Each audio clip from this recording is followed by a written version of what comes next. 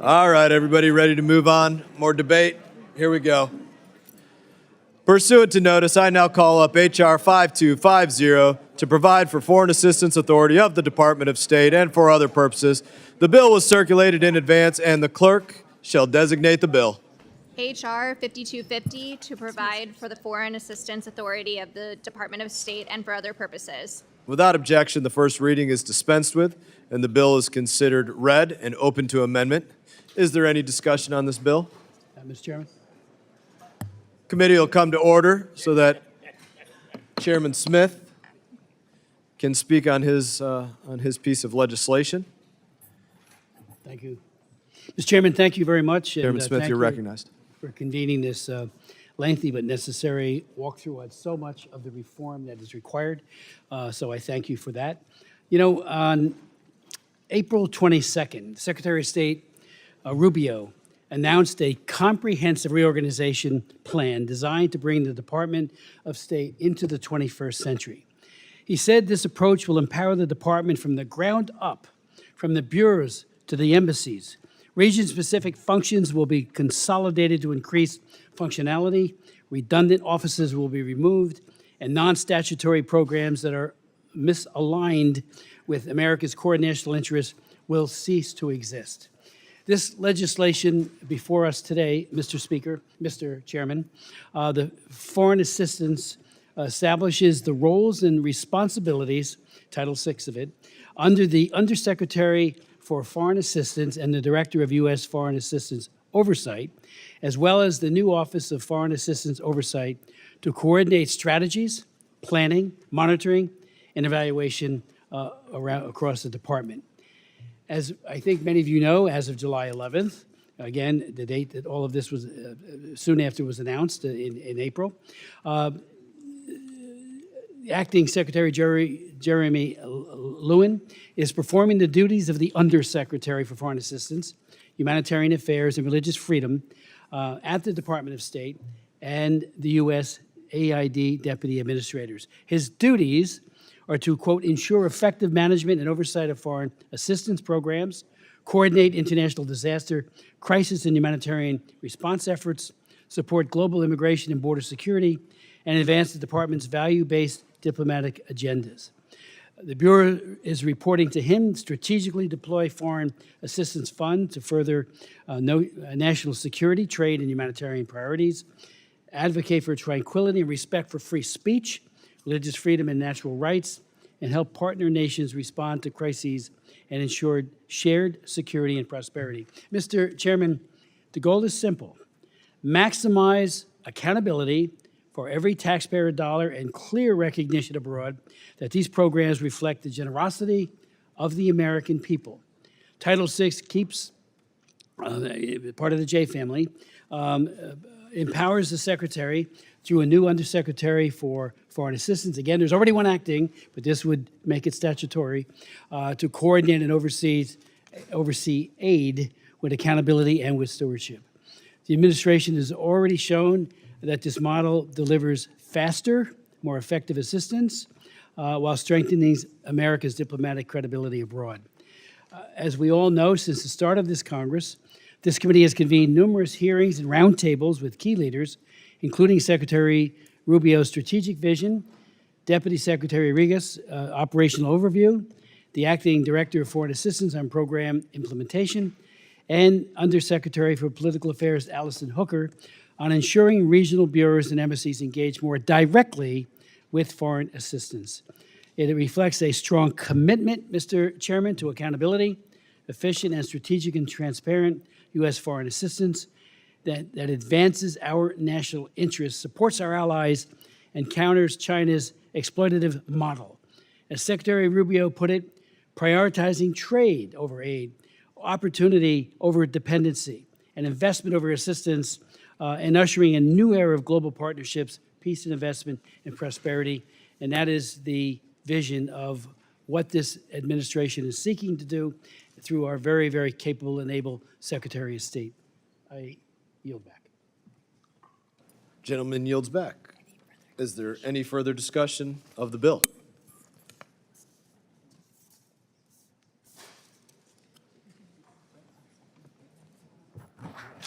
Chairman, should I offer my amendment first? Do you have discussion on this? Or not checking? Sure. We'll give you a minute.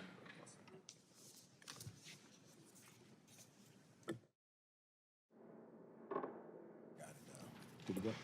Okay. Ranking Member Meeks is recognized. Thank you, Mr. Chairman. I oppose this bill.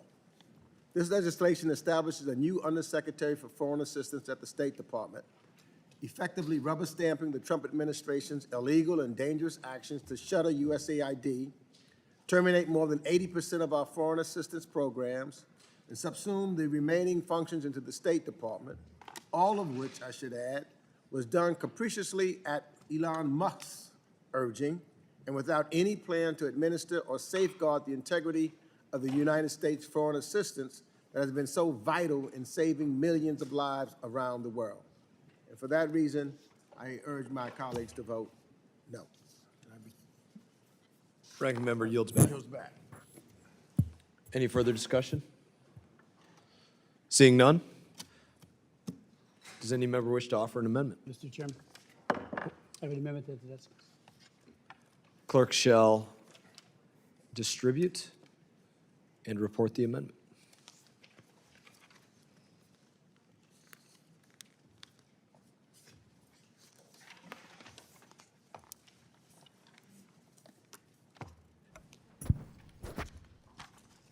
Amendment in the nature of a substitute to H.R. 5250, offered by Mr. Meeks of New York. Without objection, further reading of the amendment is dispensed with. She said Meeks of New York. Oh, we need a different amendment. Smith. We are looking for amendment number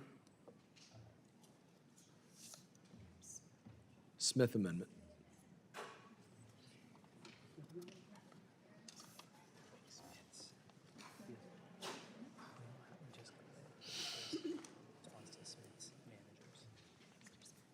Yes.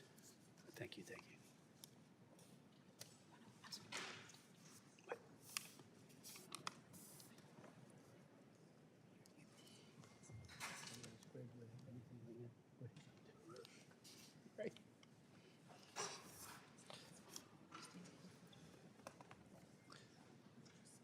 That looks like a stack of amendments.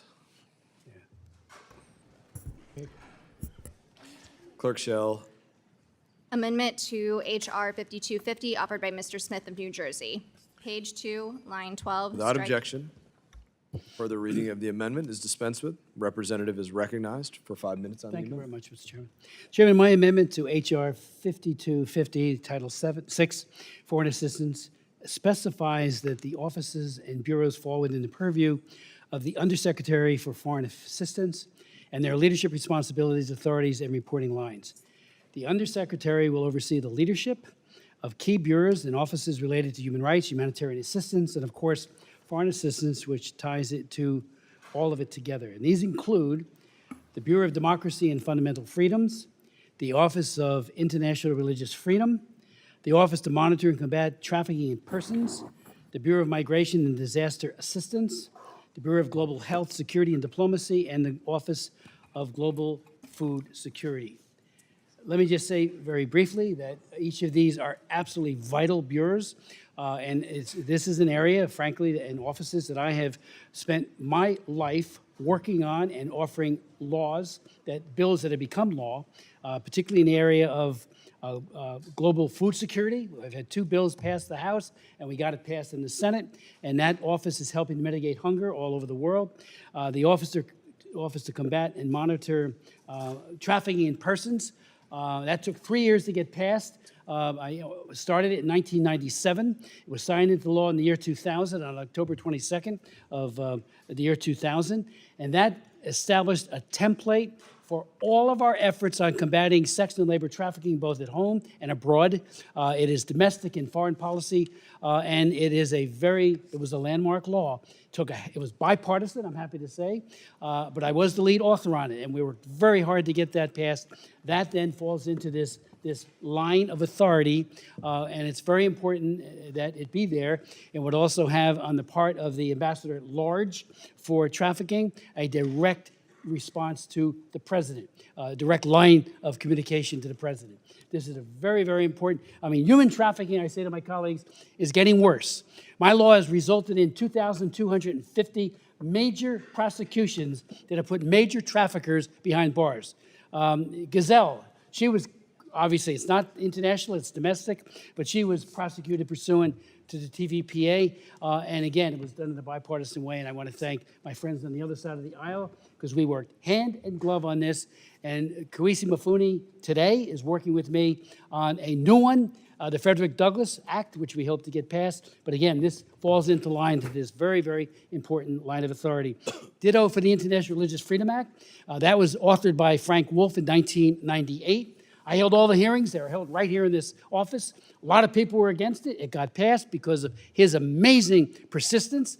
And then in 2017, I wrote the Frank Wolf Act, which not only modernized and expanded, but reauthorized his very important piece of legislation. So I do hope my colleagues will support this.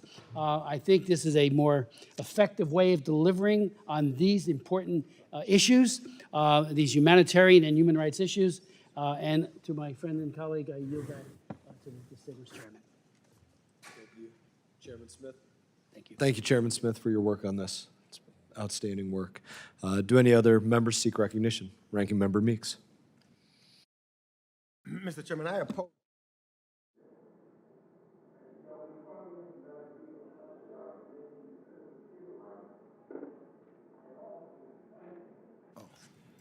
Thank you. Mr. Chairman, I oppose this manager's amendment. As you know, we fundamentally do not agree on how to structure many of these critical bureaus and offices at the State Department. I cannot support an effort to codify the closure of USAID and move its equities to the State Department. The department is not sufficiently equipped to or prepared to take on this critical work. I cannot support the remaking of the Democracy, Human Rights, and Labor Bureau into the Democracy and Fundamental Freedoms Bureau. Those are just a few examples. To codify the dismantling of USAID, now with this legislation, would be an insult to the thousands of brave Americans and Foreign Service nationals who dedicated years of their lives in service to the USAID and ultimately to the generous American people who want to see their taxes support American morale and global leadership. USAID staff did just that. They operated programs to counter extremist insurgencies by fostering resilience in local communities. They stopped the spread of HIV through an evidence-based mix of treatment and prevention, and strengthened health systems to stop infectious disease outbreaks before they spread. USAID staff worked to identify economic development opportunities and reform businesses in business-enabling environments so that the United States companies can compete in every corner of the globe. And of course, they brought life-saving humanitarian relief to communities in crises, whether to the Palestinians suffering famine in Gaza, the Sudanese people who are targeted by a genocide, or Rohingya refugees in Bangladesh who no longer receive the world's attention.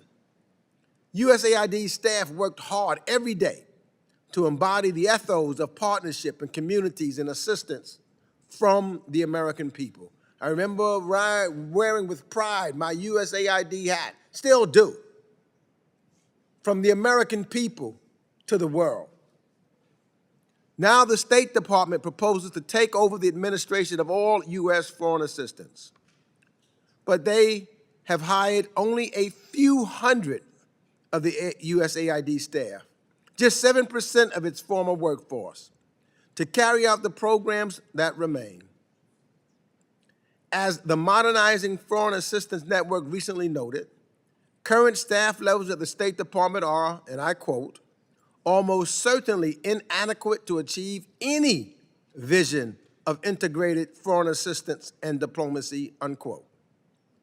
And to that lack of any foreign assistance strategy from the State Department, add to that the lack of any foreign assistance strategy from the State Department, as well as highly objectionable decisions from its leadership to destroy life-saving food and medical supplies rather than provide them to people in need, and you have what amounts to an uncoordinated and deadly retreat of U.S. global relationship.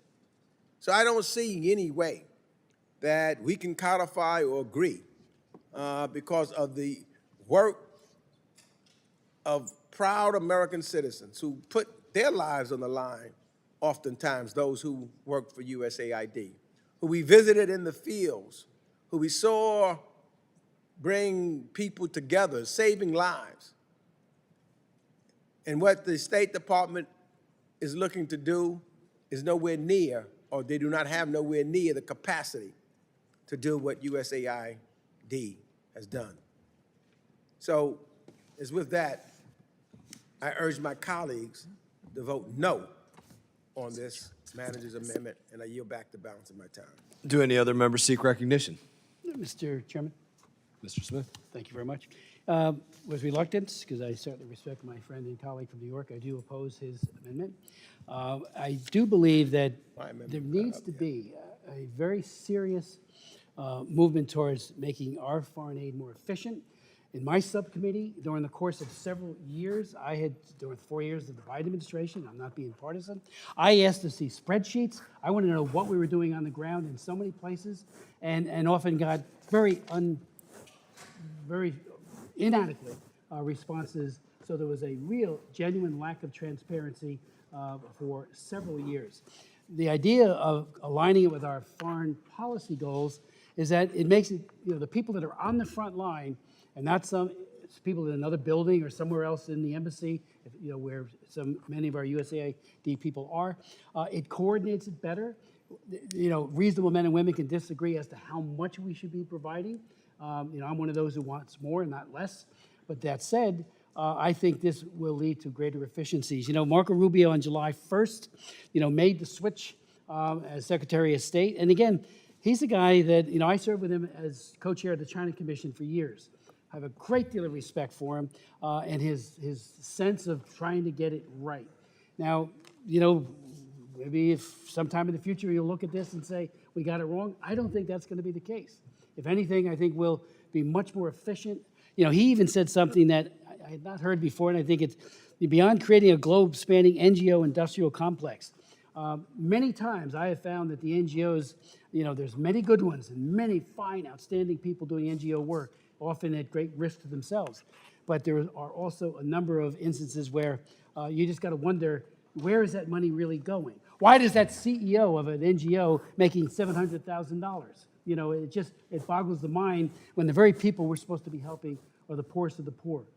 So I certainly respect your opinion, Mr. Meeks, but I do think that USAID is being replaced by a very well-informed and it'll get even better as time goes on, so the baton will be passed so that our foreign policy initiatives all coincide with our aid.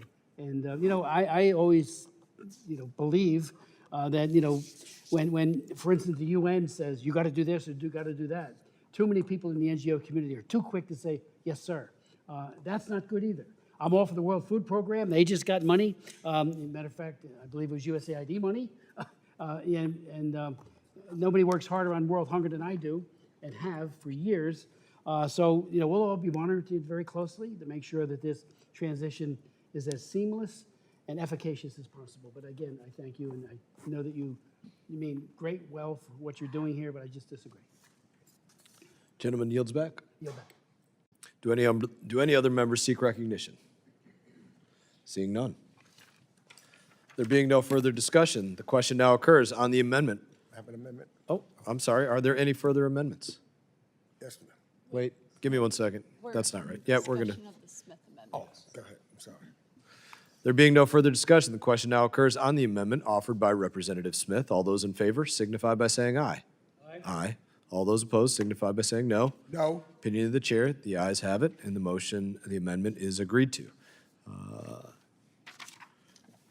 Are there any further amendments? I ask for a roll call vote on that. A roll call vote has been requested pursuant to the chair's previous announcement. This vote will be postponed. Are there any further amendments? Mr. Chair, I have an amendment at the desk. The clerk will The nature of a substitute. distribute the amendment, and the clerk will report the amendment. Amendment in the nature of a substitute to H.R. 5250 offered by Mr. Meeks of New York. Strike all after the enacting clause and insert the following. Establishment of United States Agency for International Development, Section 1413 of Title of Division G of the Foreign Affairs Reform and Reconstructing Act of 1998. Without objection, further reading of the amendment is dispensed with. The representative is recognized for 5 minutes on the amendment. Thank you, Mr. Chairman. My amendment would simply replace the text of this bill with a simple clarification of USAID's existing statute, which has already been in law for 27 years and has not been repealed by Congress. The fact is that President Trump and Elon Musk acted illegally to dismantle USAID and cut the vast majority of our foreign assistance programs, sacrificing real human lives in the process. There is absolutely no excuse for this, and there is also no excuse for Congress rubber stamping their illegal moves after the fact. Just in case there was any confusion about USAID's authorization in law, this amendment should put that to rest. USAID is an independent entity, separate from the State Department. It exists in law. It is more than 60 years of service. USAID harnessed the hard work and compassion of its employees to improve lives in well over 100 countries around the world. And by having an independent agency dedicated to the development and humanitarian work, we have shown genuine American global leadership, bringing to bear the 3 Ds: defense, diplomacy, and development, so that it could foster stability and growth, which in turn makes America safer and more prosperous. Now we are stepping back from our role as a global leader and ultimately making our constituents less safe by creating a vacuum for actors like China and Russia to fill. We are walking away from crisis stabilization programs that help communities stay resilient in the face of terrorist insurgencies. We are cutting PEPFAR prevention programs that we know stop the spread of the deadly HIV epidemic. And we are curtailing treatment that has successfully changed HIV from a death sentence into a manageable chronic disease. And the underlying bill before us today endorses this wrong-headed approach. We have a choice. We don't have to ignore the law. We can reform the system responsibly together. We can work with local actors and communities to double down on what works best and learn from any mistakes. We can't do that by tearing down the U.S. government's development capability and rubber stamping new structures that are built to diminish assistance reforms. That's what it is. It's built to diminish those reforms for assistance. So what we should do is return to common sense. Let's return to the law that the Congress voted on and approved. And let's recognize that foreign assistance is in the strategic interests of the United States. In fact, we heard General Mattis say it best, that it is working and making sure that we were giving assistance and working to be the alternative to having to go to war at various stages. So I urge my colleagues to vote for this amendment, and I will yield back the balance of my time. Do any other members seek recognition? Thank you very much, Mr. Chairman. Again, I made some of those points earlier, and I don't want to be redundant, but I want to underscore that, as a matter of fact, a quote from the Secretary of State really sums it up extremely well, Secretary of State Rubio. He goes, "This era of government-sanctioned inefficiency has officially come to an end. Under the Trump administration, we will finally have a foreign funding mission in America that prioritizes our national interests. As of July 1st, USAID will officially cease to implement foreign assistance. However, foreign assistance programs that align with administration policies will be administered by the State Department, where they will be delivered with more accountability, strategy, and efficiency. And I would remind my colleagues that whether it be global food security monies, Title II, and other important humanitarian assistance, it transfers over to the U.S. Department of State. So the money will flow and lives will be saved.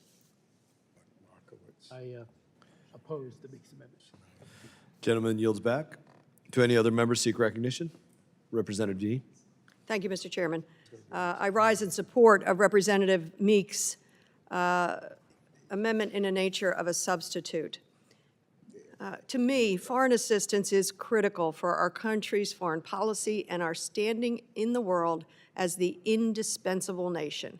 Yet this administration, using words like government inefficiency, not only clawed back $9 billion in congressionally appropriated funds, but they also presented an FY26 budget and a vision for the future of the State Department that does not reflect the safety, security, and the prosperity they claim. And now they're attempting a pocket rescission to cancel an additional $5 billion in foreign aid and in international organizational funding. The cornerstone of U.S. foreign policy and approach to foreign aid had always been the 3D approach: defense, diplomacy, and development.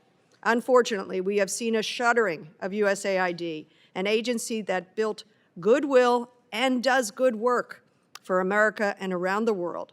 And according to Lancet, prevented the deaths of more than 90 million people in the 20 years between 2001 and 2021.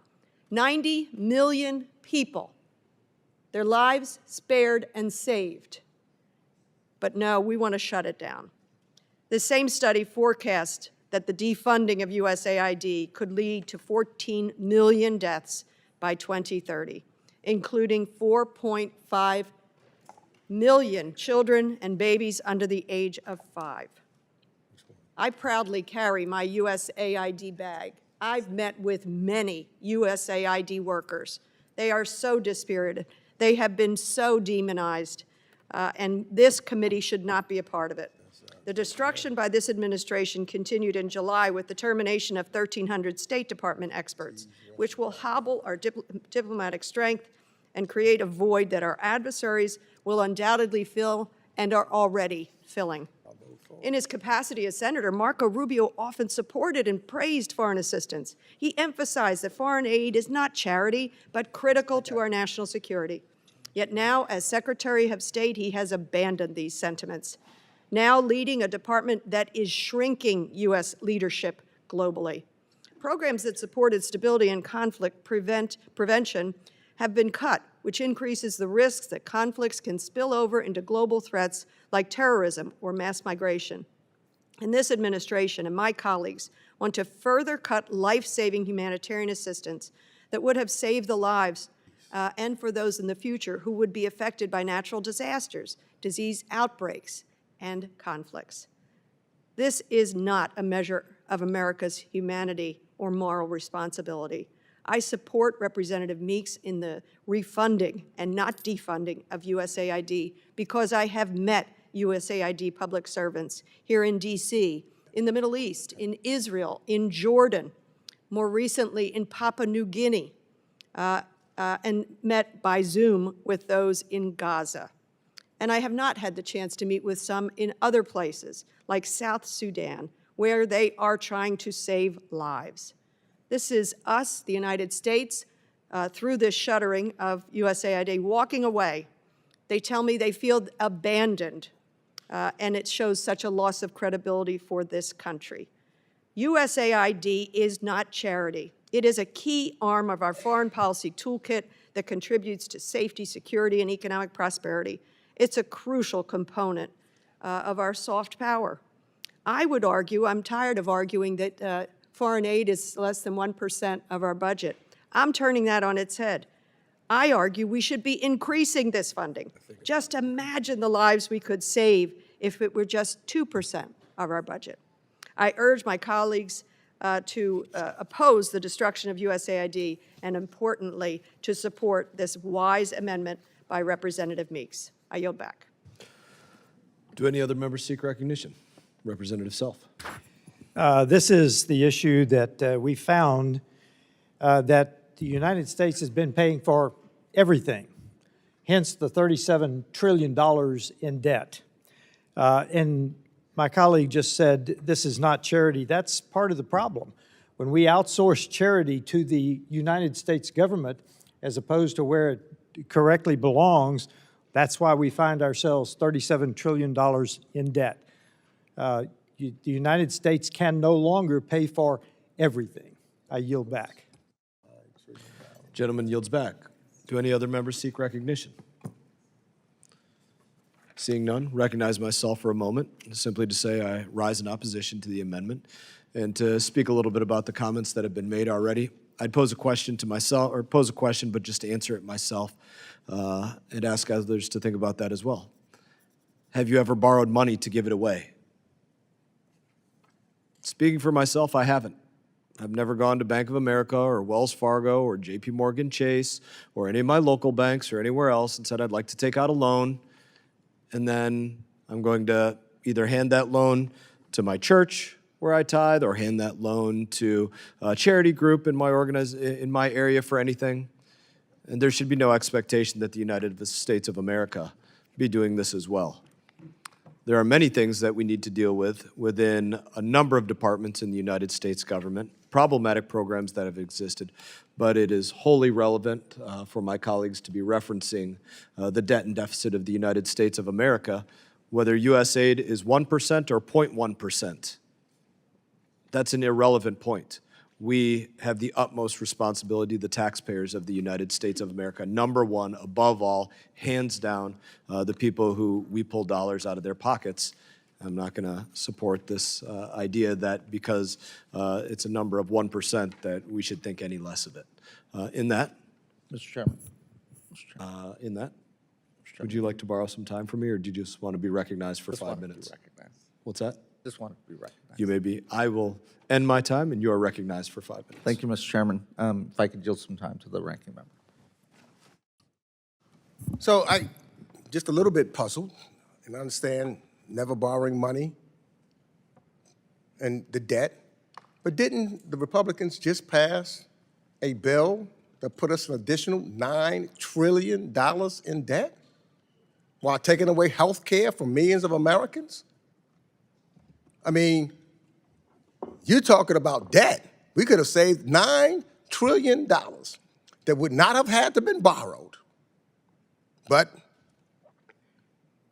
in the infinite wisdom of the majority, to give to the top 1%, we went further in debt. So don't come with that balanced budget. We're taking away, it's like a reverse Robin Hood, because what we're doing here, we're taking away from the poor and the needy to give to the top 1%. But that's okay. Don't consider the debt that puts the country in.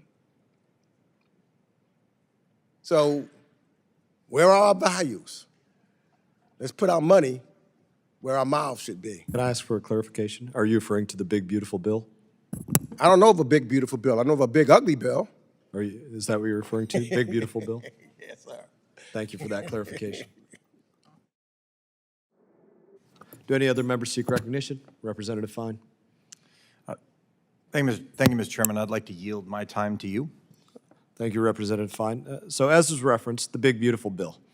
Let's just make some very specific points, because my colleagues on the left have been lying about taxes since I came into office in 2017. So let's be very clear. This is not entirely the debate of the Foreign Affairs Committee, but let's be entirely clear. Republicans voted to say, let's make reduced taxes on all Americans. Let's make sure that instead of the tax being 15% on an American, the tax is 12%. All Democrats that voted no for the big, beautiful bill voted for 15% taxes instead of 12% taxes. That's a lower income level than the higher income levels, right? And then they voted to say, instead of taxes being 22%, they wanted taxes at 25%, because that's what a no vote on the big, beautiful bill did. It says taxes will be at 22% on that amount instead of 25%. And we can keep going. Instead of taxes being at 24%, they would be at 28% for all of my colleagues on the left that didn't vote for the big, beautiful bill. They're saying to every American, I would prefer you pay at that income level 28% taxes instead of 24% taxes. So again, raising your taxes at that level. And then we can go to the next level, right? And say, would it be at 35 instead of 37? Or would it be at 37 instead of 39? Or let's talk about some of the other things. Would we say, for all of those that voted no on the left that have been lying about the big, beautiful bill and the Tax Cuts and Jobs Act all the way back to 2017, is it good that we went out there and said, hey, Americans, if you have children, we're going to raise the child tax credit and double that from $1,000 to $2,000, or that we just raised it again for everybody that has children. That's a good thing. But all those that voted no on it, they voted no to say, I don't want to raise the child tax credit for Americans, or they don't want to reduce taxes or not tax $25,000 of anybody in the service industry that works on tips. So any bartender, any wait staff, they're at a restaurant, that any of the left or right, people in DC, they go out to dinner, any of those wait staff that are here in any other state, they said, hey, we're not interested in reducing your tax burden on $25,000 of anything that you pull in tips. But again, they're happy to, lie and disparage the bill. They weren't interested in saying, let's keep the doubled standard deduction that we did for everybody from $12,000 to $24,000, or a single individual. And then they weren't interested in saying, let's make sure that for anybody on Social Security, that we make sure there's no tax on, I want to say 12.5 of Social Security. So basically, if somebody had a doubled standard deduction up to that $24,000, and then an additional $12,500 off of their not taxed on their Social Security, probably zero tax burden whatsoever on Social Security, helping Social Security recipients to, keep all of their money in their pocket. Very significant for somebody on a fixed income, or no tax on, roughly $12,000 of overtime. It's a big deal for everybody that I know that works on overtime. And I've gone into this for, about 3.5 minutes here, but I could keep going and going and going. And this constant lies about the big, beautiful bill, it's really sad, because what it amounts to is people trying to justify that they were voting to raise your taxes. And I'll go back to it again. They were voting to raise your taxes from 12 to 15, or from 22 to 25, or 24 to 28, or so on and so on and so on. They were voting to raise your taxes or not to reduce your taxes. Really quite sad. It's all the money of we the people.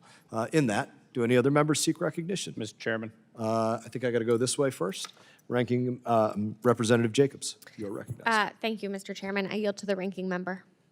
Yeah, it's just, some of the politics, because it seems to me, if I recall, things like tax on tips, of which the Republicans talk a lot about, guess what they do?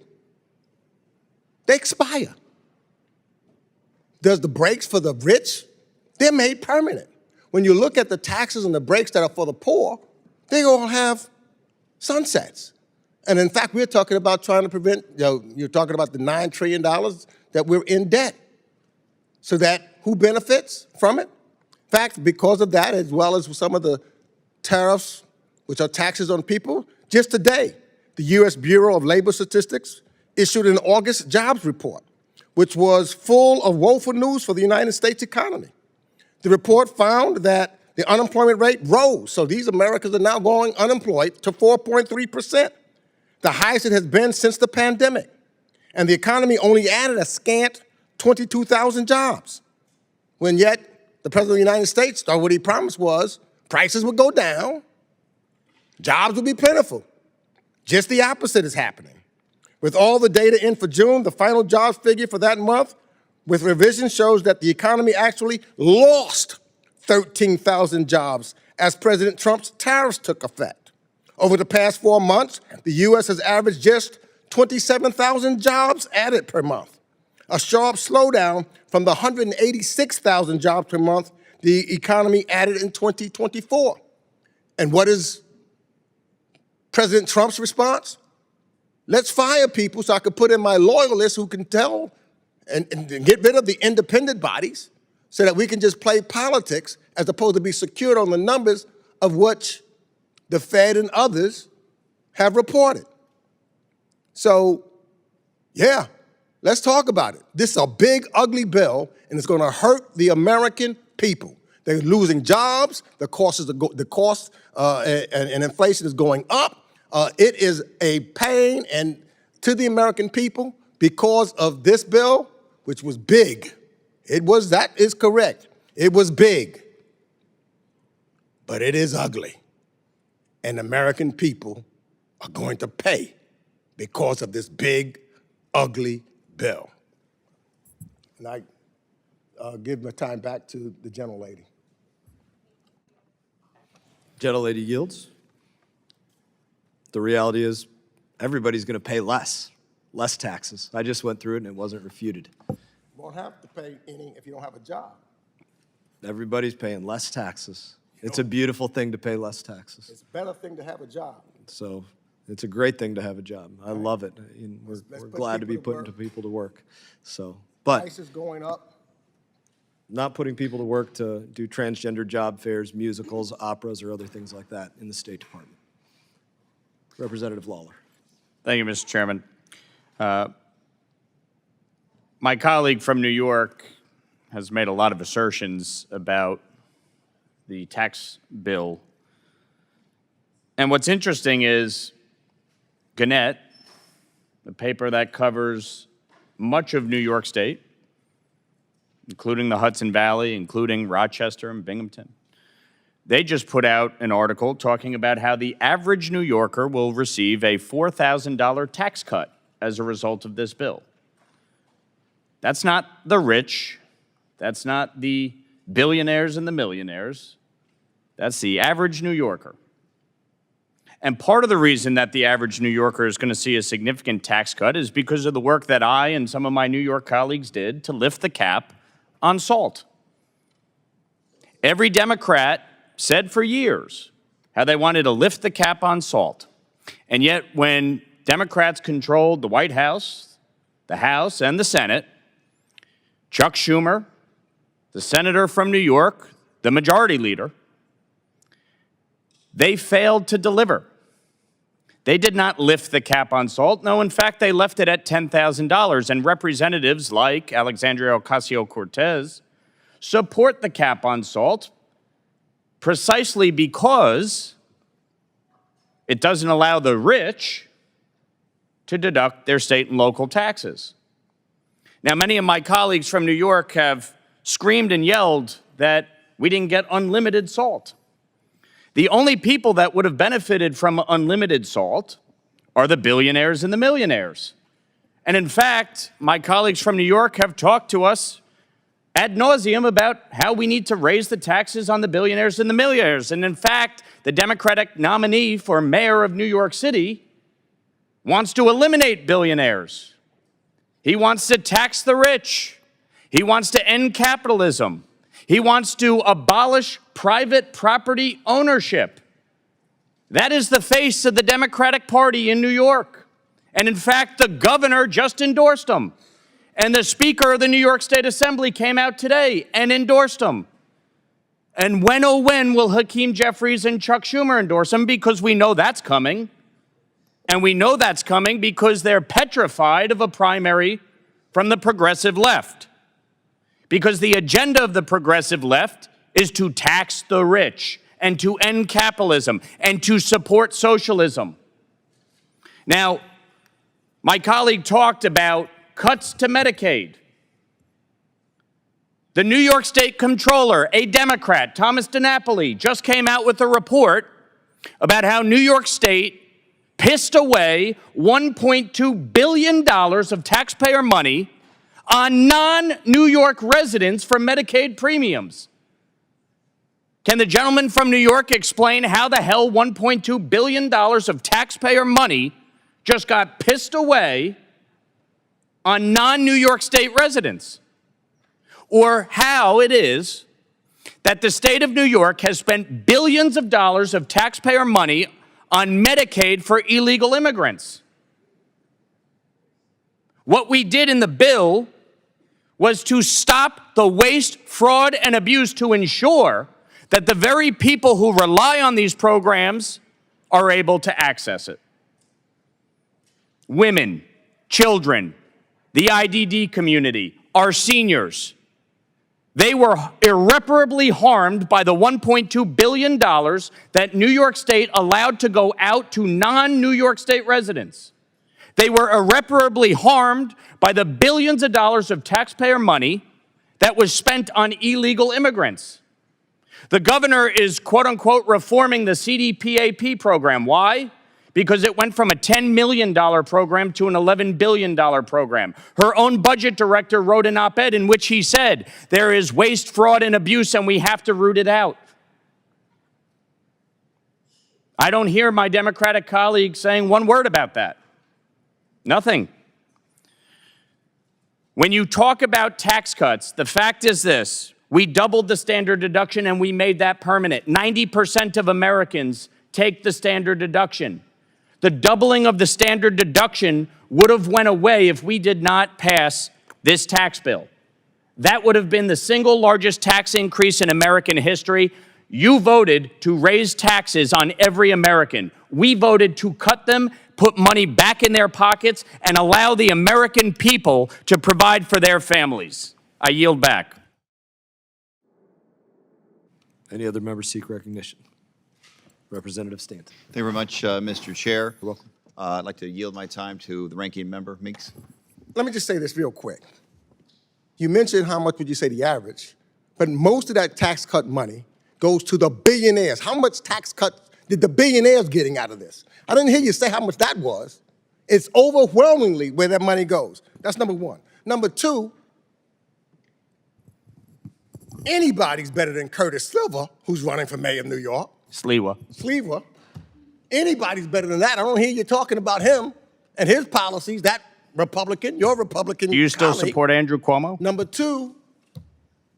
three, you talk about SALT. Republicans control the House, the Senate, and the presidency. So if you wanted to make SALT permanent, you could have done it. The fact of the matter is it's playing a game because it slowly descends, and by the time that the president leaves office, there is the SALT, that's gone. That's temporary. Will the gentleman yield? The only thing, not yet, the only thing is his time, the only thing that will be permanent is the tax cuts to the wealthiest Americans who gets the benefit. In fact, there was reports that 2% of Americans benefit greater than the average American because of the big, ugly bill. Clearly, the winners, Donald Trump and his close friends, are the winners of the big, ugly bill. Not my homeowners in Queens, not the person that needs health care, because guess what, in all of this, Medicaid is being cut, Medicare will be cut, SNAP will be cut. Medicare is not being cut. Every person I saw Medicare will be cut. No, it's not. Yeah, that's something that you're saying that's not true. People will hurt. Health care is on the line for the American people right now. Health care is on the line as a result of the big, ugly bill. SNAP, people having the opportunity to get food, children, is being cut. So, We're asking the states to pick up 5% of the program. and with that, I yield back to Mr. Stanton. All right. I think I'm still on the Foreign Affairs Committee. We're going back in time here. We're arguing about. You're moving to Ways We and had Means. that debate. I guess on the floor, the Republicans won that debate. In the court of public opinion, obviously, this one big, beautiful bill is way underwater with American people because they're really smart and they know exactly what is happening to them with this bill. That may be the reason why our friend from New York is arguing so vehemently at this point. But with that, I will, I don't know if we're going to continue with this New York fight or we're going to move on to other issues, but Do you want to yield my to money's on Representative Meeks. Long? I'll yield back. Do any other members seek recognition? Representative Zinke.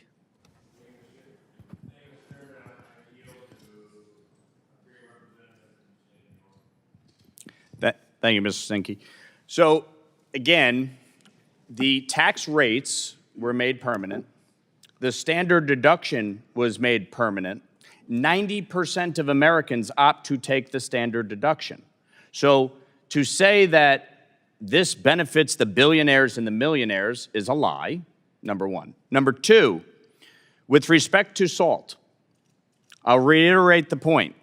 Democrats had complete control of the House and the Senate. Chuck Schumer, the Senate Majority Leader from New York.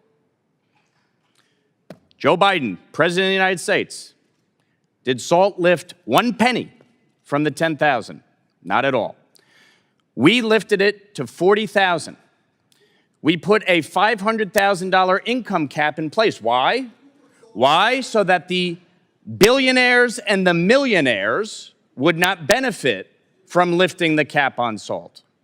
And in fact, having a cap on SALT is what has allowed for paying for these other important provisions like no tax on tips, no tax on overtime, no tax on Social Security, and the doubling of the standard deduction.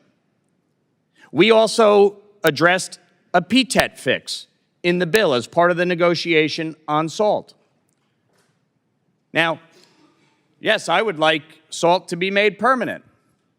But the great thing about this is the American people and New Yorkers in particular are going to benefit for the next 5 years with this increased SALT cap.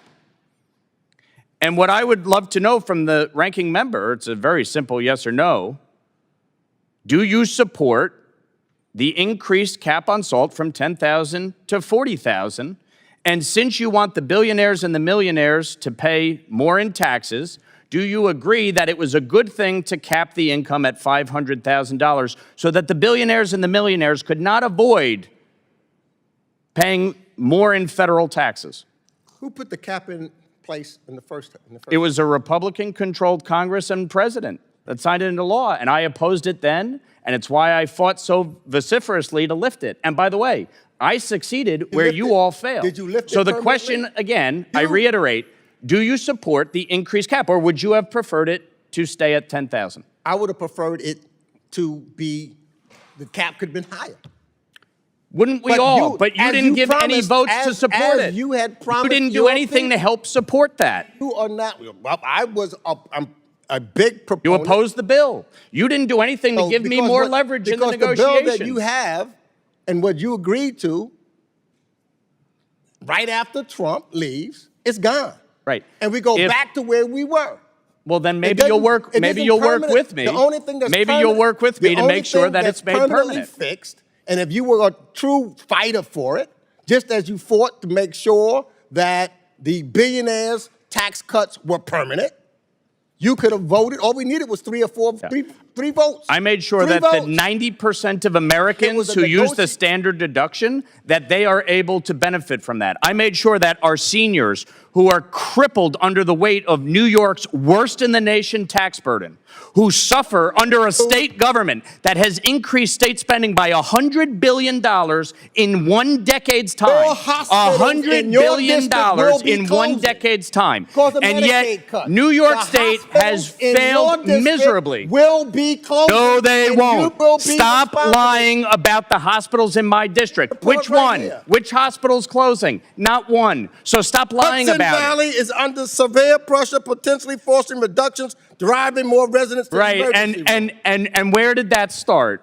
Please, enlighten me about New York's horribly run state government that has absolutely crippled our healthcare system enlighten you. across the state because they don't know how to manage their funds. $1.2 billion went to non-New York State residents. Can you explain that? Can you explain how $1.2 billion was spent on non-New York State residents?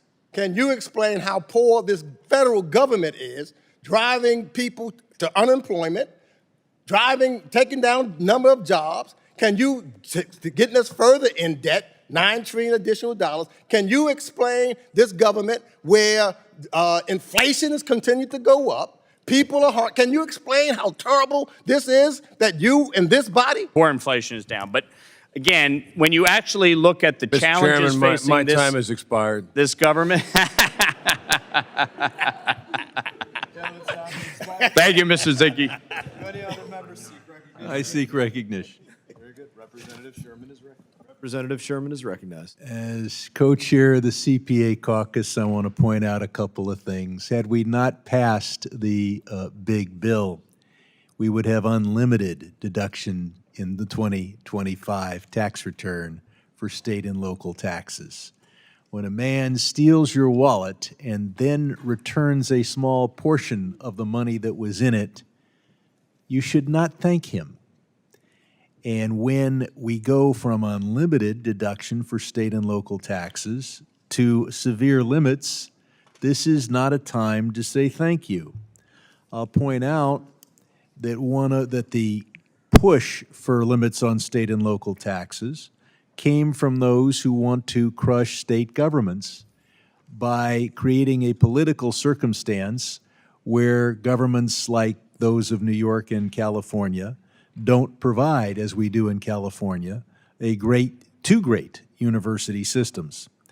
But it is always a thrill to have a member from the other side point out that my state is not the worst in the nation on anything. In this case, on taxation. And Gavin will be thrilled and will send you a bottle of California wine for your comment. As to things a little closer to where we are here, 3.3 million people are going to die in the world because we destroyed USAID. Most of that will be from the diseases of tuberculosis, AIDS, and malaria. And even if, God forbid, your constituency doesn't care about that, they will certainly care about the fact that when a disease occurs elsewhere in the world, it is a chance for it to replicate, mutate, and then migrate back to the United States. So whatever the tax policy issues are, the crushing of foreign aid will no doubt lead to not only millions of deaths in other countries in the next year, but many thousands of deaths in the United States in the years to come. I prefer to be on team human rather than team disease. I'll ask whether the ranking member would like additional time, and seeing no indication, I will yield back my time. Any further discussion? There being no further discussion, the question now occurs on the amendment offered by Representative Meeks, number 83. I have to recall, I believe I recommend a no vote on this. Is that correct? It's been a little while since we've discussed the amendment. All those in favor signify by saying aye. Aye. All those opposed signify by saying no. No. In the opinion of the chair, the noes have it, and the amendment is not agreed to. A roll call vote has been requested pursuant to the chair's previous announcement. This vote will be postponed. Are there any further amendments? All right.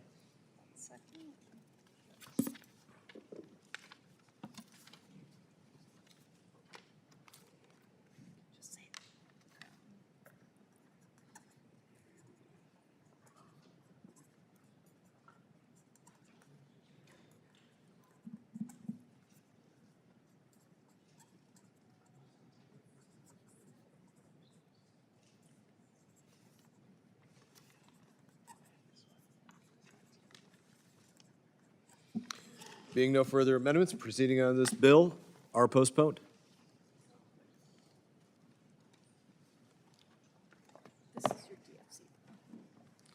Very good. On to the next.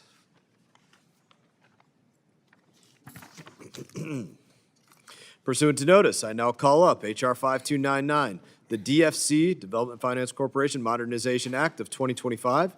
The bill was circulated in advance. The clerk shall designate the bill.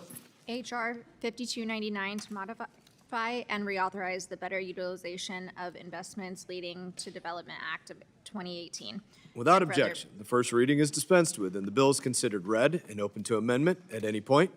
I now recognize myself in support of this bill.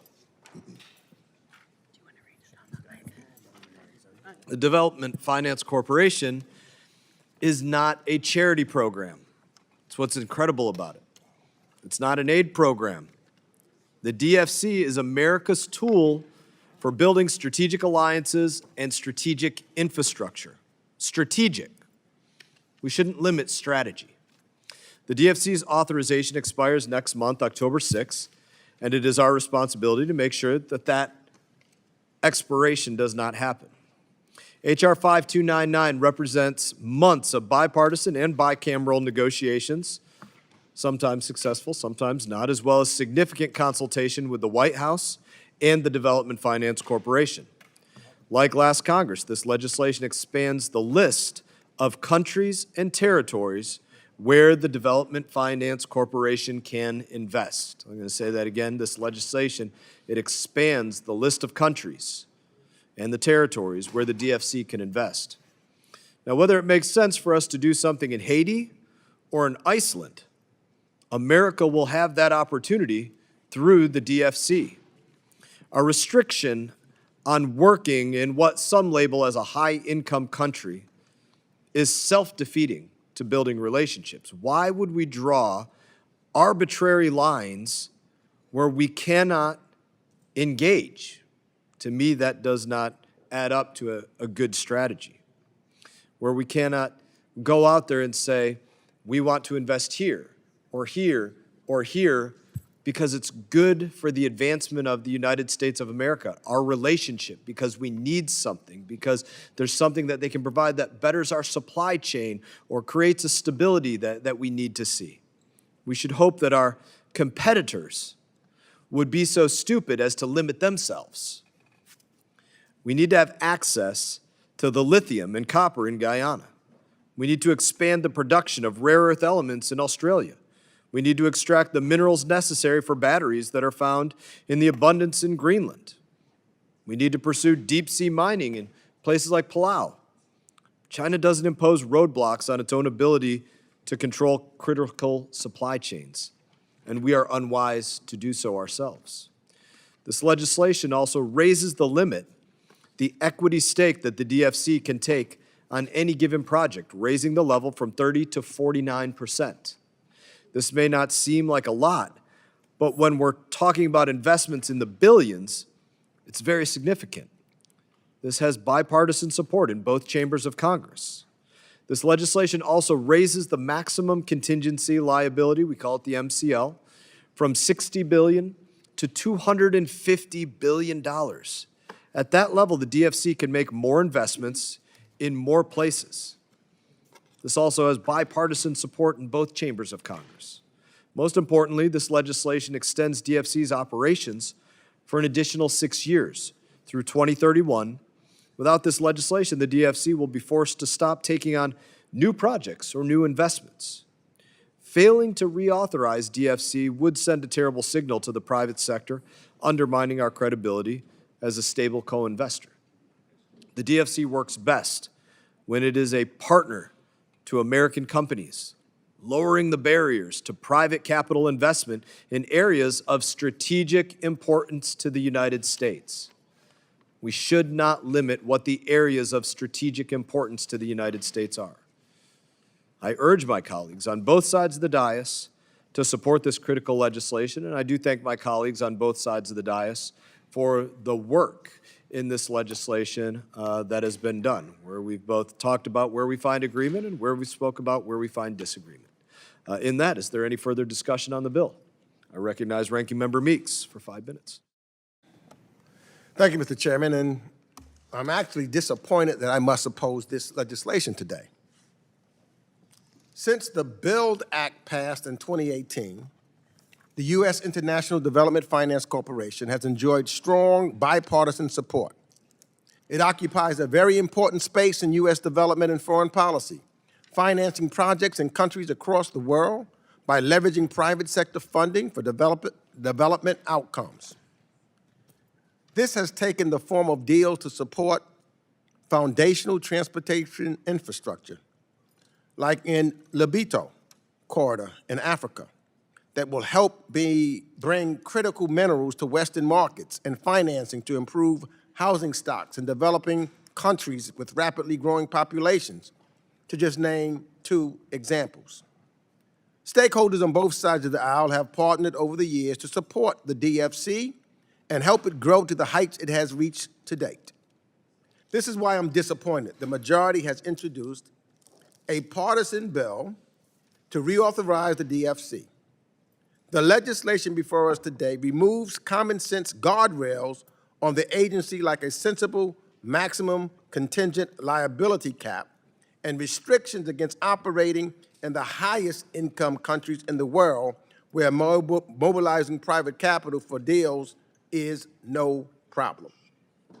The majority's bill would give the executive branch free rein to remake the DFC into an agency that exists solely to finance international deals and look appealing to the Trump administration, especially those deals that looks appealing to the Trump administration.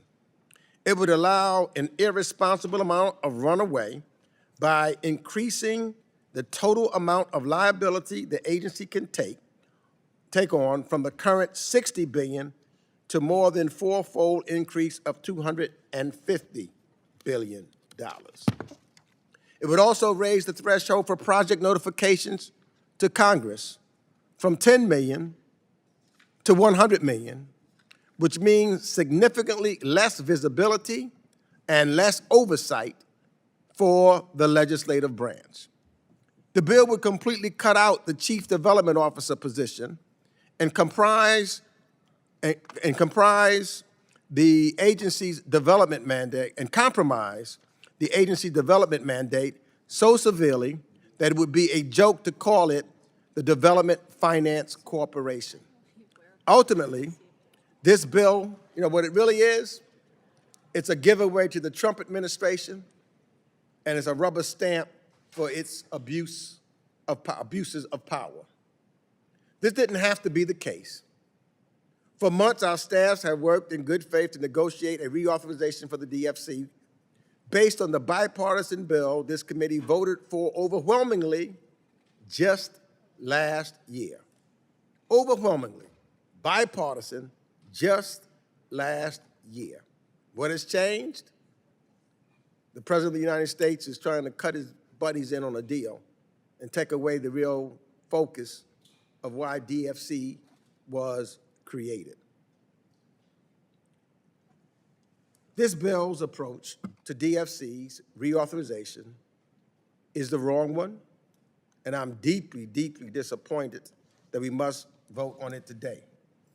I would encourage the majority to come back to the negotiating table and let's reach an agreement similar to the bill that we agreed upon just 1 year ago, a bill that members from both sides of the aisle can support, a bill that would live out the mission of what DFC to raise and help developing countries and not just those that it's easy to raise capital for. So for those reasons, I oppose this legislation and I yield back the balance of my time. Gentleman yields back. Any other members seek recognition? Representative Sherman. I've strongly supported the DFC and its predecessor for 30 years. In the past, I led this committee's efforts to reauthorize the DFC's predecessor, the Overseas Private Investment Corporation. At that time, we worked in a bipartisan way. We got the bill through the House. And so it is with reluctance that I oppose the legislation in its present form. I'll be happy to vote for it after we persuade the chair to accept a host of amendments. I want to thank the labor, environmental, and so many other groups for reaching out to us with reforms that are needed to provide transparency and to make sure that what the DFC does not undercut jobs here in the United States. We've received testimony about the need for reforms to ensure that the DFC is not used to outsource American jobs. We've heard from groups about the need for greater transparency, and I would say that we cannot turn the DFC into an international investment bank just focused on deals in chiefly rich countries. It is Leon Trotsky who believed that the government should be the driving force in an economy and command the heights of the economy. We're capitalists. Sure, we have a strategic relationship with Germany in economic matters. Their private companies build auto factories here in the United States. The German government isn't building factories here because they too are a capitalist country. And for us to say that our most important relationships with the richest countries in our world, our peer countries, our friends, should depend upon government is a repudiation of the capitalism that I count on Republicans to defend, often unsuccessfully. I'll point out that Senators Risch and Sheehan have another model, a model that will no doubt have more support in the Senate, and a model that is much closer to the traditional view of the role of the Development Finance Corporation. To say that this entity doesn't exist to help develop the most underdeveloped economies in the world, and instead is designed to deal with all the international economic strategic relationships we have, is to say that capitalism is gone and that the next BMW factory in the United States should be built by the German government and that the next Apple store in Germany should be owned by the American government. Other countries have these organizations designed to help develop the least developed countries. Not a single one of them invests in the United States, not because they aren't our economic strategic partners, but because they believe in capitalism. And I'll also point out that under this bill, we can provide, at the risk of the American taxpayer, money designed for the development of the economies of China, Iran, North Korea, Russia, and Belarus. Now, it is true that current text says you can't do the deal with the government, but obviously you can develop the Chinese economy by having a huge economic institution at the risk of the American taxpayer. And to say that it doesn't help the Chinese Communist Party just because the Chinese Communist Party doesn't own it, that it's a, quote, private company in China, misunderstands our relationship with China. So let us pass a bill that continues and expands and does homage to the great work that DFC and the Overseas Private Investment Corporation have done in the past. That we focus on developing countries and provide, hopefully at no cost to the American taxpayer, but occasionally at cost to the American taxpayer, the resources necessary to develop the underdeveloped. And let us tell those who want to be international investment bankers to do big deals in big rich countries. Maybe I can help you get a job in New York, but you shouldn't be working for the federal government. I yield back. Gentleman yields back. Gentleman yields back. Is there any further discussion? Seeing none. There being no further discussion, the discussion of the bill, the committee will move for consideration of amendments. Does any member wish to offer an amendment? Representative Stanton. Thank you very much, Mr. Chairman. I have an amendment at the desk.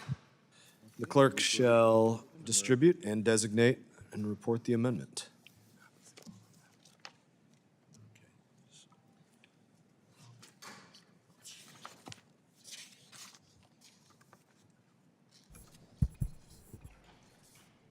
Amendment to H.R. 5299, offered by Mr. Stanton of Arizona.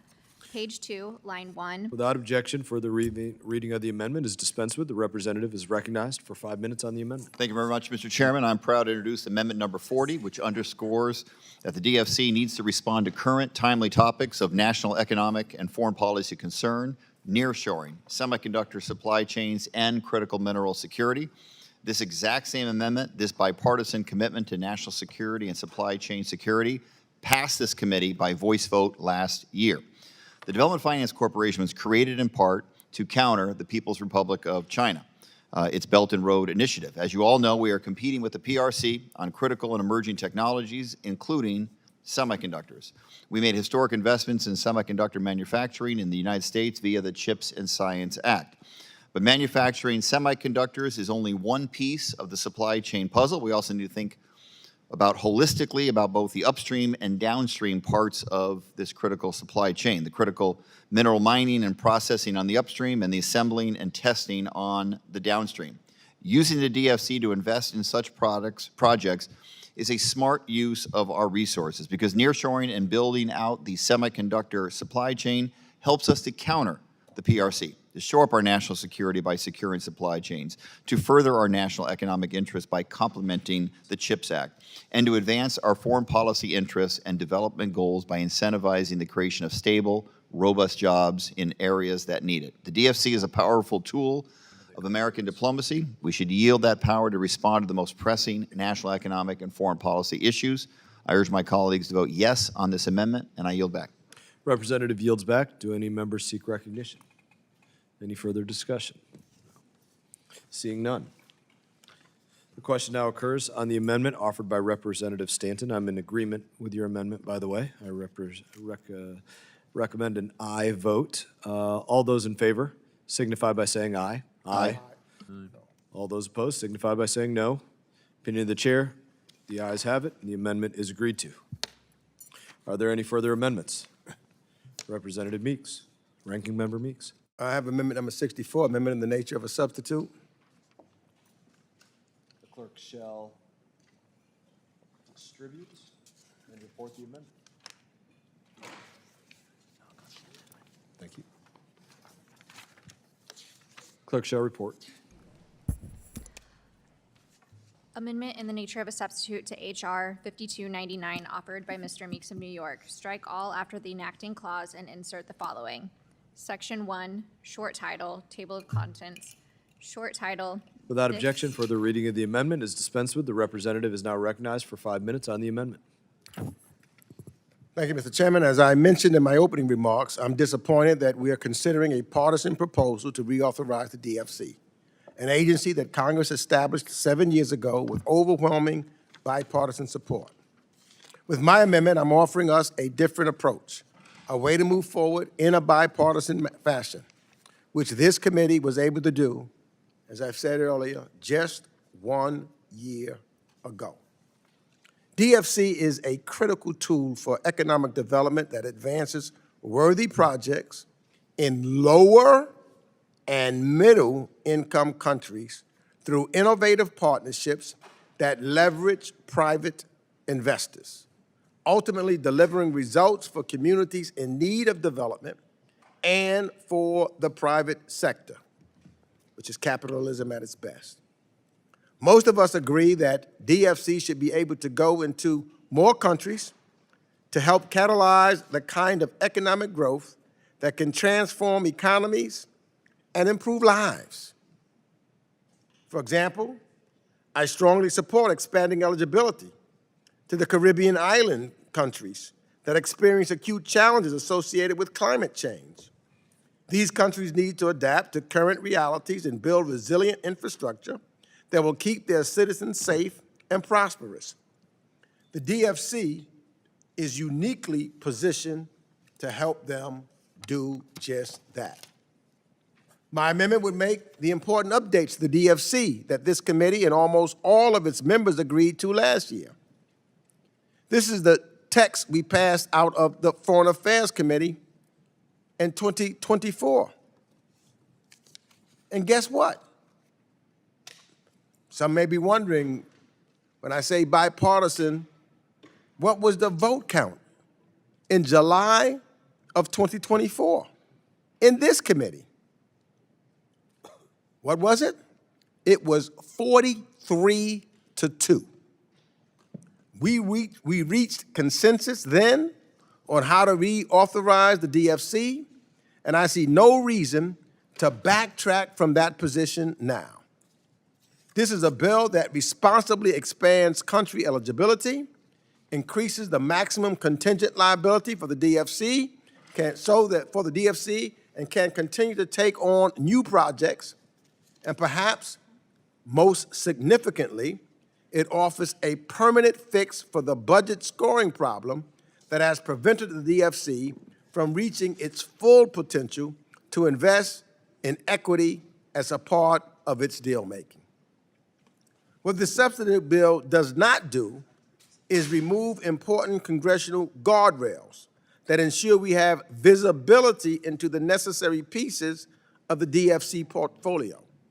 Often we talk about being able to see, as members of Congress, the legislative branch, what is going on. It does not give the president the power to concentrate investments in some of his favorite rich countries. And it does not take the D out of DFC by severely compromising its development mandate. We have a smart, bipartisan bill from last Congress that would prevent the DFC from freezing when its mandate expires in a few weeks and would open up a consensus path for reauthorization. Let's recognize a good bipartisan deal that we see. A 43-2 vote in this committee. That's a good bipartisan deal that we need to stand up for and push forward today. So I urge my colleagues to vote in favor of my amendment, and I yield back the balance of my time. Ranking member yields back. Do any other members seek recognition? Recognize myself. I rise in opposition, and that's all I have to say. I rise in opposition. Representative Sherman, you are recognized. I rise in support of this substitute. I'll point out that I have a number of amendments that are designed to go with the chairman's base text, and obviously if the substitute were adopted, the committee would have to take some time figuring out which amendments that might be accepted, how those amendments would affect what was then the substitute text. I rise in favor of the idea that we should have, as we have for many years, and as our peer countries, other wealthy capitalist countries do, have an agency designed to help the least developed countries in the world and have that as its focus. That's what this amendment in the nature of the substitute would continue. What I don't want to see is the crony capitalism,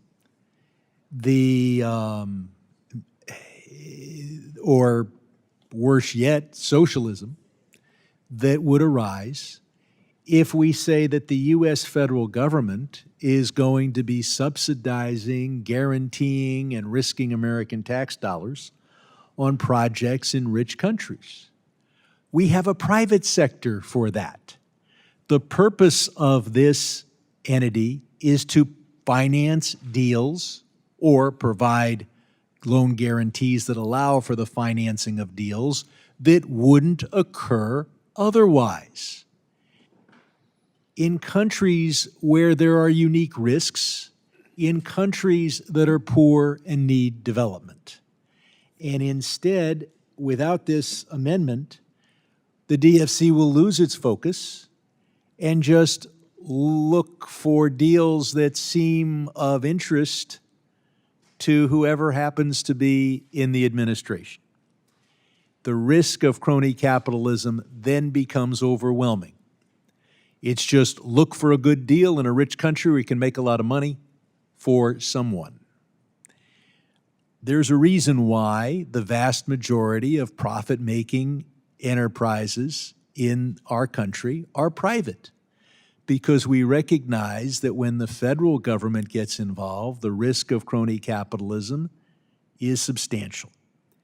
So I hope that we will reauthorize a part of the federal government that's part of our overall effort to help the least of these, to help the poorest countries in the world, and not just an effort to let investment bankers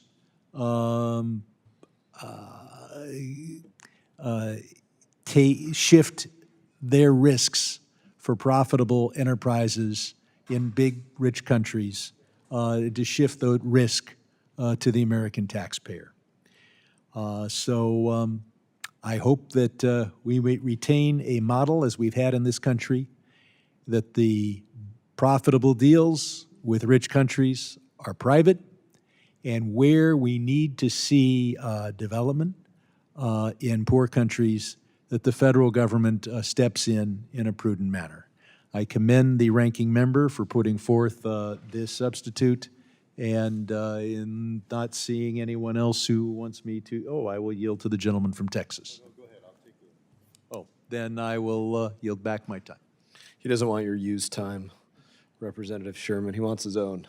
What? He doesn't want your used time. He wants his own. Fresh, new. Do any other members seek recognition? Representative Castro is recognized. Thank you. I strongly support Ranking Member Meeks' amendment, which would reauthorize the Development Finance Corporation, provided additional tools, and keep safeguards in place to preserve its development mandate. This amendment from the ranking member is the same text that this committee negotiated in a bipartisan way last year, and includes language that I worked with the majority on to strengthen transparency, accountability, and the effectiveness of the DFC. Legislation that almost every member of the majority voted for just 1 year ago. I'm disappointed that the legislation we're considering here today was not negotiated in a bipartisan manner and would essentially eviscerate the DFC's development mandate. If we pass it, we may as well call it the U.S. Finance Corporation. The DFC has enjoyed bipartisan support ever since it was established in 2018. Moving forward in a partisan path will only undermine the agency and its long-term viability. I yield back. Gentleman yields back. Do any other members seek recognition? Seeing none. Being no further discussion, the question now occurs on the amendment offered by Representative Meeks, number 64. I recommend a no vote. All those in favor signify by saying aye. Aye. All those opposed signify by saying no. No. In the opinion of the chair, the noes have it, and the amendment is not agreed to. A roll call vote has been requested. Pursuant to the chair's previous announcement, this vote will be postponed. Are there any further amendments? Let's start up here. Representative Sherman. Yes, I have a number of amendments. The first one, I believe, is designated 113 XML. The clerk shall distribute and report the amendment.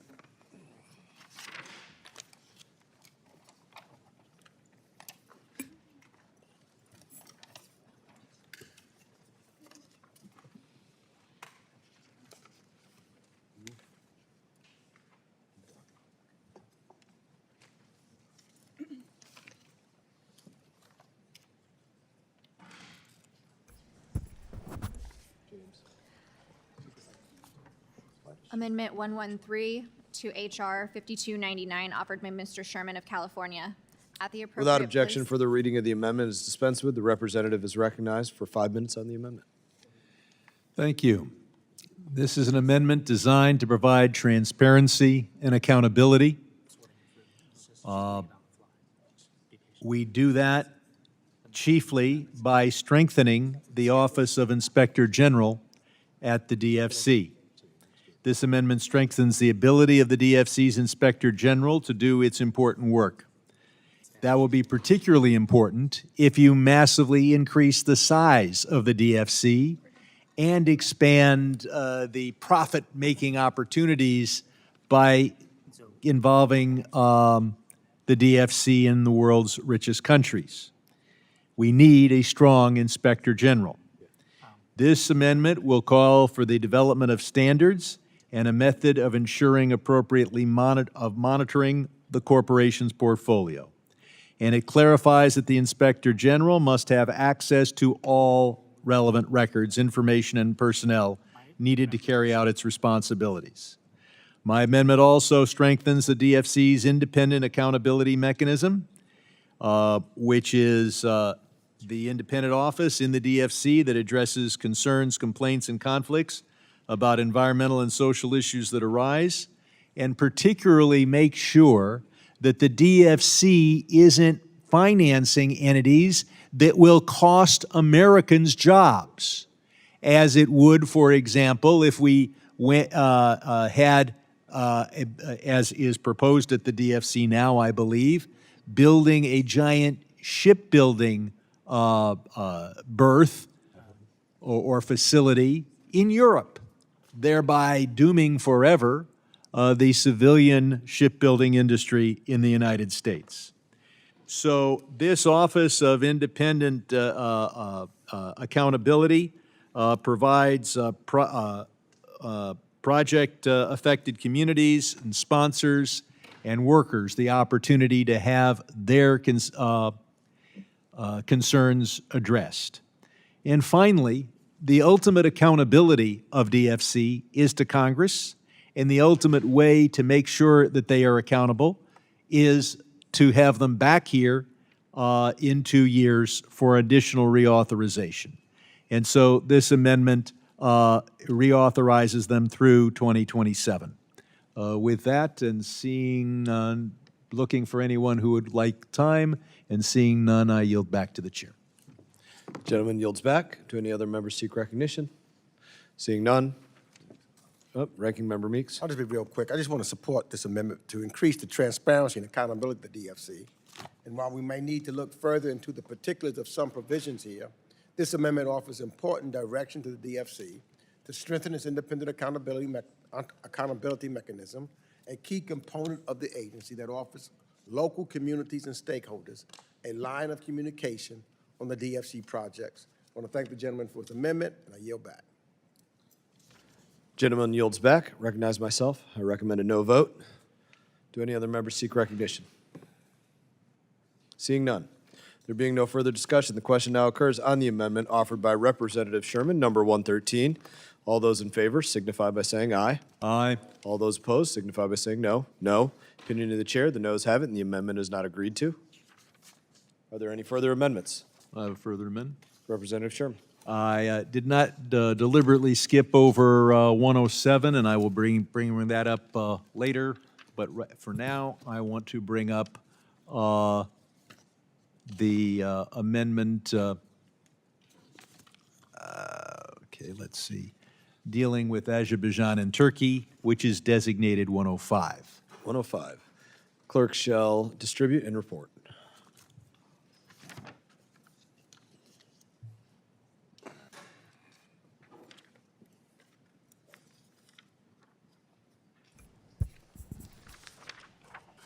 Amendment 105 to H.R. 5299, offered by Mr. Sherman of California. At the appropriate place, insert the following. Limitation on support for projects in Turkey.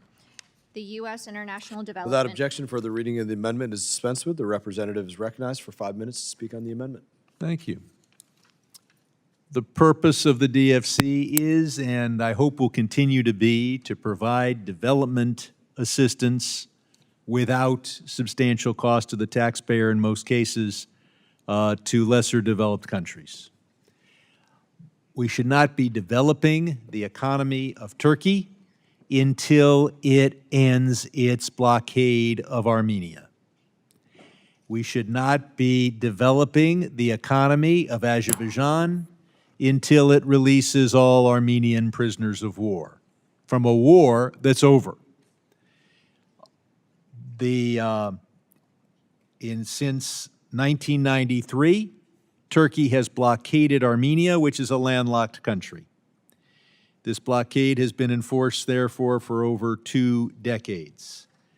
Despite this blockade, the Development Finance Corporation, even under the Biden administration, invested hundreds of millions of dollars, chiefly in energy projects in Turkey, bringing total DFC investment to $1.6 billion. And despite the fact that Azerbaijan continues to hold hostages, we have $230 million invested in Azerbaijan. It's time to say that we don't develop these countries' economies until they act responsibly. This will be a step toward peace in the Caucasus if we're able to adopt this amendment, and I see no one seeking time, so I yield back. Do any other members seek recognition? Representative Zinke. Mr. Chairman. I rise in opposition of the amendment. Quite simply, there's just been a historic Armenian-Azerbaijan peace deal by this administration. That is the brightest spot of peace in that region in a long, long time. This amendment, I think, runs afoul of the administrations in that peace accord, and it singles out a NATO member that I would say when Turkey does well, the region prospers. When Turkey stumbles, the region falls. I think Turkey has been a consistent ally. They are the second largest standing army in NATO, and much of NATO, quite frankly, couldn't function without Turkey. So the things that throw snowballs at Turkey, I think, are uninformed and unnecessary. And with that, I yield the rest of my time. Gentleman yields. Any other members seek recognition? Representative Self. Thank you, Mr. Chairman. I rise to give some nuance to my colleague, Mr. Zinke. I chair the European subcommittee of this committee. Turkey has been an ally, not a absolutely consistent ally. I will have a amendment dealing with Turkey on HR 5300 later. I'm going to oppose this, but I think that this we need to convey to the administration that this is a reasonable comment to the administration that they need to take the intent of this amendment and make it known. But I rise in opposition with that caveat. Gentleman yields back. Do any other members seek recognition? Representative Lawler. I want to echo the sentiments just expressed by my colleague, Mr. Self. I think there are legitimate points being raised here, especially with respect to Azerbaijan releasing all of the remaining Armenian prisoners of war. That should be done expeditiously. And I have advocated to the administration on that front. I think President Trump and his administration have done a phenomenal job in trying to broker peace here and bring about change in the region.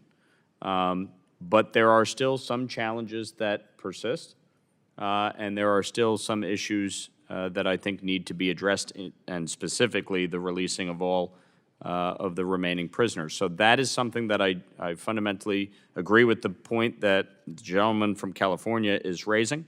I also echo the sentiment, Mr. Self, with respect to Turkey. Turkey, yes, is an ally. Yes, with respect to NATO, an important component of NATO.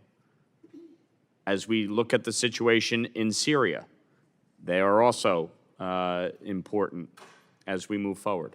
But there are also questions and concerns, especially as it pertains to Israel and some of the decisions that are made with respect to some of our adversaries around the globe. So, yes, there are still challenges there as well, as there often is when it comes to foreign policy. I will oppose this amendment, but I think on the whole, the issues that are raised here are of valid concern. Will the gentleman yield? Sure. As long as you guys aren't talking taxes. I'll just say that please don't voice support for the purpose of the amendment if you're going to vote against the amendment. This is not unreasonable. It does not say nothing for Turkey ever. It says end the blockade. Why in the hell does Turkey have a blockade? And it doesn't say nothing, no involvement forever in Azerbaijan. It says release the POWs. If you're with me that we should end the blockade and end the POWs, vote for the amendment, and I yield back. I thank you for your lecture. I continue my opposition to your amendment, but the sentiment is something that has to be addressed as part of the administration's peace efforts in the region. I yield back. Let no good deed go unpunished. Gentleman yields back. Do any other members seek recognition? Seeing none. There being no further discussion, question now occurs on amendment offered by Representative Sherman, number 105. I represent a no vote. All those in favor signify by saying aye. Aye. All those opposed, no. No. Opinion of the chair, the noes have it. Recorded vote. The amendment is not agreed to. Recorded vote has been requested pursuant to the chair's previous announcement. This vote will be postponed. Are there any further amendments? Yes. Representative First, I'd like to ask unanimous request that we have a recorded vote on the First Amendment that I offered, that being number 113. I think you did. Oh, I did get a recorded vote. Excellent. Representative Sherflus McCormick is dying to offer an amendment as well. I look forward to hearing her amendment, and then we'll have more from me. Very good. You're up next. I already gave it to you. It's on you, Sherman. It's okay. Well, I'll do one, and then she can do the next one, and then I got some more. Okay. In any case, we go back to number 107. The clerk shall distribute and designate.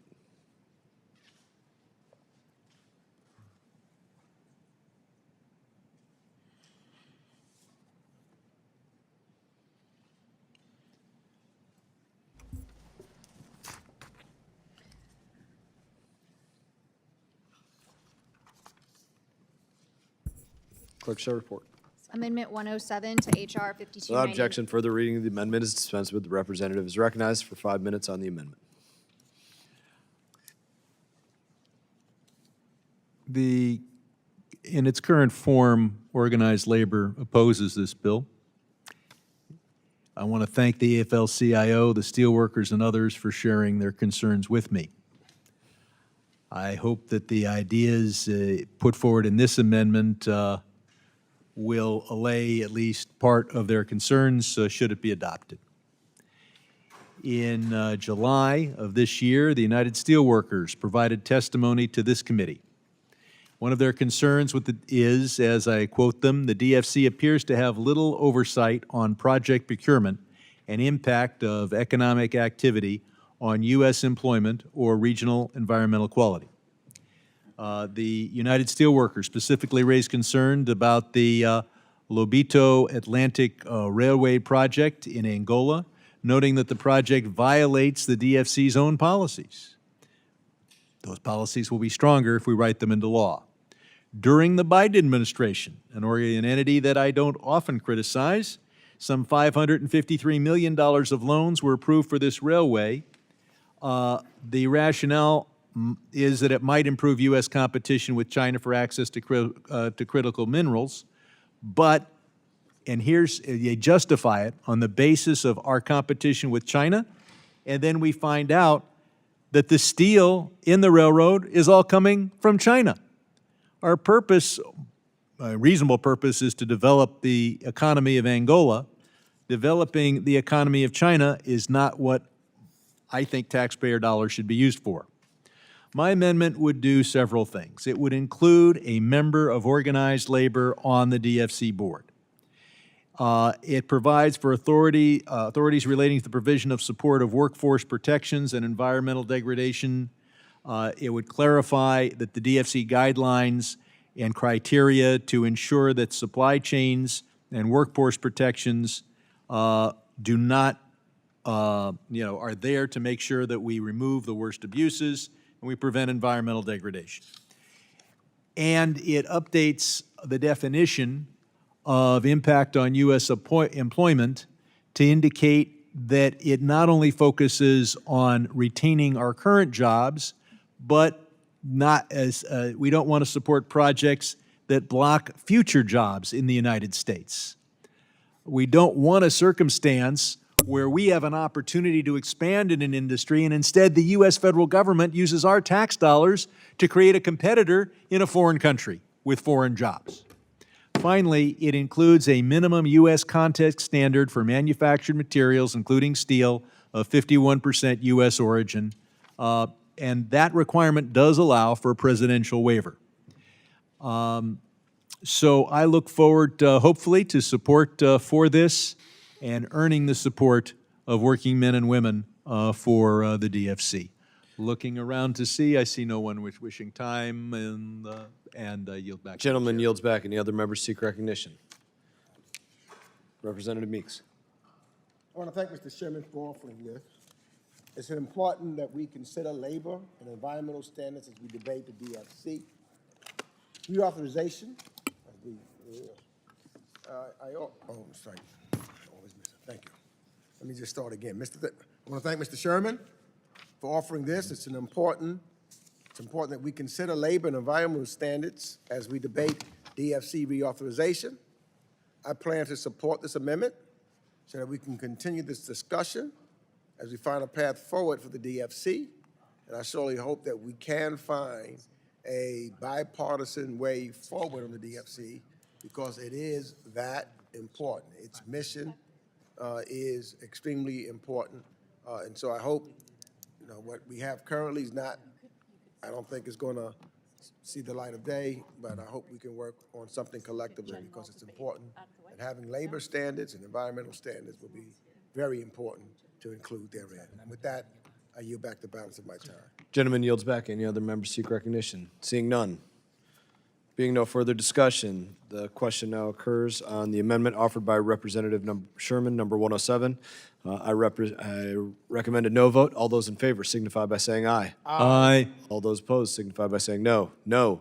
In the opinion of the chair, the noes have it, and the amendment is not Recorded agreed vote. to. Recorded vote having been requested pursuant to the chair's previous announcement, this vote will be postponed. Would you like to go to Representative Sherfless McCormick? We want to give her a chance. All right. No, I've got a couple more. Any further amendments? Representative Sherfless McCormick. Thank you. I have an amendment, Amendment 29 at the desk. 29. Clerk shall distribute and report.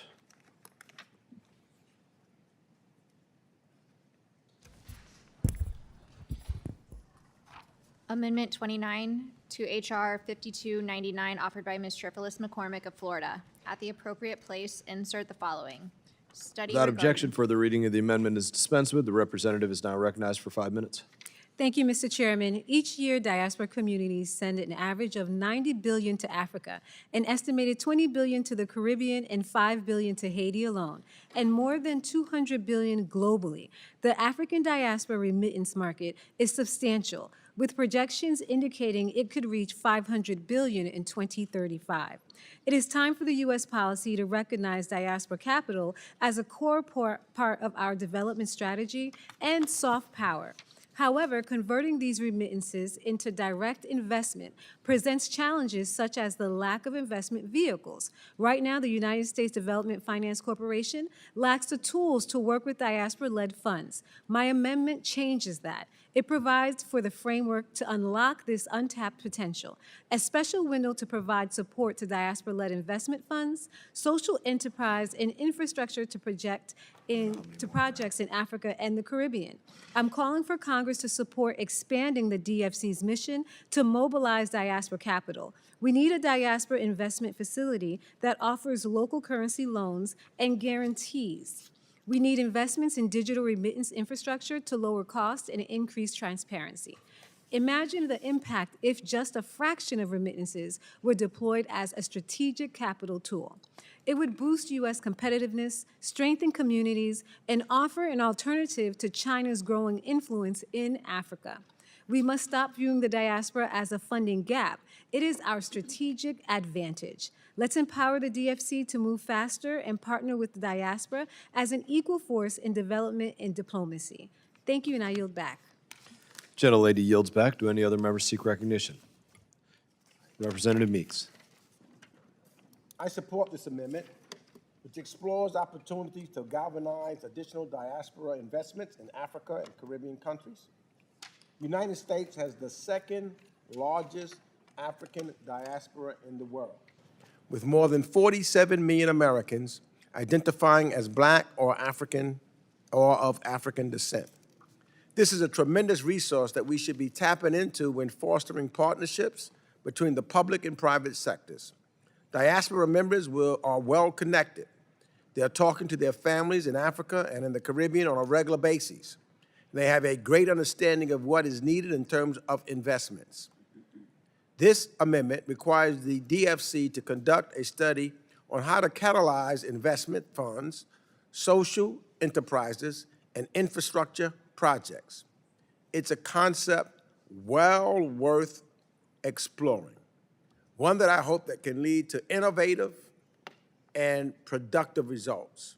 So I want to thank my friend and colleague, Surface McCormick, Representative Surface McCormick, for her vision and for her work in pushing this forward. And I urge all of my colleagues to vote yes, and I yield back the balance. Any other members seek recognition? Seeing none, recognize myself. Just to reiterate what I did mention in my opening statement on this, arbitrary guidelines that restrict the DFC, it just doesn't, to me, ring as strategic. There can be good reasons to support and invest in countries at every level, and to tie our hands in some way is just not a strategic path that we should be going down. In that, do any other members seek recognition? Representative Sherman? No. Seeing none, being no further discussion, question now occurs on the amendment offered by Representative Sherflis McCormick, number 29. I recommend a no vote. All those in favor signify by saying aye. Aye. All those opposed, no. No. Opinion of the chair, the noes have it, and the amendment is not agreed to. You want to record it? You may request a recorded vote. A roll call vote has been requested pursuant to the chair's previous announcement. This vote will be postponed. Are there any further amendments? Representative Sherman. Yes, hey, thank you. Number 112. 112. Clerk will distribute and report.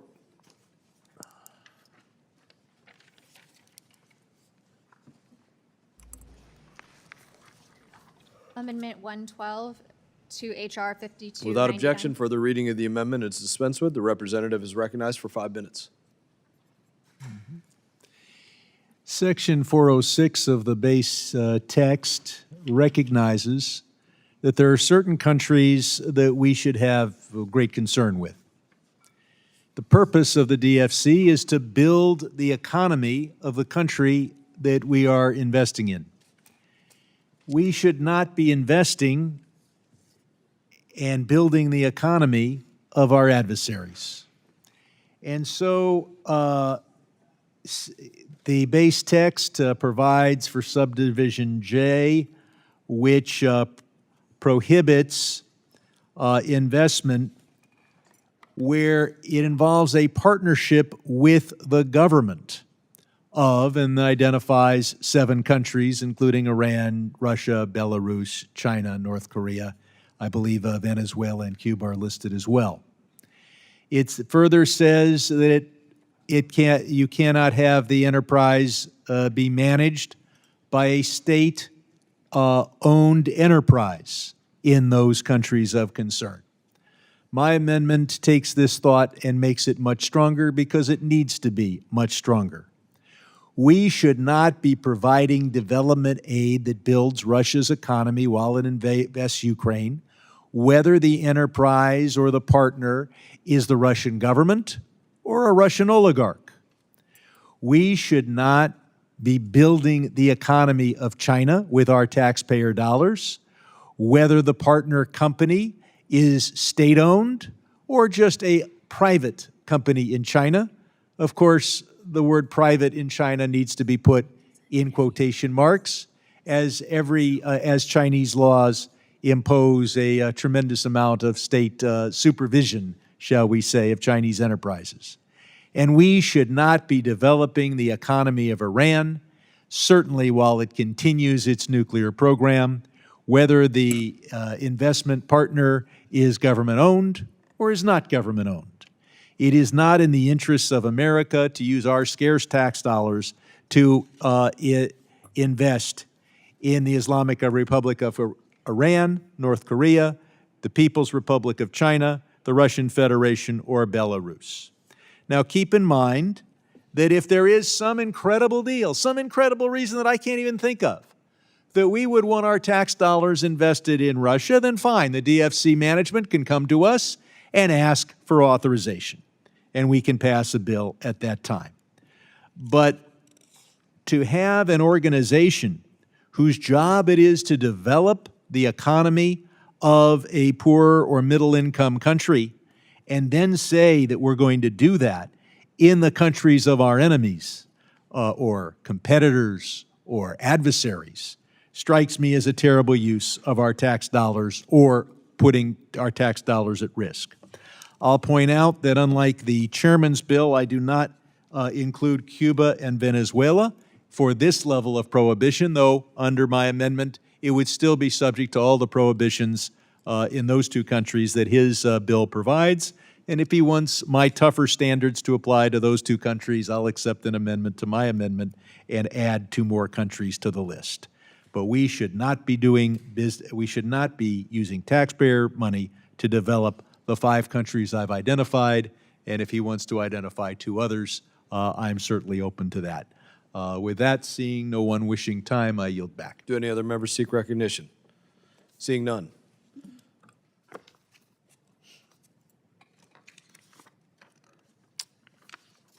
There being no further discussion, the question now occurs on the amendment offered by Representative Sherman, number 112. I recommend a no vote. All those in favor signify by saying aye. Aye. Those opposed signify by saying no. No. Opinion of the chair, the noes have it. The amendment is not agreed to. Recorded vote. Recorded vote requested. Pursuant to chair's previous announcement, this vote will be postponed. Any other amendments? We've got one more. Representative Sherman is recognized. Brett, I don't have even more than that. This is too much fun, but it will come to an end. Number 114. Will not come to an end soon. For me, it comes to an end. For you, it's 2 in the morning. Did you identify which one, Mr. Yes, I said 114. The clerk will distribute and report. Amendment 114 to H.R. 5299, offered by Mr. Sherman of California. At the appropriate place, insert the following. Other amendments. Without objection, further reading of the amendment is dispensed with. The representative is recognized for 5 minutes on the amendment. This amendment addresses an issue that I believe is also addressed in the ranking member's substitute and has been at the core of our concern, and that is that the DFC should stay focused on less developed countries. It should not become and should not compete with the investment banks and other private sector investors that are busy doing profitable deals in big profitable countries, big high-income countries. The Development Finance Corporation's mission is is not fueling development in Australia, Canada, or Europe. It should be focused on helping international development in poorer countries while creating American jobs at home. I've heard from a large number of stakeholders, including labor, the environmental groups, and particularly groups that are concerned with development and foreign policy, that strongly support the approach in this amendment. First, it requires the DFC to stay focused on lesser developed countries, and it bans the DFC from supporting projects in the 40th wealthiest countries in the world. Now, I hope we can all agree on that. We included this very provision in last year's bipartisan DFC bill authored by Chairman McCall. This same language is included in the bill of Senators Risch and Sheehan, which I believe that they proposed then as an amendment to NDAA, laying out an approach to DFC's role that focuses on developing countries. So I hope that we keep the development in the DFC, that we provide, it is in America's interest, both our economic interest and our national security interest, to focus the DFC on building the economies of countries where people are trying to live on $1 a day. With that, I urge support of the amendment and yield back. Any other members seek recognition? Seeing none. Being no further discussion, the question now occurs on amendment offered by Representative Sherman, number 114. I recommend a no vote. All those in favor signify by saying aye. Aye. All those opposed, no. No. Opinion of the chair, the noes have it. Recorded The amendment vote. is not agreed to. Recorded vote has been requested pursuant to the chair's previous announcement. This vote will be postponed. Are there any further amendments? Seeing none. Further proceedings on this measure are postponed.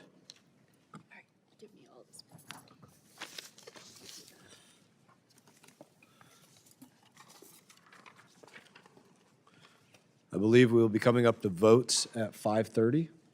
So the ranking member and I have discussed briefly, we're going to go through the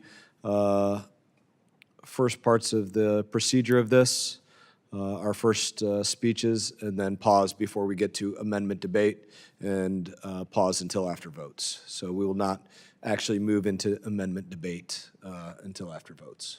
So just so you know. Pursuant to notice, I now call up H.R. 5300, the Department of State Policy Provisions Act. The bill was circulated in advance, and the clerk shall designate the bill. H.R. 5300 to guide the foreign policy of the United States and for other purposes. Without objection, the first reading is dispensed with, and the bill is considered read and open to amendment at any point. And I now recognize myself in support of this bill. We've been able to move the structure bills behind us, and we now turn to undoubtedly what is the most contentious portion, and that can be backed up by the amount of amendments that we have, the policy portion of this bill. We specifically split off this for a number of reasons, but we wanted to give each member of this committee the chance to vote on the State Department's structure while still having the ability to make amendments regarding the State Department's policy. We built this bill off of your priorities, and we now have the chance for a robust debate about which amendments should be concluded. Just like Congress has the responsibility to authorize the structure of the State Department, we also have the constitutional duty to set its policies. The department's diplomats, officers, and employees around the world should carry out the people's priorities as expressed through their elected representatives, not operate on autopilot or by executive decree. I want to thank every member whose ideas helped shape this measure, and I look forward to continuing that work as we consider amendments today. And I recognize Ranking Member Meeks for any opening statement that you may have. Thank you, Mr. Chairman. I obviously strongly oppose this measure. This piece of legislation is the epitome of partisanship, and a worrying departure from the bipartisan character of this committee. In effect, it replaces the work that this committee should have been doing, as we did in prior Congresses. Been here for a long time, and we would do it, through regular markups to consider members' individual, timely measures on pressing foreign policy matters. Instead, we saw this bill for the first time less than a week before this markup, which basically bundles together a slew of unvetted provisions. It is chock full of content intended to divide the committee and stray from bipartisan consensus. And I'll just highlight a few. The bill looks to rewrite U.S. global health assistance, which this administration has devastated, to require compacts with individual countries. One of the administration's stated goals is to wind down PEPFAR, which has saved more than 26 million lives over the past 2 decades. And this bill would rubber stamp its ability to do so without a proper transition plan. Just like our lack of oversight, this committee is trying to abdicate its legislative responsibilities. We didn't take time to hold a single hearing with the administration or outside experts on how these changes would impact actual lives around the world. There are no shortcuts. We should not take any shortcuts when we're making such considerations. The legislation also contains a section that would drastically expand the use of the State Department's counterterrorism fund that is intended to bolster civilian law enforcement. Instead, it would support foreign militaries and intelligence services where there are other funding streams that are available. it seemingly is done in a way to circumvent vetting procedures such as the Leahy Law, which have been bipartisan and intended to ensure that U.S. funds are not used to violate human rights. This bill also contains a particularly troubling provision that's attempting to subvert our constitutional right to free speech.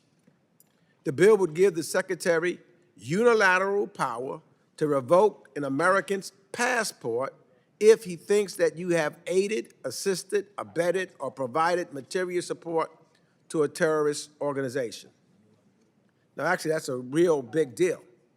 It doesn't require you to be charged or even to be convicted. So now if an American speaks out about something that President Trump disagrees with, and a lot of Americans have spoken out and will continue to speak out with what they disagree with this president about, your passport can be taken. And guess what? This committee didn't hold one single hearing on this topic. Now, I could go on and on and on and on about the problematic content in this bill, which we will probably go on and on about when we resume to deal with the amendments this evening. But the content in this bill, which unfortunately cannot be set aside, even when it is lumped together with discrete provisions, some of whom I may support. So I have to strongly oppose this bill and urge all of my colleagues to do the same for how it is composed and the lack of ability to separate. So with that, Mr. Chairman, I yield back the balance of my time. Gentleman yields back. Do any other members seek recognition? Representative Castro. Thank you, Chairman. This is an expansive bill, and I'll speak to a few of the provisions that I've worked to include in the bill. First is Section 317, which requires the State Department to conduct an Indian Ocean strategic review, which would clearly delineate U.S. interest and strategy in this vital waterway. In Section 328, it includes language I worked with Representatives Gonzalez and Senator Cruz to streamline presidential permits for construction and upgrades of ports of entry and bridges at the U.S.-Mexico and U.S.-Canada borders. Section 409 includes authority for the State Department to use a compact model for international narcotics and law enforcement programs in a manner similar to the Millennium Challenge Corporation. This was one of the big recommendations of the bipartisan Western Hemisphere Drug Policy Commission report and would allow us to better target U.S. foreign assistance, set goals, and get buy-in from our partner countries.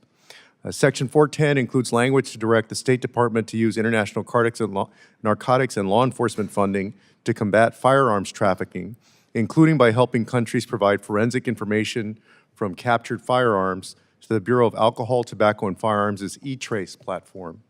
The vast majority of weapons that cartels and gangs in Mexico, Central America, and the Caribbean use are from the United States of America. This provision will help identify who is trafficking in firearms and stop them. Sections 503 and 504 would establish an investment screening initiative at the State Department to help partner countries set up investment screening efforts like the United States did with the Commission on Foreign Investment in the United States. This would allow them to have better laws and regulations to ensure that foreign investment, such as from China, does not threaten their national security. Sections 506, 507, and 508 establish the Global Small Business Network Program, which would help connect U.S. small businesses with their counterparts abroad and promote a better environment for small businesses in other nations. Section 623 would extend provisions of the Global Child Thrive Act of 2020, bipartisan legislation that I authored alongside Representative Brian Fitzpatrick, Senator Chris Coons, and Senator Roy Blunt to promote early childhood development outcomes in U.S. foreign assistance. Section 624 establishes the Development Innovation Ventures Program. DIV has been a highly effective program that finds promising development interventions and scales them up. It's a program that I've worked to support with Representative McCall and Young Kim for over a decade.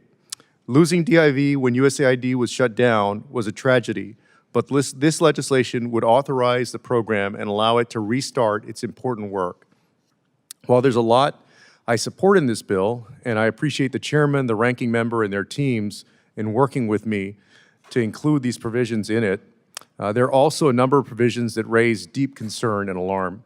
That includes Section 226, which would hand extraordinary power to the Secretary of State to revoke U.S. passports on the basis of speech or belief, effectively penalizing Americans for exercising their First Amendment rights. While the messaging behind the bill is that it's an anti-terrorism measure, it would give the Secretary of State unchecked power to make decisions on who is and isn't supporting terrorism.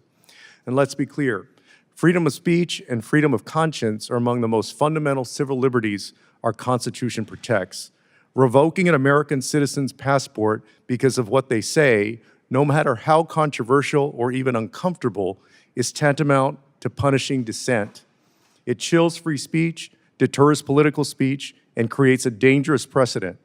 Under this section, the criteria are vague and the guardrails are effectively non-existent. Citizens could lose their ability to travel internationally based on beliefs or speech that the Secretary deems undesirable without meaningful judicial or congressional oversight. And that threatens due process. Once the government has that kind of power, citizens are left vulnerable to abuse, whatever the political winds. Today, it might be speech opposing a foreign policy. Tomorrow, it may be criticism of domestic decisions. Travel abroad is a form of expression and association. For many Americans, passports are not luxuries. They're necessary for family, work, religious pilgrimages, medical travel, asylum, and so forth. I also have to point out that if the Republicans are successful in requiring voter ID laws and are successful in ending birthright citizenship, so your place of birth is no longer a guarantee that you're a U.S. citizen, your passport may be the only proof of U.S. citizenship. And that happens, and what happens if the Secretary of State has the ability to just take that away from you? I've offered amendments and look forward to the debate on H.R. 5300. With that, I yield back. Gentleman yields back. Do any other members seek recognition? Representative King. Thank you, Mr. Chairman. I am pleased to support this legislation, which includes two important provisions that I want to highlight. First, this bill includes the language of the Countering Wrongful Detention Act that I co-led with Representative French Hill.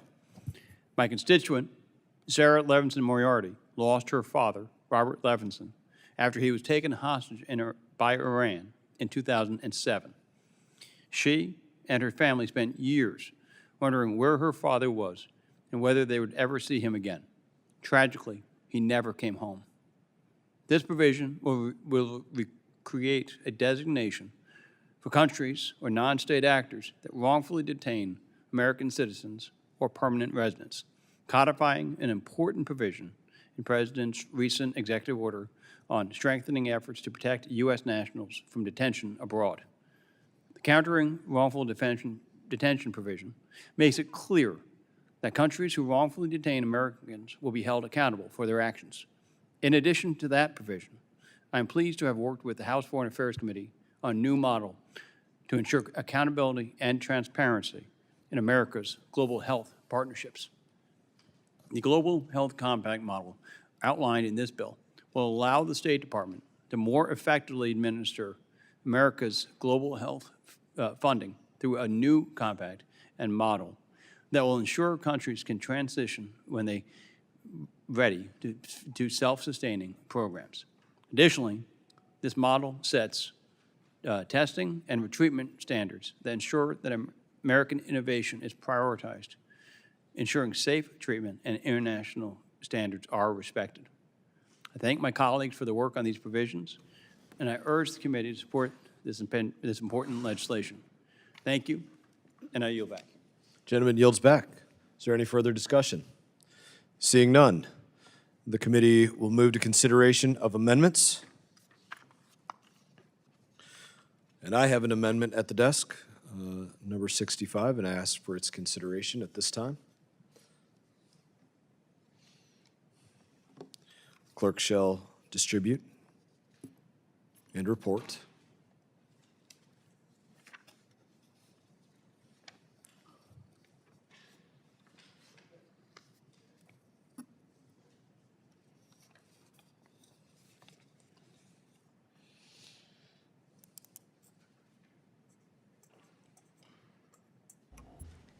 Amendment to H.R. 5300, offered by Mr. Mass of Florida. Without objection, further reading of the amendment is dispensed with. I am recognized for 5 minutes on the amendment.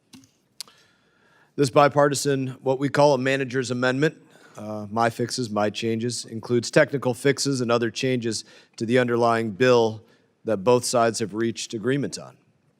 This bill at its core signals our bipartisan commitment to ensuring the State Department has the tools that it needs to meet the moment and shape the foreign policy of an increasingly challenging national security environment. I need not remind you of the responsibility we have as representatives of the American people to authorize and provide oversight over the State Department. This bill represents a significant stride in carrying out that duty. This bill is built from your priorities, and I appreciate the good faith debate that has led us to this point. I would like to thank Ranking Member Meeks and other members who have worked on drafting amendments in this amendment, and I urge my colleagues to support it. Do any other members seek recognition? Ranking Member Meeks.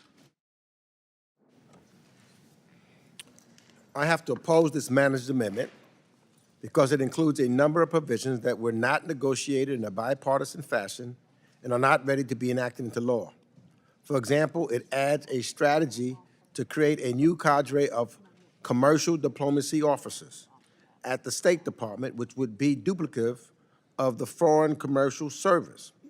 Now, I understand that this strategy is meant to be a stepping stone toward moving the FSC to the Department of State. Is that a good idea? Well, maybe. I could see reasons why the Foreign Commercial Service might be better situated at the State Department. Then again, I can also think of reasons why this would be a bad idea. So I would support an in-depth study and report that would highlight the pros and cons of doing so and how best to go about making it happen. In fact, we suggested such a provision to the majority. Instead, we have a strategy that assumes that this is automatically a good idea. Now, I guess I'm old-fashioned, but if this committee is going to make a monumental change that impacts 2 departments and hundreds of federal workers, then should we do it right away? And what would that involve? Has this committee had a single public hearing about moving the Foreign Commercial Service to the State Department? No, it hasn't. Has this committee received an incorporated technical assistance from the Department of State and Commerce for this measure? Not to my knowledge, it hasn't. At a minimum, it certainly hasn't been shared with me or my staff.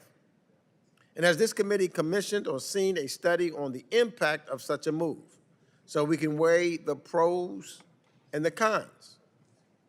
No, it hasn't. Has the committee done an analysis on how much such a transfer would cost the American public? No, we haven't done that either. I can continue with other examples, but I'll stop here in the interest of time and just say this. This is really basic stuff. Let's have this committee do actual oversight and deliberation again before we legislate. We can do regular markups so individual members' provisions can be considered carefully and with the focus and attention they deserve, not bundled into a mega bill that gives their ideas short shrift and is destined to fail. So I oppose this amendment, and I will urge all of my colleagues to do the same. I yield back. Any other members seek recognition?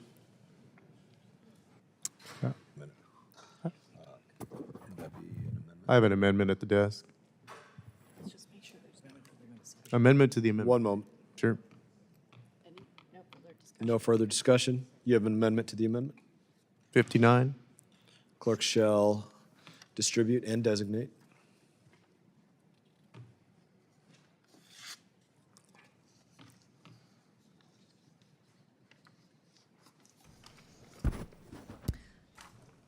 Amendment offered by Mr. Castro to the amendment offered by Mr. Mass.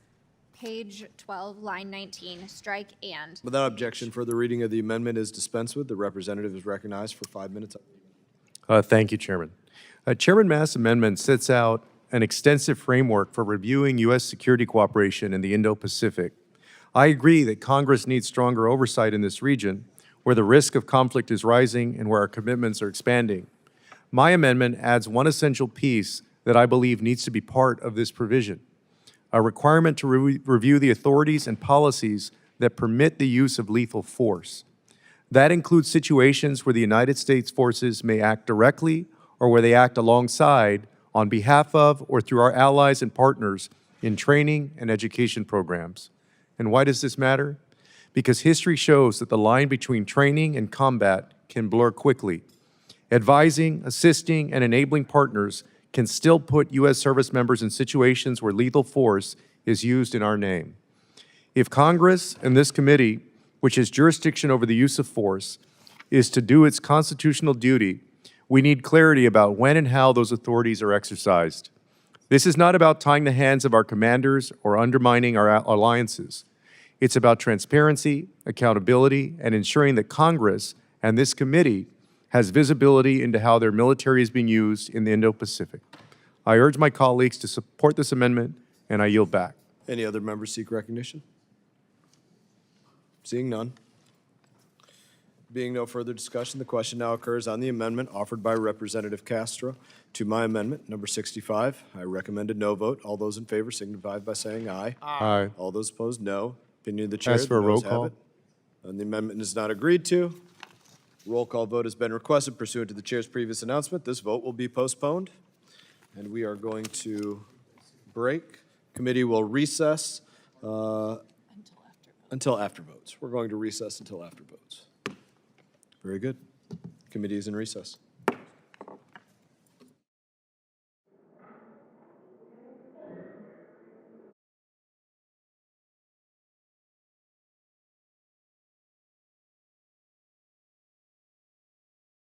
Come to order. Let's see. We're going to move back into amendment debate. Mr. Castro is recognized. You have an amendment? Yes, Chairman, I have an amendment at the desk, number 47. Clerk shall distribute the amendment, and clerk shall report the amendment.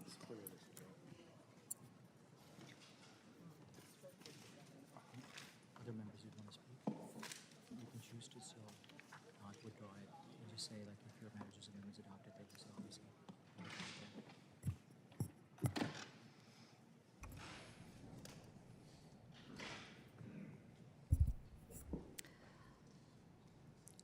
Amendment 47 to HR 5300. Without objection, further reading of the amendment is dispensed with. Representative is recognized for 5 minutes on the amendment. Thank you, Chairman. This amendment strikes Section 226 of the base bill, which would provide the Secretary of State authority to revoke passports of U.S. citizens who the Secretary unilaterally deems has allegedly helped a designated foreign terrorist organization.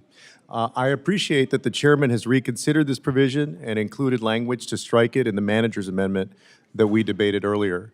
I received, during the time where there was reporting on this, I received calls from people across the political spectrum who overwhelmingly disapproved of this provision and urged this committee to strike it. So thank you for doing that. And I know that the manager's amendment doesn't include it. That's going to be voted on first, and then my amendment would be voted on. Assuming the manager's amendment passes, which it should, then I'll withdraw my own amendment. Very good. I yield back. Gentleman yields back. Do any other members seek recognition? Seeing none.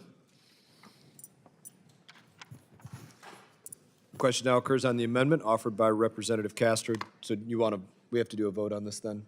We have to, unless he's withdrawing. We have to do a vote on it unless you're withdrawing right now. Because your manager's amendment needs an electronic. I thought I was going to call for a roll call vote on it. Mr. Chairman? Being no further Mr. Chairman? discussion, Mr. question Chairman? now occurs on the amendment by Rep. Castro, number 47. Mr. Chairman, Yes. I just wanted to add a comment to what Mr. Castro said. A comment? If I can. Thank you, and I supported Mr. Castro's amendment. I appreciate the chairman's moves on this. Over the summer, I had the chance to travel with my wife and son. We were in in Germany, in Czech Republic. I traveled to Dachau and Prague, and throughout Berlin. Had a chance to see how fragile democracy can be and the threat authoritarianism poses when there's a sudden collapse in society. The Nuremberg laws in 1935, this past Monday, the 15th, marked the 90th anniversary of the first Nuremberg race laws, but it was in 1938 when the Nazis revoked the passports of the Jews living in Germany. Authoritarian states, it is a concern always when they restrict the right of its citizens to travel.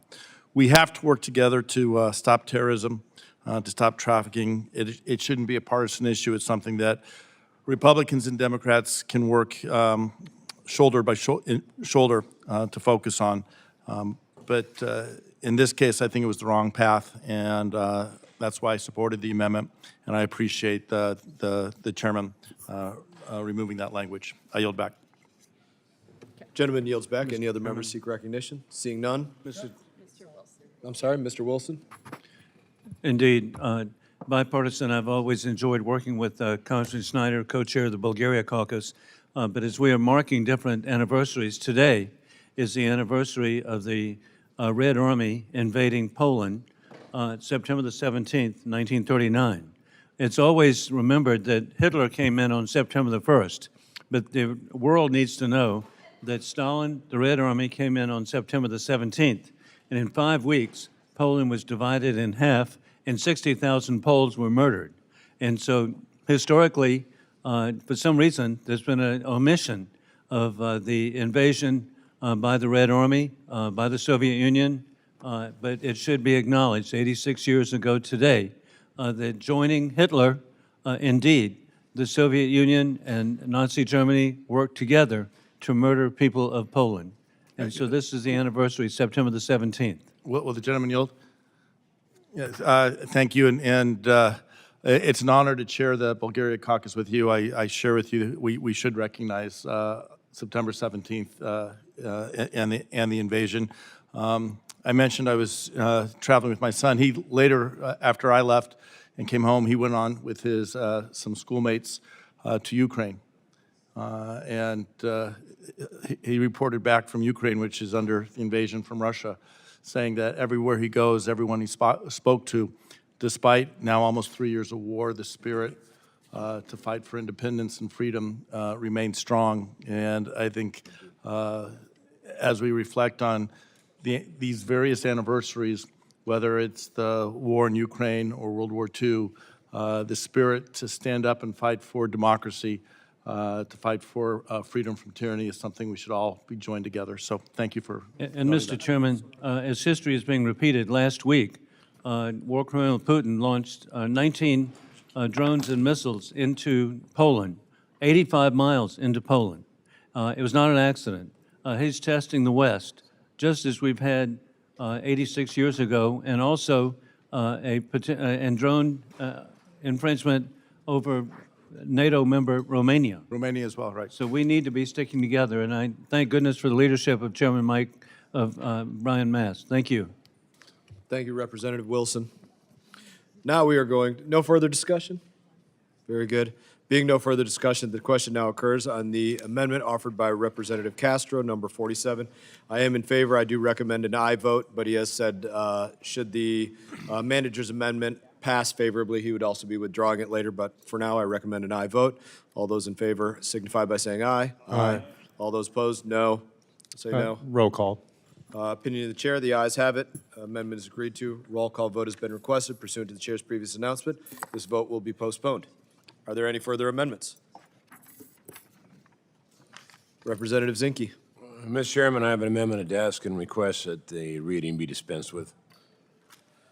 Clerk shall distribute and report the amendment. Mr. Chairman, my amendment consists of the text of H.R. 3613. It was a bipartisan streamlining foreign military acts, Sales Act of 2025. It was favorably moved out of the committee during our markup in July. Just on scale, for those that don't understand or don't follow foreign military sales, by volume went from about $80.9 billion in 2003 to about $115 billion. And then when you add direct commercial sales, it comes to a grand total of about $350 billion or so, which exceeds U.S. military procurement. And I can tell you up front, there would be no military supply chain unless there was a robust and healthy foreign military sales. Over the process of time, the thresholds of reporting for the congressional notification, they haven't been adjusted in over 2 decades.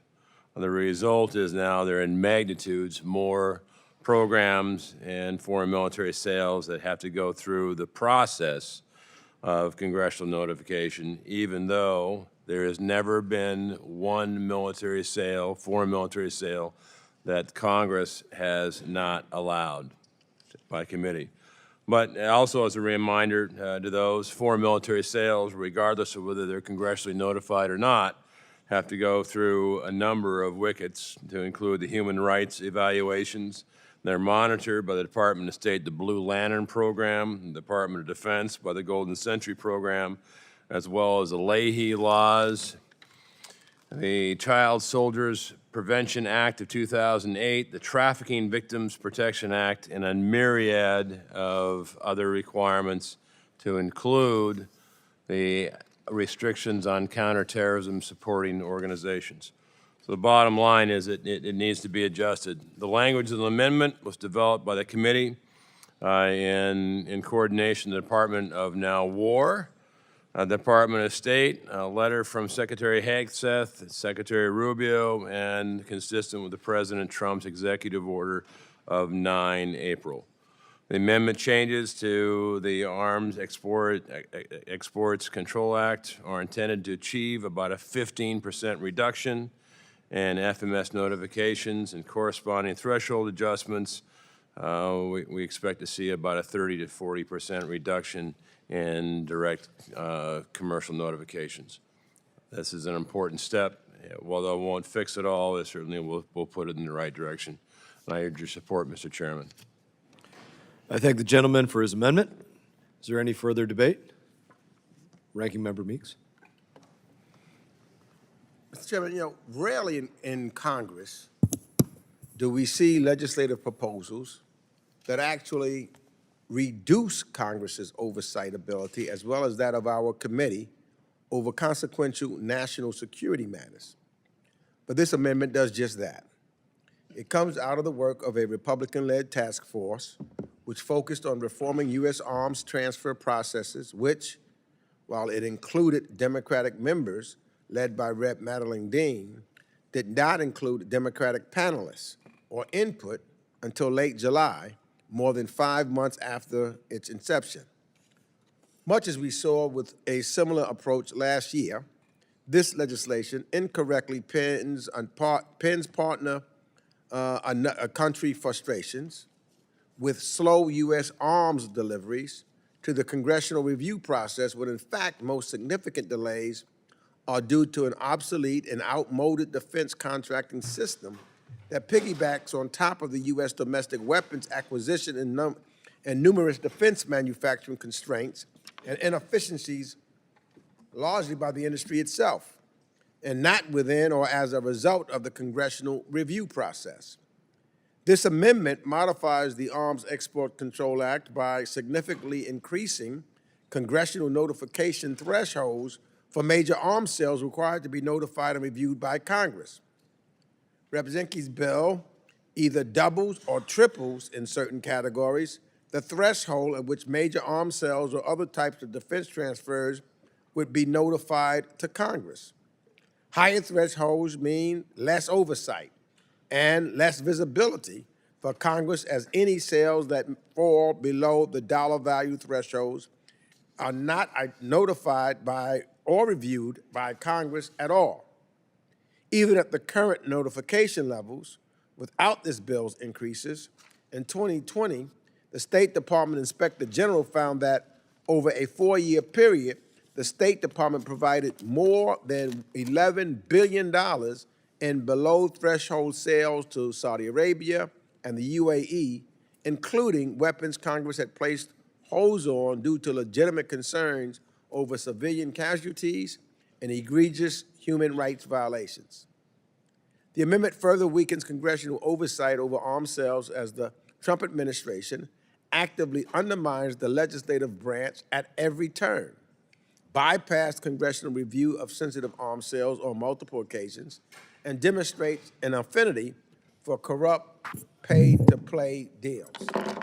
By raising the threshold amounts as the bill proposes, Congress will have less knowledge of what arms are being transferred to what countries, and less ability to ensure that transfers are consistent with U.S. law, policy, and interests.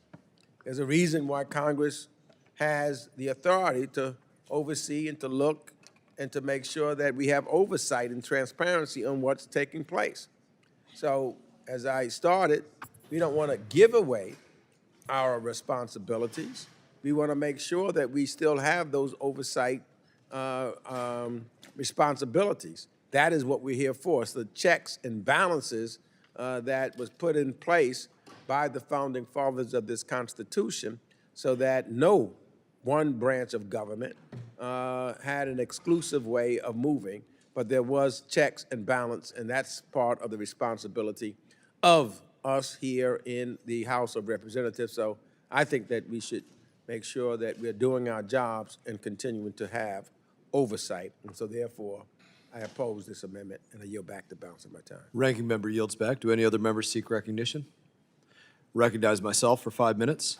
I rise in support of Representative Zinke's amendment. I appreciate your work as a part of the, as not just a part of, as leading the Arms Sales Task Force, layered upon your many years of experience as a Navy SEAL. Appreciate your service on that front as well. I also want to mention, though, I agree with a number of the points that the ranking member made about other delays that exist within the process for countries to acquire weapons from the United States of America. There are other significant things that Representative Zinke has worked to bring to the forefront that cause substantial delays. But for our lane of it, I do support what Representative Zinke has brought forward, as you and I have both had the role of signing off on foreign military sales. I agree that we do need to have certainly a jurisdiction in doing this, but I also see the balance in raising that threshold from where it has previously been and looking at a number of parts of it. So I do rise in support of this amendment. And with that, any other members seek recognition? Seeing none. The question now occurs on the amendment offered by Representative Zinke, number 22. I recommend an aye vote. All those in favor signify by saying aye. Aye. All those opposed signify by saying no. No. Opinion of the chair, the ayes have it. The amendment is agreed to. Roll call vote requested. Pursuant to the chair's previous announcement, this vote will be postponed. Are there any further amendments? Mr. Chairman, I have amendment number 93 at the desk. One moment, Mr. Self. Ms. Jacobs? Ms. Jacobs, are you planning on offering your amendment? Are we going Jacobs or Self? Self? All right, Mr. Self. All right, Mr. Self. Okay, It has the wrong order. we have a document with the wrong order. We'll update that document, and we will go to Mr. Self. You are recognized. Mr. Chairman, I have amendment number 93 at the desk. Number 93, the clerk shall distribute and report the amendment. Amendment 93 to HR 5300. Without offered by- objection, further reading of the amendment is dispensed with, and Representative Self, you are recognized. Thank you, Mr. Chairman. I rise in support of my amendment to amend Section 36 of the Arms Export Control Act. This is the Firearms Congressional Notification Modernization Act, which would raise the congressional notification threshold specifically for the sale of firearms to our allies from 1 million to 4 million. One of the greatest obstacles that we have, and as Mr. Zinke has noted, is the bureaucratic process for FMS and DCS. Many aspects are outdated. This is one of them. This has not been updated for almost 50 years. 50 years.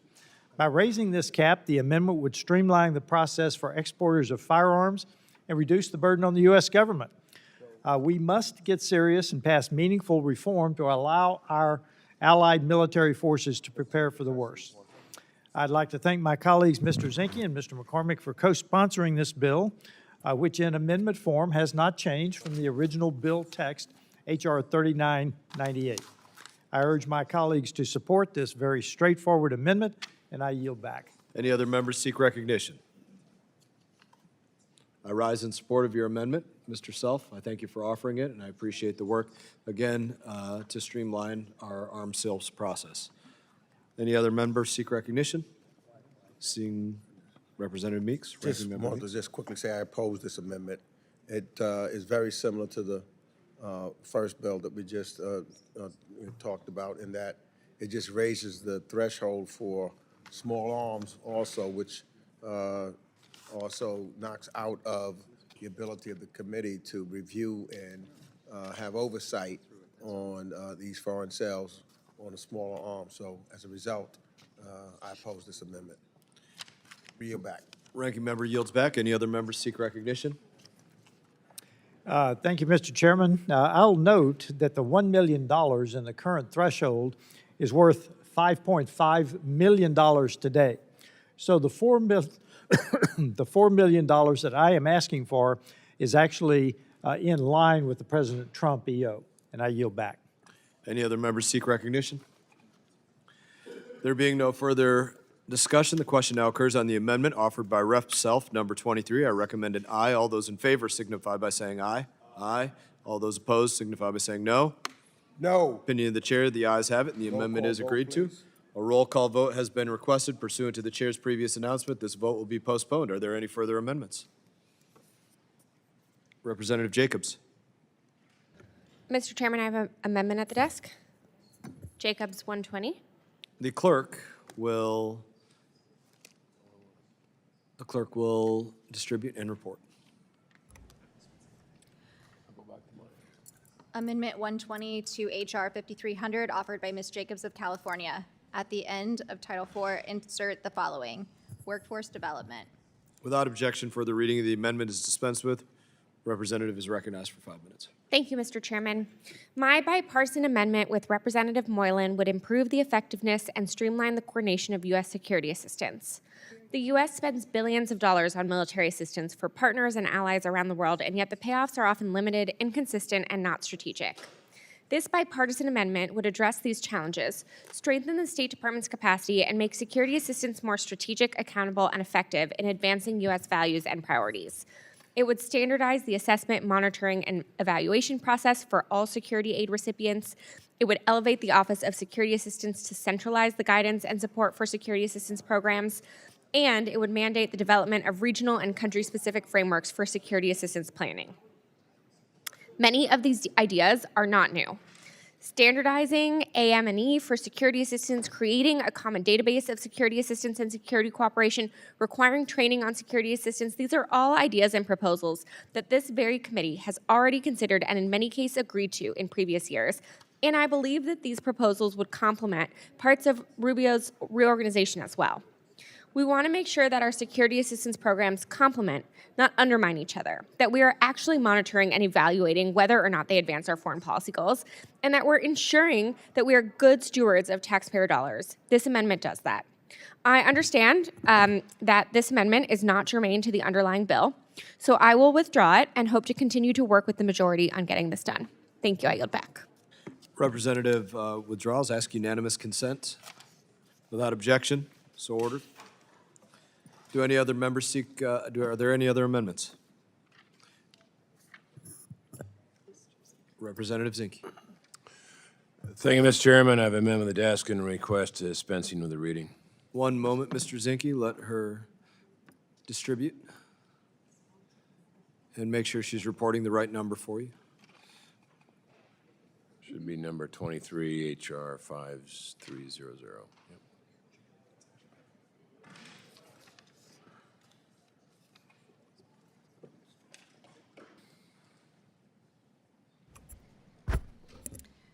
Amendment 23 Without to- objection, further reading is dispensed with. Representative is recognized.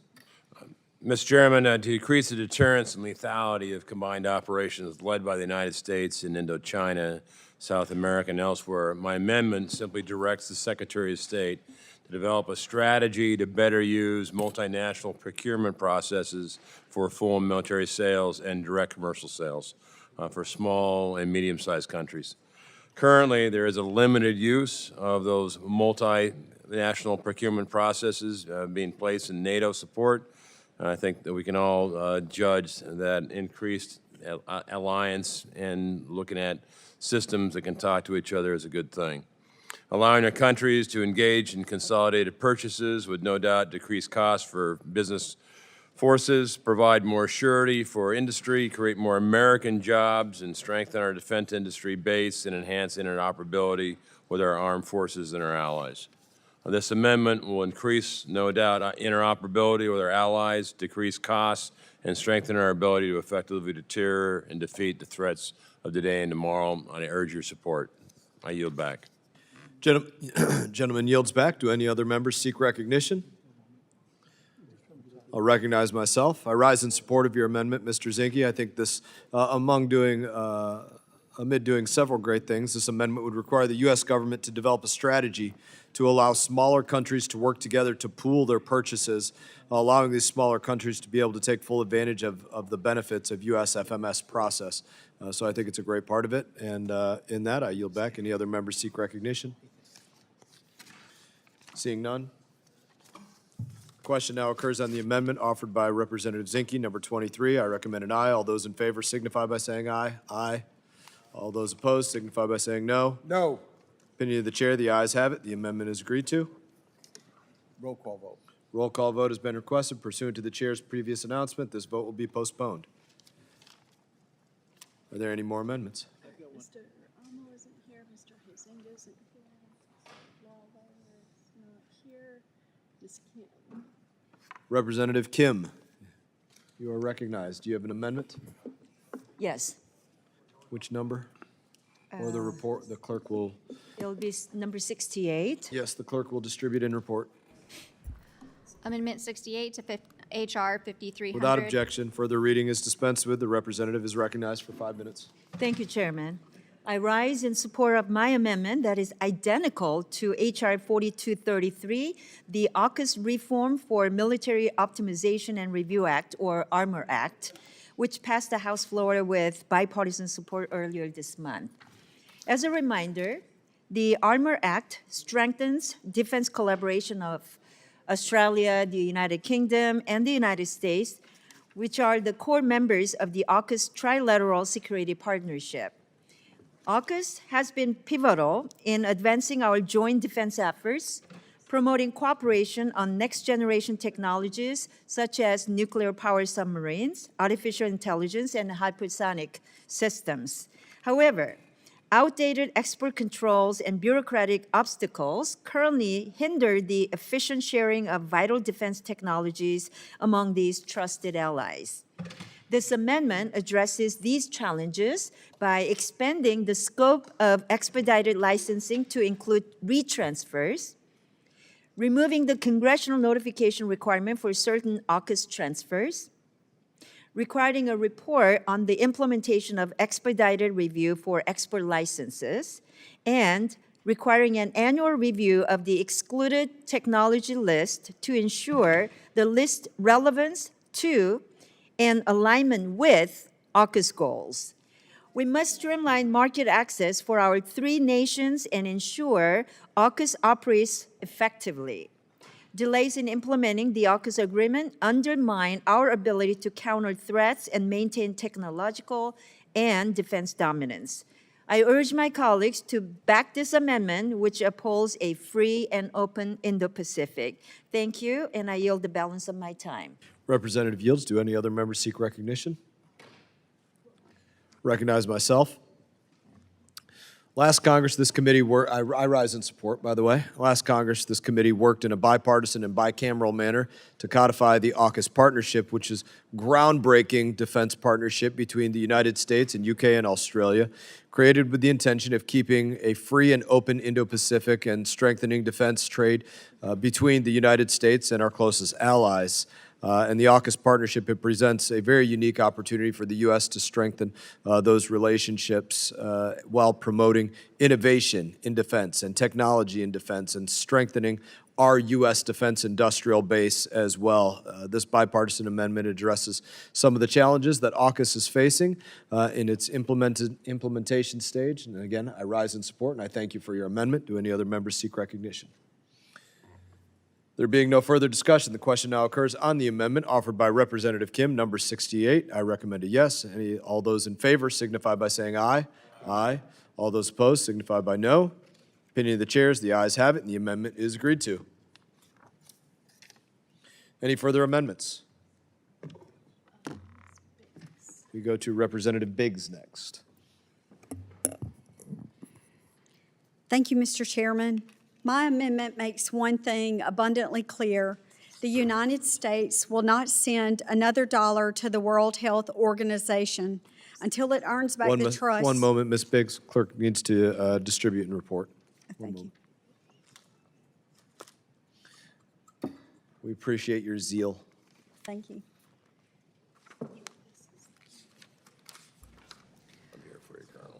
Amendment 41. And without objection. The amendment is dispensed with. The reading of the amendment is dispensed with. You are now recognized. Thank you, Mr. Chairman. My amendment makes one thing abundantly clear. The United States will not send another dollar to the World Health Organization until it earns back the trust of the American people. As a healthcare professional with over 30 years of medical experience, it is clear that WHO has strayed far from its original mission. It's bloated with bureaucracy and riddled with political bias and heavily influenced by Communist China, all while funded largely by American taxpayers. That's unacceptable. We all remember how the WHO failed during COVID, refusing to hold Communist China accountable while spreading false information that put lives at risk. We cannot afford to ignore the failure or reward it. Before we give the WHO another penny, they need to get back to doing their actual job, fighting real health threats. No more political side projects, no more wasted money. They need to show us exactly where our dollars are going, and they don't get to force global health rules on America. If the WHO wants to partner with the United States again, they need to prove they're serious about reform. I urge my colleagues to support this amendment to stand with basic accountability and American sovereignty, and I yield back. Gentlelady yields back. Do any other members seek recognition? Ranking Member Meeks. Thank you, Mr. Chairman. I strongly oppose this bill, that pulls us out of the World Health Organization, which tries to help to make sure that communicable diseases that can go across from one part of the world to another, that's based in science, basically. It's not like our current secretary who doesn't believe in vaccines and science and doctors and things of that nature. That's the organization at this point that I think we should be pulling out of, if we're going to pull out of any, because it's a danger. But the WHO, I think, to the contrast, is where we should be investing, because it works together with other nations also. When we saw, of course, in dealing with the pandemic, as well as the disease that it initiated, and the, what's that disease? COVID? No, I'm talking about the other one.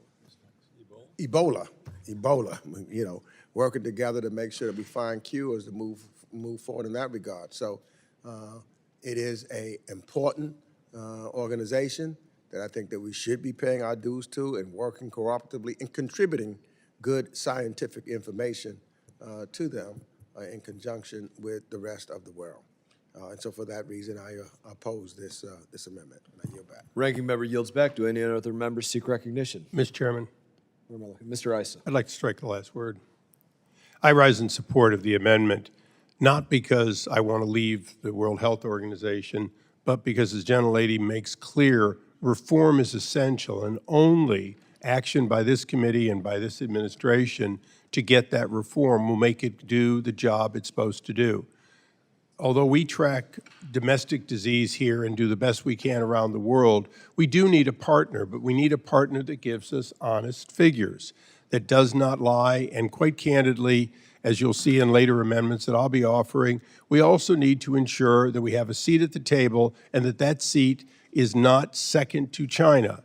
As it stands today, China has been able to successfully influence the outcome, the figures, and in fact, the truth as it's been mistold.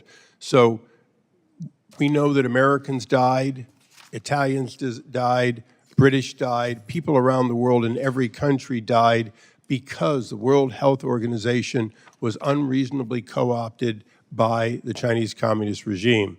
So I appreciate what the ranking member said, but I would say that this committee must send a clear message that, in fact, the WHO, as it has operated, must be reformed in order for us to put our taxpayer dollars, our support, and our trust in. And with that, I yield back. Representative Issa yields back. Do any other members seek recognition? Recognize myself. I rise in support of your amendment. Representative Issa, you put it very succinctly and clearly, good reasons to be in support of this amendment, but also on January 20th, 2025, one of President Trump's first actions was to withdraw the United States from the World Health Organization based upon the organization's mishandling of the COVID-19 pandemic that arose out of a Wuhan, China lab and other health crises, its failure to adopt urgently needed reforms, and its inability to demonstrate independence from the inappropriate political influence of World Health Organization member states. It should also be noted that the United States had previously, in 2023, been the largest contributor of the World Health Organization, providing over 25% of its total revenue. And sometimes as it goes, entities don't realize how good they have it until it's gone. And that's something that they're going to realize, the entity that they took for granted, the United States of America. So again, I rise in support, and I would ask, do any other members seek recognition? Seeing none. Question now occurs on the amendment offered by Representative Biggs, number 41. I recommend a yes. All those in favor signify by saying aye. Aye. All those opposed signify by saying no. No. Opinion of the chair, the ayes have it. Roll call vote. The amendment is agreed to. Roll call vote has been requested pursuant to the chair's previous announcement. This vote will be postponed. Representative Biggs, you have another amendment at the desk. Yes, sir. I have another amendment at the desk. The clerk shall distribute and designate.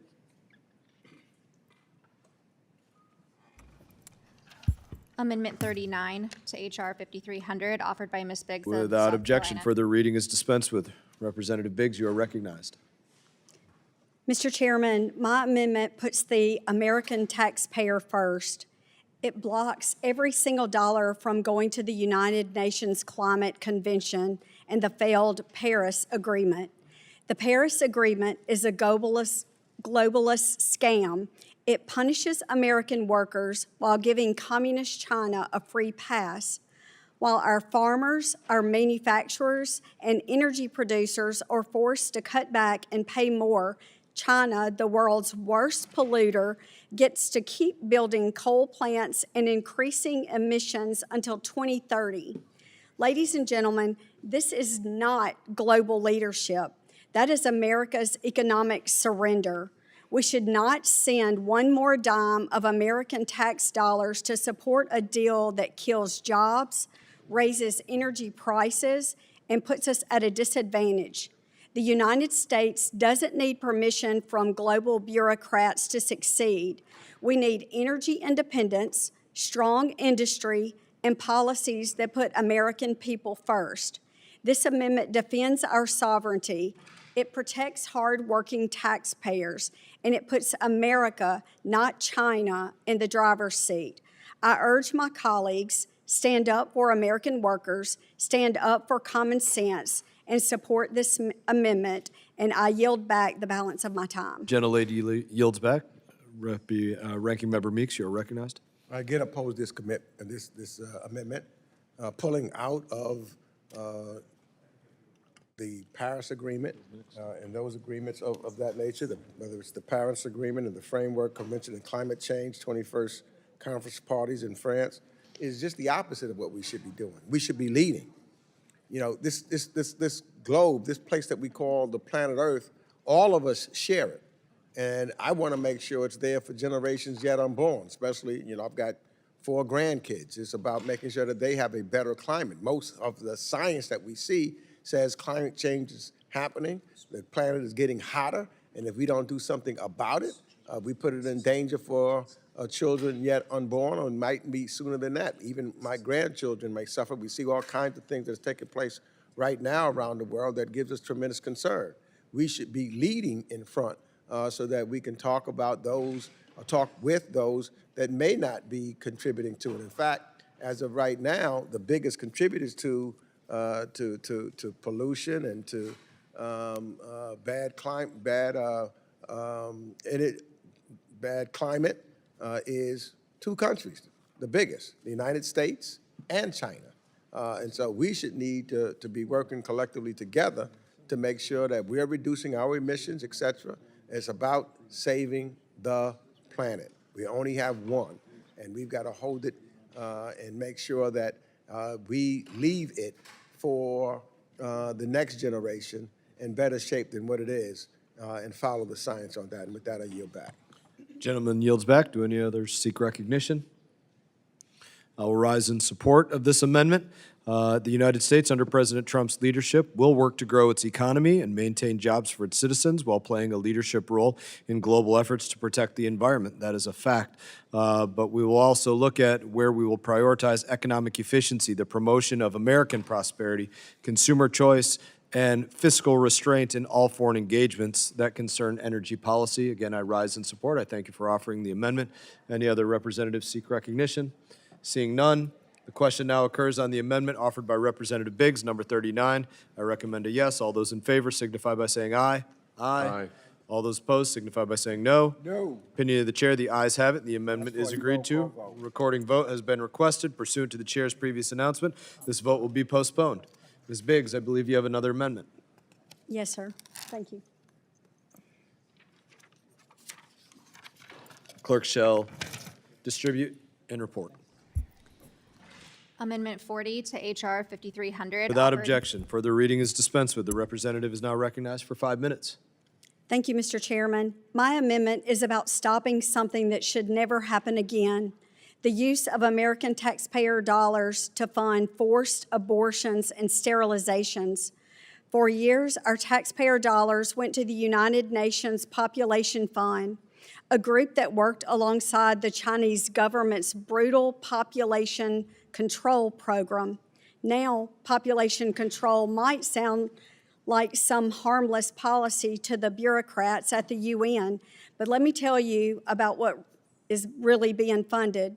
We funded a system where women were dragged in and forced to have abortions, where mothers were sterilized against their will, and where families were torn apart by a government that decided who could live and who couldn't. Today, the Trump administration has put a stop to this by cutting off funding to any organization involved in these horrific practices. But that policy could be reversed with the stroke of a pen by any future administration. This amendment makes sure that will never happen again. It blocks every taxpayer dollar from going to the UN Population Fund now and in the future. We cannot and we will not force the American people to fund this evil. I urge my colleagues to support this amendment, and I yield back. Gentlelady yields back. Do any others seek recognition? Ranking Member Meeks. I also oppose this amendment, which would impede millions of vulnerable people, especially women and girls, from receiving access to emergency health care and other forms of life-saving assistance. I've known Americans that if it wasn't for certain kinds of assistance in that regards, they could have, American women particularly, could have lost their life. So I want to make sure that everyone should have access to this kind of emergency health care. And I urge my colleagues to vote no, and I yield back the rest of my time. Ranking member yields back. Do any other members seek recognition? I will recognize myself in support of this amendment. Numerous credible allegations against the United Nations Population Fund and their support, both direct and indirect, for abortion. I support this amendment. I thank the gentlewoman from South Carolina for offering and ensuring the integrity of the U.S. taxpayer dollar, and that every dollar, every diplomat put America first, safeguard the integrity of American values, and not support abortion. And in that, do any other members seek recognition? Seeing none. The question now occurs on the amendment offered by Representative Biggs, number 40. I recommend a yes. All those in favor signify by saying aye. Aye. All those opposed signify by saying no. No. Opinion of the chair, the ayes have it. The amendment is agreed to. Roll call vote has been requested. Pursuant to the chair's previous announcement, this vote will be postponed. Representative Lawler, do you have an amendment? Yes, Mr. Chairman, I have an amendment at the desk.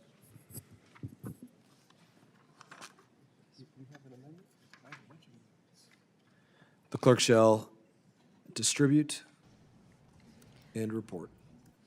Amendment 122 to HR 5300, offered by Mr. Lawler. Without of objection, further reading of the amendment is dispensed with. Representative is recognized for 5 minutes on the amendment.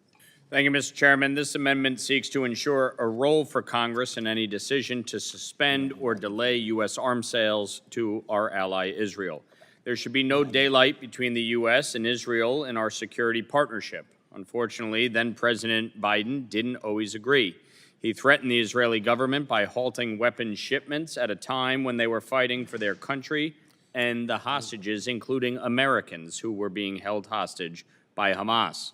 The amendment requires the president to notify Congress if there is any decision to delay arms sales to Israel. It also creates a process for Congress to vote to allow the sale to proceed. We must ensure that the U.S. remains a reliable and consistent partner, not just in words, but in actions. I encourage all of my colleagues to support this amendment, and I yield the remainder of my time. Put them later. Representative yields back. Do any other members seek recognition? Ranking member Meeks. Yes, I opposed this bill last Congress when it was brought to our committee by Mr. McCall, and I must oppose it again in its current form. I'll make clear, as I did then from the outset, that I strongly support increasing Congress's visibility into the oversight over U.S. arms transfers to foreign partners and allies, full stop, for every country, in every case. However, this authority shouldn't be narrowly limited to Israel alone through a bill that drastically restricts not only the executive branch's authority, but more importantly, our authority, Congress's authority over arms transfers. If we are to go about changing the process by which we can exercise this authority and oversight, any such move should be global in scope and nature. Unfortunately, this legislation does not do this, but instead continues the GOP's unfortunate politicization of the U.S.-Israel relationship, selectively stripping the executive branch of certain prerogatives and authorities, as well as reduces Congress's oversight. Furthermore, this bill establishes a selective and narrowly applied mechanism by which the Republican majority can further politicize the United States-Israel relationship. It does so by creating a new joint resolution of disapproval process, which only applies to Israel on certain grounds of withheld arms and upends a long-standing statutory prerogative enshrined in the Arms Export Control Act, which was passed on a broad bipartisan margin, and we should stay there. And so for these reasons, I must oppose the amendment, and I yield back. Gentleman yields back. Do any other members seek recognition? Seeing none, just rise in support of your amendment. I thank you for your work on this, Mr. Lawler. Being no further discussion, the question now occurs on the amendment offered by Representative Lawler, number 122. All those in favor signify by saying aye. Aye. All those opposed signify by saying no. No. Opinion of the chair, the ayes have it. The amendment is agreed to. Are there any further amendments? I believe Representative Self has an amendment at the desk. I have an amendment number 78 at the desk. Clerk shall report and distribute. Amendment 78 to H.R. 5300. Without offered by- objection, further readings dispensed with. Representative, you are recognized. Mr. Chairman, I rise in support of my amendment that would prohibit U.S. contributions to the International Criminal Court and the International Court of Justice. The International Criminal Court and the International Court of Justice have a documented pattern of working against the U.S. interest in the Middle East and unfairly targeting Israel. When I say prohibiting U.S. funding, it is direct, it is indirect, or washing the funding through the UN budget. This is critical to our national security interests in the Middle East. This applies to contributions, grants, or payments to the ICC or the ICJ. This ensures accountability and alignment with our foreign policy priorities, while calling on the Secretary of State to prioritize diplomatic efforts to prevent further attempts to weaponize those international courts against U.S. and Israel. I urge my colleagues to support this amendment, and I yield back. Representative yields back. Do any other members seek recognition? Ranking Member Meeks. I oppose this amendment also. This prohibition of funding to the International Criminal Court, ICC, and the International Criminal Court of Justice, ICJ, would unnecessarily hamper efforts to prosecute serious atrocities that have been perpetrated in many places around the world, from Ukraine to Uganda. This funding prohibition would limit future policy options to support efforts to hold war criminals and states that commit war crimes accountable, like Vladimir Putin.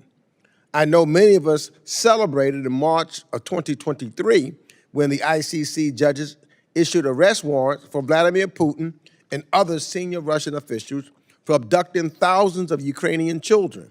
In fact, in the wake of Putin's war in Ukraine, Congress passed legislation to enable the United States to provide financial support to and share information with the ICC to investigate and prosecute Putin and his regime for their heinous crimes. Perhaps my colleagues forgot that despite our very real concerns with the ICC, we do have some real concerns with the ICC and the ICJ, that they can be for good. Also, the former President Taylor of Liberia, when he was prosecuted by the ICC for some heinous crimes that he committed. So let me just say that the United States has, since its inception, opposed and will continue to oppose, in the strongest terms, investigations by the ICC and the ICJ, including with respect to Israel, which overreach into matters for which these courts have no jurisdiction and for which there are already no current U.S. funds being provided. But in the future, should we have a president who seeks to hold war criminals like Vladimir Putin and others accountable in coordination with the ICC and the ICJ, this amendment would complicate such efforts. So we need to preserve our ability to lean on an engagement with the ICC and the ICJ when it is in our interest and justice can be delivered through those mechanisms. So I oppose this amendment, and I yield back the balance of my time. Ranking Member yields back. Representative Self. Along those lines, Ranking Member, if we think back to Desert Storm, when the American Army left the highway of death, left the Iraqi Army in a smoldering heap for miles and miles, I am as concerned about their calling up American soldiers, sailors, airmen, and Marines on charges of to be a war criminal. That is the concern that the United States needs to have, because it is entirely possible, if regardless of our membership, if we fund it, they may take that as authority. I yield back. Anybody else seek recognition? Recognize myself and support. The United States is not a member of the International Criminal Court or party to the Rome Statute, and we know that the ICC has no jurisdiction here, but I do support making sure that no funds go to support the International Criminal Court or the International Court of Justice, including funding provided indirectly through the United Nations coming from the United States of America. In that, do any other members seek recognition? Representative Sherman. I have a number of We are voting on this. Oh, excuse me. No, I seek recognition when it's a chance to offer new amendments. Being no further discussion, the question now occurs on the amendment offered by Representative Self, number 78. All those in favor signify by saying aye. Aye. All those opposed signify by saying no. No. Opinion of the chair, the ayes have it. The amendment is agreed to. I ask for a roll call vote. Roll call vote requested. Pursuant to the chair's previous announcement, this vote will be postponed. Are there any further amendments? Mr. Chairman, I have Amendment 108 at the desk. One moment. I will tell them to put them in after Lawler. We'll put you in after Lawler. Representative Lawler. Mr. Chairman, I have Amendment 108 at the desk. Chair, clerk shall report.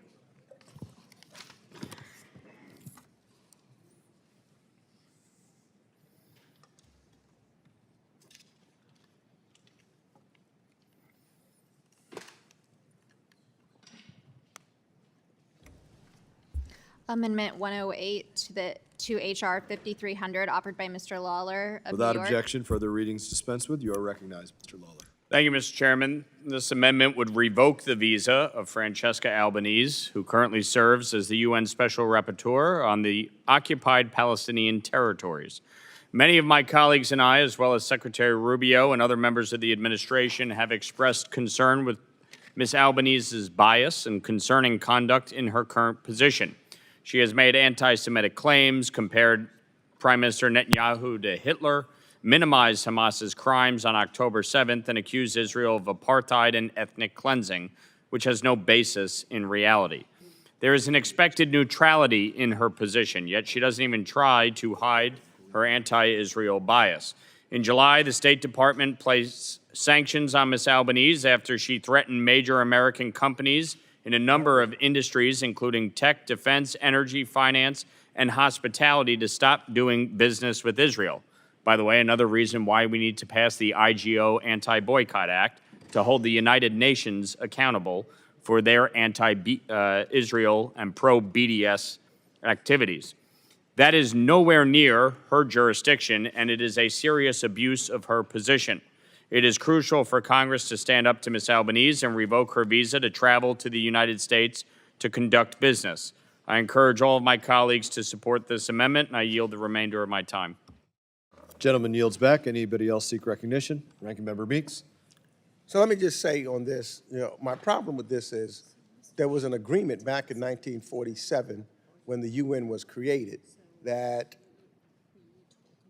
in order for the UN to be in the United States of America, we would allow some people that we don't like to come in to attend the UN meetings. I mean, there's been several people that we didn't like that have come because of that agreement. And this would be in violation of that agreement. And I think that, look, there's folks that come in and I've criticized them once they've gotten here because I don't like what they stand for. But we've had agreement. They have the ability to speak. And I think that the UN should be here, and I want to abide by the agreement that was made to allow the UN to be here in the United States. Otherwise, it might have been someplace else.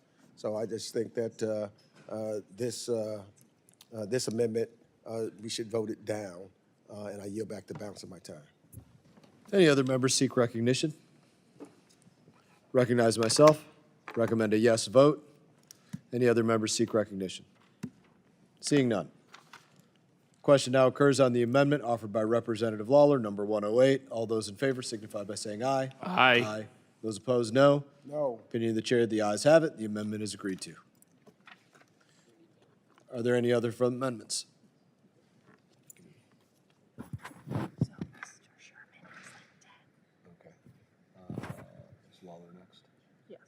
Representative Lawler. Thank you, Mr. Chairman. I have Amendment 101 at the desk. Report, clerk shall report.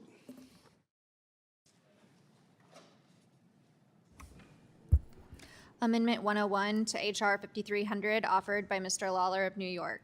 At the appropriate place, insert the following.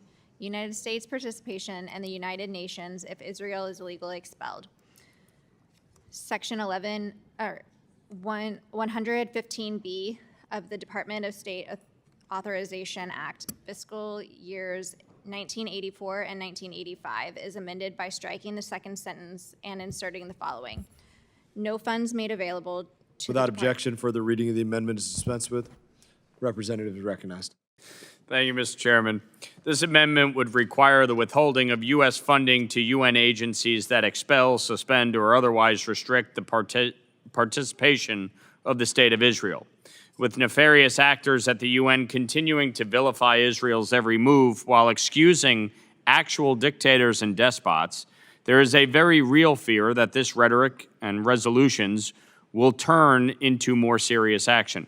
Any attempt by a UN agency to degrade Israel's participation in international forums would be illegal, and no agency conducting this reprehensible behavior should receive a cent from U.S. taxpayers.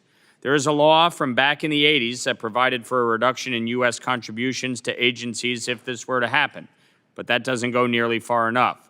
It must be a complete withdrawal of funds, and that is exactly what this amendment seeks to do. The challenge that we're dealing with the United Nations is that they have allowed anti-Israel and anti-U.S. bias and bigotry to dominate every decision and action that they take. And for all the criticism of Israel when it comes to the issue of humanitarian aid and assistance in Gaza, you would think that these same folks would have outrage and condemnation for Russia, a permanent member of the UN Security Council, when it comes to humanitarian aid in Ukraine. And yet not one single one of them says bupkis about it. Nothing. Why don't they work to remove Russia, given Russia's crimes against humanity?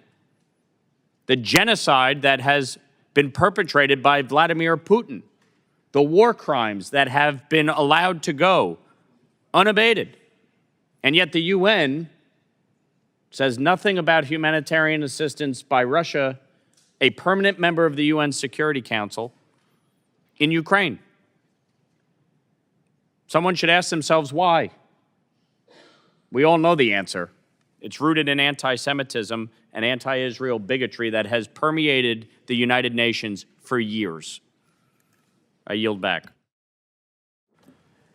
Any other members seek recognition? Ranking Member Meeks. Now, I have long shared my colleague from New York, Mr. Lawler's concerns, and I think all of us, about the bias against Israel at the United Nations. Many of us have spoken out loudly in that regard, and I think that we can continue to do that. But this amendment is a case of cutting off your nose despite your face. Of course, I don't want to see Israel illegally removed from any UN agency. But this amendment creates a case whereby actions of a third party could harm our own agenda and national security. If Israel was inappropriately expelled from an agency, let's just say the WHO or the UNDP or WFP for that matter, just to name a few, should we automatically pull our funding, even if that funding is saving millions of lives somewhere else on the planet? We can help and fight for and stand with our ally Israel, while also serving our own agenda, and that of suffering people all around the world, so that we can make sure that we're saving as many lives everywhere and around the world. So I want to stand by, and I think that we need to be very vocal about what takes place and the bias that is taking place in the UN, but I don't want to cut off my nose despite my face, because I know of the millions of others that are receiving humanitarian aid or other items that are necessary for life itself. And so for that reason, I oppose this amendment. Do any other members seek recognition? Representative Jacobs. Thank you, Mr. Chairman. Just a quick fact check for my friend on the other side of the aisle. There was an effort to expel Russia from the UN. In order to be expelled from the UN, it requires the Security Council to vote. And as you know, Russia has a veto in the Security Council. However, Russia was expelled from the Human Rights Council after their invasion of Ukraine. Similarly, because the United States has a permanent U.S. veto at the Security Council, Israel's expulsion will not and cannot happen against the wishes of the U.S., so this amendment is ridiculous and unnecessary. But what this amendment could do is unravel post-World War II American global leadership and allow a gap for the PRC and Russia to fill. So I urge my colleagues to reject this amendment. I yield back. Do any other members seek recognition? Seeing none. Being no further discussion, the question now occurs on the amendment offered by Representative Lawler, number 101. All those in favor signify by saying aye. Aye. All those opposed, no. No. Opinion of the chair, the ayes have it. The amendment is agreed to. Roll call vote has been requested pursuant to the chair's previous announcement. This vote will be postponed. Yes, we'll do that. Do we have this three? Do you know the three you want? Okay. Representative Sherman is recognized. Thank you, Mr. Chairman. I'll have three amendments, and I'll come back at some other time and do the others. I'll try to move these as Tell quickly us as the possible. amendment so the Number clerk can- 96, number 104, and number 110. 96, 104, and 110. We'll begin with 96, clerk.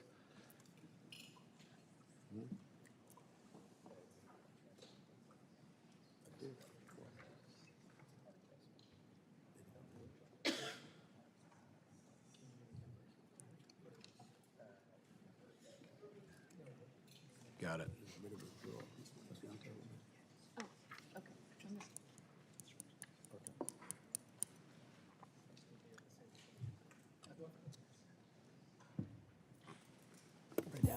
It's not germane, so we'll go through the point of order. I don't know if he wants to pick another one instead. Mr. Chairman, I reserve a point of order. Very good. Why is this not germane? Amendment 96 to HR 5300, offered by Mr. Sherman of Without objection, California. further reading of the amendment is dispensed with. Representative is recognized. Thank you. This bill would add the accountability for terrorist perpetrators of October 7th Act to this bill. That language has already passed by voice vote by this committee last year. We have reintroduced the bill this year in March with my colleagues David Kustoff, House Foreign Affairs Chairman Emeritus Mike McCall, Brad Schneider from Illinois, who is the ranking member of the Middle East Subcommittee, along with the chair of the Middle East Subcommittee, Mike Lawler, and Congresswoman Sarah McBride. In the Senate, this same language has been introduced by Pete Ricketts of Nebraska and Adam Schiff of California. So I'm hoping that it has enough support to pass on a voice vote. This deals with the Popular Resistance Committees, which are the third largest terrorist group in Gaza. The Popular Resistance Committees fully participated in October 7th, and it's time that they joined the other two large terrorist groups in Gaza, Hamas and the Palestinian Islamic Jihad, on the list of designated terrorist groups. The Popular Resistance Committees proudly boasted of their involvement on October 7th, claiming joint responsibility for the murders and massacres. The PRC posts show that the group killed and took hostage quite a number of people on October 7th, including Ohad Yalomi, who was returned to Israel after having been murdered in captivity. Every day we fail to sanction the Popular Resistance Committees is a mistake, and therefore I urge that we add them to the list of sanctioned terrorist organizations and adopt this amendment. Gentleman yields back. Yes. Gentleman yields back. Is there any further discussion? Seeing none. Ask Mr. Smith if he insists on his point of order. Mr. Smith, do you insist on your point of order? Yeah. Chair is prepared to rule. The chair rules that the amendment is in violation of Clause 7 of Rule 16 of the House Rules of the House regarding germaneness. The subject matter of the amendment is not germane to the bill and would amend, that we would amend. It is not germane. I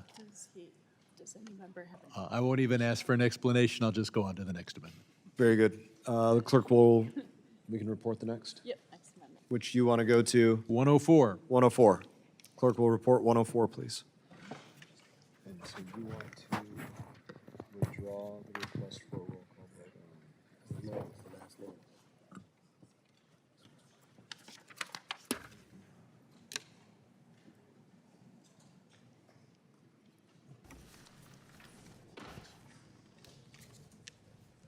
Okay. Amendment 104 to HR 5300, offered Reading by is Mr. dispensed with. Representative is recognized. This amendment would insert the Evan Anzu Memorial Act of 2005 into this bill. Evan Anzu was the first child who died back in February as a result of USAID stopping its provision of medical help. In particular, they halted his HIV drugs, and he died shortly thereafter. Secretary Rubio came before this committee and said right at that table that no one had died as a result of the USAID cuts. So clearly we ought to get a report as to what has been the effect with regard to deaths of the gutting of USAID. According to the Center for Global Development, we're going to see 3.3 million preventable deaths within a year as a result of this dismantling of USAID. And of course, that spends well less than 1% of the federal budget. Boston University School of Public Health estimates that 300,000 people have died already as a result of the funding cuts. A study by UCLA, my alma mater, found that we can anticipate 14 million preventable deaths between now and 2030 if USAID defunding continues. These are just studies from universities. We need a report from the GAO, the Government Accountability Office. This amendment would instruct the Government Accountability Office to report to us how many people have died as of the date of that report as a result of the shutdown of USAID, and how many will die over a 5-year period starting with the date of the shutdown. I would think that my Republican colleagues, if they're confident that Secretary Rubio told us the truth, would want a GAO report. Perhaps that report would indicate that no one has died, or perhaps it would further emphasize the reports of Boston University, UCLA, and others. So let's find out what is the cost in human lives of the gutting of USAID, and let us adopt this amendment. Gentleman yields back. Yes. Any other members seek recognition? Seeing none. There being no further discussion, the question now occurs on the amendment offered by Representative Sherman, number 104. I recommend a no vote. All those in favor signify by saying aye. Aye. All those opposed, no. No. Opinion of the chair, the noes have it. Recorded The amendment vote. is not agreed to. A recorded vote has been requested pursuant to the chair's previous announcement. This vote will be postponed. Before we move to your next vote, Mr. Sherman, I ask unanimous consent to vacate the recorded vote on Lawler number 108, which was asked for a little while ago. Any objection to not having a recorded vote on 108? Without objection, so ordered. Mr. Sherman, which amendment? Number 110. Sherman 110, clerk.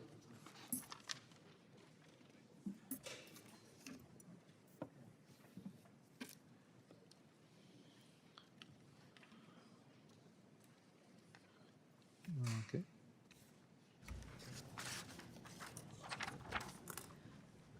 Amendment 110 to H.R. 5300, offered by Mr. Without Sherman. objection, the reading is dispensed with. Representative Sherman, you're recognized. The issue before us is whether we should have a United States Congress that is more than an often ignored advisory body to the executive branch. When we pass a law, is that a recommendation, or is it something that the President of the United States and the executive branch are obliged to follow and implement to the best of their ability? We're here working on this package of legislation. I would hope that whatever we pass would be regarded as law and not just a press release. So what this amendment does is it requires that when the Congress appropriates funds for purposes outlined in this act, that those funds need to be expended as best the executive branch can without being impounded or diverted. We shouldn't need to put this into our bill, but anything we can do to make it plain that we do not regard ourselves as merely an advisory body, and that when Congress determines that we are instructing the executive branch to spend a certain amount of money to achieve a certain foreign policy objective or to fund a particular program, that we demand that that exactly happen. Otherwise, why do we bother to authorize or appropriate if everything's just optional with the executive branch? I have read the U.S. Constitution often. I think it's simply basic that Congress would require that when we pass a law, it be adhered to. And I would hate to think that we would take the position that if the president is of our particular political party, we want that president to just be a dictator, decide on their own what to do, and ignore what Congress authorizes or appropriates. I want Democratic and Republican presidents, and I hope that this bill is law when we have a Democratic president. I want presidents of both parties to feel that laws are something to be executed to the full faith and capacity of their administration. Seeing no one seeking time, I yield back. Gentleman yields back. Do any other members seek recognition? Seeing none. Question now occurs on the amendment offered by Representative Sherman, number 110. I recommend a no. All those in favor signify by saying aye. Aye. All those opposed, no. No. Opinion of the chair, the noes have it. The Recorded amendment is not vote. agreed to. A recorded vote has been requested pursuant to the chair's previous announcement. This vote will be postponed. Representative Moylan, I believe you have an amendment.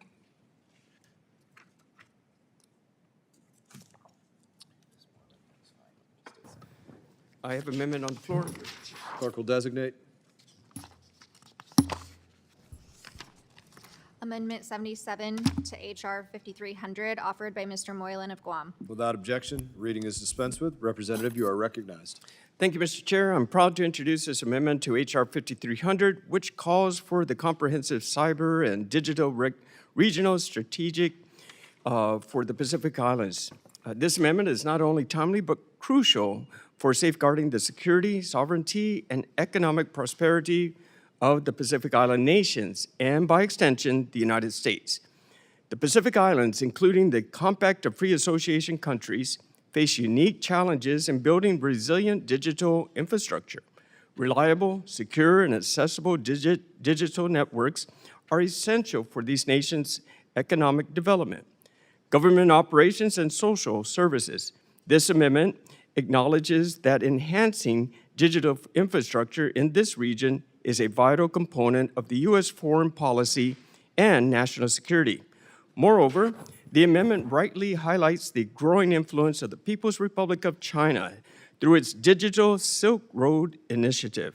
China's expanding digital footprint poses significant risks, from cyber vulnerabilities to disinformation campaigns that threaten to undermine the stability, sovereignty of these nations. It is imperative that the United States responds with a clear strategy to support Pacific Island countries in developing secure and trusted internet infrastructure, countering malign influence, and building cyber resilience. The requirement for a detailed report by the Assistant Secretary of Cyberspace and Digital Policy in coordination with the Assistant Secretary of East Asian and Pacific Affairs will provide Congress with a comprehensive assessment of current efforts and gaps.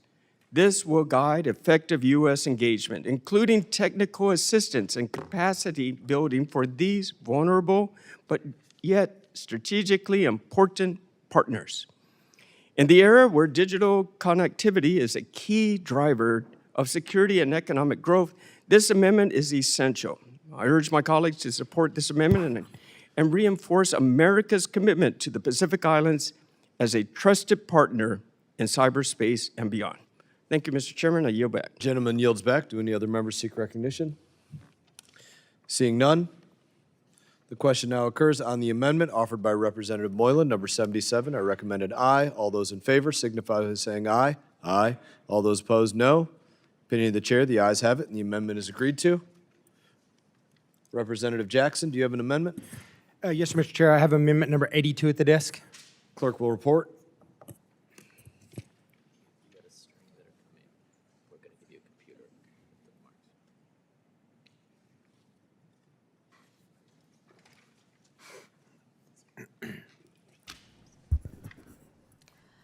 Amendment 82 to H.R. 5300, offered by Mr. Jackson of Texas. Without objection, further reading is dispensed with. Representative Jackson, you are recognized.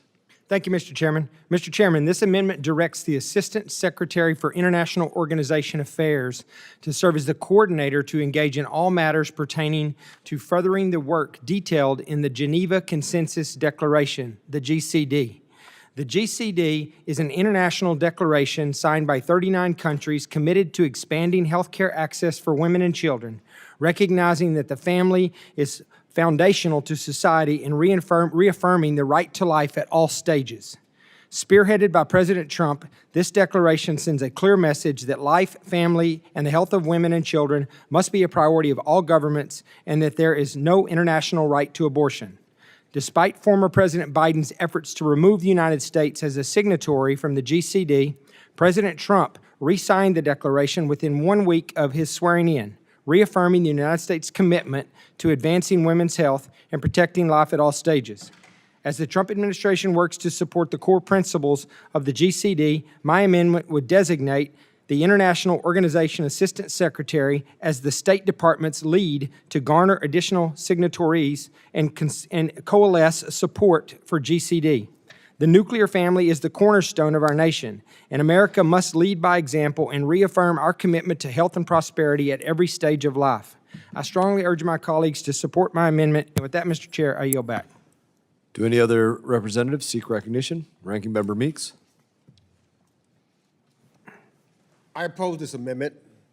It directs the Assistant Secretary of State for International Organization Affairs to promote anti-LGBTQI and anti-reproductive rights policies in the name of national sovereignty. The Geneva Consensus Declaration promoting women's health and strengthening the family, also known as the Geneva Consensus Declaration, was neither negotiated in Geneva nor by consensus.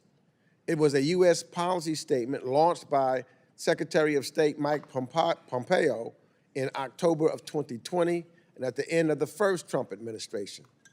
Early adopters of the GCD, like Uganda, have gone on to pass laws allowing for the death penalty for same-sex couples while simultaneously being heralded as a GCD leader.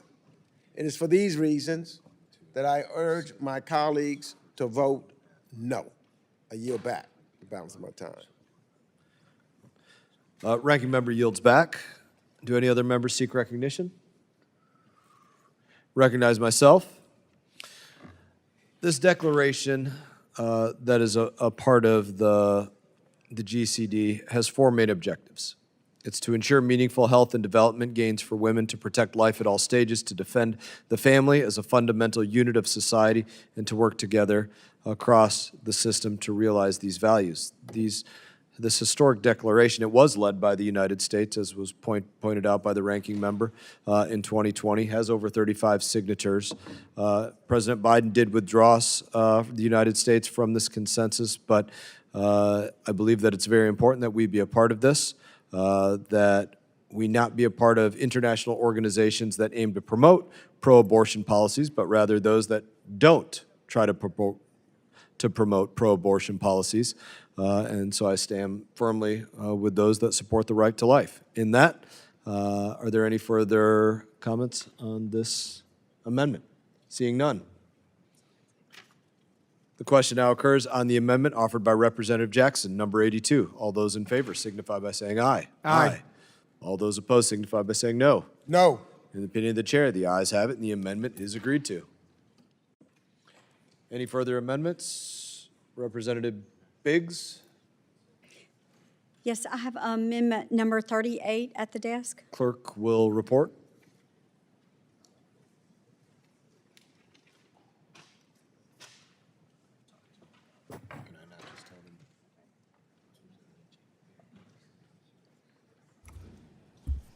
Amendment 38 to H.R. 5300, offered by Ms. Biggs of South Carolina. Without objection, further reading is dispensed with. Representative is recognized for 5 minutes.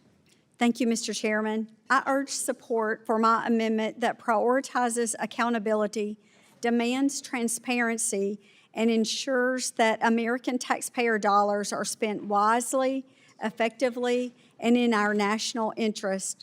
For far too long, the United Nations and its many agencies have operated with what can only be described as a lack of effective oversight. Our constituents, the hardworking men and women of this country, deserve to know where their money is not being wasted on bureaucratic bloat, mission creep, or political agendas that run contrary to our own. A prime example of this fiscal irresponsibility is the UN's compensation structure. As the largest contributor to the UN system, the U.S. should not be footing the bill for the excessive salaries of bureaucrats. UN salaries are often 10 to 20% above equivalent U.S. civil service salaries. This is an unreasonable overcompensation that has serious financial implications, amounting to hundreds of millions of dollars a year. This is a direct waste of our taxpayer money. We simply cannot continue to accept this level of financial disconnect. This amendment also establishes a new standard for American funding. It mandates a clear and comprehensive review of the financial practices of every international organization that receives American funding. This is a common sense measure. The United States is not a blank check. This amendment gives us the power to act. It explicitly authorizes the withholding of funds from organizations that fail to adopt sound financial practices. This is a tool for accountability that sends an unambiguous message. If you want a partnership with the United States, you must operate with transparency and fiscal integrity. Finally, and perhaps most importantly, this amendment insists on our place at the table by requiring the United States to actively seek a seat on the UN Board of Auditors. We ensure that budgets are planned correctly, risks are mitigated, and that every dollar is accounted for. Ultimately, this amendment is about restoring trust and is a vital step toward a more accountable, more transparent, and more effective United Nations. And I urge my colleagues' support for my amendment, and I yield back the balance of my time. Representative yields back. Do any other members seek recognition? Seeing none, the question now occurs on the amendment offered by Representative Biggs, number 38. I recommend a yes. All those in favor signify by saying aye. Aye. All those opposed, no. Opinion of the chair, the ayes have it, and the amendment is agreed to. Representative Shreve, are you here? Representative Shreve is not here. Representative Luna, not here right now. Representative Mills. Representative Mills. Do you have an amendment at the desk? Yes, I have an amendment at the desk. Number 74. Correct. Clerk shall report. Amendment 74 to H.R. 5300, offered by Mr. Mills of Florida. Without objection, further reading is dispensed with. Representative is recognized. Thank you, Mr. Chairman. My amendment creates a comprehensive, continuously updated database to be managed by the Assistant Secretary for International Organization Affairs, the IO Bureau, to track all contributions to international organizations, particularly in the UN system. Congress currently receives an annual report on all U.S. contributions to the UN. However, the current process is extremely inefficient.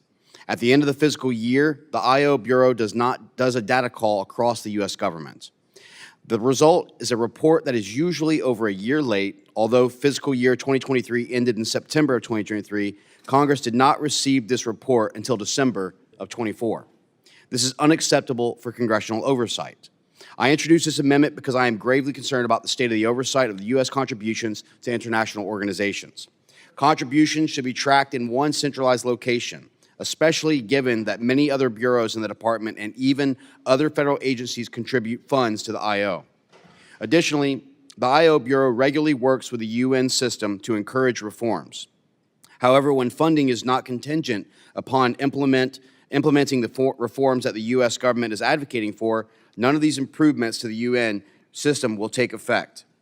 Congress has an opportunity to ensure reforms to the UN system are adopted, including better oversight of financial contributions, increased whistleblower protections, greater transparency and accountability, ensuring that timely oversight of contributions occur and is paired with the needed reforms all housed within the same bureau is the first step.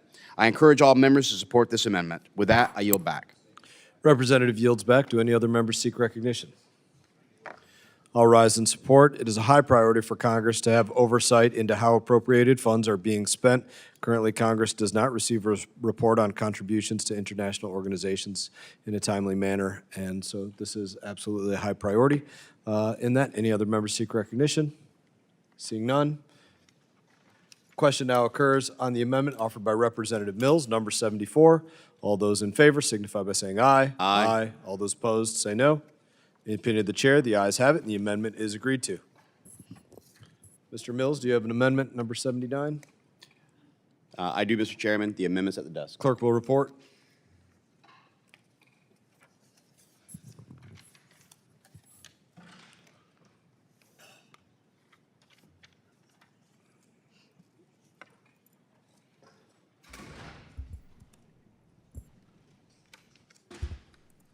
Amendment 79 to H.R. 5300, offered by Mr. Mills of Florida. Without objection, further reading is dispensed with. Representative Mills, you're recognized. Thank you, Mr. Chairman. Far too long, America's acquiesced as the United Nations agenda has become increasingly radically left, actively working against U.S. interests in every way. Unfortunately, the United States is the largest contributor to the United Nations, funding between 40 to 60% of the budget of the UN specialized agencies, funds, and programs.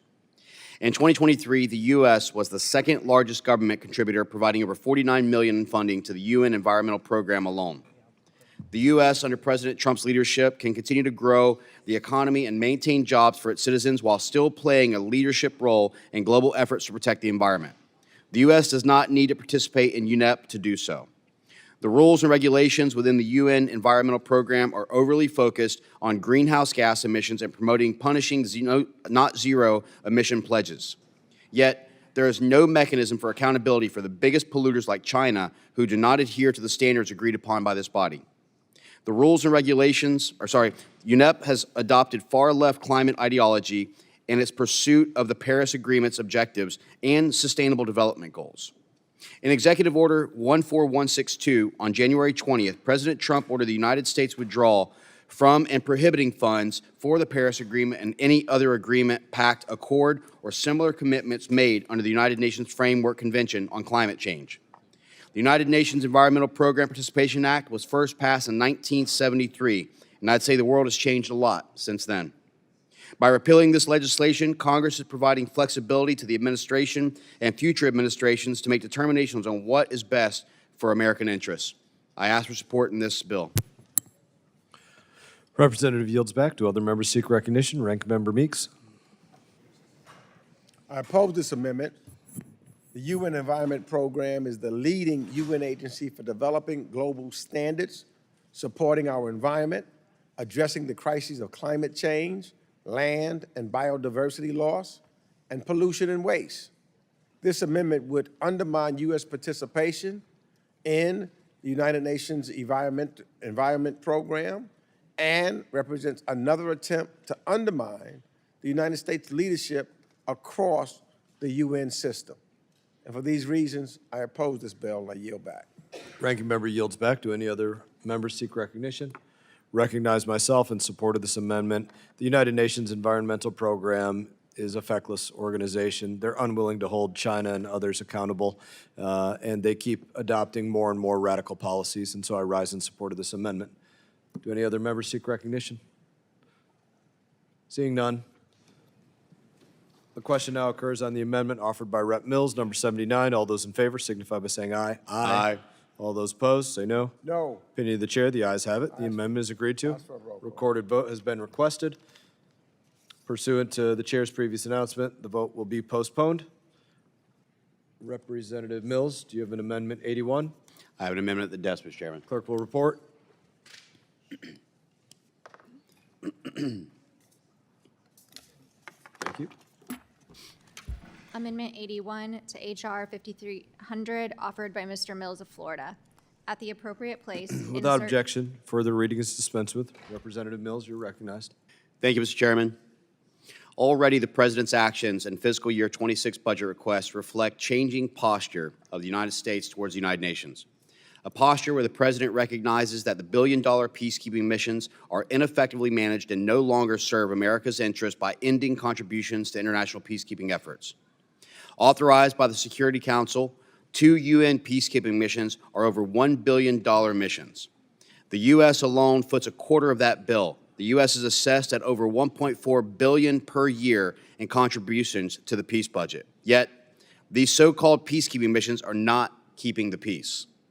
After operating for a decade in Mali, MINUSMA failed to combat the terrorist factions in the region and was terminated when the host country withdrew consent over frustrations of the mission's failures. These peacekeeping missions regularly get renewed each year, almost like it's on autopilot. Despite some of the missions like UNIFIL in Lebanon having interim its name, the mission was first established in 1978, over 45 years ago. Not much for an interim. President Trump rightly pursued the final renewal of UNIFIL given its failures to significantly reduce Hezbollah's capability in southern Lebanon. UNIFIL will now terminate at the end of 2026 due to President Trump's leadership. My amendment ensures that the State Department from here on out provides an in-depth assessment to Congress of the progress made in each peacekeeping mission authorized by the United Nations Security Council prior to mission renewal. If the department assesses that no progress has been made in the preceding year, the Assistant Secretary for International Organization Affairs and USUN ambassador are authorized to seek to build international support to terminate that mission and may withhold fundings on further mission. We should not accept these costly and ineffective missions continuing on its perpetuity. A thoughtful and deliberate assessment is well warranted. I encourage all my members to support this amendment as we move forward on President Trump's agenda. With that, I yield back. Gentleman yields back. Do any other members seek recognition? Yes. Ranking Member Meeks. I oppose this amendment because peacekeeping operations are very important. And this amendment delegates too much power, in my opinion, to an assistant secretary. Every month, the State Department Bureau of International Organization Affairs briefs the Congress on UN peacekeeping operations. Every month, in a bipartisan fashion, our staff advise the State Department on how to improve and support peacekeeping. This undermines that, and I think that, as a result, we need to oppose this amendment, and I yield back the balance of my time. Ranking Member yields back. Do any other members seek recognition? I will recognize myself in support. There are 11 peacekeeping missions authorized by the United Nations Security Council. 2 of them have budgets over $1 billion, like the mission in South Sudan, the mission in the Democratic Republic of Congo. there may be an opportunity to get behind a mission, but we should not be getting behind missions, certainly, that do not have a real plan in place to get to mission accomplished. And we end up just having to, essentially what the Representative Mills said, they end up becoming on autopilot, getting reauthorized year after year after year. The United States of America generally paying the bulk of that over every other country, and they just continue. And there's never a real plan to actually reach mission accomplished, which is a failure in and of itself. So again, I rise in support of your request for this report. And in that, do any other members seek recognition? Seeing none. The question now occurs on the amendment offered by Representative Mills, number 81. All those in favor signify by saying aye. Aye. All those opposed signify by saying no. No. Opinion of the chair, the ayes have it. The amendment is agreed to. Ask for a roll call. Roll call vote has been requested pursuant to the chair's previous announcement. This vote will be postponed. And Representative Mills, do you have another amendment, number 73? That's correct, Mr. Chairman. The amendment's at the desk. Clerk will report.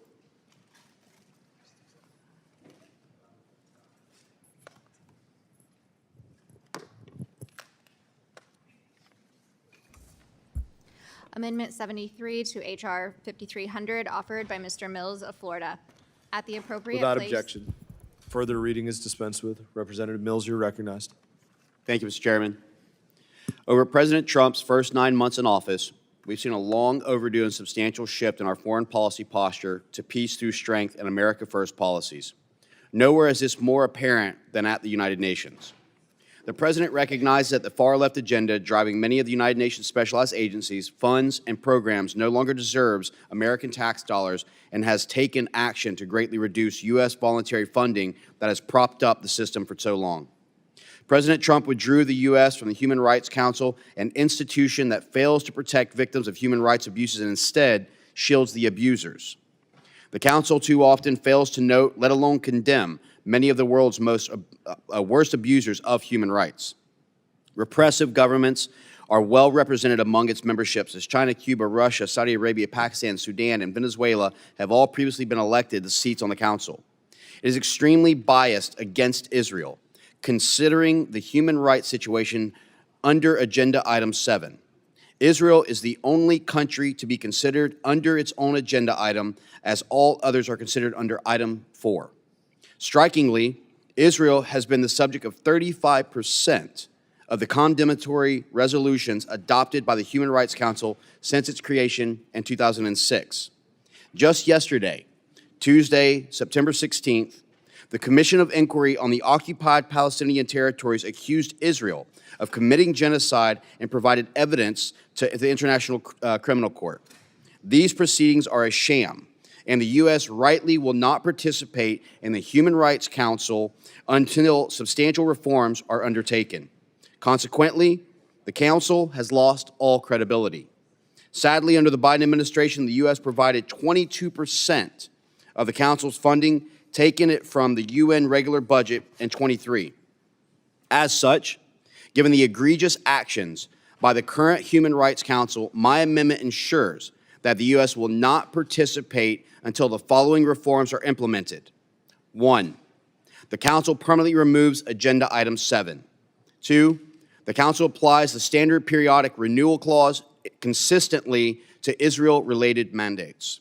3, the UN General Assembly institutes reforms to ensure U.S.-designated state sponsors of terrorism are denied membership to this Council. 4, the election process of the Council is reformed to increase the standards for member states to be elected and make removals easier. And lastly, the Council protects victims from retaliation when they speak out against human rights violations in their countries.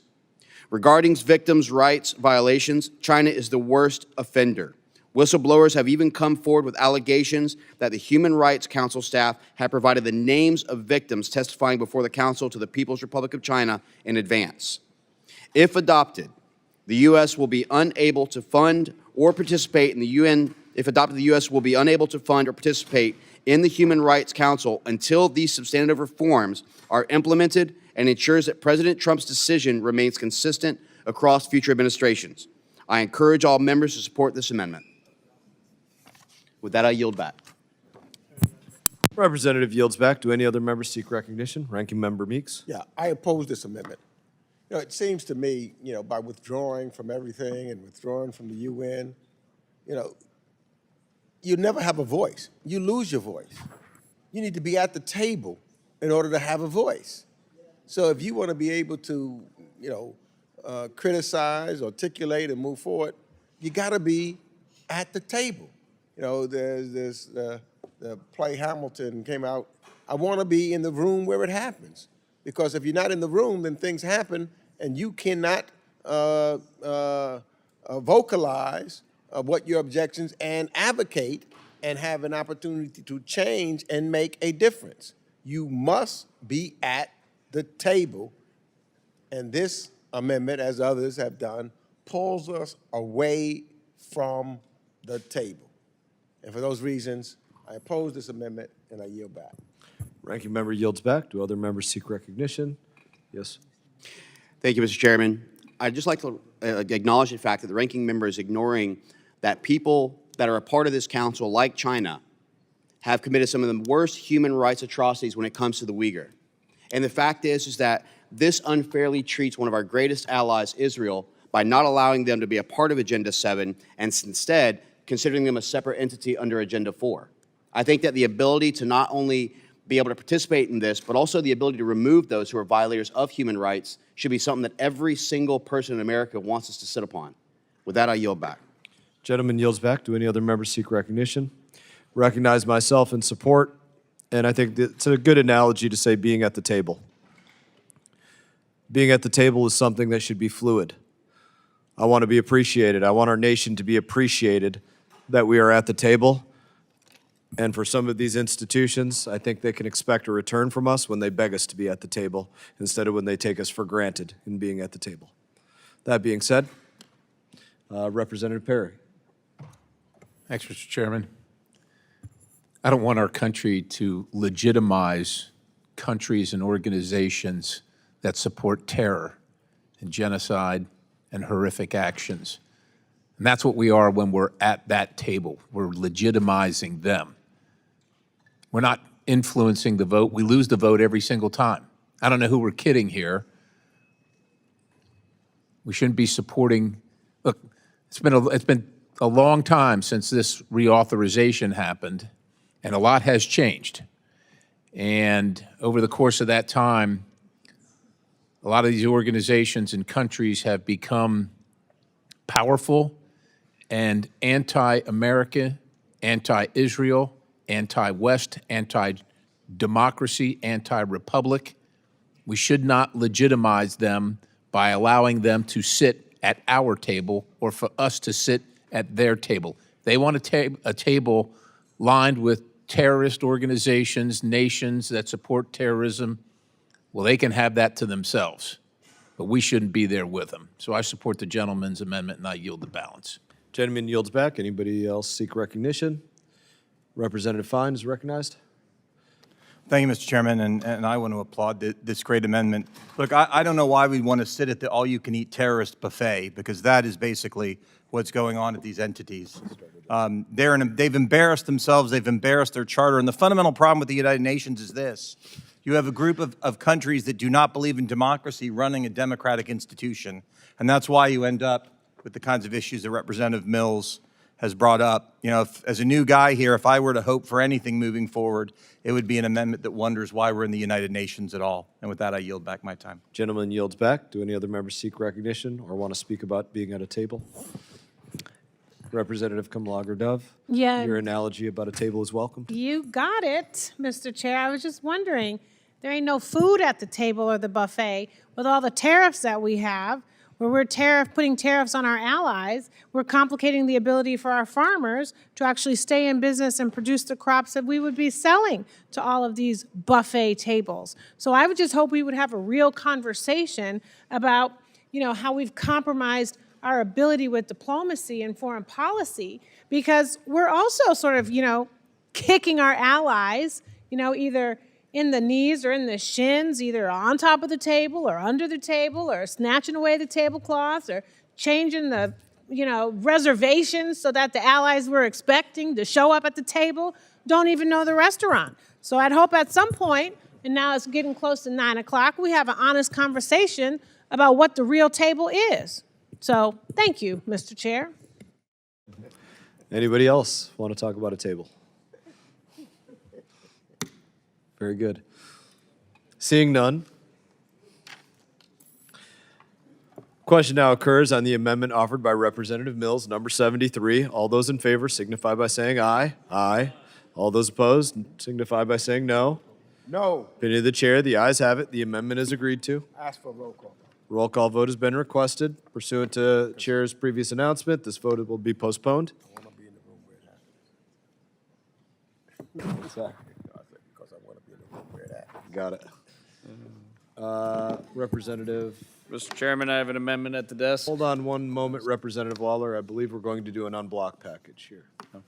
No, we did some work together. Thank you. You're welcome. Thank you.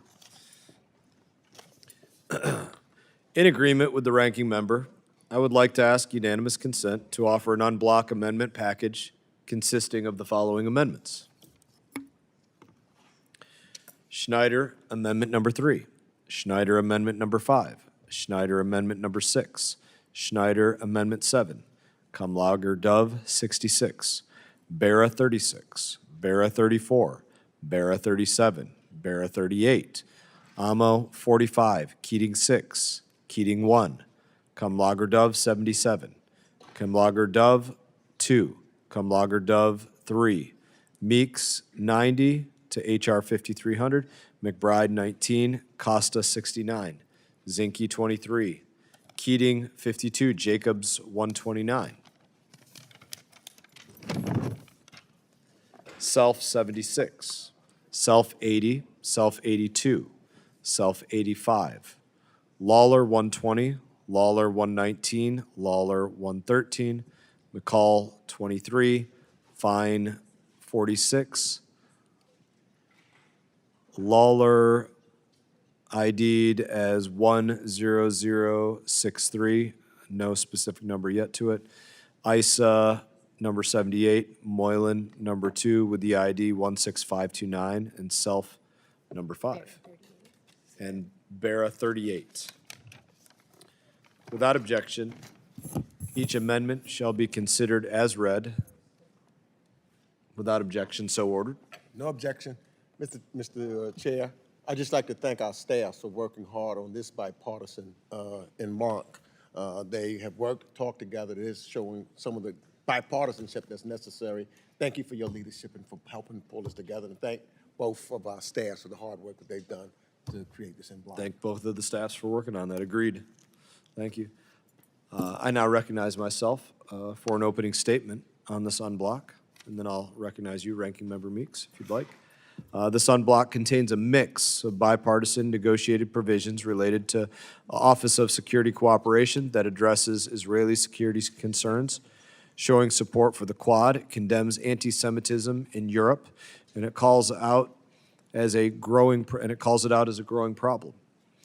Provides support to Taiwan's 10 remaining diplomatic allies. Authorizes the Secretary of State that establishes a mission for the Gulf Cooperation Council in D.C., and it gives a sense of Congress that highlights the unreliability of the Hamas-run Gaza Health Ministry. The point of this policy bill, it puts forward sound policy that not only puts America first, but shows support for our allies and our partners while deterring our adversaries. Ranking Member Meeks, do you have any comments? Just what I said before. I think that this is how we can do things, and we do things, quite frankly, in a bipartisan way often.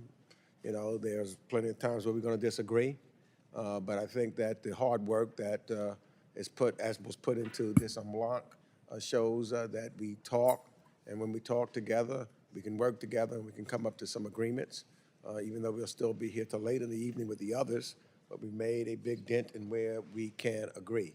And so I thank the staff again for on both sides of the aisle, and I thank the chairman for working to make sure that we get this done. I yield back the balance of my time. Ranking Member yields back. Do any other members seek recognition? Ranking Member Kane.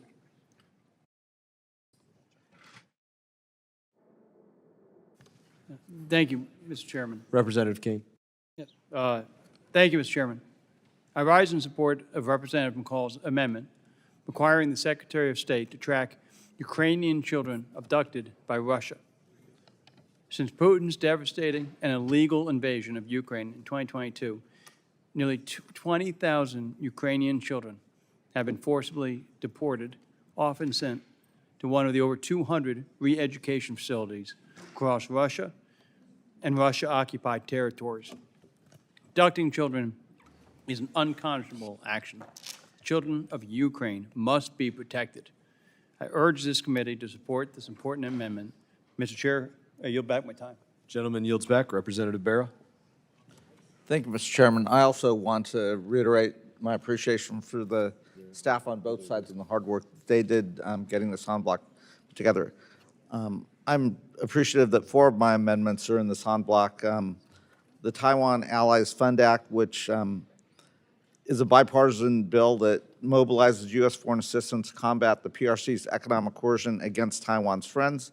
This is a bipartisan bill led by Ranking Member Krishnamurthy and Chairman Molinar on the Select Committee on the CCP and has the support of members on both sides of the aisle. Specifically, I'd like to thank Representatives Johnson, Moylan, Stanton, and Baumgartner for co-sponsoring this amendment. Also want to thank you for including the Taiwan Transit Act, Bear Amendment 36, which prohibits any funds made available by this act from being used to prohibit, prevent, delay, or otherwise impede routine transits by officials of Taiwan through the United States. I was concerned about reports that Taiwan President Lai's planned transit through New York was potentially going to be canceled. Again, this makes Congress, gives Congress the clear responsibility to make clear that no administration should chip away at our commitments to Taiwan.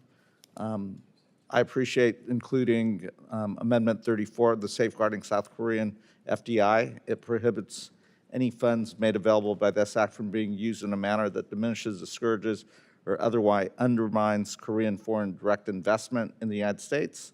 The Republic of Korea is one of our closest and most reliable allies, and Korean companies are making historic investments in the U.S. manufacturing and shipbuilding sector. We need to continue to do that. That's consistent with where President Trump's priorities lie. And in fact, on September 14th, President Trump posted on Truth Social, "I don't want to frighten off or disincentivize investment into America by outside countries or companies. We welcome them, we welcome their employees, and we are willing to proudly say we learn from them and do even better than them at their own game, sometimes into the not too distant future." So this helps do some damage control from the raid that took place in Georgia, and again, continues to encourage investment from Korea. And again, Mr. Chairman, I want to thank you for including Amendment 37, limiting changes to the Mutual Defense Treaty with Korea. This is a bipartisan bill that we've had in the past that prohibits the president from taking action to change the longstanding United States policy with respect to the Mutual Defense Treaty between the United States and Korea unless the Secretary of State submits a certification that the change is in the national interest of the United States. So again, Mr. Chairman, I appreciate the hard work of the staff and that you and the ranking member were able to get this put together on block. Thank you. Thank you, Representative Barra. Representative Baird, did you want to be recognized? Were you asking to be recognized? Thank you, Mr. Chairman and Ranking Member. My amendment, the No Official Palestinian Entry, or the NOPE Act, updates existing U.S. funding prohibition to include any UN organization that gives any status, right, privilege beyond observer status to the Palestinian Authority or the Palestinian Liberation Organization. These entities have continued to commit egregious acts of terrorism and human rights atrocities. Current U.S. law Baird, prohibits our can you tax pause dollars for one from moment? funding any UN. Pause for one moment, sir. Representative Baird. Do you want to ask him if he's speaking on the unblock? Were you speaking on the unblock just now? No, I was speaking on my amendment. We're going to finish speaking on the unblock, and then we'll go to that. All right? I saw you raise your hand. I thought you wanted to be recognized on the unblock. Representative Lawler. Thank you, Mr. Chairman. I want to thank the chairman and the ranking member for agreeing to include 4 amendments in this en bloc. The first is the Indo-Pacific Treaty Organization Act, which would establish a report to evaluate the feasibility of a NATO-style security framework for the Indo-Pacific region. The report would assess current security challenges posed by the Chinese Communist Party and North Korea and explore whether a formal multilateral defense agreement among the United States and Indo-Pacific allies could serve as a credible deterrent to further aggression in the region. There is no question that China and North Korea are only growing bolder in their efforts to destabilize the Indo-Pacific, and it is certainly time to evaluate how best to combat this and how we can work with our allies to do just that. In addition, we have the Gulf Cooperation Council, which would allow the GCC to establish a mission to the U.S. to be located in D.C. GCC member states include Gulf partners Bahrain, Kuwait, Oman, Qatar, Saudi Arabia, and the UAE. 6 countries that our government is actively working to strengthen ties and security partnerships with. Establishing a GCC mission in Washington would provide a centralized diplomatic channel, facilitating multilateral dialogue between the U.S. and the Gulf region. It would complement our bilateral relationships with individual GCC member states while providing a forum for regional coordination and engagement on matters of shared interest. It is a step towards institutionalizing a partnership that has grown more complex, more interdependent, and more vital to global stability. In addition, we have the Iran Accountability Database. This database would include a list of international organizations of which Iran is a member and the amount that the United States contributes to each such organization on an annual basis. It would also include information on the amount of trade Iran does with some other countries. It requires this database to be updated on an annual basis. Iran is the single most destabilizing actor in the Middle East, creating a volatile regional environment even as its neighbors strengthen partnerships with the U.S. and our allies. Establishing an Iran accountability database at the State Department will ensure the executive branch, members of Congress, and the public are kept up to date on organizations and countries that continue to do business with Iran despite its activities. It is my hope that some transparency here will guide these entities to change their behavior. And finally, I have an amendment that will establish the Office of the Security Coordinator within the United States Embassy in Israel. This office is essential for advancing U.S. national security interests and promoting regional stability in one of the most complex and strategically important areas in the world. The United States has long stood as Israel's most steadfast ally, committed to ensuring its safety and territorial integrity. The Office of the Security Coordinator further reinforces our support for Israel's security and will help ensure peaceful engagement with the Palestinians now and into the future. This office is uniquely positioned to carry out this critical mission. Specifically, the Office of the Security Coordinator facilitates coordination and cooperation on mutual security matters between Palestinian security forces and the government of Israel.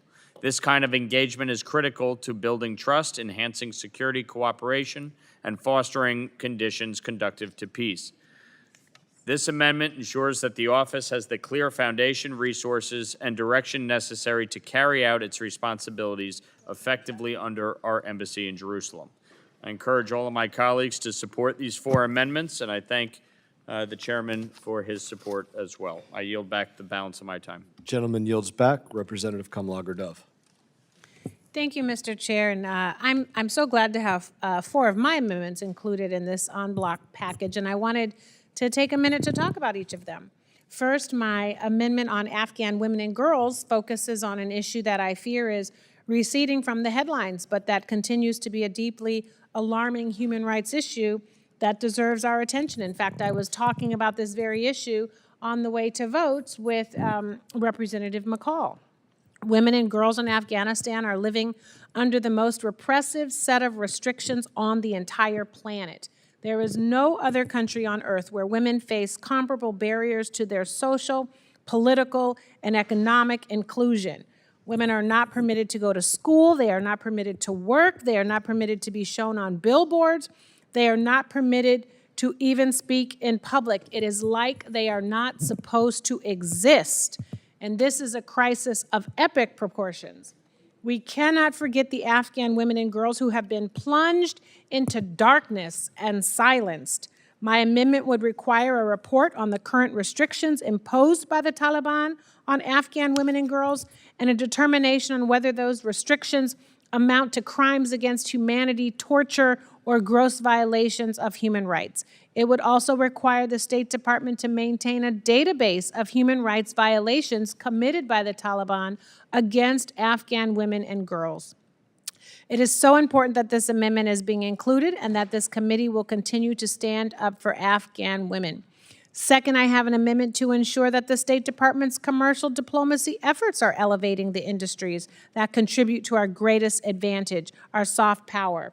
When you travel abroad, what determines how familiar the people are with Americans and American culture? Oftentimes it's whether they have access to American movies, film, TV, music, and art. Sometimes I think some of us want to be on these movies and in this TV and part of the art. But that access is a direct result of addressing tariff and non-tariff barriers for the American companies that showcase those features, and that the State Department should help support their market entry. As I said earlier today, cultural diplomacy is our secret sauce, and our commercial diplomacy should help advance it. This amendment ensures our State Department will do just that, and I thank my colleagues for supporting it. Thirdly, I'm glad to see this committee adopt my amendment calling on President Trump to attend the Quad Leaders Summit in November. When I first became the ranking member of SCA, I was so excited to work on bipartisan issues like the U.S.-India relationship and the Quad. And then 9 months later, this administration has brought the U.S.-India relationship to its lowest point in modern history, slapping India with 50% tariffs out of nowhere. You know, 1 out of every 5 people on the planet is Indian. So that's serious. And it would be a major blow to our strategic posture in the Indo-Pacific if the Quad Leaders Summit goes forward without us at the table, y'all, or if it doesn't even happen at all. We cannot let ego derail the important progress we have made to deepen this multilateral partnership. So I am so glad that this committee will speak with one voice in emphasizing the importance of the Quad and the importance of Trump's attendance at the upcoming Leaders Summit. Finally, I thank the chair yet again for including my Central Asian connectivity strategy, which aims to enhance regional connectivity in Central Asia to strengthen U.S. relationships with Central Asian partners, create market opportunities for U.S. businesses, reduce dependence on trade links through Russia, and counter malign PRC influence in the region. This strategy will guide the work of the Central Asian Connectivity Task Force that is included in the base text. Our Central Asian partners are located in a difficult neighborhood surrounded by Russia, China, Iran, and Afghanistan, and they are looking to reduce their dependence on their neighbors. They want to be at a different table. And the task force and my strategy helps us support them in doing so. I thank the chair for including all 4 of my amendments, and I yield back. Gentlelady yields back.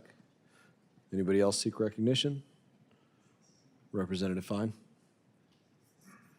Well, thank you, Mr. Chairman, and I want to thank you for including my amendment in this package, my first at bat on this. And what I would say is that anti-Semitism has many effects, and one of them is that it tends to be a leading indicator of the decline of civilization. If you look throughout our history, thousands of years of anti-Semitism, unfortunately, you will generally find it is not the sole issue that will plague a society. It generally is the early onset of what will bring it to its knees. And in recent years, we've seen an explosion in the amount of anti-Semitism in Europe. For those who don't know, obviously we know the Holocaust, but France, for example, remains the 3rd largest population of Jews in the world after Israel and the United States. And there and in other countries in Europe, we have seen an explosion in anti-Semitism. That, if history is any guide, could lead in ultimately a decline to Western civilization that originated in Europe. What my amendment does, and I thank you for including, is it would direct the Assistant Secretary, or the Assistant Secretary for European and Eurasian Affairs,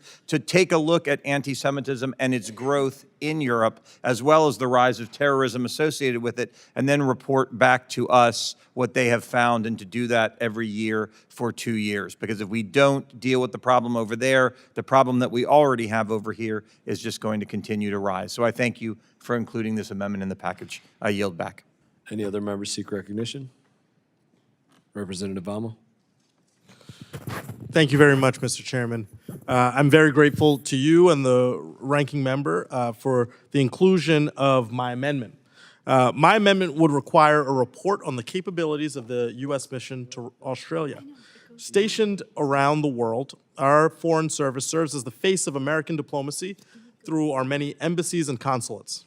They work with foreign governments at the local and federal level, provide cultural activities and jobs to our local partners, and represent our country and our values across the world.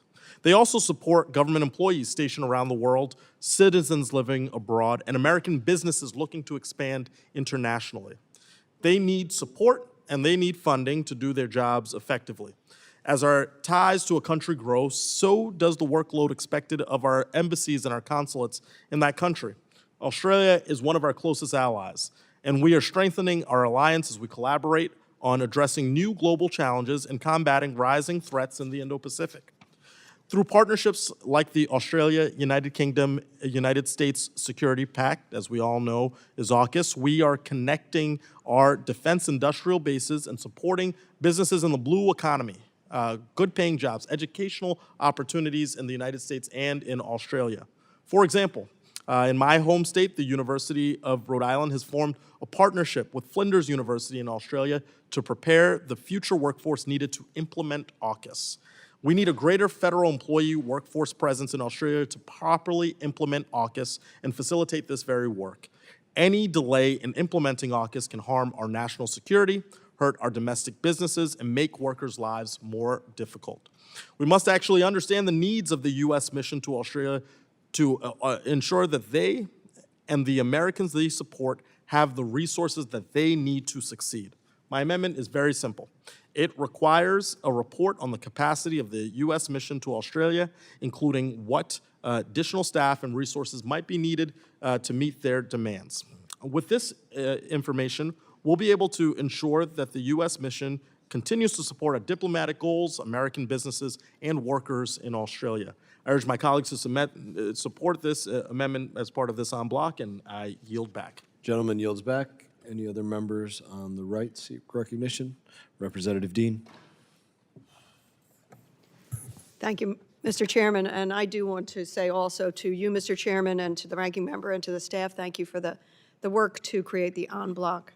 I want to rise in support of McCall Amendment 23, which requires the State Department to report to Congress on the abduction and forcible transfer of Ukrainian children by Russia and identify relevant sanctions in response to these abductions. I thank my colleague and our former chairman for offering this important amendment. It has been more than 3.5 years since Russia's illegal full-scale invasion of Ukraine. As part of this brutal campaign, Russia has abducted and forcibly transferred Ukrainian children. The Ukrainian government has identified nearly 20,000 Ukrainian children who have been abducted by Russia, but officials believe that number might be much higher. This is an issue close to my heart, but it is also an issue close to my district's heart, as suburban Philadelphia is home to many Ukrainian Americans, and they are heartbroken for this war and, of course, over the children. I, along with many of our colleagues, some of them here, have written to this administration urging them that for the return of all Ukrainian children to their parents or guardians, and it must be secured as a precondition to any ceasefire agreement. Russia has systematically targeted vulnerable children, including orphans, children with disabilities, those with low-income families, and ones with parents in the military. How horrid. In addition to being forcibly transferred from their homes, more than 8,000 have been relocated into re-education camps in Russia, Belarus, or Russian-held territories, promoting Russian patriotic or military education and denying Ukrainian history, identity, culture, and their families. These actions constitute war crimes and crimes against humanity, designations affirmed by the State Department and UNHRC in 2023. This has continued for far too long. We and this administration must do everything in our power to secure the return of the Ukraine's children. I encourage all our colleagues to join me in supporting this amendment by Mr. McCall, and I yield back. Gentlelady yields back. Any other members? Representative Self. Thank you, Mr. Chairman. I'll comment briefly on my 4 amendments.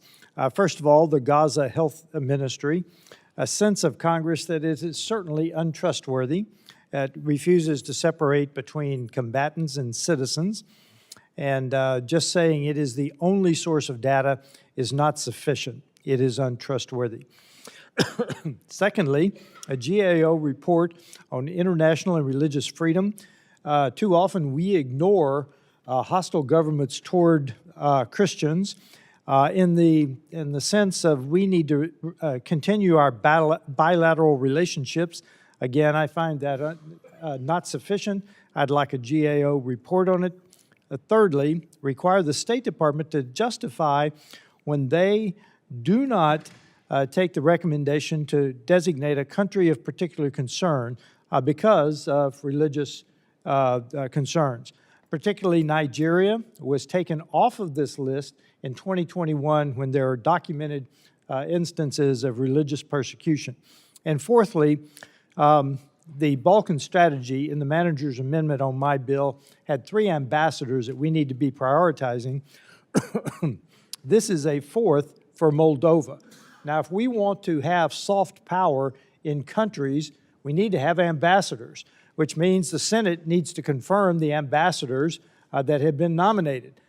So let's don't hear a lot about how we are not using soft power while we are stopping soft power in countries when we won't even confirm ambassadors. So I want to add Moldova to that list, and I yield back. Gentleman yields back. Any other members seek recognition? Representative McBride. Thank you, Mr. Chairman, and I, too, want to thank you and the ranking member for including my amendment in the bipartisan en bloc. Tonight, I'm introducing an amendment to require the State Department to submit a report to this committee on the impact of the recent reductions in force to the Office to Monitor and Combat Human Trafficking, also known as TIP. My amendment would require the State Department to issue a report on the impact of these firings on the operational capacity of the TIP office, relevant specifically to its preparation of its annual report, which is now 3 months delayed. Congressional oversight is crucial to ensuring the State Department functions as mandated, and this amendment would provide for this oversight. I'm certainly not opposed to reform that brings genuine improvements to our diplomatic efforts. However, we must guard against cuts that curtail our efforts to combat human trafficking networks around the world. I'd like to thank my colleagues on both sides of the aisle for supporting this amendment in advance to ensure the Trafficking in Persons Office operates at maximum capacity. This is a certainly non-controversial bipartisan issue, and I look forward to standing with all of you against human trafficking. Thank you, Mr. Chairman, and I yield back. Representative Schneider. Thank you, Mr. Chairman, and I too want to express my gratitude for including 4 amendments in the en bloc. First, when it comes to Iran's nuclear and military programs, Congress needs clear, consolidated intelligence to do its job. Right now, reporting requirements are scattered across multiple statutes, producing a patchwork that is duplicative for our agencies and confusing for lawmakers trying to track the full picture. My first amendment directs the State Department to provide a single comprehensive classified annex on Iran. It brings together existing requirements in one place on enrichment levels, stockpiles, breakout timelines, missile development, and sanctions evasion, so that Congress can provide effective oversight of the executive branch. Oversight only works if it is informed, coherent, and timely. At a time when Iran continues to test boundaries of international law, we cannot afford blind spots or gaps. This annex will give Congress the clarity it needs to hold the executive branch accountable, to sustain allied coordination, and to ensure our strategy is grounded to the best available intelligence. My second amendment, their second issue, is that the instability in Yemen doesn't stop at Yemen's borders. The drones, missiles, and warfighting capabilities of Houthis and their patrons in Tehran have developed are bleeding into the Horn of Africa and the Red Sea. Extremist actors from Somalia to Sudan are watching, learning, and adapting. If left unchecked, the Houthis will further destabilize some of the world's most fragile states and choke points that global trade depends on. My second amendment directs the Department of State to make countering that diffusion a priority. It requires a report on how the Department is addressing the spread of these capabilities and a briefing for Congress. The accountability matters because our partners in the Horn, whether in Ethiopia, Somalia, Djibouti, or along the Red Sea coast, are on the front lines. Their stability is directly tied to ours. America has to think systematically. I serve on the Ways and Means Trade Subcommittee, and I can tell you that when extremists threaten Bab al-Mandeb or Red Sea shipping, it's not an abstraction. It's felt in higher cost and greater risk for American businesses and consumers. Our role as leader of the free world is to anticipate these risks, to support our partners, and to keep the arteries of global commerce open. This amendment affirms that the State Department must not only manage crises after they erupt, but get ahead of them. It calls for a strong Bureau of African Affairs, a strong Bureau of Near Eastern Affairs, and an intra-agency that works together. Bureaucracy and process are not weakness. They are the tools that give our diplomacy weight and our strategy coherence. With this amendment, we strengthen both. The Houthis are also a proxy of Iran. Iran's proxy network has suffered serious setbacks. Hezbollah faces intense pressure. Hamas has been dealt heavy blows, and the Houthis are drawing sustained international response. As these groups weaken, Tehran is looking for new arenas to project power. Increasingly, we see that focus shifting toward Africa, and in particular, the port of Sudan on the Red Sea. That should worry every one of us. Port Sudan is not just another port. It is a potential hub for Iranian enrichment on the African coast of one of the world's most vital trade routes. If the IRGC can establish itself there, it will threaten global shipping and energy flows every bit as much as Houthi attacks already have from Yemen. My third amendment directs the Department of State to treat the risk with the urgency it deserves. It requires a strategy and a briefing for Congress on how the department is working with our partners to keep Port Sudan from becoming the next node on the Iranian influence. Accountability matters, because if we wait until after Iran has planted its flag, it will be too late. Disruption in the Red Sea don't stay in the Red Sea. They drive up costs for American families. This amendment ensures that the State Department and the interagency are thinking ahead, not just reacting. That's how we protect our interests, counter Iran's expansion, and keep the Red Sea secure. Finally, my fourth amendment affirms the U.S. engagement with the Houthis must be grounded in strategy, must protect our allies and partners, and must uphold America's role in leading the free world. That is how we safeguard our national interests, keep commerce flowing, and ensure a more stable future for the region and beyond. The Houthis are a brutal, destabilizing actor. They are not satisfied with just turning Yemen into a failed state. They want to ignite the whole region. The 2019 strikes on Abqaiq, the crisis in Saudi Arabia that shook global energy markets, years of drone and missile attacks on Saudi and Emirati cities, and since October 7th, repeated strikes aimed at Israel and attacks on commercial shipping in the Red Sea. Any negotiation with the Houthis cannot be divorced from the security of our partners across the region, especially Israel, the Saudis, and the Emirates. Their stability underpins the free flow of trade through the Red Sea and the Gulf. We see this in the cost to not just our economy, but the entire global economy. Big picture thinking is what is required here. America must lead with steady hands, ensuring that our diplomacy is backed by a strong Bureau of Near Eastern Affairs, a strong State Department, and a disciplined interagency process. Bureaucracy and process may sound unglamorous, but they are what protect our interests and give our diplomacy weight. We weaken ourselves when decisions are made ad hoc or when expertise is ignored. Thank you again, Mr. Chairman, for including these 4 amendments in the en bloc, and I yield back the balance of my time. Do any other members seek recognition? 1 minute, Mr. Wilson. We'll be coming to you in a... And, Mr. Chairman, ask unanimous consent. There are letters that former Chairman Emeritus Mike McCall has provided from the children who have been kidnapped by war criminal Putin. Sadly, this is so reminiscent of kidnapping children from Ukraine to Russia to be Russified is exactly what Adolf Hitler did. He would kidnap children from Poland and take them to Germany to be Germanized. And so the analogy between war criminal Putin and Adolf Hitler is so clear over and over again as we stand together with the people of Ukraine. Thank you. There being no further discussion, the committee will proceed to consider the noticed amendments en bloc pursuant to the previous order. The question occurs on the amendments en bloc. All those in favor signify by saying aye. Aye. All those opposed signify by saying no. Opinion of the chair, the ayes have it. And the amendments are considered en bloc, are agreed to.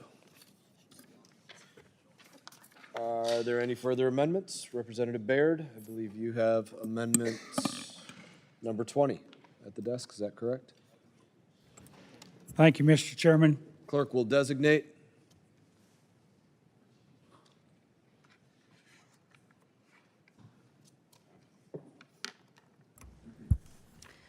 Amendment 20 to H.R. 5300, offered by Mr. Bayard of Indiana. Without objection, further reading of the amendment is dispensed with. And Representative Baird, you're recognized for 5 minutes. Thank you, Mr. Chairman. My amendment to no official Palestinian entry or no pact updates existing U.S. funding prohibitions to include any UN organization that gives any status, right, or privilege beyond observer status to the Palestinian Authority or the Palestinian Liberation Organization. These entities have continued to commit egregious acts of terrorism and human rights atrocities. Current U.S. law prohibits our tax dollars from funding any UN organization that gives the PLO any status, rights, or privileges beyond observer status. On May the 10th of 2024, however, the UN General Assembly intentionally voted to bypass the United States law to give the Palestinian Authority and the Palestinian Liberation Organization enhanced status. As the conflict in the Middle East continues, the United States must stand for our ally Israel against the Palestine Authority's attempts to weaponize international organization for its own malign ends. Although the term enhanced status does not guarantee full membership status, it would still give the PLO numerous rights and privileges that have previously been given to full status members. Unfortunately, this vote passed, even with the U.S. voting against it. It is deeply shameful that the United Nations continues to enable the Palestine Authority's attempts to manipulate the system for its own gain. The recent action at the UN General Assembly is just the latest example of how the UN has chosen to turn its back on human rights and our domestic allies in favor of terrorists. This necessary amendment would close loopholes and ensure that the American taxpayer dollars are not funneled through UN entities that are enabling the Palestine Authority's horrific abuses. I encourage all of my colleagues on this committee to support this amendment, and I yield back. The representative yields back. Do any other members seek recognition? I do. Thank you. The ranking chair. The only way to really achieve a lasting peace between Israelis and Palestinians is to secure a directly negotiated two-state solution in which a Jewish state of Israel lives side by side with an independent and viable Palestinian state. This is why for years Congress, on a bipartisan basis, has worked to convince the UN not to recognize Palestine as an independent state outside of direct peace negotiations.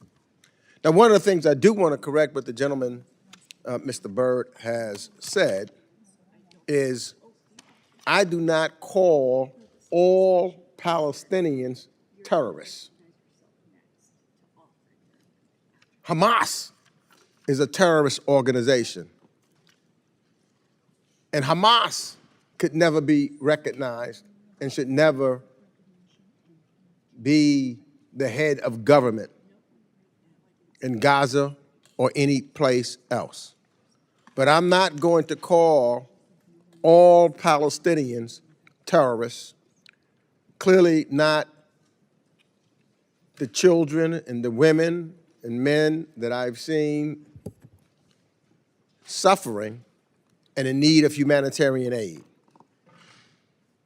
So I think that just to blankly describe all Palestinians as terrorists is not the proper thing to do. Now, the amendment before us seeks to clarify current foreign assistance laws to make clear that any attempt by the PLO to move beyond observer status within the UN system will put U.S. support for that agency in jeopardy. However, this amendment could have extraordinarily negative consequences for the United States beyond the Israel-Palestinian conflict, including by triggering a potential cutoff of funding to the United Nations, or even cause the United States to lose our ability to vote in the General Assembly within a year. What I want to see is Israelis and Palestinians living side by side in peace. I do not want to see our committee's actions result in a defunding of the United Nations simply because the Palestinians have been afforded symbolic privileges shy of statehood in the UN. I also want to see, and what my focus is, that we are successful with our Gulf allies. The other best way to make sure that we're having a peace in the Middle East is to get further expansion of the Abraham Accords. And I think that we need to make sure that when we talk to many who are part of the Abraham Accords, like the UAE, those that have already recognized Bahrain, those that have already recognized Israel's right to exist, like Jordan and Egypt. We were on the road to get Saudi Arabia there. A lot of the actions that are taking place is jeopardizing that from continuing and growing. But that's the way to peace. The way to peace is to have the state of Israel and Palestinians. Does not include Hamas, because Hamas is the terrorist organization. Sit down side by side and negotiate an agreement, not by the UN on its own. We can be clear about that, and we should be clear about that. And for those reasons, I oppose the Byrd Amendment, and I yield back the balance of my time. The ranking member yields back, and do any other members seek recognition at this hour? Representative Jacobs. Thank you, Madam Chairwoman. So first, I think it's really important to put into perspective, because too often I think there's not clear information about this. Our total amount of money that we provide every year to the UN and its family of agencies, funds, and programs makes up less than 0.2% of the federal budget. Not 2%, 0.2%. That's less than the Rhode Island state budget. Sorry to my colleagues from Rhode Island. Okay? But with our minimal contributions, we get outsized returns. So let's be clear about what this amendment does. This amendment says that because last year, Palestinians attained additional procedural rights and privileges in UN sessions, General Assembly, and UNGA-convened international conferences, that despite the fact that they will have no voting rights, they are not a member state, and they continue to be a non-member state observer mission, that in response to these largely symbolic procedural rights, this amendment seeks to cut off all funding to the UN. We get a lot from how we fund the UN, right? UN peacekeeping missions help stabilize fragile regions so the US doesn't have to send its own troops or bear the entire cost and consequences of intervention, something that President Trump has talked a lot about. This is literal burden sharing.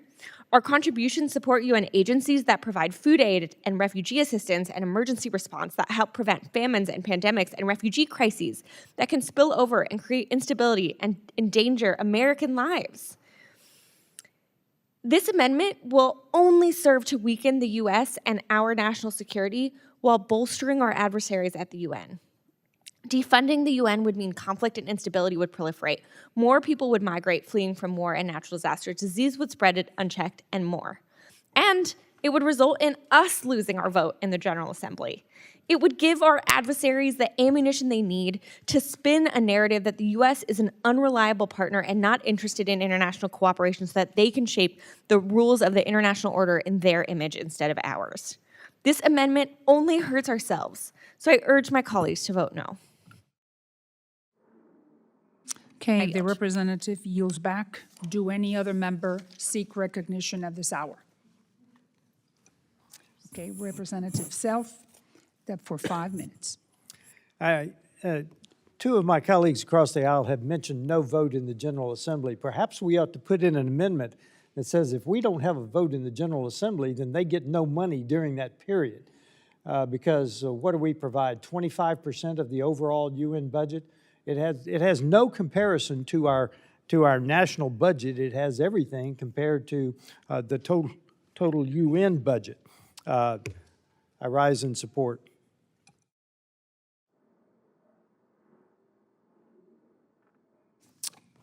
The representative yields back. Do any other member seek recognition at this hour? Okay, there being no further discussion, the question now occurs on the amendment offered by Representative Baird, number 20. All those in favor signify by saying aye. All those opposed signify by saying no. In the opinion of the chair, the ayes have it, and the amendment is agreed to.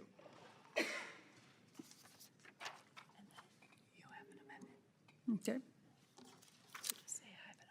I have an amendment at the desk, and I ask for its consideration at this time.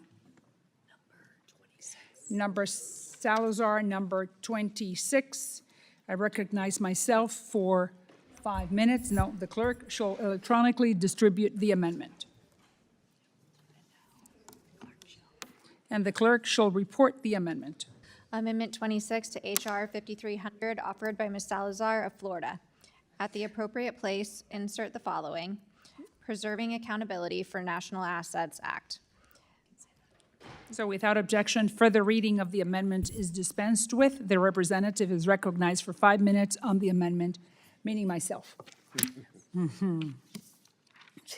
Well, thank you. I'm glad that you're going to agree with this amendment. So it's time. For Venezuela, it's a crucial time. And thanks to President Trump's leadership, the Maduro regime will be wavering and, God permitting, will be falling soon. Once the dictator and his cronies are gone, it will be necessary to rebuild that country from the destruction of socialism of the last 26 years. This amendment, the PANA Act, uses the money that the United States government has frozen from Chavistas in the United States for the last 2 decades. It takes stolen money and turns it into a tool for freedom. We're talking about more than $4 billion in total. I'm talking about $4 billion from drug traffickers, from corrupt officials, and many more crooks like the ones that I have mentioned, specifically Mr. Pulido and Mr. Andrade. With $4 billion, we can start a capitalist revolution in a free Venezuela with an opposition that now it's in hiding, but that won the elections, the last presidential elections in July, 80-20. Without this, the money is in limbo and the criminals can't keep their spoils. So I urge my colleagues to adopt this amendment in order to help the opposition in Venezuela to reconstruct its country.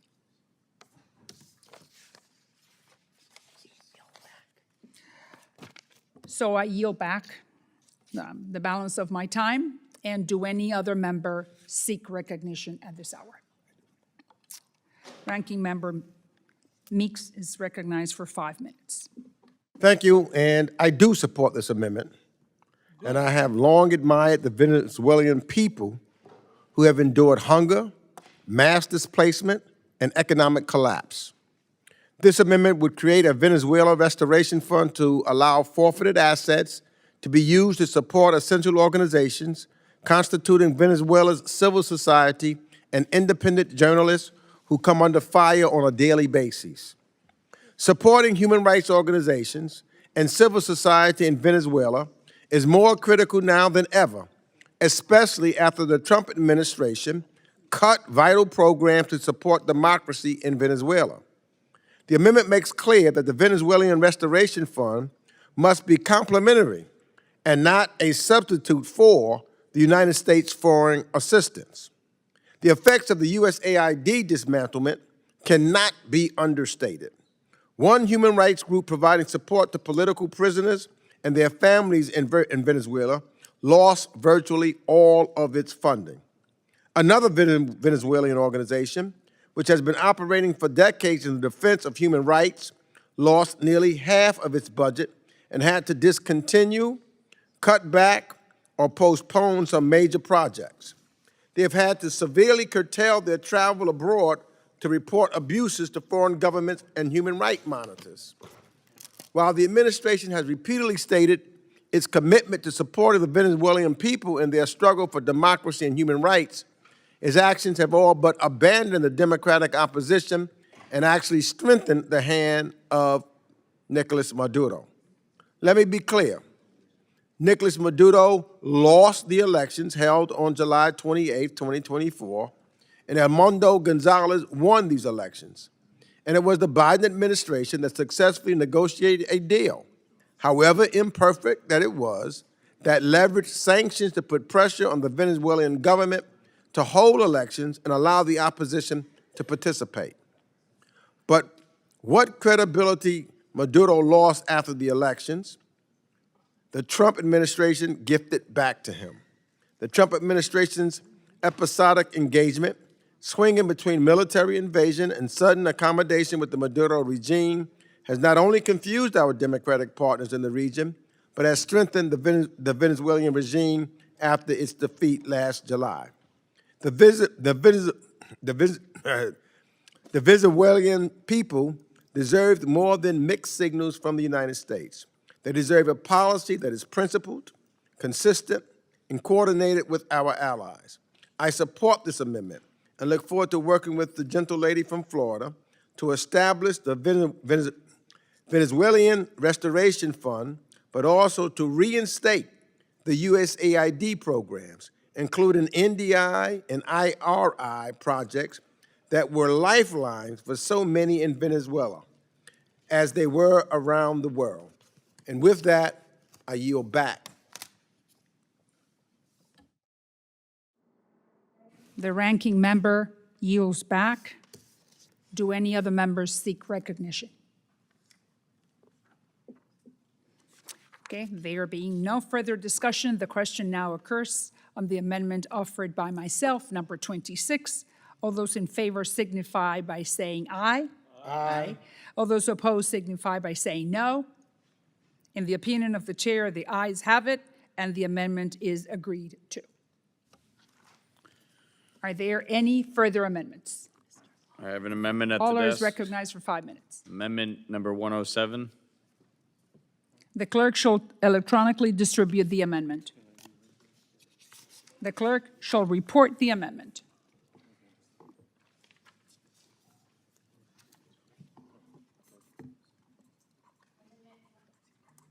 Amendment 107 to H.R. 5300, offered by Mr. Lawler of New York.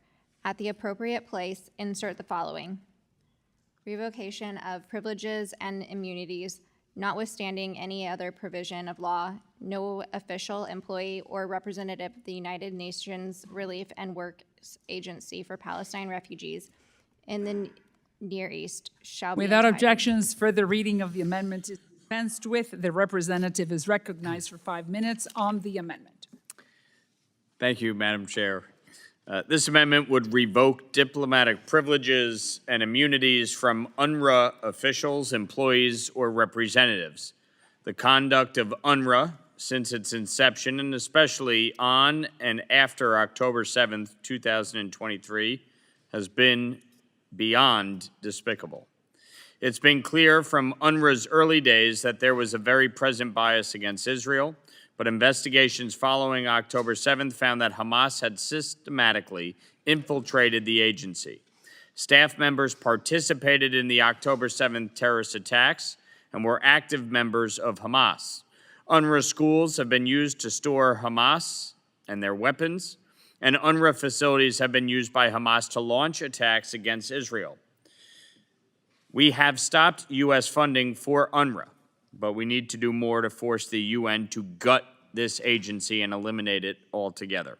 Taking away their UNRWA representative privileges would significantly hamper their ability to meet in New York, Washington, or elsewhere in the United States. I encourage all of my colleagues to support this amendment, and I yield back my time. Great, the representative yields back his time. Do any other member seek recognition at this hour? Ranking Member Meeks is recognized for 5 minutes. I oppose this amendment, which revokes privileges and immunities of UNRWA workers. This measure sets a troubling precedent that could undermine the broader framework of diplomatic immunity. At a time when UNRWA remains at the front lines of the humanitarian crises in Gaza and serves to stabilize communities in allied countries like Jordan, passage of this amendment could lead to further destabilization of the entire event. UNRWA is a UN agency, and as a UN agency, the diplomatic status of its staff is protected under international law. If enacted, this amendment could lead to a slippery slope that could cause U.S. diplomats to have their diplomatic immunities revoked for unrelated reasons. Stripping these protections exposes our diplomats to legal peril in hostile or politically motivated environments. It opens the door for other nations to retaliate against our own diplomats under similar pretexts. And for this reasons and others, we've just voted on a bill that you had, Mr. Lawler, dealing with the Gulf countries. And now this would, just seems to be contrary. If we're going to do the opposite with UNRWA, it just is somewhat contradictory to me. So therefore, I say that we should vote no on this, and I yield back the balance of my time. The ranking member. Yes.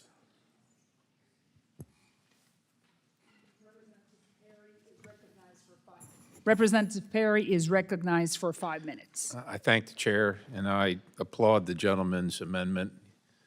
UNRWA has long time misused American tax dollars to support terrorism. Whatever good they did was overshadowed by the awful things that they were involved in.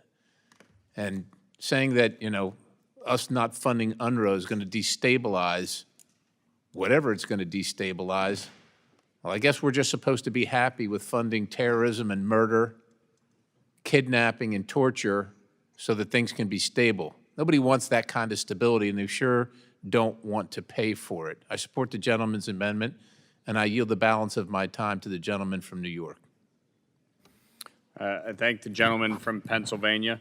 I would just note UNRWA has nothing to do with the Gulf states, and certainly my previous amendment about having Gulf state cooperation here in the United States. But many of my colleagues have praised the work of USAID. And I would just point out that in April of this year, the Office of Inspector General of USAID released a report on the connections between UNRWA and Hamas. And so I think when you look at the challenges specific to UNRWA, this is an entity and an organization that should be entirely disbanded, defunded, eliminated, period. There is no good that they can possibly do at this point, given how they have conducted themselves in operation for these past years. The fact is, October 7th occurred because Palestinians are taught at a very young age in these schools, funded and supported by UNRWA, to hate Jews, to want to kill Jews. That's why October 7th happened. So we should be doing everything we can to eliminate this organization and use any means necessary to do so. And so I encourage all of my colleagues to support this amendment and make it so that no one affiliated with UNRWA comes into the United States, period. Do any other members seek recognition? Representative Schneider. Thank you, Mr. Chairman. And I oppose this amendment, but perhaps not for the obvious reasons. I share the concerns of my colleagues on the other side with UNRWA and the activities of UNRWA, the links to Hamas, the involvement of UNRWA employees in the October 7th attack on Israel, massacre and kidnapping. The challenge, and why I think this amendment is somewhat short-sighted, the challenge is if there is going to be a brighter future for Israelis and Palestinians, alike. It's one where the needs of the Palestinians in Gaza, in the West Bank, need to be addressed. The need for food, for shelter, for medicine, for education, most importantly in this context, is crucial. And to unilaterally or unequivocally get rid of UNRWA at this moment without a plan to replace the services being provided, and I have long said that we need to replace UNRWA, and I have long said we need to find other agencies who can better deliver those services to the people, not just in Gaza and the West Bank, but in Lebanon and in Jordan, that depend on the services of UNRWA. If we don't replace that, we create a vacuum. And a vacuum many times is worse than the situation we're trying to address. So while I appreciate the desire to fix the problem presented by UNRWA, I think this legislation is short-sighted in its effort, and we need to be thoughtful in our approach to find other agencies, other organizations who are responsible, who will be partners with the United States to provide necessary humanitarian services without supporting terror. I yield back. Gentleman yields back. What other members seek recognition? Representative Wilson. Thank you, Mr. Chairman. It's a rare occasion I disagree with Brad Schneider, but indeed, UNRWA personnel actually participated and videoed the mass murder of October 7, unbelievably participating, and then working with Hamas, understanding Hamas, and as been correctly cited by Congressman Lawler, with the schools to enable Hamas with their covenant of August 1988, where Article 7 very clearly states that all Jews are to be chased behind rocks and trees until you find the last Jew behind a rock and kill him. There's just no acceptability for such heinous conduct and complicity. And civilized societies should not have to put up with this, and certainly American people should not have the duty to, through their taxes, to finance people who are promoting mass murder. I yield back. Representative yields back. Representative Dean is recognized. I'll be brief. I rise in opposition to this amendment, and I rise in opposition to it because of the misinformation contained in the amendment and the remarks. Every one of us recognizes the horror that was October the 7th and the horror that Hamas visited on Israel and continues to visit on Israel, holding hostages 700 and some days later. But it's important that we, as members of Congress, don't spread disinformation. Don't say the entire set of colleagues who have done work in Gaza and elsewhere in the world are evil, are Hamas, are contaminated. How unfair and how revealing of not knowing. Have you met with UNRWA officials? Have you met with those who have supplied food under the worst of circumstances, humanitarian aid under the worst of circumstances? So in terms of the misinformation, I'll read to you from the findings. This is Geneva. I acknowledge the completion of the investigation by the Office of Internal Oversight Services into the serious allegations that 19 area UNRWA staff members in Gaza were involved in the abhorrent attacks of 7 October on southern Israel. Quote, the allegations were brought to the agency's attention in January. In close consultation with the United Nations Secretary General, I immediately terminated the contracts of the staff in question in the interest of the agency, so while the SG tasked launch an investigation. Additional allegations were brought to our attention in March and April, and the concerned staff were added to the OIOS investigation. Quote, the investigation outcomes are the following. In one case, we're talking of 19, plus a couple more. In one case, no evidence was obtained to support the allegations of the staff member's involvement, and that staff member has been rejoined to the agency. In 9 other cases, the evidence obtained by OIOS was insufficient to support the staff members' involvement and the investigation of them is now closed. For the remaining 9 cases, the evidence, if authenticated and corroborated, could indicate that the UNRWA staff have been members and may have been involved in the attacks. I have decided that in the cases of these remaining 9 staff members, they cannot work for UNRWA. All contracts of these staff members will be terminated in the interest of the agency. 9 may have been. As I say, meet some of the folks who did this work, who are doing this work in Gaza in the worst of circumstances, and I wish you wouldn't whitewash them in that way. I yield back. Gentlelady yields back. Representative Mills is recognized. Thank you so much, Mr. Chairman. Look, I just want to go ahead and point out the fact that it's not a farce and it's not something that's made up when we're finding the actual badges of individual UNRWA members at the actual location, when there's videos of them celebrating. Not to mention the fact, let's go ahead and skip aside from that. Why don't we look at the materials in which they were actually presenting for educational purposes that was intentionally talking about the elimination of Israel. It was talking about the idea of trying to exterminate and commit genocide. That in itself is something America should never have funded. So I'm going to go ahead and turn the remainder of my time over to my colleague, Chairman Lawler, or Congressman Lawler. I thank my colleague from Florida. Look, I have great respect for my colleague from Pennsylvania, but the whitewashing here is acting as though there was not an October 6th and all the days before that. The 9 people she's referencing that were fired, they were fired because they got caught. But let's be clear, this has been going on for years systemically within UNRWA, where they engaged in conduct that promoted anti-Semitism, that helped educate these Palestinian children to believe that they were justified in killing Jews. So this didn't start on October 7th. It started long before that.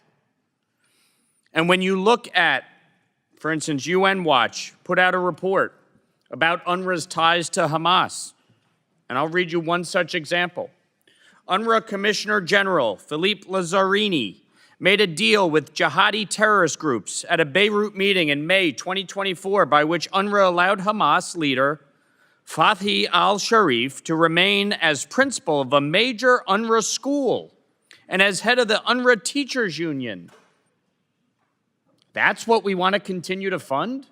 That's what we want to continue to promote? That's who we want coming into the United States of America? Are we out of our ever-loving minds? This entity should be completely abolished. Not one penny of American taxpayer funds should ever go to support this organization. Gentleman's time has expired. I yield back. Do any other representatives seek Representative Costa? Thank you, Mr. Chairman. I'd like to yield the balance of my time to Representative Schneider. Thank you, Mr. Costa, and I'll just say this. The problems of UNRWA absolutely predate October 7th. Rockets and missiles have been found stored in UNRWA schools, tunnels beneath UNRWA facilities. I share the concern, and I want to see UNRWA replaced with something else. But I don't want it replaced with a vacuum that leaves a population without education, a population without housing and food that is more likely to be radicalized and a continued threat than to create the possibility of a partner for peace. Would the gentleman yield? I will. Okay. I'll yield. In the immediate, in the interim, is it your belief and view that in the absence of some other replacement, we should continue to support and fund UNRWA? It is my view that we face a series of very difficult choices in trying to create the framework for a better future, and that the organization's position to provide education with oversight, making sure it is not inciting to violence, is not delegitimizing Israel, with oversight, making sure that facilities are not providing harbor for Hamas terrorists or Hamas weapons or other supplies, but that until it can be replaced, you sometimes have to work with very flawed institutions. And we're in the midst of Israel's fighting an existential fight on many fronts. All of us want to see the war in Gaza end. All of us want the hostages home yesterday. All of us want to see humanitarian aid to the civilians in Gaza. And all of us want to see a path to a better future for Palestinians, for Israelis, and the people in the region. The fact of the matter is, as long as Hamas reigns terror over the people of Gaza and threatens Israel, there will not be peace. Hamas has to be defeated.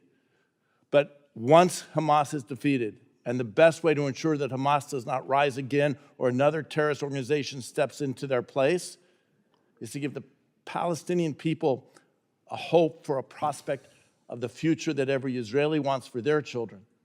That's what we're trying to aspire to. That's what the Abraham Accords are based upon. And if we're going to provide that future, we can't take steps that create unintended consequences or establish vacuums that will be filled not by those with good intentions, but by the enemies of peace like Hamas, Hezbollah, or Iran. I yield back.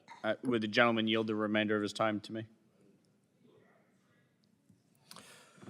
Gentleman yields back. Do any other members seek recognition? Recognize myself first before we go back to the Dem side. Number one, I recommend a yes vote on this. And number two, the fundamental question at hand as I see it is, should individuals that are a part of UNRWA be given the diplomatic privileges and immunities? That's the question that we are wrestling with here.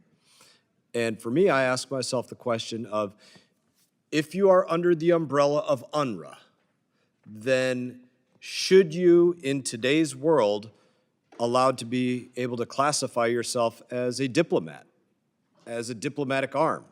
Or are you, if you are a part of UNRWA, persona non grata as a diplomat, if that's your flag, if that's the umbrella you're under, because of what UNRWA has done? And to me, that is a very simple equation. Right now, if you are operating under the flag of UNRWA, you are persona non grata as a diplomat, and you should be given no diplomatic immunities, no diplomatic privileges, or anything else diplomatic related because of what your entity has done and not recanted for.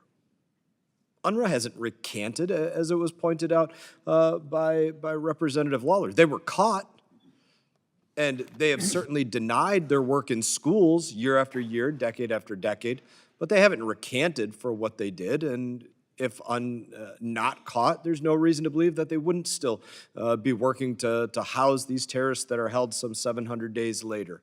And so the point that I make is, UNRWA, in my opinion, should in no way, shape, or form be recognized as any arm of diplomacy in today's day, on Wednesday, September 17, 2025. They should not be recognized as any part of any level of diplomacy and should not be given any level of diplomatic privileges. I close out my time with that. Who seeks to be recognized? I'm sorry, I do have 3 minutes remaining. I was going to yield to Mr. Wilson. Thank you very much, Mr. Chairman. And indeed, as people are indicating that the UNRWA personnel were caught, much clearer than that, they were videoed by cell phones, and they were identified specifically. It was not just speculation. They were fully identified, and we also had the spectacle, and I visited the near kibbutz. I visited the music festival site. The videos that were provided, the Hamas terrorists themselves used the cell phones to record what they were doing. Clearly, they were on Captagon or some drug, which put them in a situation of placing babies in microwaves in front of their parents before the parents were killed. Additionally, the beheading of people at the music festival itself, the depravity was beyond human. And but equally clear is that the UNRWA personnel were actually on video. It was not a question of maybe speculating that they were involved. And so Chairman Mast is right. We need to proceed. And indeed, there's been no recanting of any significance. They are guilty of conducting and joining in mass murder. I yield back. And I close out my time. Who seeks recognition? Representative Jayapal. Thank you, Mr. Chairman. I strongly oppose this amendment, and I just want to bring us back to the facts of who UNRWA is.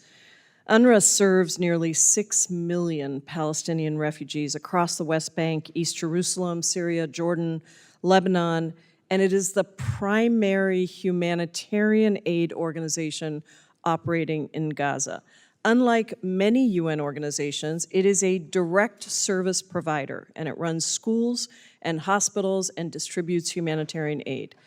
International humanitarian NGOs and the major UN humanitarian organizations have made it clear, and we've seen it, that no other organization currently has the capacity to fill UNRWA's role. The United States has historically been one of the largest financial supporters of UNRWA, but paused funding following allegations, just allegations by the government of Israel that 12 agency employees had direct involvement in the October 7th terrorist attack, which I have repeatedly condemned. Following these allegations, the UN and UNRWA immediately acted. They acted swiftly and decisively and terminated any employees allegedly involved. The outside review of UNRWA neutrality, led by former French Foreign Minister Catherine Colonna, concluded that UNRWA has robust, well-developed internal mechanisms and that it possesses a more developed approach to neutrality than other similar UN or NGO entities. Recently, the Israeli Knesset passed legislation to terminate UNRWA operations in East Jerusalem and to prohibit contact between UNRWA and the Israeli government. As the Israeli government navigates implementation, congressional support for UNRWA is more important than ever. The Biden administration recognized the devastating impacts posed by Israel's attacks on UNRWA, and in a letter to their Israeli counterparts, Secretary Blinken and Secretary Austin warned Israel that, quote, passage of this legislation could have implications under U.S. law.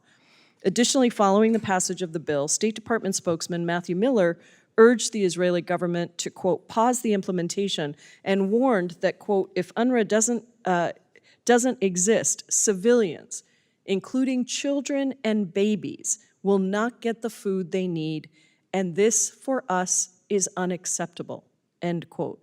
It should be unacceptable for all of us. The United States joined 118 UN member states in signing the Joint Commitments Initiative to support UNRWA, which stated that, quote, UNRWA is the backbone of all humanitarian response in Gaza, and recognizing that no organization can replace or substitute UNRWA's capacity. If there is some organization in the future, that's one thing. But there is no organization right now that can provide this humanitarian aid. And that's why I'm proud to lead the UNRWA Emergency Funding Restoration Act with Representatives Carson and Chakowski to repeal these dangerous funding prohibitions, because the evidence is just clear day after day after day, month after month after month, baby killed after baby killed after baby killed. We've seen the horrific consequences that have come from shifting the humanitarian response from UNRWA to the Gaza Humanitarian Foundation. For the first time, famine has been confirmed in Gaza. We've seen horrific images of emaciated children.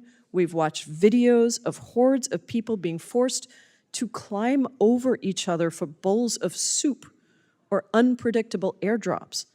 The Gaza Humanitarian Foundation only operates 4 sites, 4, with irregular hours across the entirety of the Gaza Strip, a piece of land that is 6 times the size of Manhattan. And whistleblowers have shared that they were encouraged to use lethal force against people seeking aid, including children. Since the implementation of this ill-fated scheme, over 1,000 people have died simply for seeking food. It's inhumane, and it's unacceptable. And if we're talking about choices here, we should talk about the fact that we cannot make the choice, it is a choice, to continue to deny humanitarian aid to the people of Gaza. The attacks on UNRWA are not because of the services they provide or the staff that they hire. UNRWA is attacked because of what it represents for the Palestinian people. The hope for statehood, the hope to return to lands and homes stolen from ancestors, the hope for a life marked by dignity and equality, but most of all, the hope to just be able to survive from day to day. I urge my colleagues to vote no on this amendment. I yield back. Gentlelady yields back. Do any other members seek recognition? Representative Huizenga. I move to strike the last word, Mr. Chair. Very good.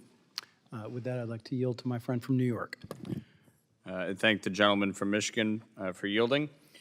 The gentlelady from Washington said, in sum and substance, no other organization has the ability to fill the role that UNRWA fills. And I think part of the reason for that is because of UNRWA's close ties to Hamas and its leadership. When we talk about UNRWA operating the schools and the hospitals within Gaza, and yet that's precisely where Hamas was setting up military operations. That's precisely where Hamas was launching missiles and rockets into Israel. That's precisely where Hamas was using the Palestinian people as human shields. And yet UNRWA knew nothing. They had no idea. They were shocked. Only 9 people were involved. And yet magically, Hamas was able to operate in the buildings that they were running? Are we actually to believe that? Is that a serious position to have? No, I'm not going to yield. Is that a serious position to have, that UNRWA had no idea, that they were just innocent bystanders, I'd love to just answer good that people question. who didn't realize that terrorists were operating within their midst? I mean, give me a break. Look, yes, humanitarian aid and assistance is vital. And we want to make sure that the Palestinian people get the aid and support that they need. There's a very simple way for that to occur, by the way. It's for Hamas to surrender. It's for Hamas to release all the hostages. The war will end immediately. Has UNRWA called for that? No, of course not. The reality here is that anyone affiliated with UNRWA does not have the credibility at this point to be believed. And the United Nations should be ashamed of itself for allowing this organization to operate in the manner in which they have affiliated and aligned and coordinated with Hamas terrorists. It's not just the 9 people that were exposed. The very leadership of UNRWA was in cahoots with Hamas terrorists, period. Full stop. So the idea that we would support them, the idea that we would think about giving them 1 penny of American taxpayer money is outrageous. The idea that we would believe that they deserve diplomatic protection for not only engaging and in coordinating with Hamas, and by the way, again, this predates October 7th.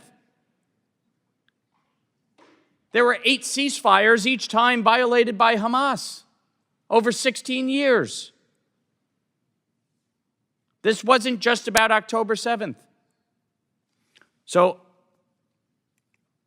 I look forward to a roll call vote on this, because I really would love to see how anybody could justify giving diplomatic protection to UNRWA. It's the height of absurdity and insanity in the United States Congress. And with that, I yield back. Gentleman yields back. Any other members seek recognition? Chairman. Representative Chairman, I'll Smith. be brief because of the hour, but I want to thank my good friend from New York for his very eloquent statement. You know, I've chaired 3 congressional hearings, and one was with you, Mr. Chairman, when our 2 subcommittees joined forces and heard about the atrocities that are committed. The fact that UNRWA schools are actually training camps for children, that the Hamas charter, which I've read from cover to cover, I read it on the floor of the House, is filled with anti-Semitic hatred. So bad that in one section it says, the rocks themselves will cry out, there's a Jew hiding behind the rocks, come and kill him. I mean, it is nothing but hatred on steroids. The Palestinian children are, unfortunately, this is a form of child abuse against them, to inculcate in their hearts, minds, and souls such an anti-Semitic attitude. And that also applies to us to a very large extent as well, even though we are one of the prime funders of UNRWA for decades. 20 years ago, I offered an amendment, held hearings in this room about UNRWA and its horrible mistreatment of children by poisoning their minds to hate Israelis and to hate Jews. So I think, we want to help the Palestinians. We don't want to help UNRWA, and we don't want to help Hamas. So I strongly support this amendment and offer and ask the membership and my friends on the other side of the aisle to really look hard. There's a famous, I said this in our debate that we had over a year ago. You might recall, Mr. Chairman, in South Pacific, there's a great song in that you have to be taught. And it's talking about how discrimination and hatred is passed on from generation to generation. You have to be taught. These kids have been taught generation after generation. And I think it's outrageous. We need to do what the president has done and not provide funding to an organization. And again, the whole idea that they were just going to investigate, when Biden put a pause on underfunding, he said, let's look at those who were complicit in October 7th and committed atrocities. Right away, I said, and many of you all said, that's a tip of the iceberg. There's so much more that has gone on here, and it's systemic, and we need to get at that. This legislation and the efforts by the Trump administration will go very far in saying we need a true replacement that is all about treating people with respect. Yield back. Gentleman yields back. Any other members seek recognition? Seeing none, again, the question now occurs on the amendment offered by Representative Lawler, number 107. I do rise in support of your amendment, and for the reasons pointed out. UNRWA, as was said by Representative Jayapal, served Palestinians. But the Palestinians it chose to serve was Hamas. And for that, they will never receive the support of the United States of America to serve again. All those in favor signify by saying aye. Aye. All those opposed signify by saying no. Opinion of the chair, the ayes have it. The amendment is agreed to. I request a roll call vote. Roll call vote has been requested. Pursuant to the chair's previous announcement, this vote will be postponed.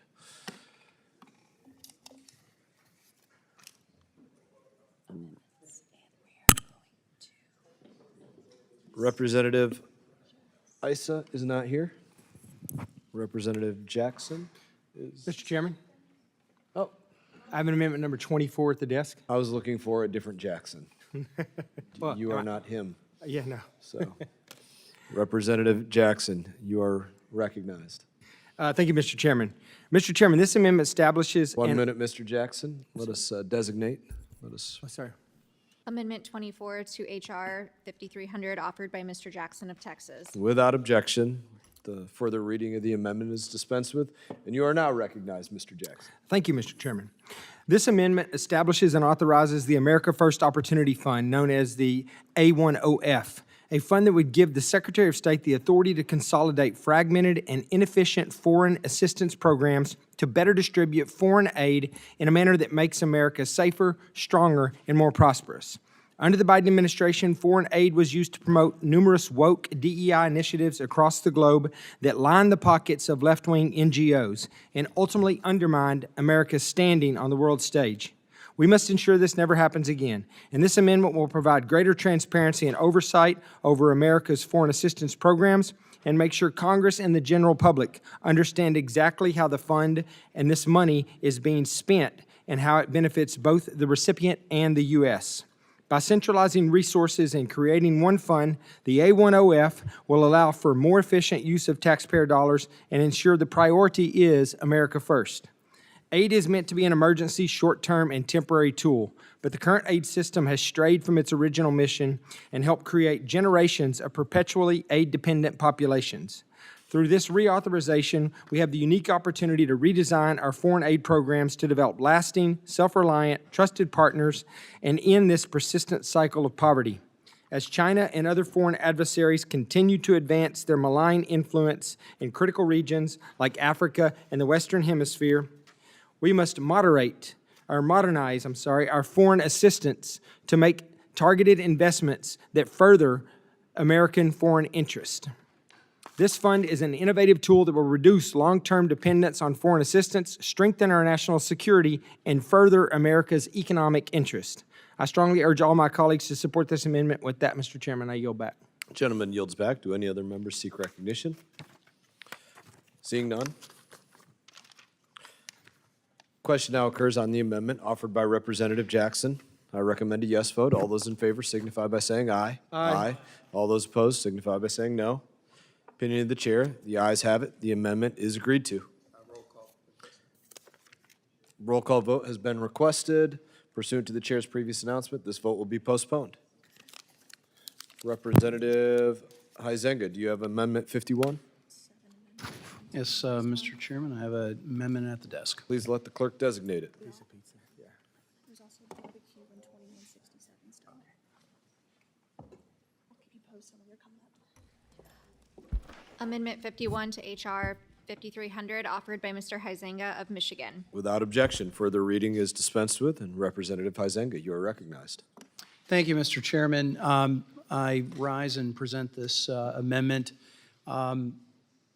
in an effort to address the au pair situation here in the U.S. And while I've never had the opportunity to use the au pair program, I have known folks who have, and they have found it extremely useful not only for the family, not only for the au pair themselves, but for the children who are involved, as they have been able to see a different horizon culturally.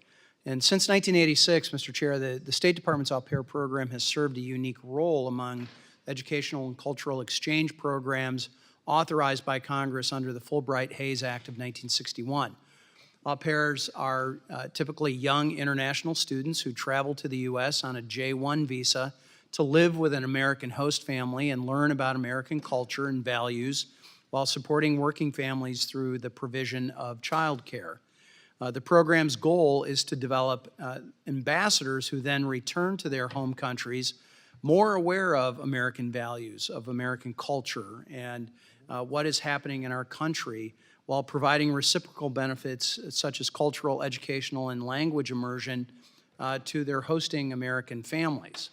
The au pair program's popularity increases each year among middle-class working families in all regions of the country, with nearly 10% of these families being military families. The State Department has crafted a uniform and comprehensive set of regulations designed to protect au pairs and their host families while maintaining an environment that serves the federal educational and cultural exchange goals of the program. Despite the comprehensive regulatory system that is currently in existence, there's been a legal uncertainty in recent years regarding whether this program is exclusively regulated by the federal government. States have been injecting themselves into this, and clearly anything, Mr. Chair, that deals with immigration is a federal issue versus a state issue. The question has, however, created uncertainty for families, sponsors, and the au pairs themselves. For over a decade, this matter has been given ample process and consideration by the federal courts, both the Biden and the Trump State Departments, and in the House and Senate on a bicameral and bipartisan basis. In 2018, the Trump administration litigated this issue in the U.S. Court of Appeals for the First Circuit, in which their amicus brief stated, quote, "The federal au pair regulations do not leave room for a state or municipal government to impose terms of employment for au pairs that differ from the terms set forth in the regulations," close quote. In 2023, the Biden administration's State Department wrote the following in a proposed regulation of the program, quote, "In accordance with its exclusive regulatory authority and to further the foreign policy and diplomacy goals of the Fulbright-Hays Act, the State Department devised the au pair category of the exchange visitor program to be distinct from domestic child care workers," close quote. And again, that was the Biden administration State Department as they are proposing the regulation. My amendment clarifies that only federal law and regulations govern the au pair program. Moreover, it directs the department to propose a rule to modify the au pair stipend and the educational allowance, ensuring that au pairs are compensated fairly and immersed in the family lives of their hosts. Additionally, the rule aims to enhance support for military families, single parents, and other families in public service or with non-traditional schedules. So I want to thank my colleagues, Mr. Issa and Ms. Salazar, for their support of my amendment. It's time for Congress to adopt a straightforward reform of the program that will protect families and the au pairs themselves going forward. And with that, Mr. Chair, I will yield back. Gentleman yields back. Do any other members seek recognition? Representative Jayapal. Thank you, Mr. Chairman. I move to strike the last word. Go ahead. I rise in opposition to this amendment. Domestic workers, including au pairs, are a deeply vulnerable class of domestic workers who have little resources for workplace abuse. This amendment would unjustly degrade the rights of au pairs, and it is an affront to states' rights from the party that claims to care so much about them. This amendment would be extremely harmful to the well-being and protection of au pairs, eliminating existing worker protections by essentially giving the State Department exclusive regulatory authority over the program and overriding all state-level labor laws that would leave au pairs vulnerable to violations of their written agreements and with very limited avenues of recourse when their rights are violated. While many au pairs have very positive experiences, there have been numerous accounts of au pairs facing exploitation at the hands of their employers, with little ability for recourse. Reports of wage theft, coercion, sexual harassment, retaliation have been persistent since the conception of the program. Au pairs here on J-1 visas are especially vulnerable given the looming threat of deportation and housing and food insecurity they face if their employer were to retaliate against them. The abuse has been so widespread that in 2019, a federal judge approved a $65.5 million class action settlement against Cultural Care and 14 other au pair agencies over allegations of unpaid wages and illegal collusion to suppress au pair pay rates that impacted 100,000 former au pairs. Nina is an au pair from my home state of Washington, and she said, quote, "I didn't have a set schedule. Every week was different, and also every week I had a different list of expectations to attend. Family trips happened on my days off, and they never count as working hours. I had a broken schedule, meaning that I could not really find a class that I liked and fit the schedule. I don't know how someone could say that working 45 hours a week can be described as a cultural exchange. It is a job, purely, and a job where your boss has all the power to control your time and your habits. It's not cultural exchange, and it's time for people to stop abusing au pairs," end quote. Congress provided authority to state to administer cultural exchange programs and to grant J-1 visas to foreign nationals who come to the United States for the purpose of, quote, teaching, instructing, or lecturing, studying, observing, conducting research, consulting, demonstrating special skills, or receiving training. These provisions do not create an employment-based visa program for live-in nannies. But the State Department has allowed the au pair program to morph into a work program that is ripe for abuse. The current program is not focused on cultural exchange, it's focused on labor. One au pair said, "My host family was expecting me to work as a maid. I worked with them more than 50 hours. Even when they were home, I was still working." And the State Department doesn't have the tools to administer a work program, especially after President Trump's cuts. A review by the Government Accountability Project found that the State Department does not take action against sponsor agencies that fail to report exploitation and abuse. In fact, outside of issuing unspecified lesser sanctions to one company in 2019, the State Department hasn't officially sanctioned any au pair companies since 2006.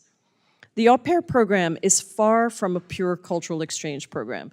It is a full-time job where participants live with their employers and can earn as little as $4.35 an hour.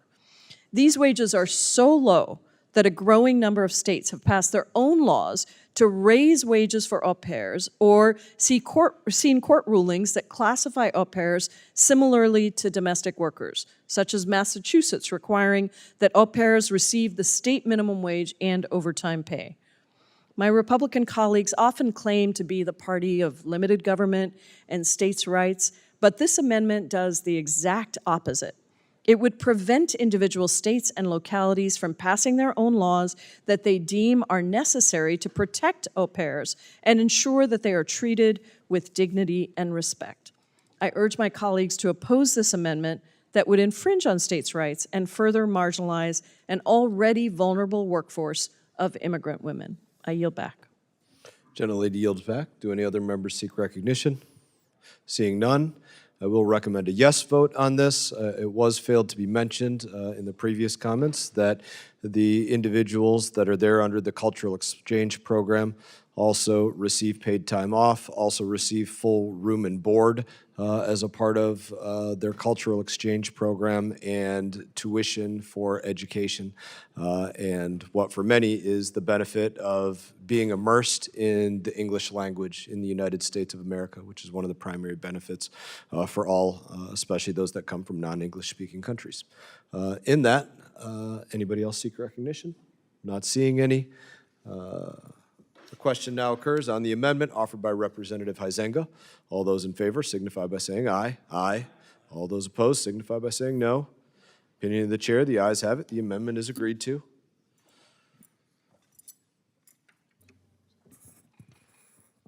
Let's see who's next. Representative Keating, do you have an amendment at the desk? I have an amendment at the desk, Mr. Chairman. Let us allow our clerk to report that.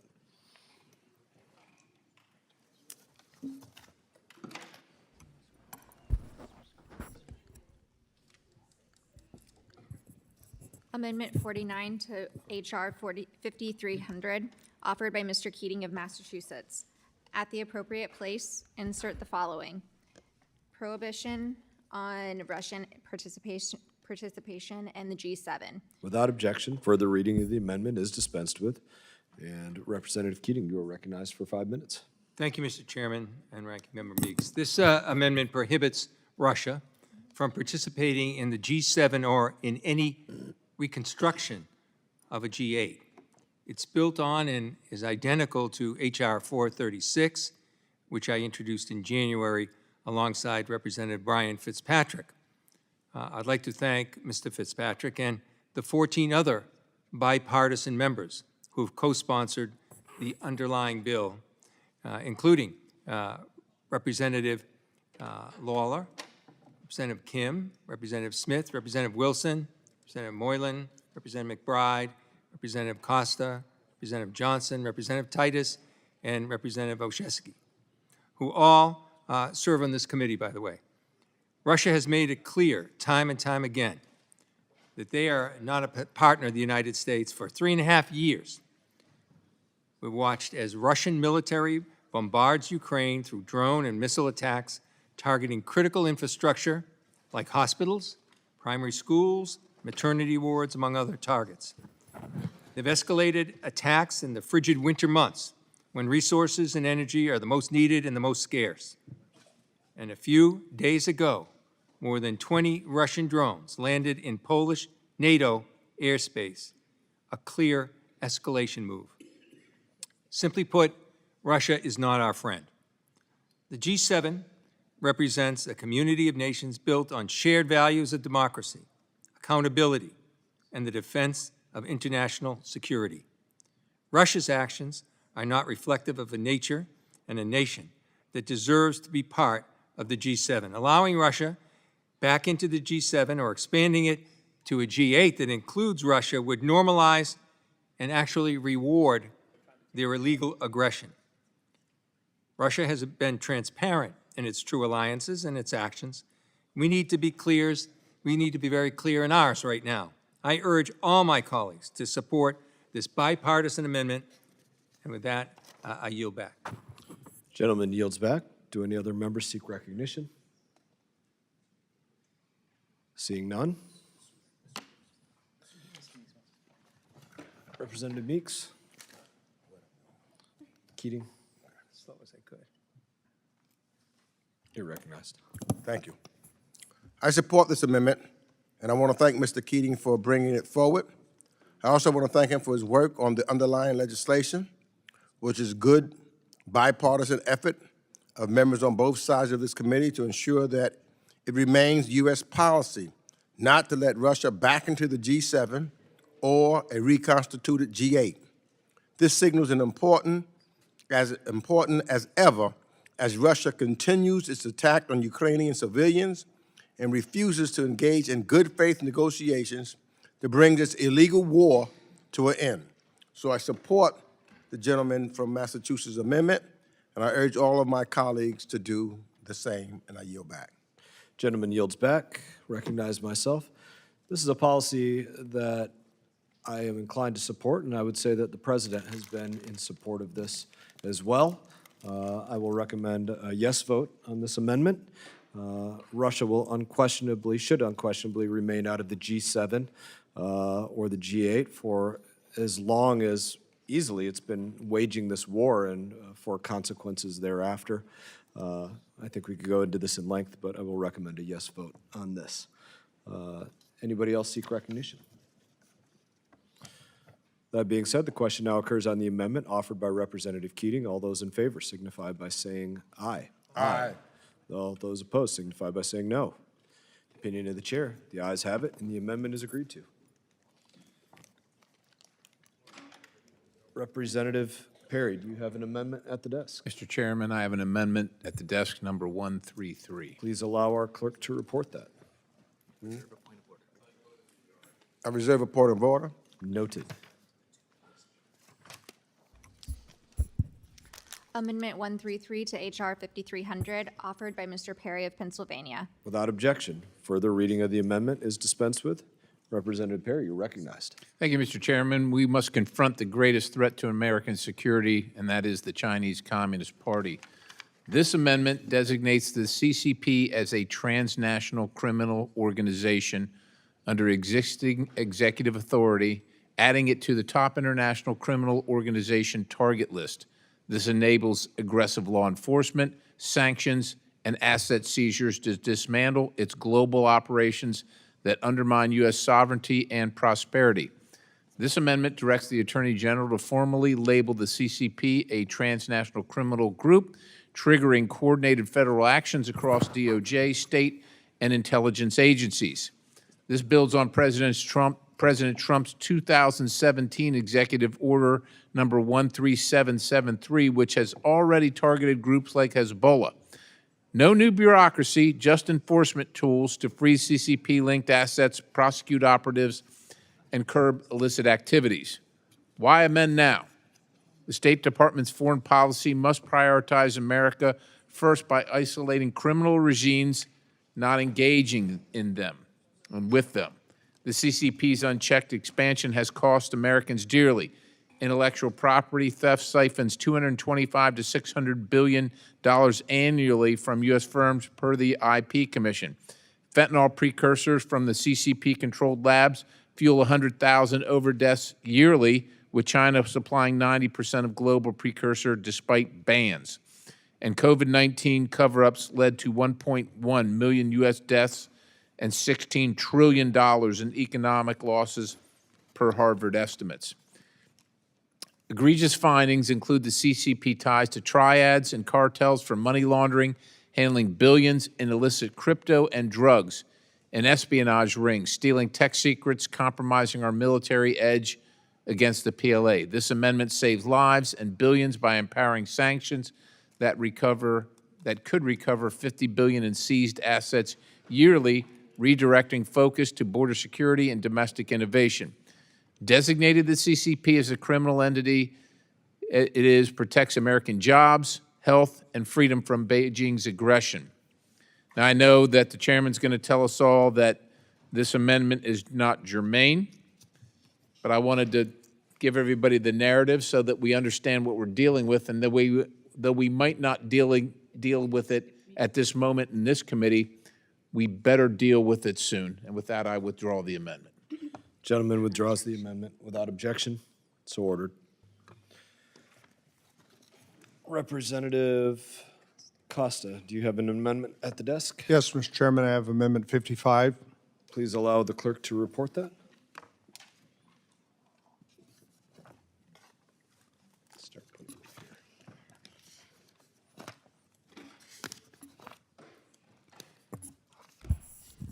Amendment 55 to H.R. 5300, offered by Mr. Costa of California.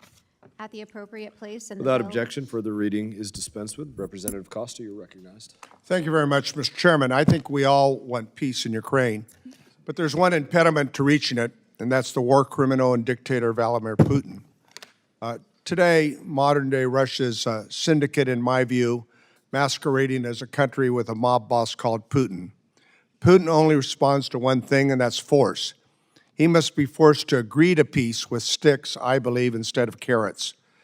Notwithstanding President Trump's efforts, there has been a continued delay in making good on his threats last month and enacting the heaviest sanctions possible on Russia. Putin does not believe, I think, that President Trump will follow through on his threats. The president, I think, must change the perception and get serious, because Putin is not serious about peace. I think the president and we have three major levers of our disposal, and the president fancies himself a deal maker. Well, we got opportunities here. The debilitating sanctions that would kneecap Russia's war economy. Number two, continued support Ukraine with our NATO allies to show Russia that we're not going anywhere. And number three, the utilization of frozen Russian assets, Russian sovereign assets, that could fund Ukraine's defense and push Europe to do the same, that would allow them additional resources to repair and rebuild Ukraine. My amendment seeks to clarify from the administration on its process to achieve peace in Ukraine, which we all want, and the president has worked hard on, including what deadlines the administration is imposing on Putin, and to take the punitive measures I think are necessary to force the sticks that the administration has at its tools against Russia. And that is the nature of this amendment. Gentleman yields back. Yield back. Do I have time for another amendment, Mr. Chairman? We have to go one at a time with the amendments. I cannot go to your next one. It didn't take that much time.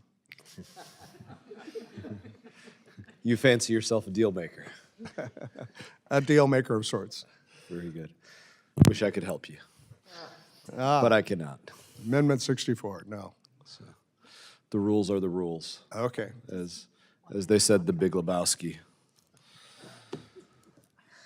Great movie. That was paraphrased. That was an exact quote. All right. Any other members seek recognition?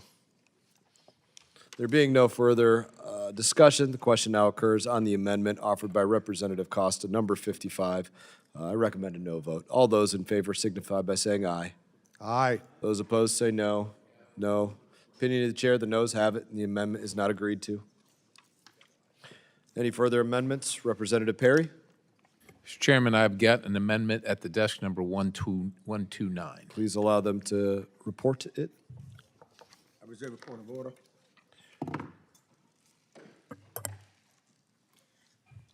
Noted.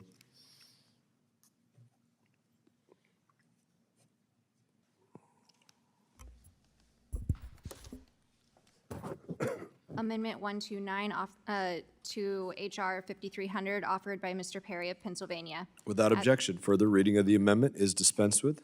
And Representative Perry, you're recognized. Thank you, Mr. Chairman. This amendment protects American security by prohibiting citizens of the People's Republic of China or dual citizens from purchasing land near U.S. military bases, critical infrastructure, or government property like post offices. This ensures our national interest comes first, blocking the Chinese Communist Party's efforts to undermine our sovereignty through strategic land grabs. The amendment bans land purchases by PRC citizens within a defined proximity, typically 50 miles of sensitive sites as outlined in existing federal guidelines like CFIUS regulations. It leverages current law enforcement mechanisms requiring no new bureaucracy to enforce compliance and penalize violations with fines or asset forfeiture. This stops the CCP from exploiting our open markets while strengthening domestic security. The CCP's land acquisition near critical U.S. sites is a growing threat. Since 2015, PRC-linked entities have purchased over 380,000 acres of U.S. land, including 9,000 acres near Air Force bases in North Dakota and Texas, per the USDA data. Egregious findings show these purchases enable espionage. Think about surveillance of military operations and potential sabotage of infrastructure like power grids, which serve 80% of Americans. For example, A PRC-owned site near Grand Forks Air Force Base could monitor F-35 testing, compromising our $400 billion program. Additionally, CCP-affiliated firms control $2 billion in land near U.S. ports and rail hubs, risking supply chain disruptions costing $1 trillion annually per Commerce Department estimates. This amendment safeguards our military readiness and economic stability, saving billions by preserving espionage-driven losses and ensuring land stays in American hands. It's a common-sense step to counter Beijing's aggression without expanding government. And I know that the chairman's going to tell everybody that it is not germane, which saddens me greatly. But in that case, I just urge us to make sure that our leadership moves this legislation through the appropriate committee so we can safeguard our country. Now withdraw the amendment, Mr. Chair. Correct, Mr. Perry. It is primary jurisdiction of the Agriculture Committee. And I thank you. I ask unanimous consent that it be withdrawn without objection. So ordered. Mr. Meeks, I believe you have an amendment at the desk. I have an amendment at the desk. Please allow the clerk to report it.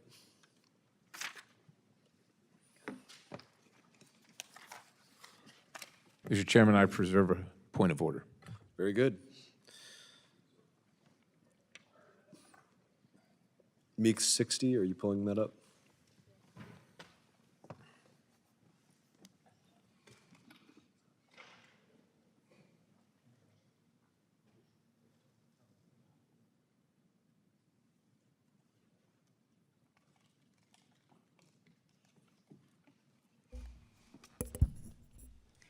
Meeks, Amendment 60 to H.R. 5300, offered by Mr. Meeks of New York. Without objection, further reading is dispensed with.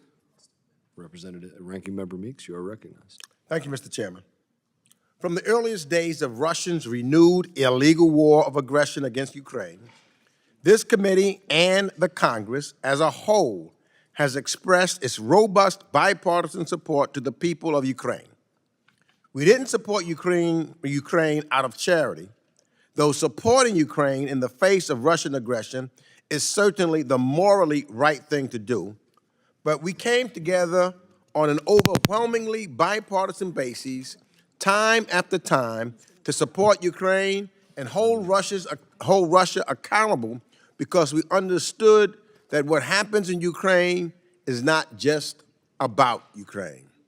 Supporting Ukraine is about the security of Europe and the NATO alliance as a whole, as Russia's latest brazen drone incursion into Polish airspace laid bare.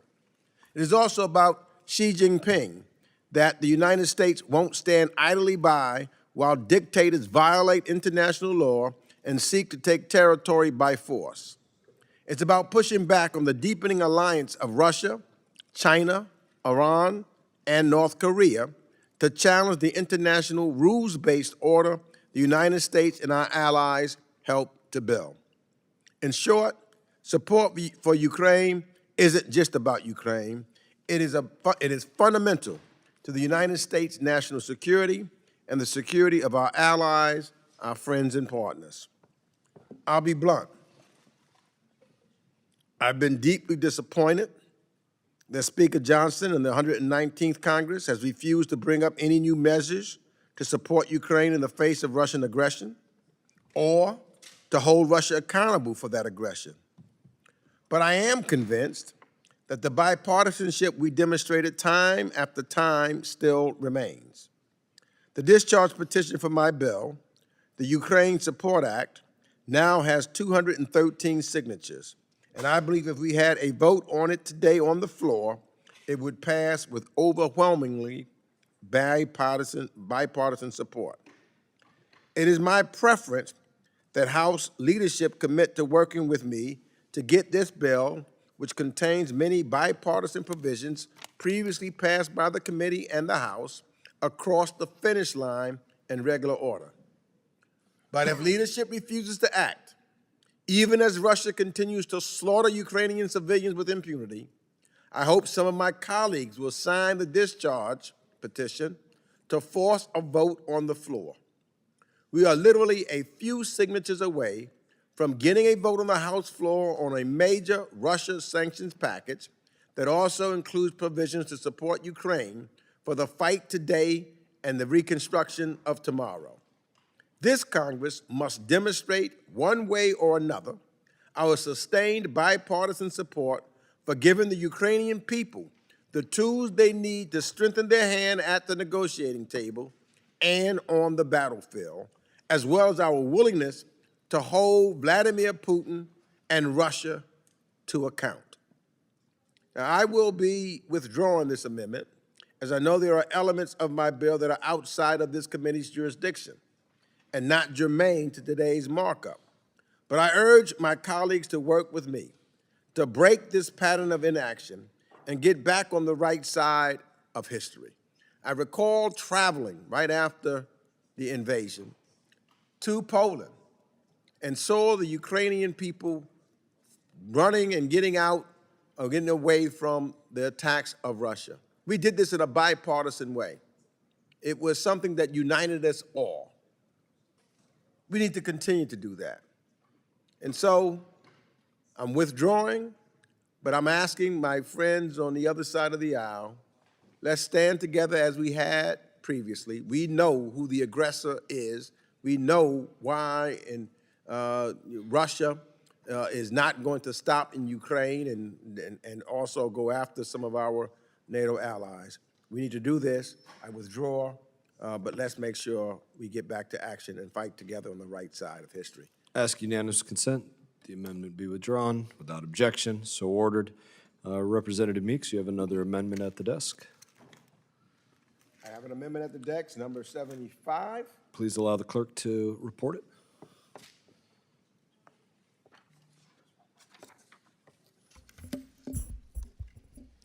Amendment 75 to HR 5300, offered by Mr. Meeks of New York. Without objection, further reading is dispensed with, and you are recognized, Ranking Member Meeks. Thank you, Mr. Chairman. Russia's latest drone incursion into Poland demonstrates what all of us have long known to be true, that Russia's ambitions do not start and end with Ukraine. Putin has time and time again attempted to blame NATO for Russia's recklessness, for NATO for Russia's recklessness, its destabilizing actions in Europe and beyond. And he regularly and publicly longs for the days that the Soviet Union's Iron Curtain spread across half of Europe again. This is a reality that our alliances in NATO's eastern flank have long recognized and called on the alliance to take seriously. No allies have delivered that message as strongly as our Baltic friends, Estonia, Latvia, and Lithuania. And for years, Congress has heard that message loud and clear and backed it up with action. As this administration rolls out plans to cut our DoD assistance to the Baltic states by the end of 2026, Congress must continue to demonstrate our support. This simple amendment does just that. It directs the Secretary of State to carry out programs to strengthen the security of the Baltic states pursuant to our bilateral defense cooperation roadmaps, and it authorized critical security assistance to help achieve those goals. As we have seen recently in Poland, the time is now to step up and provide this critical support to our allies. And so, let's be on the right side of history. Let's vote for this amendment. I urge all of my colleagues to support, and I yield back the balance of my time. Do any other members seek recognition? Mr. Chairman. I'll recognize myself before I go back to the left. Number one, I'll just start by saying I do recommend a no vote. But I do want to talk about our friends in the Baltic republics. They are unquestionably some of the most committed U.S. allies in Europe. I believe that they absolutely punch above their weight class in terms of their defense contributions to NATO. They're frontline states bordering Russia. Their security is paramount. The United States has a long demonstrated commitment to their defense, and our presence there is a part of that as well. And I believe that we will continue to maintain our presence. However, I will oppose this amendment as a part of the state authorization process, as I will not commit the United States of America to millions of dollars of military aid for years to come. And in that, I will now, what other members seek recognition? Representative Keating. Thank you, Mr. Chairman. I support the ranking member's amendment. He referenced the very serious, which would be ordinarily front page news, incursion over Poland with 20 drones, clearly 155 miles into Polish territory, a continuing provocation, but a more serious escalation time and time again. Within the last day, I believe, NATO jets intercepted Russian Su-30 warplanes carrying supersonic missiles over the Baltic, as Putin continues to taunt the West in the latest, his latest attempt to show strength. Fortunately, with the drones, and again, with the 2 Russian jets, with these hypersonic weapons, NATO countries came together. It's very important now for us to move forward and show the U.S.'s real deep concern for the Baltics. Many members have traveled there. Many members have come back just recently and said there's grave concern with our NATO allies in the Baltics. So I hope that the amendment is passed. As always, with any kind of expenditure of money, it's important, as the chairman had referenced, to take that into consideration. But in this instance, I think the money that we spend now, the attention we do now, will save money later on to curb this kind of Russian aggression and save us extraordinary expenditures of funds, as we might have to deploy U.S. soldiers as part of a NATO effort to defend this very vulnerable area, which Putin has clearly set his sights on. So with that, I yield back. Representative yields back. Do any other members seek recognition? Seeing none, the question now occurs on the amendment offered by Representative Meeks, number 75. I recommend a no vote. All those in favor signify by saying aye. Aye. All those opposed signify by saying no. No. Opinion of the chair, the noes have it. The amendment is not agreed to. A roll call vote has been requested pursuant to the chair's previous announcement. This vote will be postponed. Representative Perry, do you have an amendment? Mr. Chairman, I have an amendment at the desk, number 128. Please allow them to report the amendment. Amendment 128 to H.R. 5300, offered by Mr. Perry of Pennsylvania. Without objection, please dispense with the reading. And Representative Perry, you are recognized. Thank you, Mr. Chairman. This amendment bans the use of any funds from this bill for congressional earmarks as defined in House Rule 21, Clause 9E. This ensures the State Department's $60 billion budget serves America's core security and diplomatic needs, not special interest projects that bloat government spending and betray taxpayer trust. The amendment prohibits funding for earmarks, discretionary spending items inserted by individual members for specific projects without creating new bureaucracy. It enforces fiscal discipline by redirecting resources to priorities like countering the Chinese Communist Party and securing our borders, not pet projects that inflate costs and dilute focus. Earmarks have a sordid history of waste. From 1991 to 2010, over 100,000 earmarks cost taxpayers $350 billion per citizens against government waste, with many funding frivolous or corrupt initiatives. And I don't need to get into examples because we all have plenty of them. In the State Department context, earmarks often funnel millions to unaccountable NGOs or foreign programs with no clear U.S. benefit. Egregious findings include $500 million in recent unauthorized grants to international organizations where only 20% reached intended recipients per GAO reports. Such misallocations prop up bloated bureaucracies, while critical needs like $2 billion for embassy security upgrades to counter CCP espionage go underfunded. Earmarks also invite influence peddling, with 15% of foreign aid contracts linked to politically connected firms per Transparency International. This amendment saves billions by eliminating earmark waste, potentially redirecting $1 to $2 billion annually to strengthen national security or reduce the deficit. It aligns our foreign policy with America First principles, ensuring every dollar serves taxpayers and not special interest. And I know that the chairman is going to say that this amendment is not germane because in Washington, as we know, there are Republicans and there are Democrats, and then there are appropriators. And heaven forbid anybody but the appropriators get to decide how the money's spent. So with that, I hope, as I withdraw this amendment, that we will encourage our appropriators that might also sit on this committee to not use the money for earmarks for special interest and to use it for the special interest that is your taxpayer at home who's depending on you to be their lobbyist. And with that, I ask unanimous consent to withdraw the amendment, and I yield the balance. 1 minute.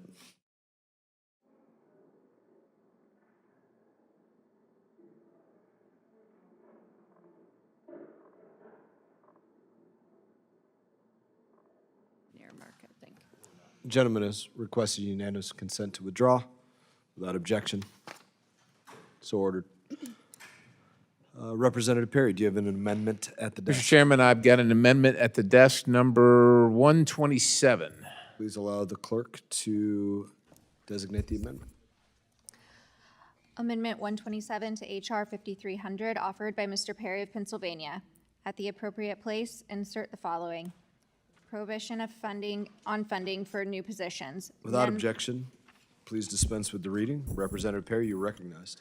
Thanks, Mr. Chairman. This amendment bans the use of any funds from this bill to create new positions within the State Department. This ensures taxpayer dollars are not wasted on expanding an already bloated bureaucracy, keeping our foreign policy lean and focused on America's core security and economic interest. The amendment prohibits funding for new hires or roles using existing oversight mechanisms to enforce compliance without adding bureaucracy. With the State Department's workforce already at 75,000 employees and a $60 billion FY 2025 budget, further growth is unjustifiable when critical priorities like border security and countering the Chinese Communist Party are underfunded. The State Department's size has doubled since 2000, yet inefficiencies persist. Egregious findings show 20% of its budget, $12 billion annually, funds redundant administrative roles per GAO audits. Like 20% of its budget. Like, why don't we just cut that? Anyhow, for example, 5,000 new positions added since 2010 cost $1 billion yearly in salaries and overhead and have not measurably improved diplomatic outcomes. Meanwhile, $2 billion needed for embassy fortifications against CCP espionage remains unaddressed. New positions often serve globalist agendas, like the $100 million spent annually on climate-focused staff, which delivered zero tangible benefit to American taxpayers. This amendment saves $500 million to $1 billion yearly by halting unnecessary hires, redirecting funds to strengthen national security, or reduce the deficit. It upholds America First principles by shrinking government and prioritizing our nation's needs. Now, I think I understand that the chairman is not interested at this moment in supporting this amendment, but might be willing to work with me for an amendment to get through Rules Committee on the floor. So I wish to entertain a colloquy before I decide the disposition of this amendment, at least as far as I'm concerned. Yeah, I think there's something that we can work on with this. I'm sympathetic to the idea of not having new positions, but the reality is because 85% of the State Department is not authorized positions, even though we are reducing the size of State Department, we are, by every technicality, creating new positions because we're having to deal with so many that were just never really created in law before, and some we are keeping and some we are not keeping. But by definition, we have today created, in our structural portion, many new positions, even though we've still reduced the size. Well, look, I'm happy to have a discussion with you regarding how much of the size has been reduced. But if you will commit to working with me and my staff and have your staff work with our staff to get an amendment to the floor when this bill comes to the floor, assuming it does, then I will kindly withdraw this amendment at this time. Happy to work with you, Representative Perry. All right, well, then I'd ask unanimous consent to withdraw the amendment. Without objection. So ordered. Representative Jackson. is not here right now. Representative Huizenga. Representative Huizenga. Thank you, Mr. Chairman. I have an amendment at the desk. Please allow them to report the amendment.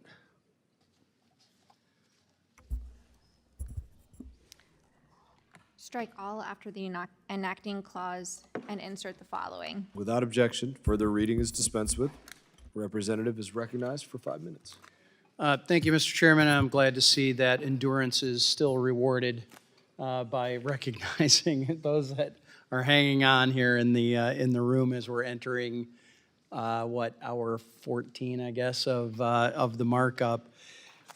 This amendment is regarding the missile technology control regime.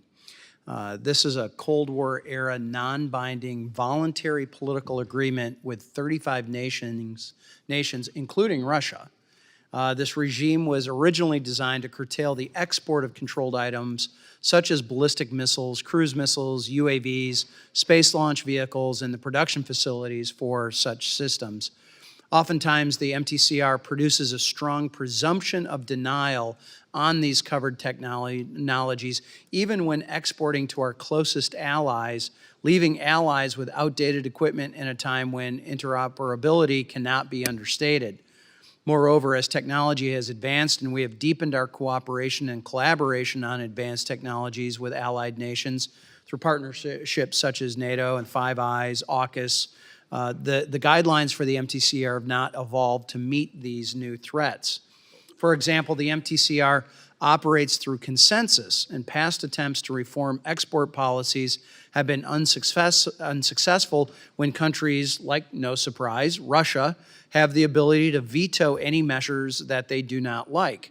Additionally, the MTCR lacks independent means to verify whether member states are adhering to its guidelines, nor does it have a mechanism to penalize states that then violate them. We cannot let this opportunity to enhance collaboration with our allies be hindered by a bureaucratic process bogged down by red tape.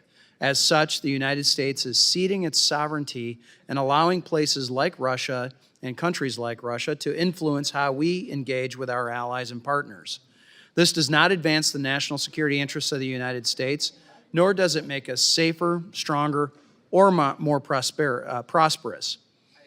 The weakness of the MTCR are not only felt by our allies and partners, but also by our companies.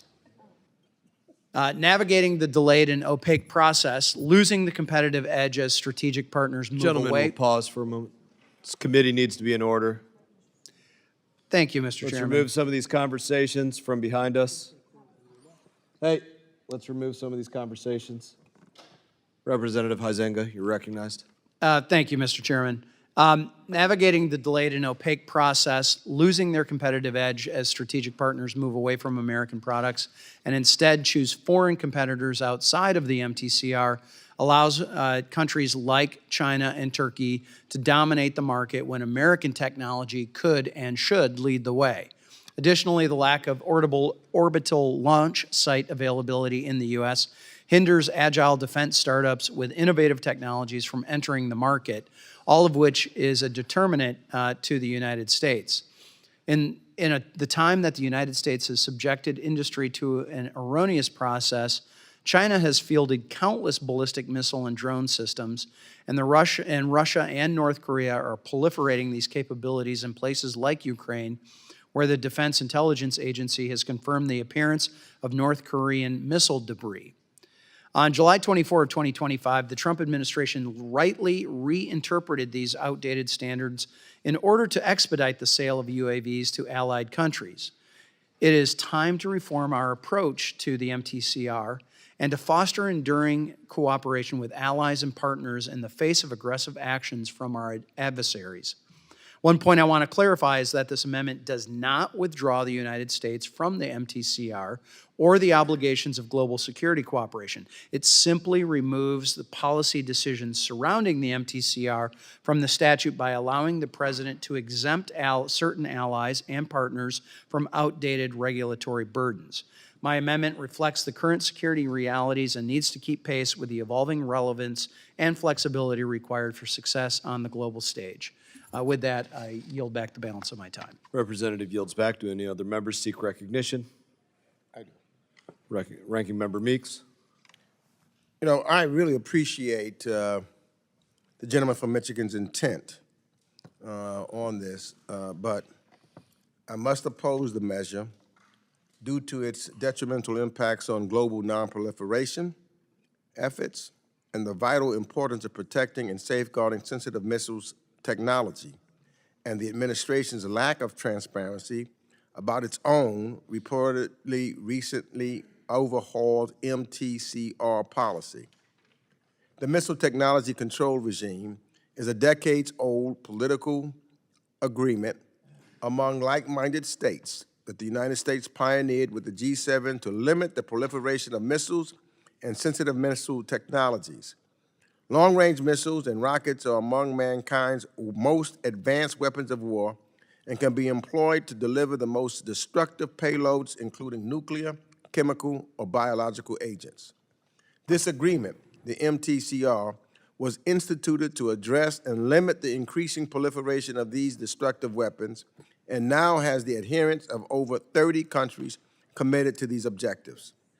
The MTCR does so by providing a framework for standards and regulations as well as coordination and control over the transfers and exports of mutually reinforcing safeguards.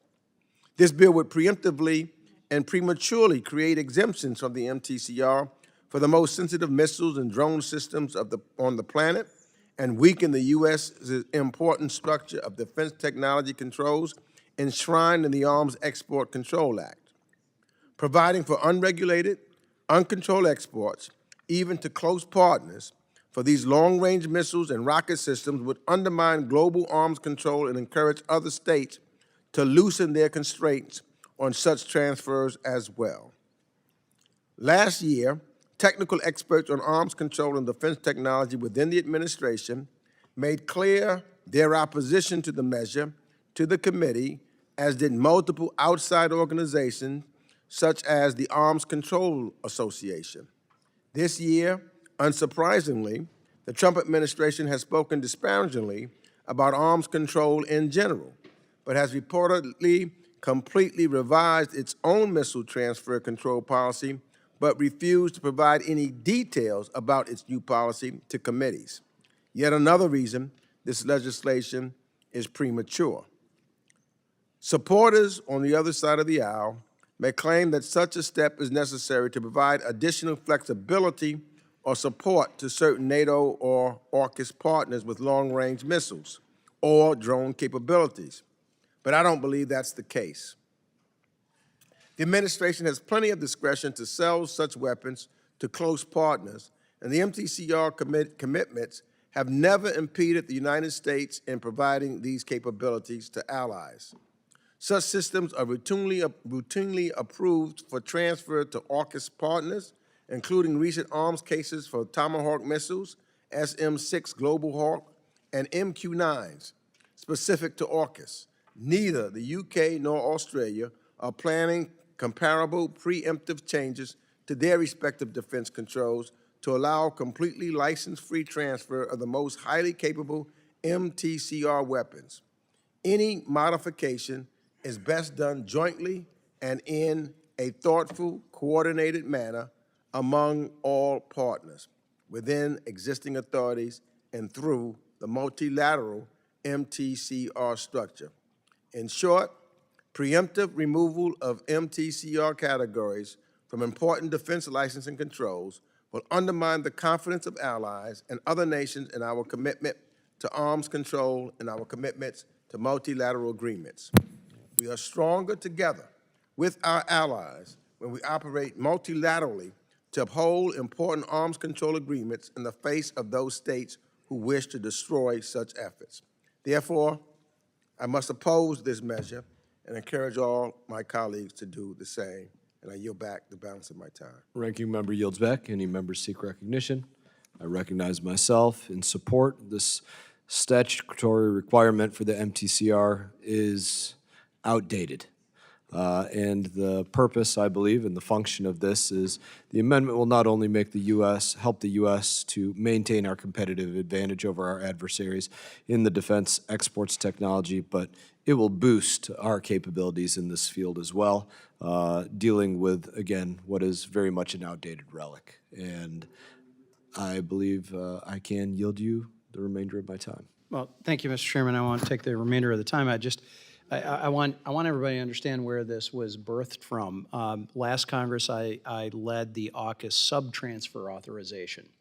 And we were discovering that there was problems with technical help with our allies as we were preparing, and they're not shipped, they're not even built yet, but just the precursors of them being able to get these submarines.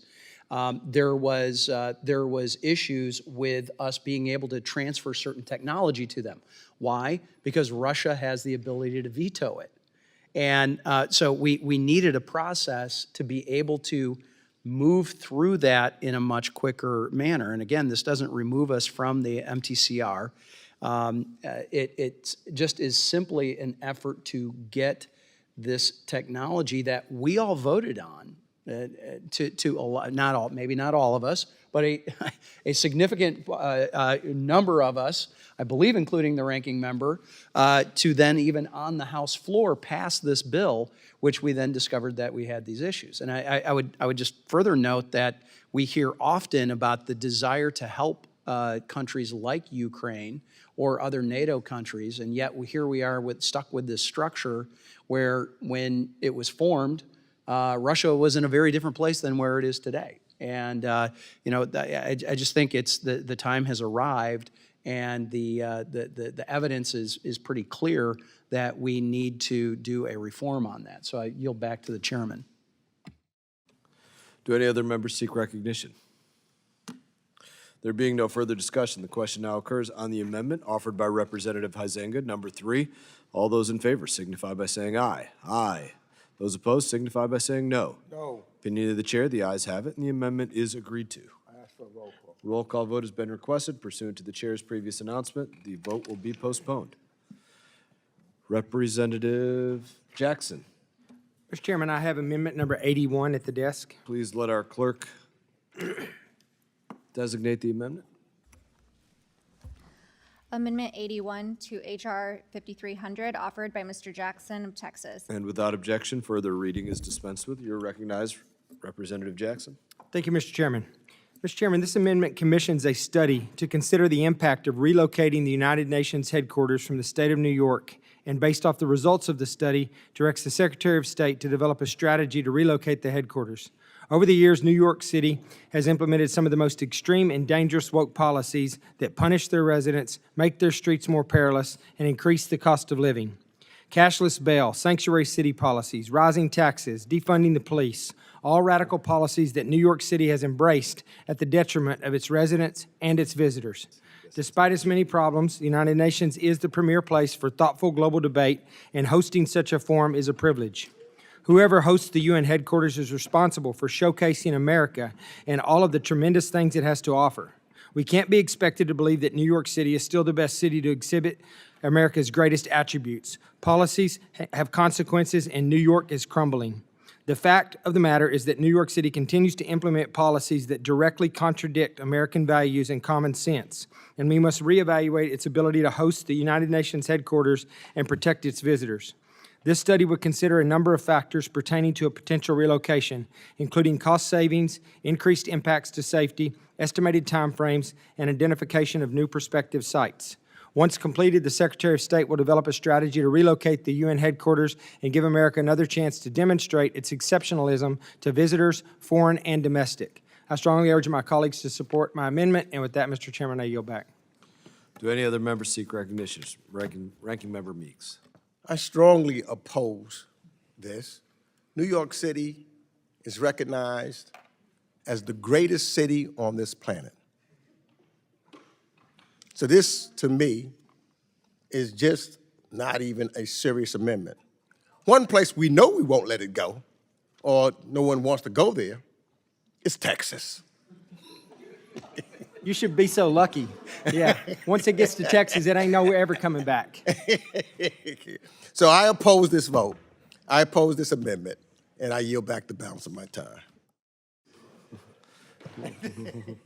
Would the ranking member like to engage in a colloquy? If you had to pick a city of Texas, what city would you? I can't think You of one. can't think of one. Got it. Florida comes to mind, number one. Florida. Does Texas even have a city? You think of Florida first. I get it. Florida's very distracting. Representative Lawler is recognized. I thank the chairman. While I have great respect for my colleague from Texas, I would strongly oppose this amendment. Despite the many challenges facing New York City and New York State, thanks to one-party Democratic rule,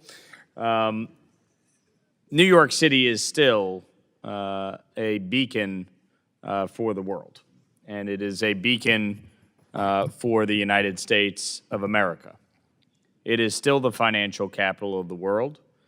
It is still the city in which the Statue of Liberty greets those who come from all around the globe to visit, to have the opportunity for their American dream. My wife came to the United States from Moldova and came to New York City and ultimately became a citizen of this country. New York is still, in many respects, the city that the rest of the world views as representative of the United States of America, and in large measure because it is a melting pot. It is a city in which all religions, all nationalities, all ethnicities are welcome. And so it is fitting to host the United Nations, despite the challenges of the UN, of which there are many, and despite the challenges of New York City and some of the governance of New York City and the decisions that have been made, policy decisions that I have loudly and robustly opposed.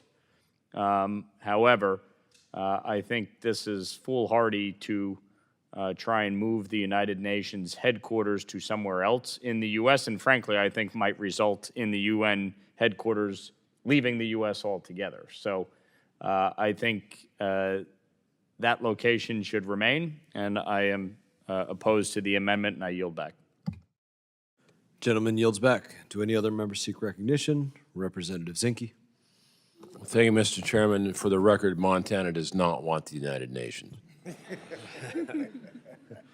Gentleman yields back. Do any other members seek recognition? Representative Self.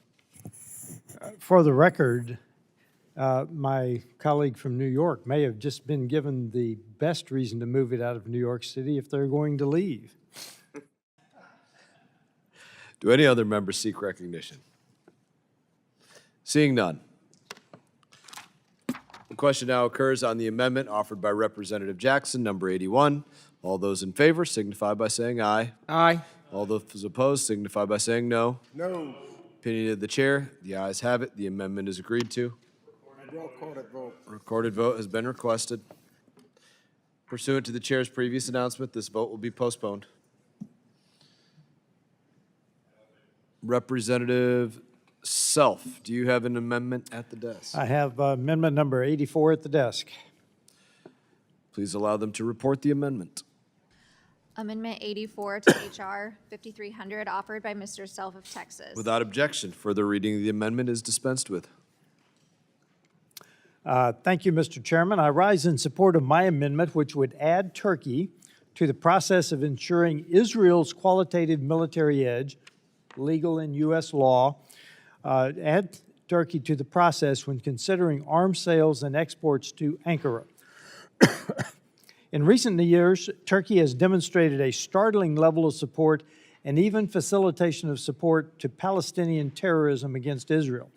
And I will remind everyone that we already restrict F-35s going to Turkey because they continue to hold a Russian S-400 system.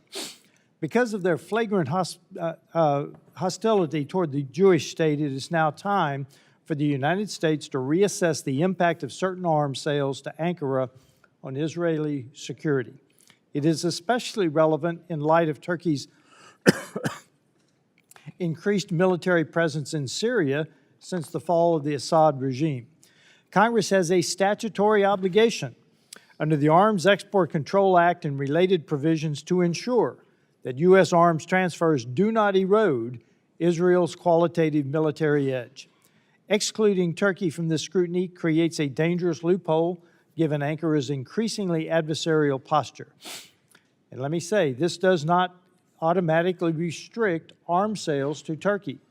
It simply requires a designation as to whether or not it would erode Israel's quantitative military edge. I'd like to thank the gentlelady from Nevada, Mrs. Titus, for her support. I urge my colleagues to support my amendment. And before I yield back, I will again reiterate the fact this does not automatically restrict. It simply requires consideration. With that, I yield back. Do any other members seek recognition? Representative Zinke.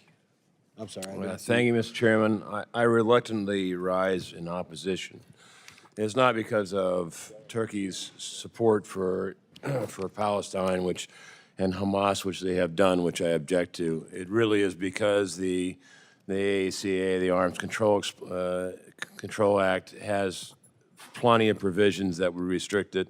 And let me just highlight a few. One, Section 40, restrictions on countries supporting terrorism, prohibits any defense article or defense services from being sold or licensed or exported of any country the president determines not cooperating fully with the U.S. Anti-terrorism, since Hamas is designated a terrorist organization, there's plenty of authority in there. There's also authority on West Bank and Gaza, that's Section 699, and then you go over to the Leahy laws. So there is plenty of room within the law as it sits right now to restrict.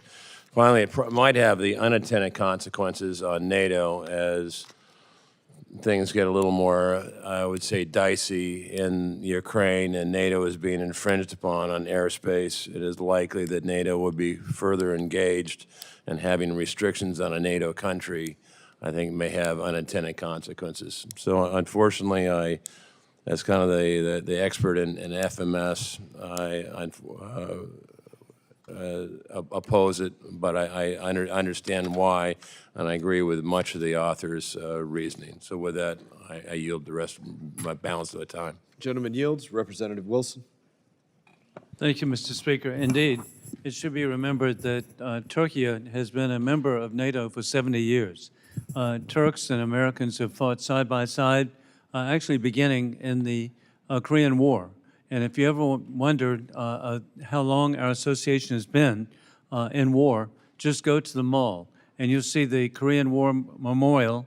And on the memorial, it indicates the countries that provided troops to try to stop the communists of North Korea and the Chinese People's Army of the Chinese Communist Party.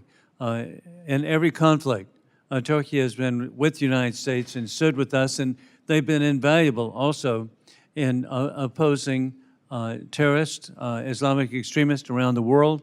And I'm just confident that we should be, instead of going after Turkey as a potential conflict with working with our ally Israel, we should be working to resolve whatever differences there may be between Turkey and Israel, because at one time they were great trading partners. They've worked together. It's been mutually beneficial, and what would be mutually beneficial is to have a rapprochement between Turkey and Israel, but not to give an indication of lack of appreciation for the fact that, indeed, Turkey is part of NATO, and they've been with us every time, and we have the Incirlik Air Base that's so important to provide security for our allies in the region. over and over again, Turkey has come through as an ally of the United States and should be encouraged to attempt to try to work with the people of Israel as they have in the past. I yield back. Do any other members seek recognition? Representative Self. First of all, if we're going to talk history, the Soviet Union was an ally in World War II. And we're on my colleague's comments, we're not talking Hamas here, we're talking about Israel. This is in law that we maintain a qualitative military edge. And I might remind my colleagues, Syria, we have Israel and Turkey actually facing off in Syria to a certain degree to see who is going to control should the caretaker government not work. And my last point is we have to look at priorities. The priority by U.S. law is the Israeli qualitative military edge. And I yield back. Representative yields back. Do any other members seek recognition? Representative Perry. Thanks, Mr. Chairman. I love Joe Wilson. I hate to disagree with him, but, you know, look, Turkey of the Korean War era is not Turkey of today. As a matter of fact, if you want to go back far enough, Turkey was a Christian nation. And while I love the people of Turkey and wish I had gotten to visit because I understand it's beautiful, unfortunately, the leader of Turkey is a different issue altogether. We wish they were the same as they used to be. We wish we could stand shoulder to shoulder with them. But it's a delicate situation. And even my good friend from Montana, who is an expert in foreign military sales, and these opportunities, these conditions already exist, as he has stated, but they're not applied. Now, Turkey is a NATO ally of necessity. Let's just face it, and let's call it what it is. They're problematic. They play both sides. The fact that they can't have F-35s because they have S-400s is a problem. And so I think that as time goes on and things change and the individual leading Turkey fashions himself and believes himself to be the next caliph, it's time for the United States of America to let him know that we're watching, that we see, and that there are consequences, and it's time to pick a side. You can be with the Russians, you can be with the terrorists, you can be with the United States of America and the free world. This is a subtle signal. It's not overwhelming, but it lets President Erdogan know that we're watching and his actions have consequences. Consequences which, by the way, that have not been shown to this moment. We've got a 20-year unauthorized State Department. We've got an opportunity right now to reset things, to level set, and to make sure our friends know that we acknowledge that they're friends, and to let those who are considering whether they want to continue our friendship know that there's a value to it. There's a value to it, and it's not free. And we're not going to countenance those who sidle up to terrorists or are the enemies of our allies and just look the other way, which is what we've been doing. We've been looking the other way. I think this is a courageous amendment by the gentleman from Texas. I understand the comments from my other friends on the committee. This is not overly burdensome, but we got to send a message, and this is the way to do it. With that, I yield the balance. Representative Perry yields. Do any other members seek recognition? Recognize myself. I do rise in opposition to this amendment.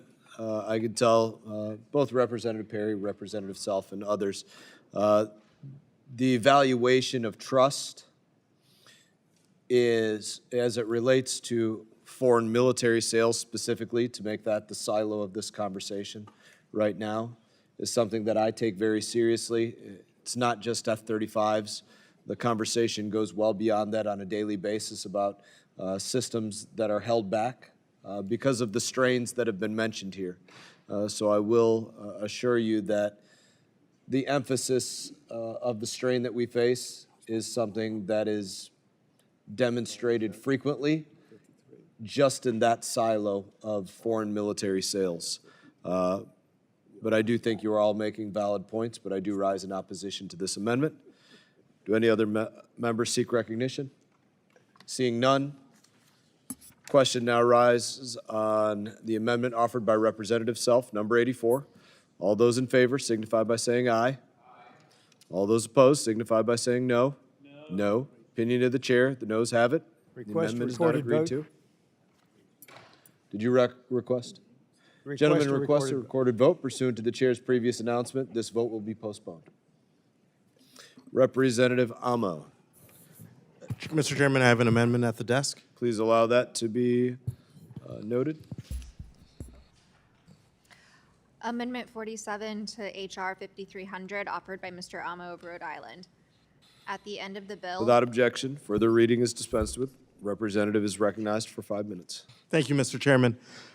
I'm proud to offer my amendment to support work that's done in my state of Rhode Island and the Australia, United Kingdom, United States Security Pact, also known as AUKUS. This agreement is an opportunity to build long-lasting collaborations that empower an expert workforce and share Rhode Island's expertise with our allies. The Naval Undersea Warfare Center Division Newport has an agreement with Australia's Flinders University to foster and advance collaborative research on undersea technology. AUKUS deepens the connection between our nations by building on the University Rhode Island Research and Education Partnership that was formalized last year. An electric boat, along with other suppliers, is supporting AUKUS Pillar 1 by manufacturing the first-rate Virginia-class submarine. AUKUS is a good example of how we can leverage our economic relationships to support good-paying jobs at home and our diplomatic and security mission abroad. It is essential to maintaining free trade and security in the Indo-Pacific. AUKUS has made coordination on sensitive defense technology possible, but unnecessary red tape makes it harder for businesses to collaborate and to create jobs. My amendment would cut this red tape by adding the AUKUS Improvement Act, a bipartisan bill that I'm proud to lead with Congressman McCall, Chairman Emeritus of this great committee. It's a simple amendment. If included, it would remove a redundant approval process, make it easier for companies to collaborate across AUKUS nations, and importantly, support American jobs. This amendment exempts entities already heavily vetted as AUKUS authorized users from duplicative review requirements. It cuts bureaucracy and it cuts red tape. It's a win-win-win. This amendment packs a fourth win too. It speeds up our ability to counter rising threats in the Indo-Pacific, making us all safer. I thank Congressman McCall for working with me on this bipartisan amendment, and I urge my colleagues to vote yes and continue the history of bipartisan support for AUKUS. And I yield back. Do any other members seek recognition? Recognize myself. The AUKUS partnership is a cornerstone of our relationship with our closest allies, UK and Australia. However, there have been a number of challenges in the implementation of that AUKUS agreement, and this amendment does work to resolve one of those challenges by ensuring that AUKUS authorized users are exempt, these already authorized users are exempt from unnecessarily burdensome requirements for approving third-party transfers. And this measure would exempt entities that are already vetted by the State Department as AUKUS authorized users, again, from that third-party transfer requirement for foreign military sales. So in that, I do recommend a yes vote with this amendment. Are there any other members that seek recognition? Representative Meeks. I also support this amendment, which makes various minor technical changes to AUKUS cooperation and coordination efforts. These efforts are important to the AUKUS agreement, which I support and have supported from its inception. I appreciate Representative Amo's efforts and close work with our AUKUS partners, Australia and the UK, especially in shipbuilding. These joint research and development efforts are great examples of our shared efforts as an alliance. I also support the amendment and continue to support the goals and objectives of AUKUS and our collective defense cooperation. I think that is important. We have worked collectively in that regards in a bipartisan way, and I look forward to passing this and continuing to strengthen AUKUS and our relationship with UK and Australia, and I yield back the balance of my time. Do any other members seek recognition? Seeing none. The question now occurs on the amendment offered by Representative Amo, number 47. All those in favor signify by saying aye. Aye. Those opposed, say no. Opinion of the chair, the ayes have it, and the amendment is agreed to. Representative Self, I believe you have an amendment. I have amendment number 92 at the desk. Please let that be reported.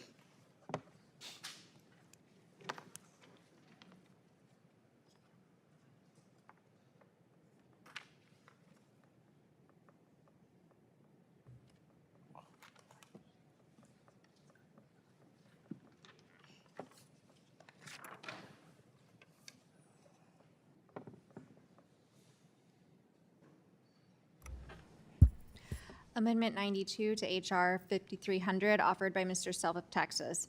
At the Without appropriate objection, further reading is dispensed with, and representative is recognized. I rise in support of my amendment that prohibits the use of gender pronouns on professional identity elements at the Department of State, including business cards, email signatures. Regardless of what radical extremists are promulgating, there are only two genders, male and female. It's not just a political matter. It's a matter of truth, what's right. Gender identity means an identity that reflects an internal and subjective sense of self, disconnected from biological reality and sex and existing on an indeterminate continuum. Such identity does not provide a meaningful basis for identification. Turning from foundational values would be fatal to our republic. Foundations such as, so God created man in his own image, in the image of God he created them, male and female he created them. Attempting to justify a radical political agenda like gender identity via government entities is nothing more than a veiled attempt to gain credibility for a twisted mindset that should not be forced on a free society where the majority of its citizenry recognize it as unacceptable. Men cannot be women, women cannot be men. If we truly care about our fellow countrymen, we must tell the truth.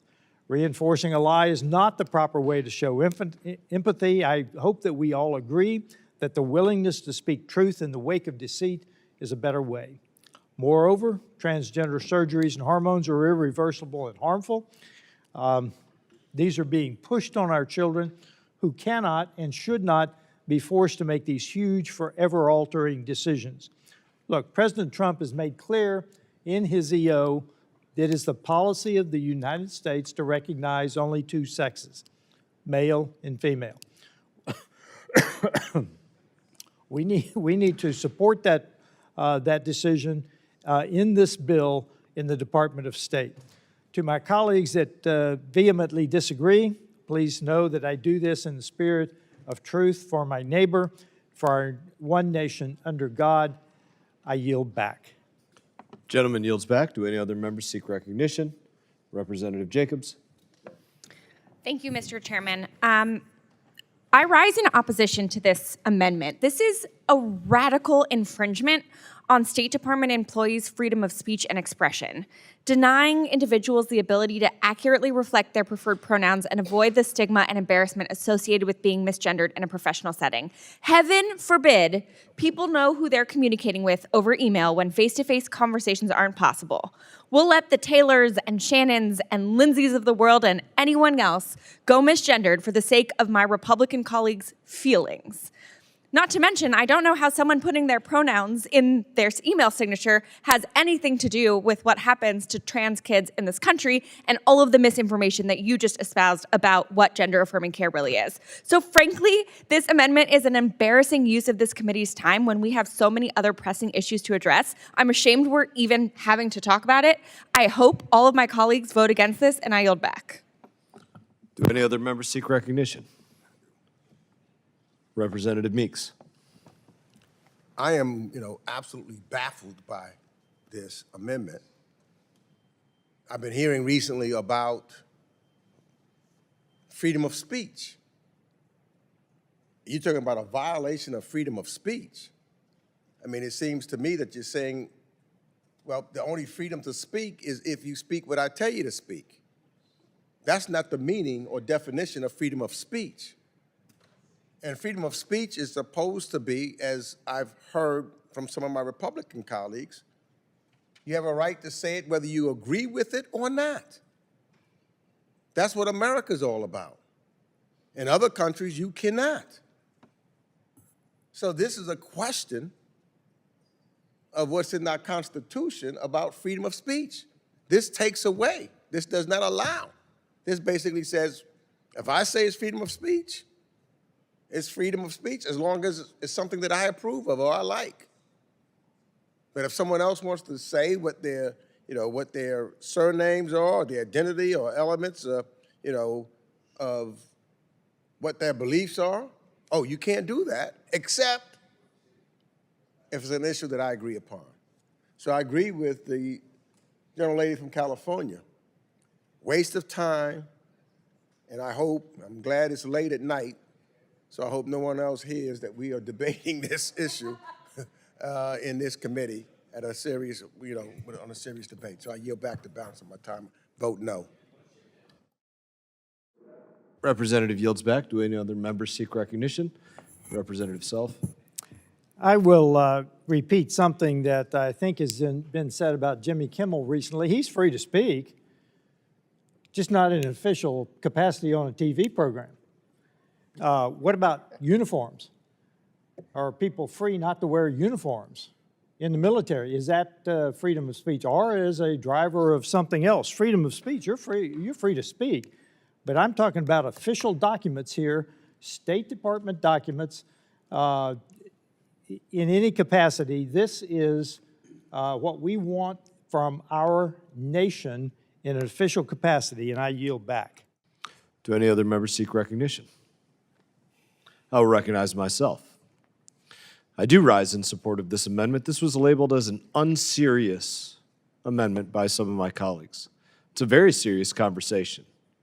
I don't think it's a conversation to be laughed at, but I think it's serious as to the professionalism of individuals. My colleague brought up a perfect point about the military uniform of somebody. It's not appropriate to say on the official letterhead, the official documentation, the official email signature block, the whatever it might be, that individuals working for the United States government will be permitted to label themselves as something that they're not. You're not kitten this or bear that, or you're Mr., you're Mrs., you are your gender, you on official government documentation. That is a very serious conversation. And I don't laugh at that conversation. I think it is a very serious point, as again, to the professionalism of those that will be working in any of our government institutions. We oversee the United States Department of State, and that's where we are having this conversation right now. But in that is the end of my comments. Do any other members seek recognition? You haven't requested any time. You're certainly welcome to request time. Yeah. You, gentleman is recognized.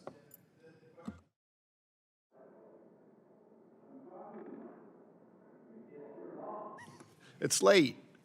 The question I would ask is, if I were to have on my business card, Mr. Brad Schneider, or my wife were to have Mrs. Julie Dan, Ms. Julie Dan, is that prohibited by this amendment?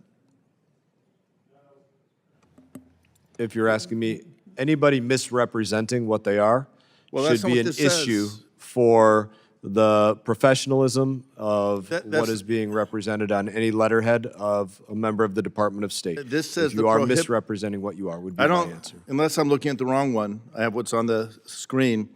It says prohibit the use of gender pronouns on business cards, email signatures, or any other professional identity element. It doesn't say anything about whether it's a true reflection or not. It just says it can't identify gender on a pronoun. I'm just wondering If you say, Mr. Schneider, Ms. Dan, is that prohibited? That is what it says. You are reading it accurately. Okay, that it would be prohibited to have the Mr. or Ms. on there? Question for the sponsor. I believe are you referencing to say he, she, they as a pronoun? I'm saying, I'm reading this as a gender pronoun, and I'll qualify. I'm an engineer, so particles of English may be beyond me, my full understanding. But I understand that he, him, his, hers, theirs, but is the Mr., how does this reference the use of I'm not sure what it's called in English, but the Mr. or Ms. or Mrs. Whatever. Brad, will you yield? Yes, I'll According yield to the Oxford Dictionary, Mr. and Ms. are considered pronouns. Okay, thank you. So I guess this would prohibit the use of Mr. or Ms. or Mrs. on a card. Yeah, no, because actually, sometimes people use the pronouns, and that's why this is here, incorrectly. Gender is immutable. So the Mr. and Mrs. used improperly with what their natural sex would be under this rule. Brad, will you yield again? Yes. So in my email signature, I, Sarah Jacobs, have she, her. Those are my pronouns. But under your amendment, this would also not be allowed. Right. But you just said it's only if you use the wrong pronoun, so that's not actually accurate. Correct. That's correct. You're absolutely correct. Thank you for that, Ms. Jacobs. Anytime. Brad, back to you. All right, let me just, I'll ask another one. Our ambassadors have a title that are often His Excellency or Her Excellency. Would that be prohibited on their business card? It would not be. This is. I guess I might be reading the wrong. This says the Secretary of State shall prohibit the use of gender pronouns on business cards, email signatures, or any other professional identity elements across the Department of State by employees, contractors, and other officials of the State Department. That would clearly prohibit the use of Mr. or Ms. or Mrs. It would prohibit the use of His Excellency if we had someone from working for us who has another title. It seems to be, someone said earlier, I was not here, that this is unserious. Maybe unserious is not the fair term, but not fully considered or thought out, I think would be appropriate. And I think this amendment is going to cause a whole lot of problems across the State Department. I yield back. I think you're rightfully stating something. I believe this is a serious conversation, as I opened up in my remarks, and I believe it is something worth examining and getting correct. Undoubtedly, there would be great argument between both sides, but my request for the author of it would be to withdraw this amendment and work to have it crafted in a more examined way. Are you sorry, Representative Perry is recognized. Thank you, Mr. Chairman. I yield my time to the gentleman from Texas. Yeah, Mr. Chairman, I believe that those are referred to, everything that we're talking about, Mr., Mrs., Her Excellency, Her Majesty, His Majesty, are honorifics, not pronouns.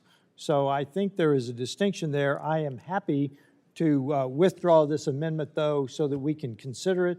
But this is absolutely serious. This is absolutely something that the State Department ought to do in keeping with the move toward doing away with all of this this issue. Again, I agree with you. It's a very serious issue as it, again, one example given, as it relates to what's on a military uniform, your nameplate, a host of, I think it is a very serious conversation that has ripples across a number of different agencies when had appropriately and thoughtfully. And so you ask unanimous consent to withdraw? I did. Without objection, so ordered. Representative Self, I believe you have an amendment at the desk.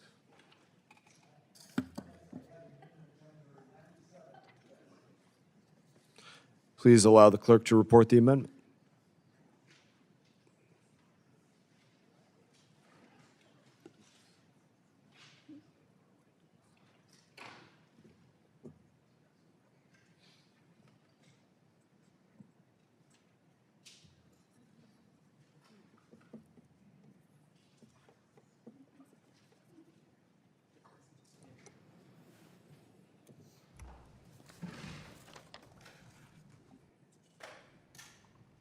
Well, thank you.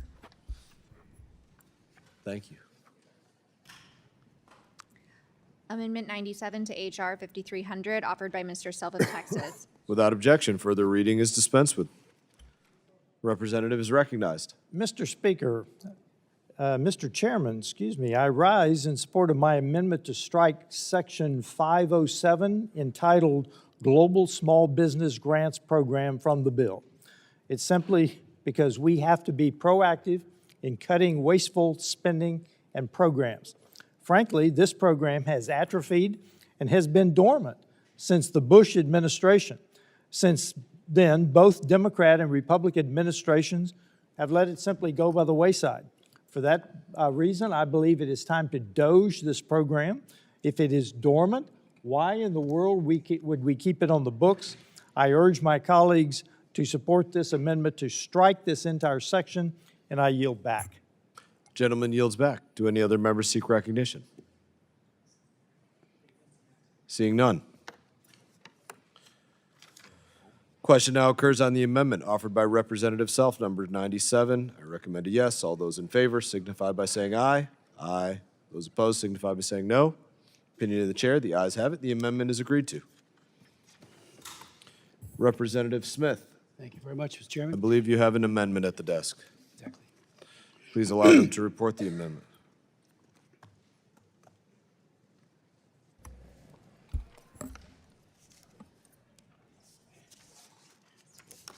Amendment 67 to H.R. 5300, offered by Mr. Smith of New Jersey. At the appropriate place. Without objection, further reading of the amendment is dispensed with. The representative is recognized for 5 minutes on the amendment. Mr. Chairman. Chairman, thank you very much. In 2008, Mr. Chairman, after working to reunify an abducted child to Brazil, Sean Goldman, his father, David, it was a terrible, terrible thing. He went for 5 years. I learned about it in 2008. His son came back home in 2009 after a tremendous push in Brazil. I went down there twice, had hearings on it. But I also thought of an idea. We found that the Department of State Office of Children's Issues was not doing the job. The consular affairs people were very empathetic to Americans, but we had no clout, no nothing to try to compel countries to live up to the standards of the Hague Convention on Parental Abduction. Some are signatories to that, some are not, but there needs to be a uniformity and there needs to be enforcement, and there was none. So many families would file with the Office of Children's Issues only to find that nothing was happening.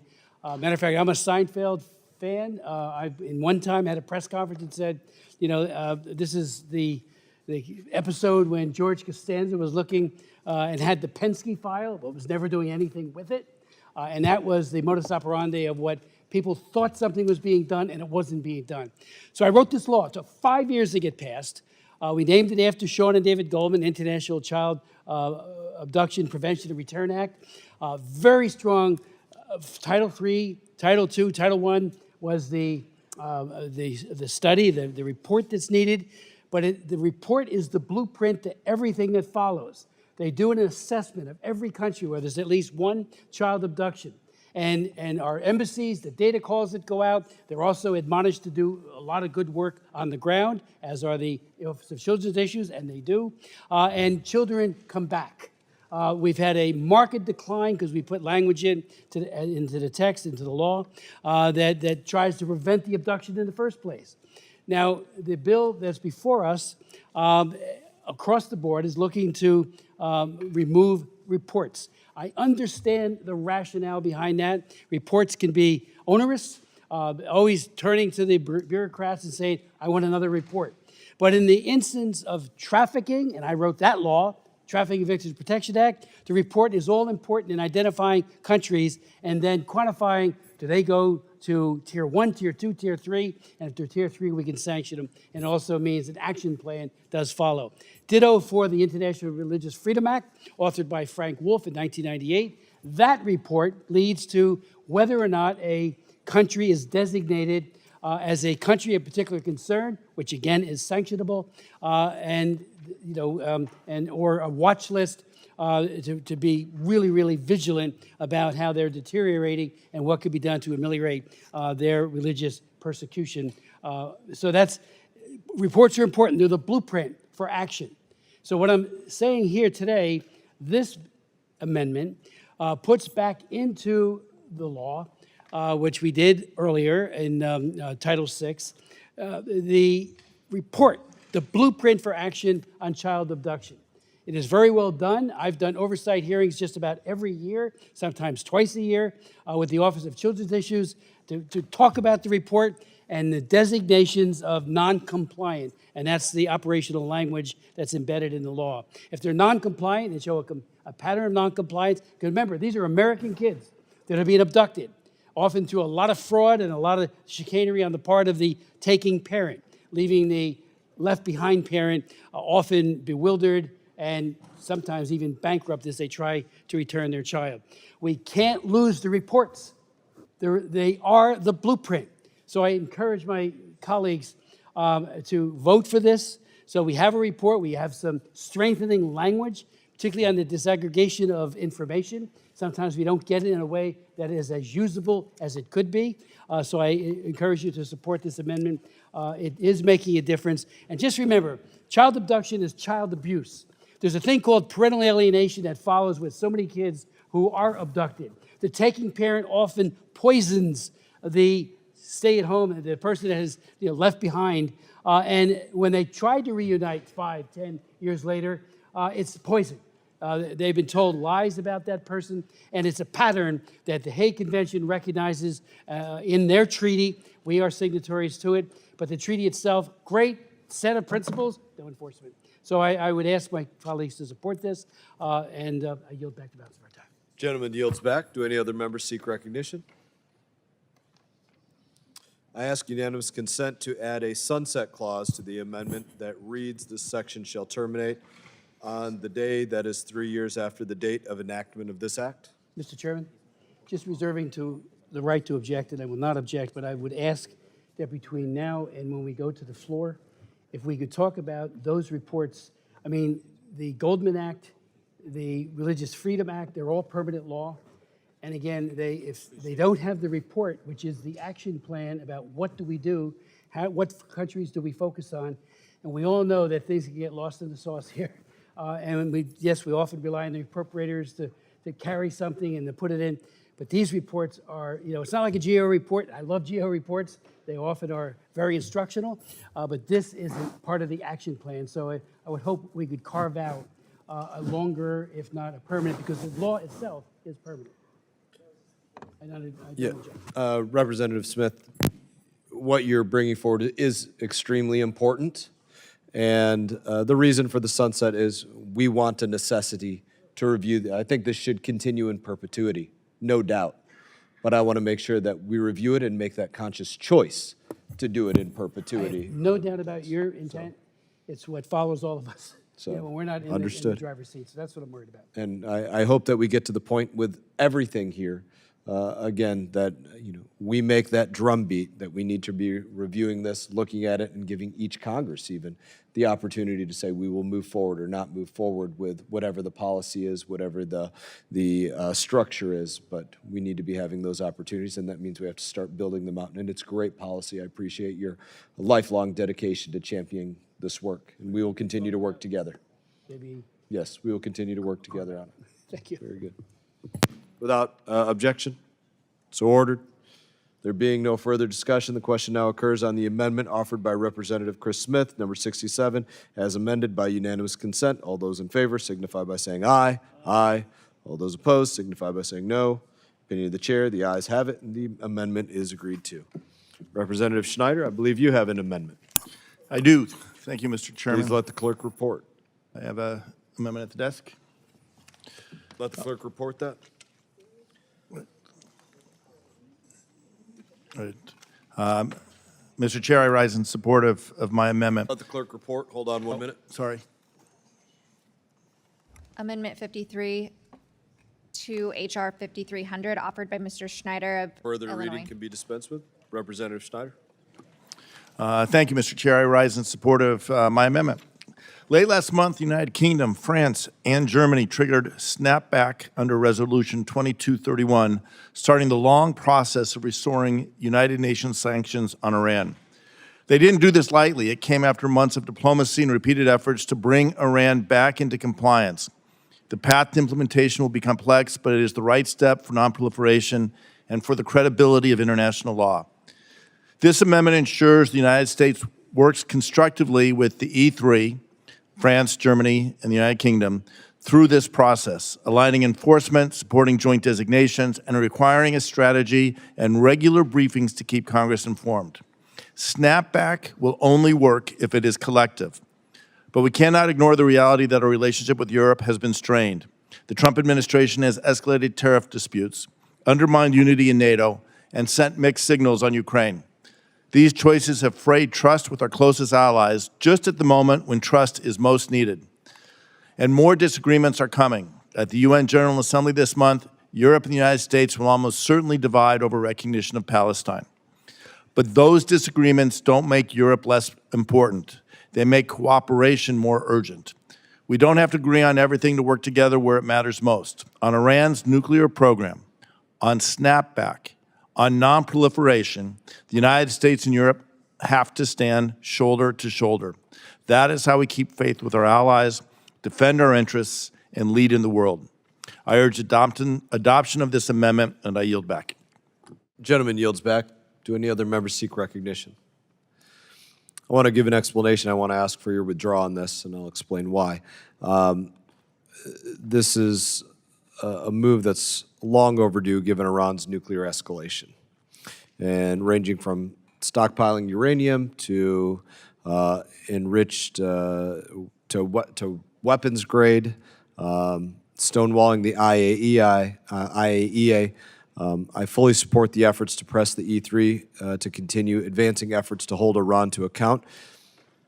This bill that we all are all gathered here to debate, it's not going to be done in time to pass into law to make this amendment relevant for when it needs to be relevant. It would require the Secretary of State to produce a strategy related to snapback sanctions on Iran at the UN Security Council, the deadline for which would be October of this year. Given the important nature of the topic, we have prioritized this in a similar, more general requirement in the accompanying report to this bill, which I would hope would be sufficient to address the issues that you're highlighting. It is very important, but we've addressed it in a report because of the timely nature of what's required here. I hear what you're saying. It is with more than a little, exceedingly a lot frustration that we're sitting here at the very precipice of the snapback deadline with this uncertainty. I understand the time constraint. What I will withdraw it. What I would like to ask is that we put on the calendar as soon as possible a hearing in this committee to talk about Iran, specifically its nuclear program, and how we not just block their path to a nuclear weapon, but permanently close that path, and make sure that we don't focus strictly on its nuclear program, but its ballistic missile program, its other activities in the region, undermining prospects for peace and security for the Gulf and the broader region and the threat to the United States. If we can have that hearing in this committee, which is long overdue, I would be very grateful. I think we can work on that, absolutely. Work with our Middle East Subcommittee Chair as well to work on this as well. So, Representative Lawler, thank you for your commitment to withdrawing. Ask unanimous consent. Without objection.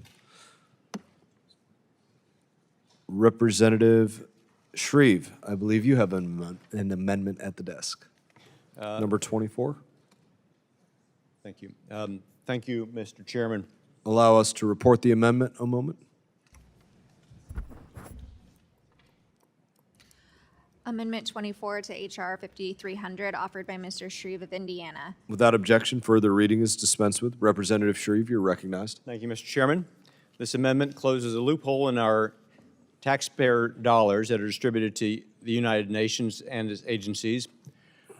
Right now, not every international organization, including UN agencies, face the same partner vetting requirements as other recipients of U.S. assistance, and that is not acceptable.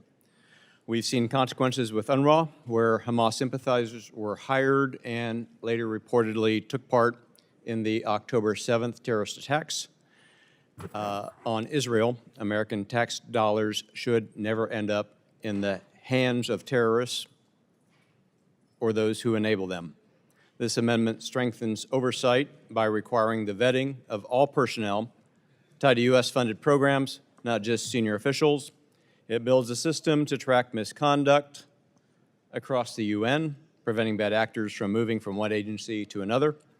It empowers our Secretary of State to withhold funding if agencies refuse to share critical information. This is about accountability and protecting taxpayer dollars. I urge support of this amendment, and I yield back. Representative yields back. Do any other members seek recognition?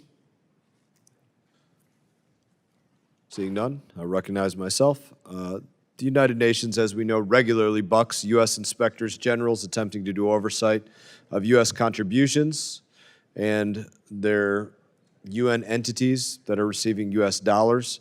IGs receive tips of waste, fraud, and abuse through various reporting mechanisms. And when they begin investigating, the agencies involved delay, install, and avoid providing information. So I do think this is very important. You've worked there. You have knowledge about what's going on there. I appreciate the amendment, and I recommend a yes vote.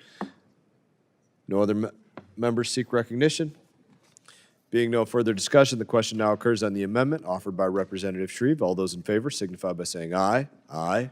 Those opposed signify by saying no. Opinion of the chair, the ayes have it. The amendment is agreed to. Representative Shreve, I believe you have another amendment. I have amendment number 25 at the desk. Thank you, Mr. Chairman. Please let it be reported. Amendment 25 to H.R. 5300, offered by Mr. Shreve of Indiana. At the appropriate Without place. objection, further reading dispensed with. Representative Shreve, you are recognized. Mr. Chairman, thank you again. After the collapse of Southeast Asia's gambling industry during COVID, industrial-scale scam centers took root in Burma, Laos, and Cambodia. Corrupt officials allowed them to operate openly, to proliferate, where Cambodia alone sees $12 billion a year in scam revenue, nearly half of that nation's GDP. Its impact here at home, in my district, in our state, and our country is real. In 2024, Americans lost nearly $17 billion to scams, and that's on the low end because that's what's reported. Many tied to these networks, my constituents in Indiana, are targeted. Many of these are seniors with fake toll notices, phony Postal Service skeps, even criminals posing as state agencies, and this problem will deepen and continue as AI proliferates. China is deeply implicated. State-owned firms under Belt and Road contracts have built compounds wherein trafficking victims are enslaved and forced to scam under threat of torture. My amendment would establish an interagency task force chaired by our Secretary of State to coordinate what no single agency to date is doing, to investigate Chinese Communist Party involvement, to support foreign law enforcement partners, to deploy offensive cyber capabilities, and finally, to unite our allies against these transnational syndicates. This is not just consumer fraud, it's organized crime, it's counter to national security and human rights, all rolled into one. I urge support for this amendment. Mr. Chairman, I yield back. Gentleman yields back. Do any other members seek recognition? Seeing none, rise in support. Being no further debate, question now occurs on the amendment offered by Representative Shreve. All those in favor signify by saying aye. Aye. Those opposed signify by saying no. Opinion of the chair, the ayes have it. The amendment is agreed to. Representative Self, I believe you have an amendment at the desk. I have an unnumbered amendment at the desk. Please allow the clerk to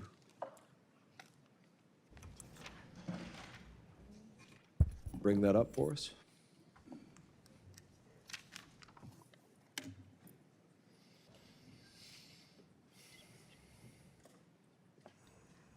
Amendment to H.R. 5300 offered by Mr. Self of Texas.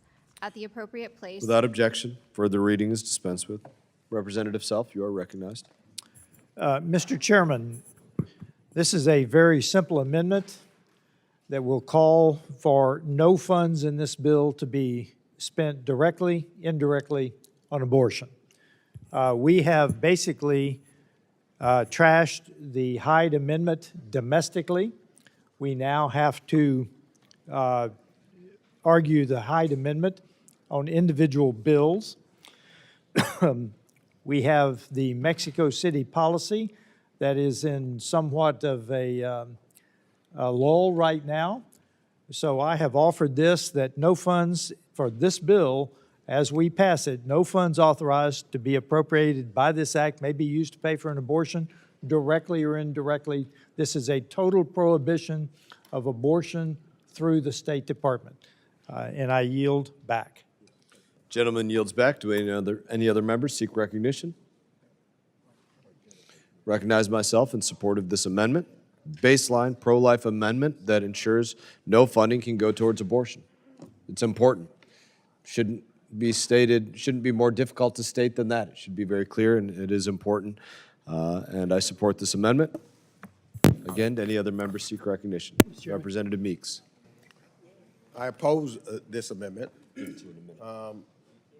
Federal law is already there. This is just, I don't see the need for this. This is redundant. There's federal funds already prevent payment for an abortion. So I don't understand what this amendment does. It's just duplicate. I yield back. Ranking member yields back. Mr. Chairman. My concern is this could be duplicated as many times, and I will have no objection to it. Representative Smith.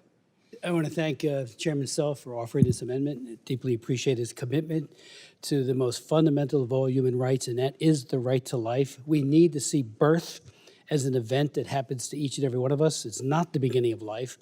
And if you look at the methods of abortion, I say, Mr. Chairman, and to my colleagues, they are violence. Dismemberment. People talk about the new abortion pill, which now has been shown to cause major deleterious effects to women at about 11%. 11% hemorrhaging and a whole bunch of other things occur, and that's a landmark study. And we've talked to people in the administration about that needs to be gotten out. This is very dangerous for women, and the abortion pill is being disseminated all over the world. WHO and others are all pushing it. It kills the baby. And I asked Gutierrez, the Secretary General of the United Nations, in my office on a visit about a year ago. I said, Mr. Secretary General, do you know how the abortion pill works? It starves the baby to death. That's what it does. Up to about 12 weeks, sometimes even starves the baby. We're all for global food security and ensuring that nutritious food is available and supplementation, and this pill causes the baby to die due to starvation. It is. I think it's a violation of human rights. It's bad for women. It's bad for children. And again, I want to thank you for this amendment. I yield back. Gentleman yields back. Do any other members seek recognition? Seeing none. Question now occurs on the amendment offered by Representative Self. Those in favor signify by saying aye. Aye. Those opposed, no. Opinion of the chairs, the ayes have it. The amendment is agreed to. Ask for a roll call vote. Roll call vote has been requested pursuant to the chair's previous announcement. This vote will be postponed. Representative Lawler, I'm going to let you take the chair for a few moments while I step away, and I believe you have an amendment at the desk that they can report.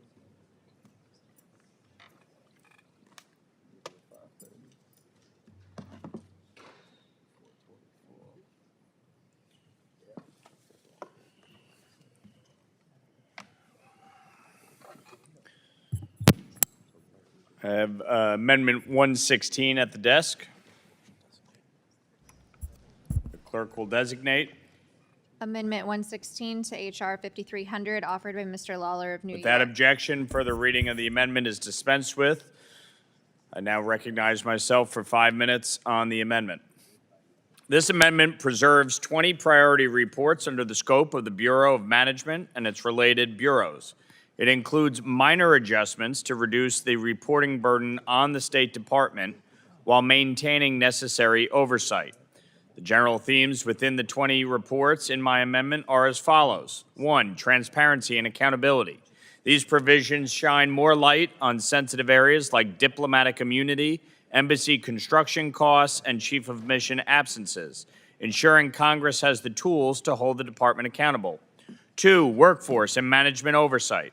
By creating staffing and contractor databases and tracking the department's global footprint, we strengthen oversight of how state manages its people and resources worldwide.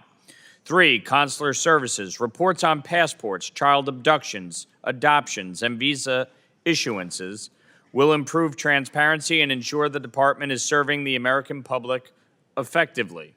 Number 4, security and crisis preparedness, requiring updates on crisis response, embassy curtailments, and cybersecurity ensures the department is ready to protect U.S. personnel and facilities in a rapidly evolving threat environment. And finally, number 5, modernization. From electronic medical records to timely updates on the Foreign Affairs Manual, these provisions reduce outdated practices and modernize core systems to improve efficiency and effectiveness. And all of this includes a 3-year sunset provision. I urge my colleagues to vote in favor of this amendment to ensure we preserve necessary congressional oversight of key topics in the M family in the department. And I yield the remainder of my time. Do any other members seek recognition? There being no further discussion, the question now occurs on the amendment offered by myself. All those in favor signify by saying aye. Aye. All those opposed signify by saying no. In the opinion of the chair, the ayes have it, and the amendment is agreed to.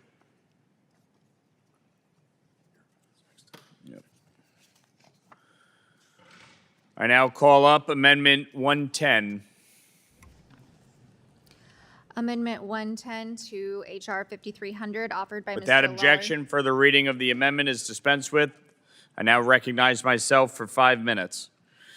This amendment authorizes the State Department's annual country reports on terrorism. These reports and the analysis that precedes them are essential tools for understanding the evolving threat landscape and guiding U.S. counterterrorism strategy and efforts. They provide a clear, government-vetted assessment of terrorist activity around the world, tracking both terrorist organizations' behavior and the level of engagement with other governments.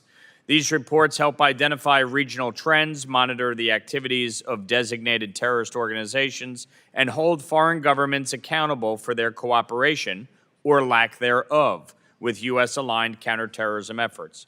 Most importantly, these reports inform evidence-based policy, ensuring that our counterterrorism programs reflect the realities on the ground, not assumptions or headlines. They promote transparency, coordination, and long-term strategic planning in one of the most complex areas of U.S. foreign policy. I encourage all of my colleagues to support this amendment and yield the remainder of my time. Do any other members seek recognition? There being no further discussion, the question now occurs on the amendment offered by myself. All those in favor signify by saying aye. Aye. All those opposed signify by saying no. In the opinion of the chair, the ayes have it, and the amendment is agreed to.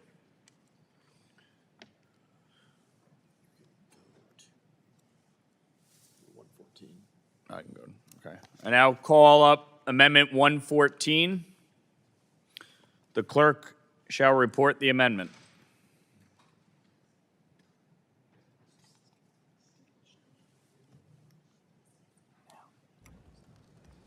Amendment 114 to H.R. 5300, offered by Mr. Lawler of New York. At the appropriate place, insert the following. Amendments to Anti-Boycott Act of 2018. The Anti-Boycott Act of 2018 is amended as follows. 1. Without objection, further reading of the amendment is dispensed with. I now recognize myself for 5 minutes. This amendment is the text of the IGO Anti-Boycott Act. In 2018, President Trump signed the Anti-Boycott Act into law. This law protects U.S. companies from being coerced into complying with boycotts imposed by foreign countries against nations friendly to the United States. The president enacted this law to strengthen anti-boycott protections that have been on the books for decades, all passed under the same principle that foreign countries should not be able to use Americans to undermine U.S. foreign policy. But not just foreign countries. No foreign entity should be able to do this, or international governmental organization. That's why I introduced and have been working to pass the IGO Anti-Boycott Act.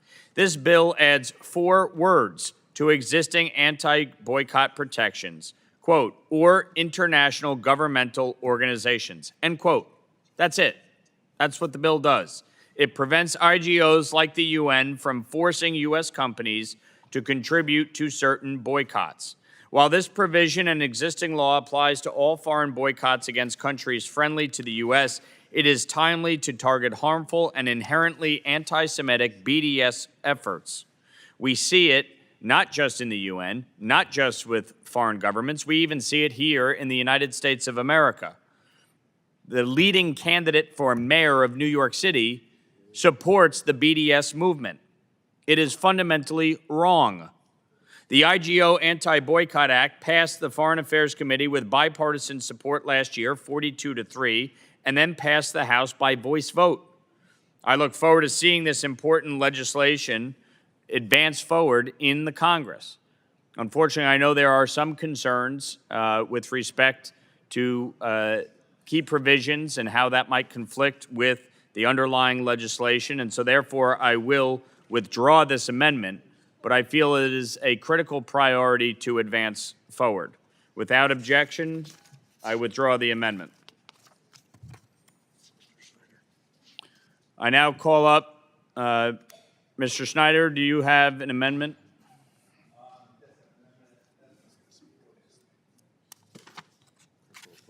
The clerk will report.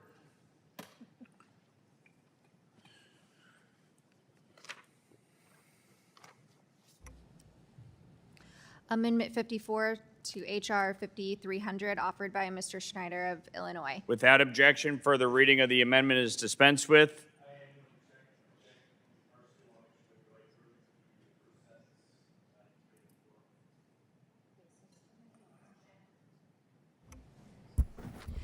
In general, not later than 90 days after the date of enactment of this act, the Secretary may administratively reassign responsibility.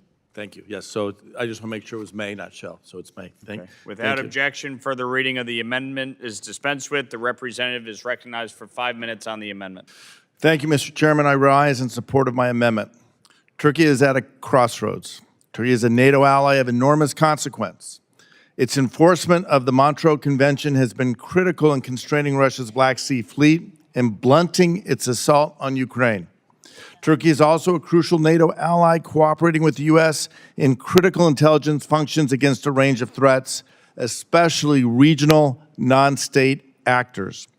Turkey is also core to the European Union's crucial manufacturing supply chain. At the same time, President Erdogan harbors Hamas operatives in Istanbul, props up Putin's war machine, and jails political rivals like Ekrem İmamoğlu. Erdogan is closing Turkey's European horizon, and this amendment simply seeks to make sure our diplomacy reflects that reality. It directs the State Department to move Turkey's portfolio from the Bureau of European and Eurasian Affairs to the Bureau of Near Eastern Affairs. Our forward-looking policy towards Turkey should no longer be about European accession. It should focus on Middle East security, counterterrorism, energy, and the balance of power with Russia and Iran. Turkey remains a NATO ally, and that matters. But our diplomacy cannot keep pretending Turkey is still on a European path. This amendment brings clarity and coherence, aligning our State Department with the Turkey of today, not the Turkey of yesterday. I urge adoption of the amendment and yield the balance of my time. Mr. Chairman. Gentleman from South Carolina, Mr. Wilson, is recognized for 5 minutes. Thank you, Mr. Chairman. And indeed, I am grateful that usually I agree with my colleague Brad Snyder, but on this amendment, I disagree. In that what we have with the Republic of Turkey, it's been a loyal NATO ally for 70 years. Americans and Turks have fought side by side, whether, as I've identified earlier, in the Korean War, as evidenced by the memorial on the Mall, but over and over again, it's been so important to have the resources with the second largest land army in Europe to be the Republic of Turkey. Additionally, what we have is keeping Turkey under the European Bureau sends a clear message that we view this as a vital Euro-Atlantic partner essential to collective defense. Moving Turkey to the Middle East portfolio risks weakening NATO at a critical moment and unintentionally strengthening Russia's position. Turkey's control of the Bosphorus Strait, the gateway of the Black Sea, is crucial in limiting war criminal Putin's naval power and influence. This choke point is vital to the security of Europe and broader transatlantic community. And of course, Turkey itself is geographically located in Europe, adjacent to our NATO ally, Bulgaria. The Euro is best placed to coordinate Turkey's role alongside European allies, ensuring a unified and effective response to war criminal Putin as he tries to resurrect the failed Soviet Union. Moreover, Turkey plays a central role, and I know this really needs to be recognized as a bridge to the Western Balkans, a region where NATO stability and European stability are very, very fragile. The U.S. policy toward the Balkans is managed through the Europe Bureau, making it essential that Turkey remain in the portfolio to support peace, counter extremism, and promote democratic development in the region. Finally, shifting Turkey to the Near East Bureau would send a dangerous signal that the U.S. is distancing itself from Turkey's role within the Euro-Atlantic alliance. This would open the door for adversaries to deepen ties with Ankara, undermining the long-standing American influence at a time when unity is more important than ever. Keeping Turkey within the Europe Bureau affirms our commitment to this crucial partnership despite challenges, indeed, of the current government, but the current government is not going to be there forever. A stable and strong Turkey is vital to encourage stability, peace, and prosperity in the Middle East, benefiting all countries in the region with peace through strength. I urge opposition to the amendment, and I yield back. The gentleman from Montana, Mr. Zinke, is recognized for 5 minutes. Thank you, Mr. Chair. I rise in strong opposition to this amendment, and this is why. Besides the fact that Turkey is in NATO and EUCOM, every plan and op plan is developed in unified command between the State Department and the Department of Defense. Having them in offices and divisions is going to create confusion. And every op plan is going to have to be looked at because the chain of command is going to be not unified. So you have not only op plans, evacuation plans, you have foreign military sales, direct commercial sales, all that is affected and all has to go through a chain of command. Taking them outside of Europe, again, will convolute an already convoluted process. I stand in opposition. I yield back.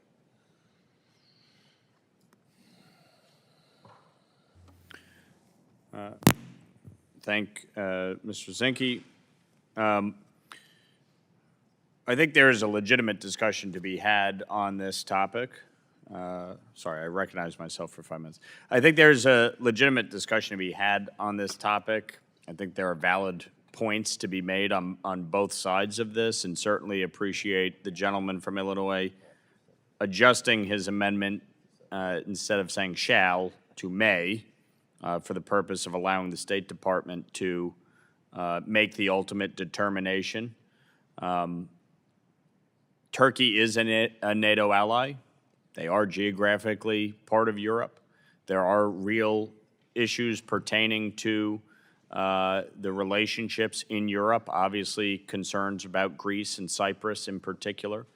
And some of the challenges pertaining to Turkey are not necessarily relevant to the Middle East and North Africa Subcommittee. As Middle East and North Africa Subcommittee Chair, obviously, there are a lot of things that we deal with respect to Turkey and the Middle East and North Africa, and the level of trade that we see between Turkey and Libya and other countries in North Africa. But I think the reality of this is that the State Department has not made the request for this. They have not indicated that they want this, and have thus far continued to leave Turkey in the European region. And so if in the future President Trump or Secretary Rubio determine that further reorganization of the State Department is necessary, then I think the committee can revisit this. But as a member of NATO, Turkey is fundamentally different from some of the other states in and around the Middle East and should remain in the jurisdiction of the department's Europe regional experts. And for that reason, I will be recommending a no vote on this amendment. Do any other members seek recognition? I now recognize the ranking member, Mr. Meeks. Yes, I want to thank Mr. Schneider for moving shall to may. I think that was an important distinction. I think that Turkey is a NATO ally, but there are at times complications. And I think that that flexibility, leaving it up to the State Department, not having to necessarily come back to Congress, but them looking at it, making that determination. Whoever the president is or whoever the Secretary of State is can look at it and make a determination because of what's happening on the ground or other situations. You know, it would be, I think, prudent as opposed to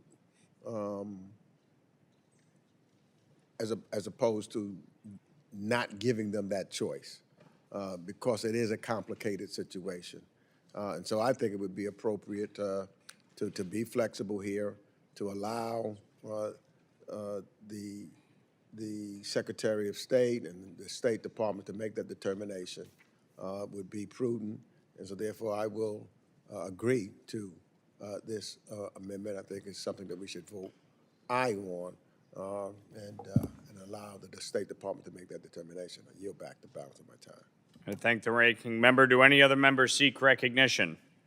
There being no further discussion, the question now occurs on the amendment offered by Representative Schneider. All those in favor signify by saying aye. All those opposed signify by saying no. No. In the opinion of the chair, the noes have it, and the amendment is not agreed to. In agreement with the ranking member, I'd like to ask unanimous consent to offer an en bloc amendment package consisting of the following amendments: ISA 78, Fine 46, Mills 83, Costa Wilson 57, Huizinga 58, Huizinga 57, Meeks 79, Keating 59, Amo 50, Castro 57, Johnson 20, Titus 227, Meeks 80, Kamlager Dove 92, Keating 54, and Berra 46. And without objection, each amendment shall be considered as read. Without objection, so ordered. Do any members seek recognition? Mr. Chairman. I will start with the representative from Rhode Island, Mr. Amo. 5 minutes. Thank you, Mr. Chairman. I'm proud to offer my amendment that supports the people of Armenia and a lasting peace between Armenia and Azerbaijan. Earlier this year, agreement was reached by Armenia and Azerbaijan to create a transit corridor through Armenia. While President Trump attempted to take a victory lap on his quest for a Nobel Peace Prize, this so-called peace agreement failed to address many significant issues that Armenians continue to face. Armenian religious and historic sites continue to be destroyed. Armenian prisoners of war are still held in Azerbaijan, and more than 120,000 Armenian refugees still cannot safely return to their homes in Nagorno-Karabakh. But like the response that we've seen from Trump and congressional Republicans to most issues facing the world and our nation, this bill fails to meet the moment. It does not further the quest for peace between Armenia and Azerbaijan. It does not address any of the issues still plaguing Armenians. My amendment would ensure that we continue to march down the road of peace between Armenia and Azerbaijan by directing the Secretary of State to advocate for the protection of Armenian heritage and religious sites, the release of the Armenian prisoners of war, the safe return of Armenian refugees to their homes in Nagorno-Karabakh, and the peaceful end to the armed conflict. Requiring the Secretary of State to focus on the issues facing Armenians will help us move forward to a real and meaningful peace deal. I urge my colleagues to support this amendment. I yield back.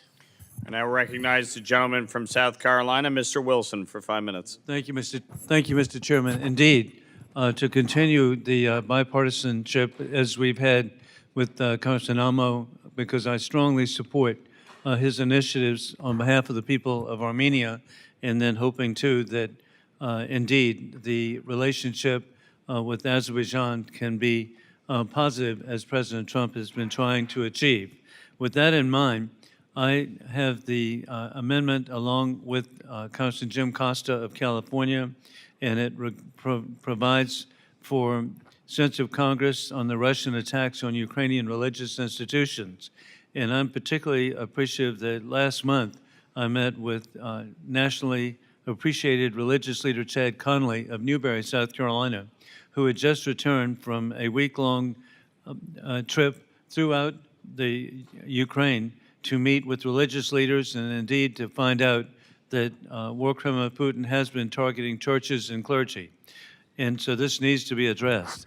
And then last month, I'm very grateful that Congressman Tim Walberg, the chairman of the Education Workforce Committee, was a representative at the prayer breakfast in Kyiv with all religious faiths represented, modeled after the prayer breakfast held here in Washington annually.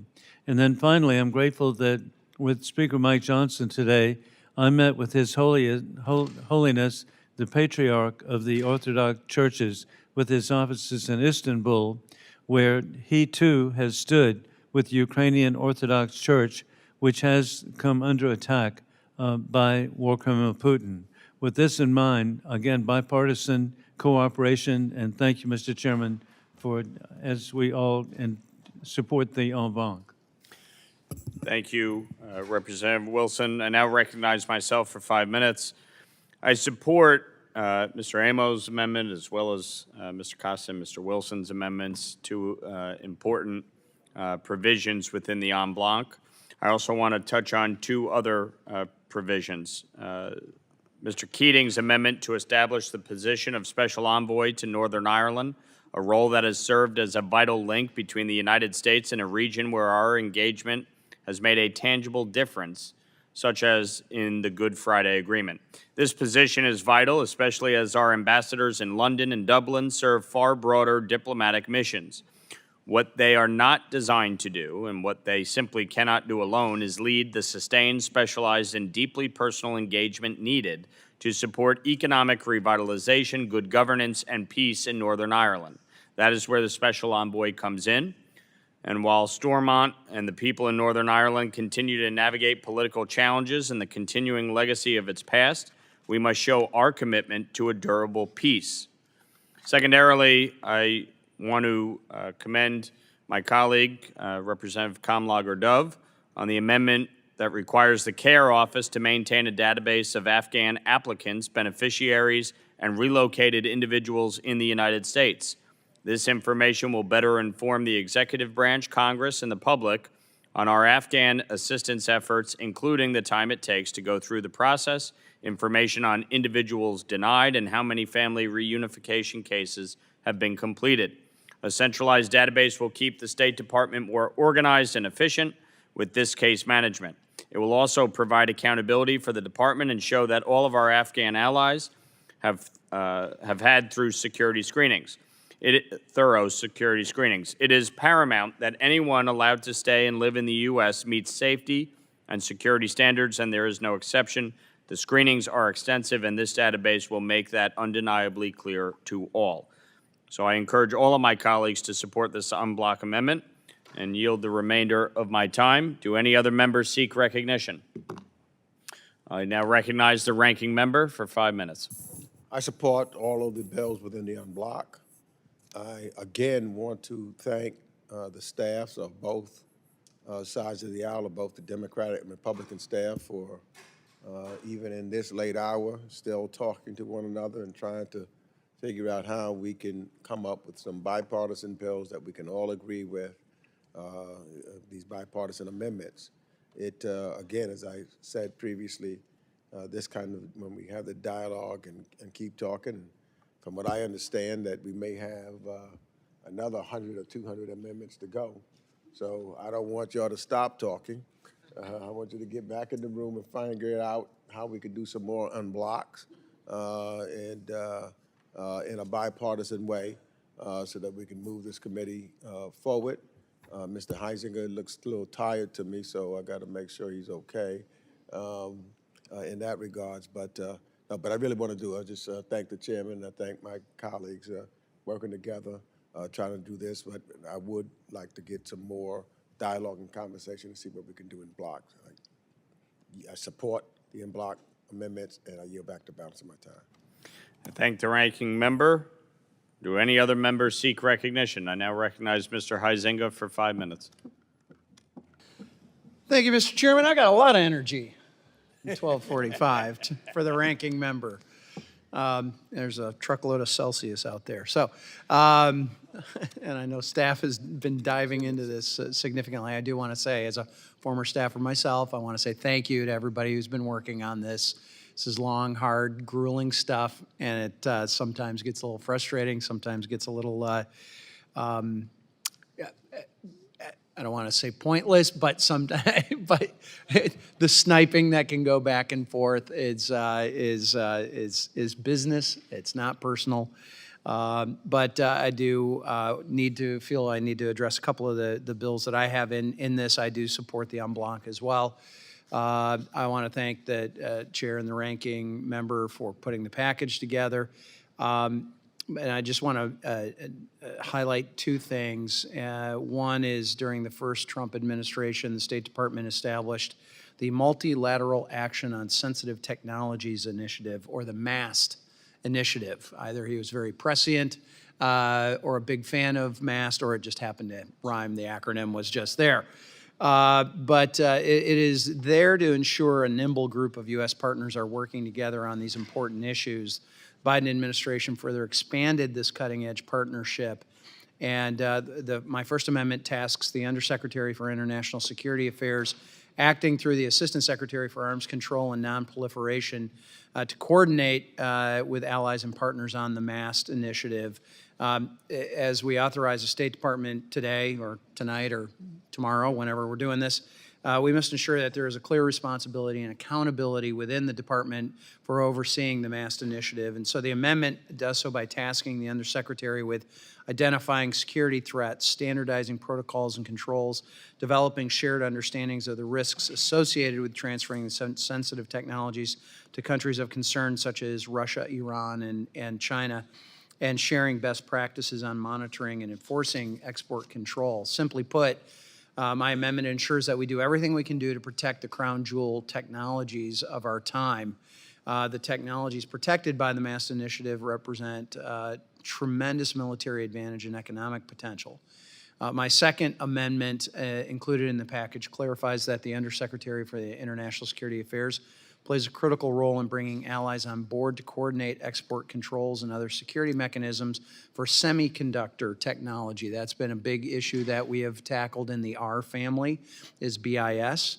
And we are wanting to elevate semiconductor security coordination to a key responsibility of the Undersecretary, while ensuring proper attention and focus are given to safeguarding those technologies. So I'm going to stop there, Mr. Chairman, but I want to say thank you again for putting the en bloc together, and we'll look forward to moving along. So with that, I yield back. I thank the representative. Do any other members seek recognition? I now recognize Mr. Schneider for 5 minutes. Thank you, Chairman, and I share the gratitude for putting a number of amendments together en bloc. I rise to offer this amendment on behalf of my colleague and friend, Ms. Titus of Nevada. In 2019, Turkey acquired and deployed the Russian-made S-400 air defense system. That decision rightly drew condemnation from the United States and from many of our NATO allies. It triggered sanctions under CATSA and led to Turkey's removal from the F-35 program. Yet to this day, the S-400 remains deployed on the territory of a NATO ally. This is not just a political issue, it is a security issue. The S-400 is wholly incompatible with NATO systems. Operating the system alongside NATO aircraft risks exposing sensitive information, including the stealth profile and electronic signature of the F-35. In effect, it would allow Russia to train its radar systems against our most advanced platform, undermining the survivability of the F-35 fleet worldwide. This amendment recognizes those realities. It requires the Secretary of State to submit a report to Congress analyzing the impact of sanctions on Turkey's defense industry, a list of Turkish officials involved in Russia's defense or intelligence sectors, the continuing threat posed by the deployment of the S-400, and the ability of the Turkish Air Force to remain interoperable with NATO while the system remains in place. The S-400 system has no place on NATO territory. If Turkey wants to demonstrate it as a dependable ally, the path begins with removing that system. This amendment helps Congress assess that threat, understand the consequences, and ensure that our alliance remains strong, credible, and secure. I urge the adoption of the amendment and yield back the balance of my time. I thank the gentleman. I now recognize the representative from California, Ms. Kamlager-Dove. Thank you, Mr. Chair, and I am so grateful that my amendment, which is the second section of my bipartisan Enduring Welcome Act, is included in this en bloc package. My amendment requires the coordinator for Afghan relocation efforts to maintain a database that tracks the cases of Afghans in the relocation pipeline and to submit regular reports to Congress with that information. This statutory requirement ensures that the database will be preserved even if there is another attempt to abolish the office or reorganize the Afghan relocation effort. I know that many of us remember the regular briefings from CARE we were receiving over the past few years that helped us adjudicate constituent cases and keep track of the relocation process. At its core, this is an amendment about congressional oversight, preserving information and ensuring that Congress has full visibility into the relocation of our Afghan allies. I know last year this committee held numerous hearings and conducted lengthy oversight investigations about Afghanistan. And I believe that same engagement and oversight should continue now at a time when our Afghan allies desperately need our support. I hope my colleagues who were so vocal then will continue to speak up at this important moment. Without this requirement to maintain a database, we risk losing track of Afghans who sacrificed everything to support us, and we cannot, must not, let these folks fall through the cracks. There are eligible Afghans in the relocation pipeline right now who are still in Afghanistan and under threat from the Taliban. Thousands of others are stuck at Camp Asalia and third country lily pads waiting for us to uphold our end of the bargain. Congress has a right to know what is happening with their cases and the relocation effort. We should not have to wait months for a briefing about what was previously routine information. I would again like to thank the chair for his support of this amendment and to his staff for their important work to ensure this was a bipartisan provision.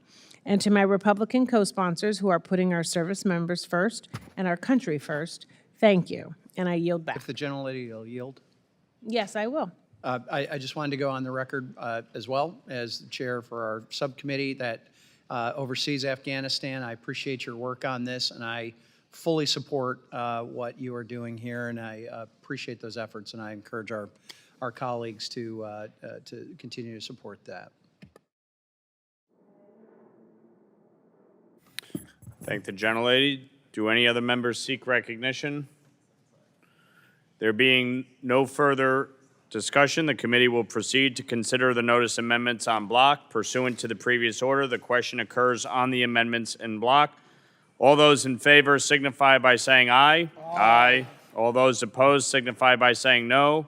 In the opinion of the chair, the ayes have it, and the amendments considered in bloc are agreed to.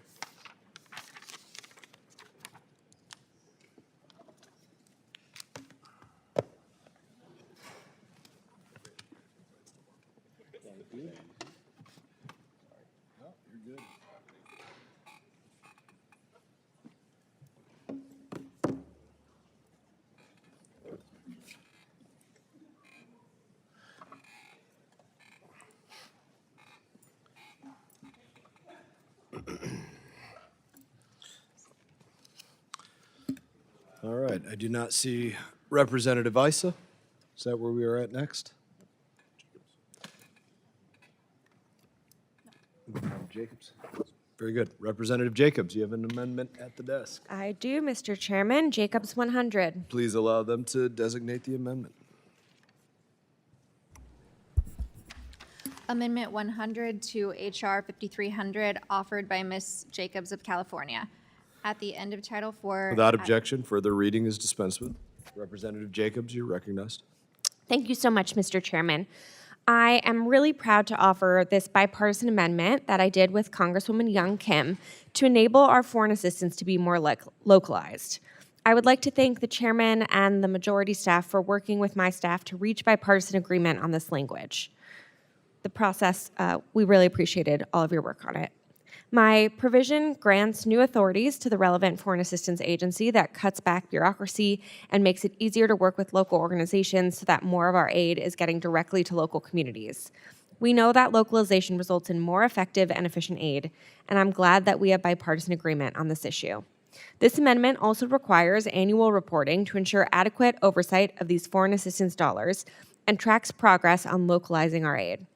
I thank Congresswoman Kim for her support and partnership, and I urge my colleagues to support this amendment. I yield back. Gentlelady yields back. Do any other members seek recognition? Seeing none, hold on just a moment.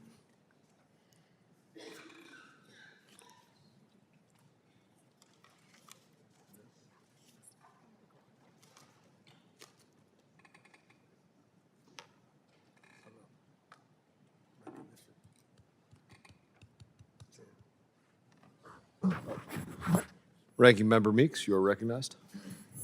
I'm proud to support this amendment, which is the product of years of hard work by Ranking Member Jacobs and her staff to expand locally led development.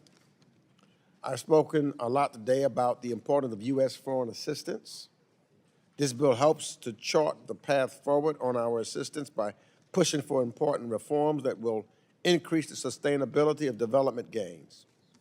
The way to do this is to listen to the communities and empower them to design the development, the humanitarian programs that will best help them achieve their development goals.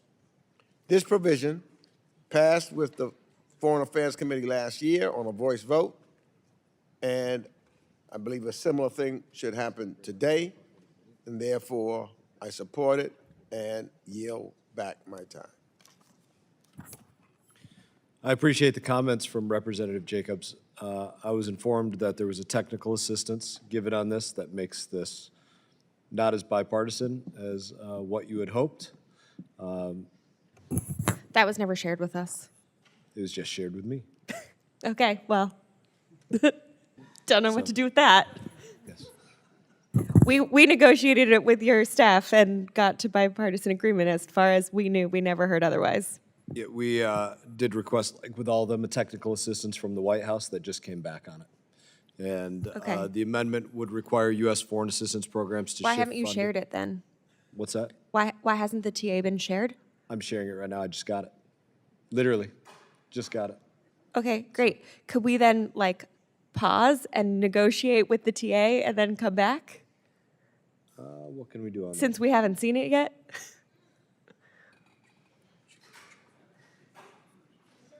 You can withdraw, reoffer. We'll come back to it in a little while. Okay, I will withdraw. We'll come back to it somewhere in the line here, not at the end. Okay, and I look forward to seeing that TA tonight. Thank you. It's here. I just want to ask, so I thought we had a bipartisan agreement. The White House is interfering with our bipartisan agreement? There's technical assistance like with anything that's given, obviously because it deals with the State Department, and there's a technical assistance that came back on that. So when you guys do things, do you not request technical assistance from the White House? When we make deals, we try not to renege at the last minute in public without sharing the technical assistance. Hey, sometimes technical assistance comes in later than you want, even at the late hours. I mean, he's trying to work with you, not for nothing. But if you don't have unanimous consent to do that, then we just won't work together on it. I'll recommend a no vote. No, I request unanimous consent to withdraw so we can work together and get a new amendment. Very good. Like I said, I am just seeing it. Haven't had a chance to entirely review it myself now either. But let's review it and see what we can do on it. Without objection. Being no further discussion, let's move to the next amendment. Isa is not here. We will move to Lawler. Lawler, you have an amendment at the desk? Amendment number 118.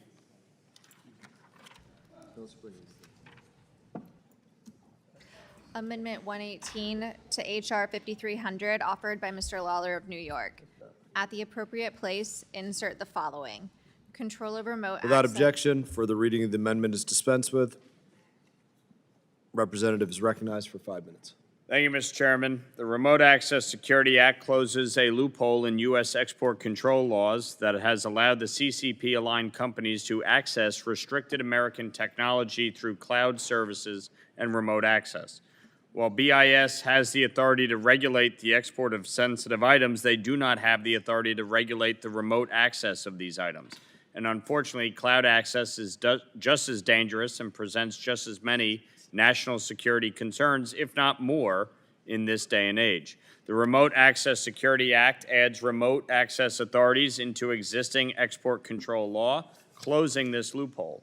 I'm proud to be able to work with Chairman Mast, my colleagues on the House Foreign Affairs Committee, our Senate counterparts, BIS, and relevant stakeholders to get this bill in the best place possible and signed into law.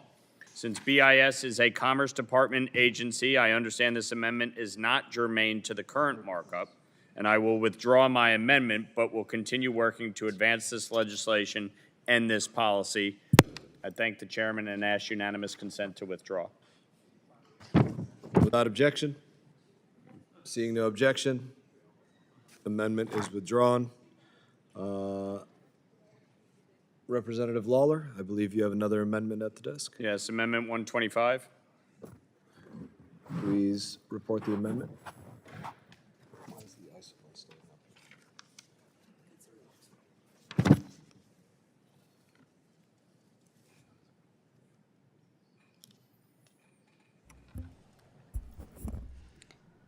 Amendment 125 to H.R. 5300, offered by Mr. Lawler of New York. Page 227, line 17, insert. To the extent that such continued or consolidated reports include an estimate of the total number of people who have received treatment by the program area before the period at the end. Without objection.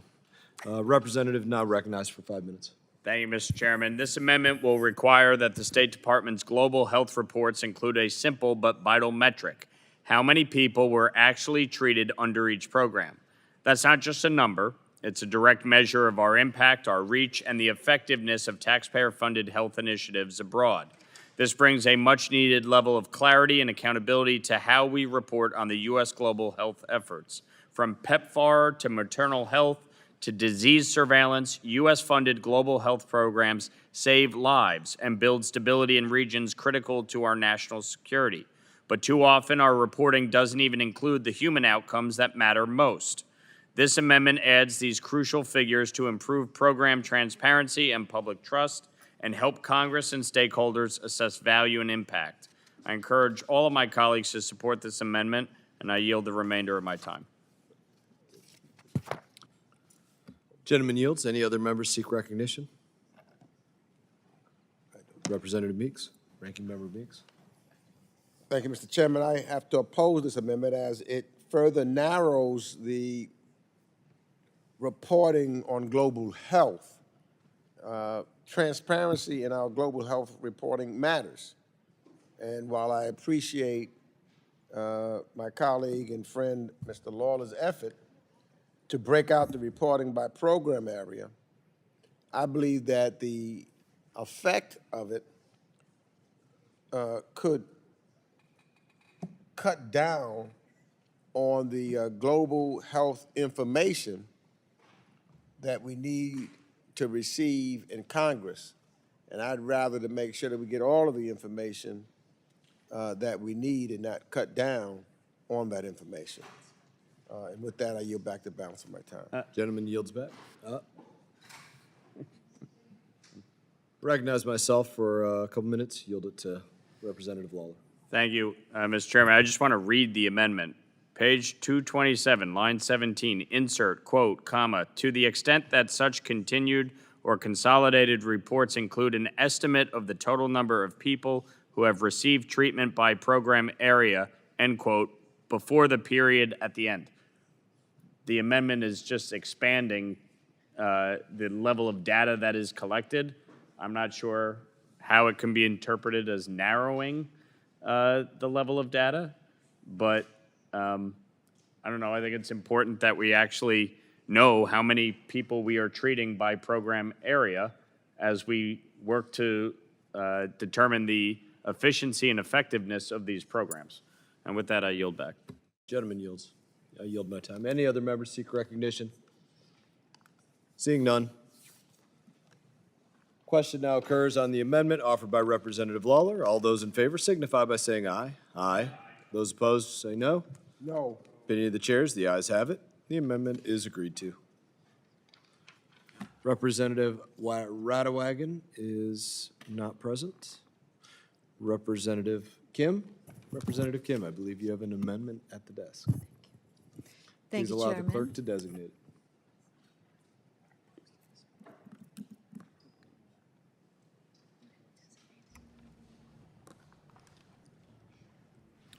Amendment 67 to H.R. 5300, offered by Ms. Kim of California. At the appropriate place. Without objection, further reading is dispensed with. Representative Kim, you are recognized. Thank you, Chairman. Every 2 minutes, a woman dies from pregnancy-related causes. Every year, millions of children under 5 lose their lives to preventable conditions like preterm birth, birth complications, and childhood diseases like pneumonia and diarrhea. Proven low-cost solutions, including training for skilled birth attendants and modern prenatal vitamins, can save millions of lives by 2030. My amendment strengthens U.S. leadership in global maternal and child health, advancing our foreign policy, national security, and economic interests. This amendment makes it U.S. policy to support programs that reduce preventable maternal and child deaths. At the heart of this effort is a simple, powerful innovation: multiple micronutrient supplement, or MMS, prenatal vitamins. For just $4 per pregnancy, these American-made tablets combine 15 essential nutrients, slashing low birth weight by 79%, stillbirths by 27%, and infant mortality by 29% compared to standard iron folic acid supplements. Backed by 20 years of research and 70 rigorous trials, MMS vitamins are a game changer. Yet, most women worldwide lack access to them. This amendment prioritizes MMS distribution in targeted countries. Gentlelady will suspend. We're going to have order in here. Please take your conversation outside of the floor. Gentlelady will resume. Thank you. This amendment prioritizes MMS distribution in targeted countries alongside high-impact interventions like skilled birth care, breastfeeding support, and treatments for childhood diseases. It directs the Assistant Secretary for Global Health to select priority countries and report to Congress on MMS programming, ensuring accountability and results. This is a win for America. MMS vitamins produced in U.S. factories support American jobs and showcase our innovation and compassion. Our investments are amplified by a $250 million commitment from philanthropies, stretching taxpayer dollars even further. By reducing maternal and child mortality, we promote stability, economic growth, and market access in partner countries, strengthening diplomatic ties and advancing U.S. interests. The cost of inaction is measured in lives lost, mothers, newborns, and children who could be saved. This amendment is a chance to save millions, boost our economy, and reaffirm America's global health leadership. I urge my colleagues to support this amendment, and I yield back. Do any other members seek recognition? Representative Meeks. You know, I really appreciate Representative Kim's work and I applaud the focus on maternal and child health. And I'm glad that this is a bipartisan priority. But this amendment would codify maternal and child health programming at the State Department, which is where my problem lies, and which makes it so that I cannot agree to it. So, look, I'm going to vote no, but I look forward to working with colleagues to make sure that the United States continues to lead on these important issues. And truthfully, generally, especially with the gentlelady from California, I appreciate her efforts in always working in a bipartisan manner. She's always open, willing to discuss and to talk, and so it makes it really, for me, regretful that I oppose, but I know that she really has a good interest and good cause for this bill. I just have that little problem with codifying maternal and child health program at the State Department.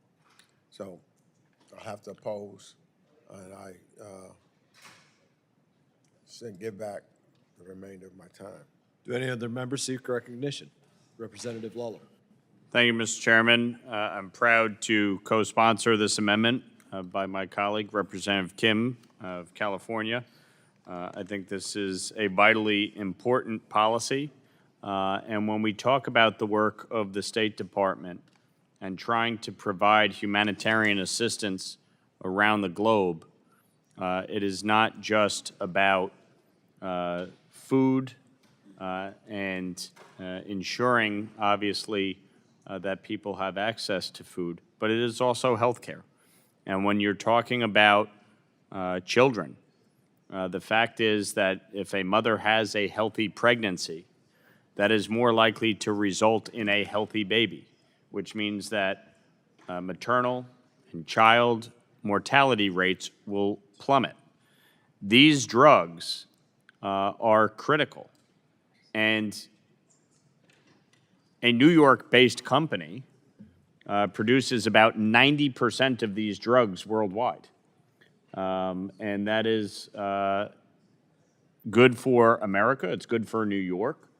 Obviously, from an economic standpoint, it is jobs. But from the standpoint of the work they are doing, they are providing life-saving drugs. And so this is something that I think we should support.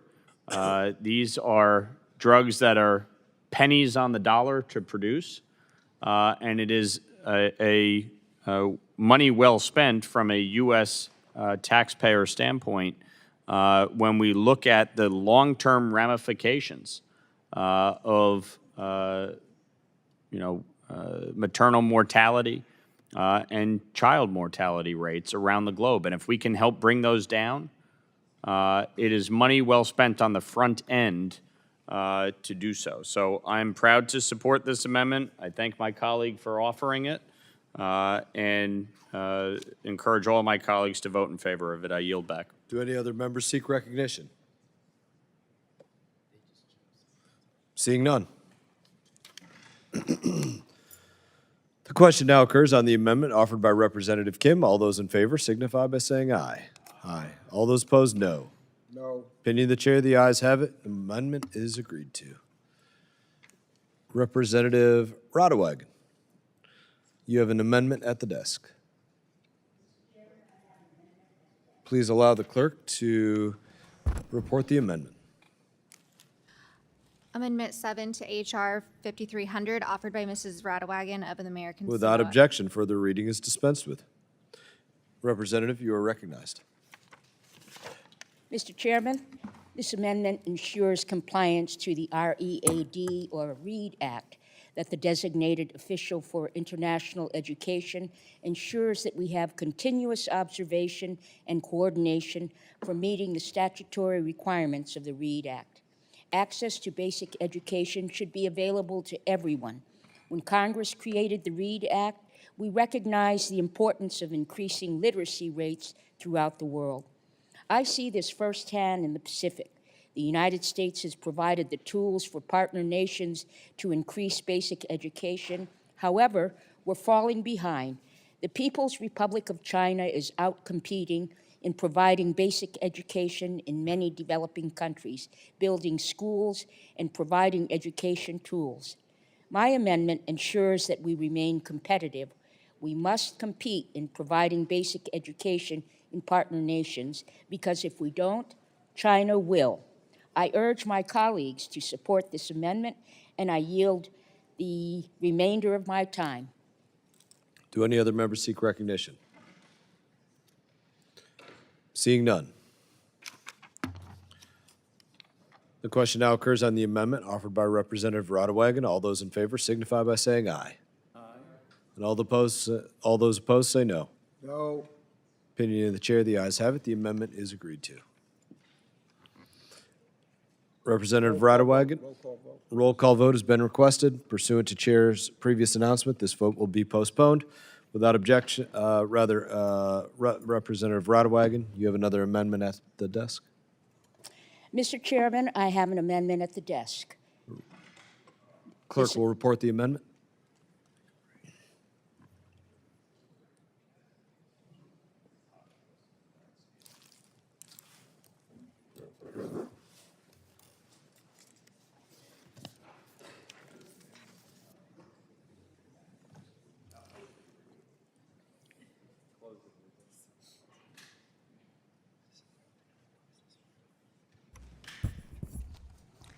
Amendment to H.R. 5300, offered by Ms. Radewagen of the American Samoa. Without objection, further reading is dispensed with. Representative Reauthorization, you are recognized. Mr. Chairman, this amendment increases congressional oversight of reforms at the Millennium Challenge Corporation. The MCC plays an important role in fighting poverty and advancing U.S. interests abroad, but any reforms to its programs, scorecard, or structure must be transparent and accountable. My amendment requires the executive branch to report to Congress within 120 days of enactment and at least 30 days before any reforms take effect. It also mandates quarterly updates to the House Foreign Affairs and Appropriations Committees, as well as their Senate counterparts. Congress has a responsibility to ensure taxpayer dollars are spent wisely, that MCC partners meet high standards of governance, and that these investments align with U.S. priorities. Transparency and oversight will strengthen trust in the MCC's mission and ensure it continues to serve both our values and our national interests. I urge my colleagues to support this amendment, and I yield back. Representative yields back. Do any other members seek recognition? Are you seeking recognition? I am. Representative Thank you, Chairman. Castro. Thanks. While I greatly appreciate the intent of this amendment to provide Congress more transparency regarding recent developments at the Millennium Challenge Corporation, I must oppose the amendment. Congress already passed a bill to reform the MCC as part of our National Defense Authorization Act last year. That bill expanded MCC country eligibility because members of Congress agree that the MCC should have the opportunity to work with a larger list of countries. That's the reform Congress identified as necessary. Additionally, I'm concerned that the prohibition section of this amendment could be exploited as a backdoor to freeze MCC funding, which certainly goes against congressional intent. With that, yield back. Representative yields back. Do any other members seek recognition? Seeing none. Question now occurs on the amendment offered by Representative Reauthorization. All those in favor signify by saying aye. All those opposed signify by saying no. No. Opinion of the chair, the ayes have it. The amendment is agreed to. Roll call has been requested. Pursuant to the chair's previous announcement, the vote will be postponed. Representative Perry, I believe you have an amendment. Mr. Chairman, I have an amendment at the desk number 134. Please allow the clerk to report the amendment.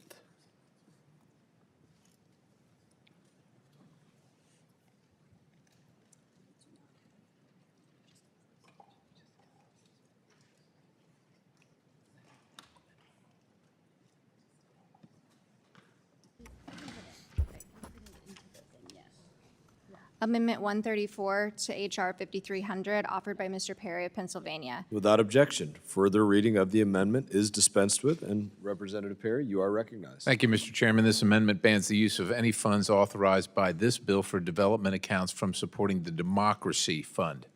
This amendment prohibits funding for the Democracy Fund, which supports global democracy promotion, so-called democracy promotion programs using existing oversight mechanisms without adding bureaucracy.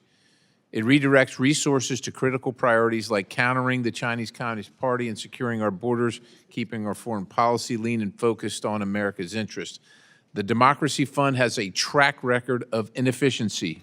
Egregious findings show it spends $200 million annually per USAID reports, with 40%, that's $80 million, lost to administrative costs and unaccountable NGOs, according to GAO audits. Not me saying it, it's the GAO.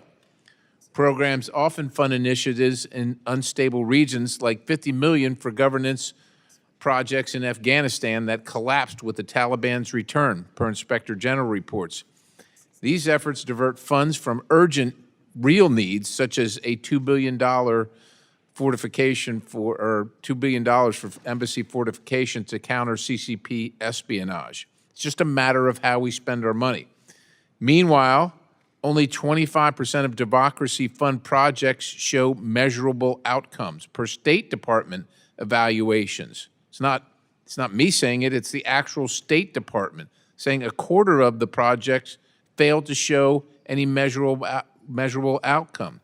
It's wasting taxpayer dollars on globalist agendas. This amendment saves $200 million yearly, redirecting funds to strengthen national security or reduce the deficit. It aligns with America First principles by cutting bloated programs and ensuring our foreign policy serves American taxpayers and not fewer foreign bureaucracies. I urge support and I yield the balance. Representative yields back. Do any other members seek recognition? Representative Castro. Thank you, Chairman. I have to oppose this amendment. Unfortunately, the amendment represents a pulling back from the world. We need to make efforts at helping to increase democracy around the world, especially as you have authoritarian countries like Russia and China making inroads in different parts of the world. And so for that reason, and many others, I oppose this amendment. Representative yields back. Do any other members seek recognition? I will recognize myself in opposition, but in strong sympathy to what you're saying. I very much understand your frustration, Mr. Perry, with wasted, misused, and mismanaged foreign assistance. That's been one of this committee's chief focuses and will continue to be a chief focus. However, in our state authorization bill, something that we were just working to codify with Secretary Rubio, would improve the oversight of this funding stream by assuming responsibility for the Democracy Fund directly to the Assistant Secretary for Democracy and Fundamental Freedoms, who is directly under the Secretary of State, Secretary Rubio. So I would say let's give them a chance under this structure to operate. In that, the goal is specifically to make sure that they are given the appropriate oversight, to make sure that they're not wasting 1 penny, misusing 1 penny, mismanaging 1 penny of foreign assistance. In that, do any other members seek recognition? Seeing none. The question now occurs on the amendment offered by Representative Perry. All those in favor signify by saying aye. All those opposed say no. No. Opinion chair, the noes have it. The amendment is not agreed to. Mr. Chairman, I request a recorded vote. Recorded vote having been requested. Pursuant to the chair's previous announcement, this vote will be postponed. Representative Perry, I believe you have another amendment. Mr. Chairman, I have an amendment at the desk, number 123. Please allow the clerk to report the amendment.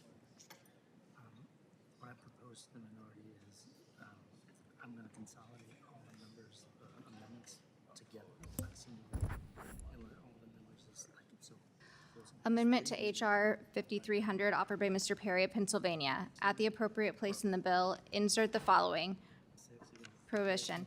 None of the funds Without objection, authorized- further reading of the amendment is dispensed with. The representative is recognized for 5 minutes.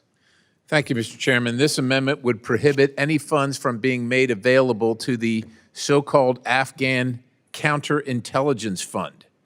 In February, the U.S. government sent $90 million to the Taliban's political office in Doha, Qatar, in accordance with the classified annex of the Doha deal. This one. In March, an additional $55 million was provided to the Taliban's political office, reportedly for operations against the Islamic State. However, a portion of the funds were diverted to the Haqqani Network, which is a wonderful organization, not so aligned with the United States, but aligned with terrorists instead. And that was to support foreign fighters training in Afghanistan. I wonder what those foreign fighters are training for. In May, the U.S. sent another $46 million to the Taliban's political office, along with an additional $11 million allocation intended to support the reprinting of Afghan passports for a total of $57 million. These are significant transfers that go on month by month by month, allegedly for counterintelligence operations. Ladies and gentlemen, the Taliban is laughing literally to the bank as we speak, taking our money that we send to them after they claim they defeated us as we left in disgrace under the Biden administration, leaving billions of dollars of equipment behind. And somehow we decided in this deal that we're going to send them millions of dollars to the Taliban, a terrorist organization, to give to other terrorist organizations. This is, they're not doing anything good with the money, Mr. Chairman. It's not counterintelligence. Anything they do is staged to fool our intelligence agencies. This is a grift. This is money being thrown. As a matter of fact, I wish it would it'd be better if it were being thrown away. It's actually being given to, we're giving money to our enemies, the enemy that just vanquished us. It's outrageous. I urge adoption. I yield the balance. Representative yields back. Do any other members seek recognition? Representative Castro. Thank you, Chairman. We have to oppose this amendment. And to be quite honest, as we looked into it, of course, there are hundreds of amendments that have been filed, but as we try to figure this one out, the staff researched it, talked to CRS, and we can't quite figure out exactly what Mr. Perry is referring to or describing, and so can't support the amendment.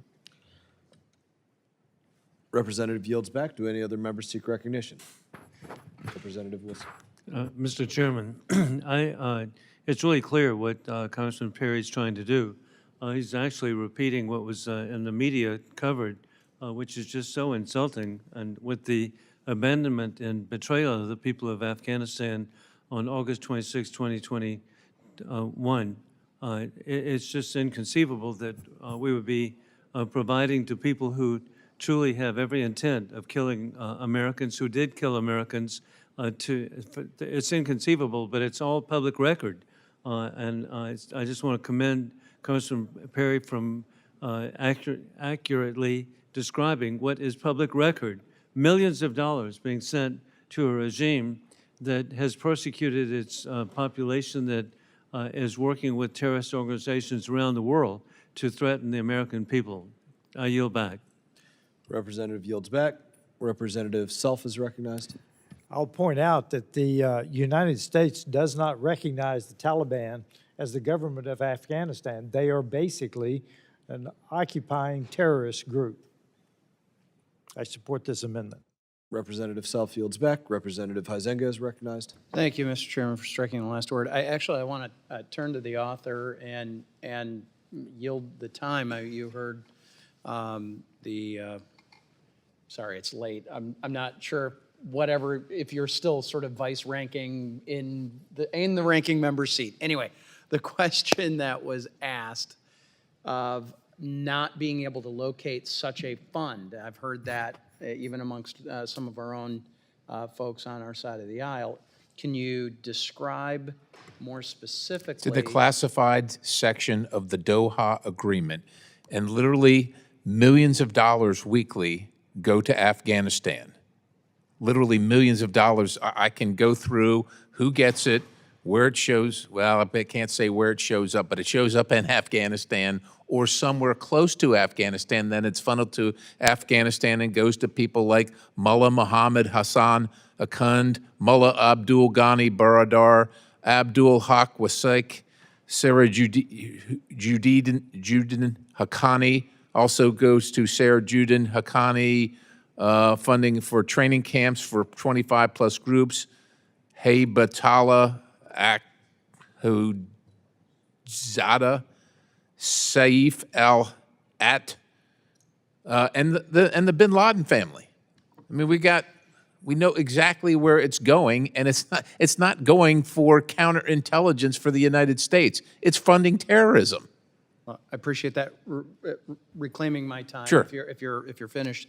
Yeah, this is something that I know I've talked about. I've had legislation for similar things. I have a piece of legislation that would limit or bar the U.S. from paying taxes and fees that we pay to the Taliban, quote unquote, government. As Mr. Self had pointed out, we don't recognize them as the government, yet we pay them fees and taxes, which it seems ridiculous to me. So I'm inclined to agree with the gentleman from Pennsylvania, and I appreciate you shedding some light on where your concerns lie and why that money is problematic. So with that, I'll yield back to the chair. Any other members seek recognition? Recognize myself. When this amendment came up last night, I reached out to or not last night, but as I was reviewing things, reached out to the chairman of the Intelligence Committee, Representative Crawford. It was let's just say it was a difficult dig to find information on this. There's some things that can be said and some things that can't. But it is absolutely recommended by the chairman of the Intelligence Committee to support Representative Perry's amendment. So I recommend yes. Any other members seek recognition? Seeing none. There being no further discussion, question now occurs on the amendment offered by Representative Perry. All those in favor signify by saying aye. Aye. All those opposed signify by saying no. No. Opinion of the chair, the ayes have it, and the amendment is agreed to. Roll call vote has been requested pursuant to the chair's previous announcement. This vote will be postponed. Representative Schneider, I believe that you have an amendment. I do, at the desk. Please allow them to report it.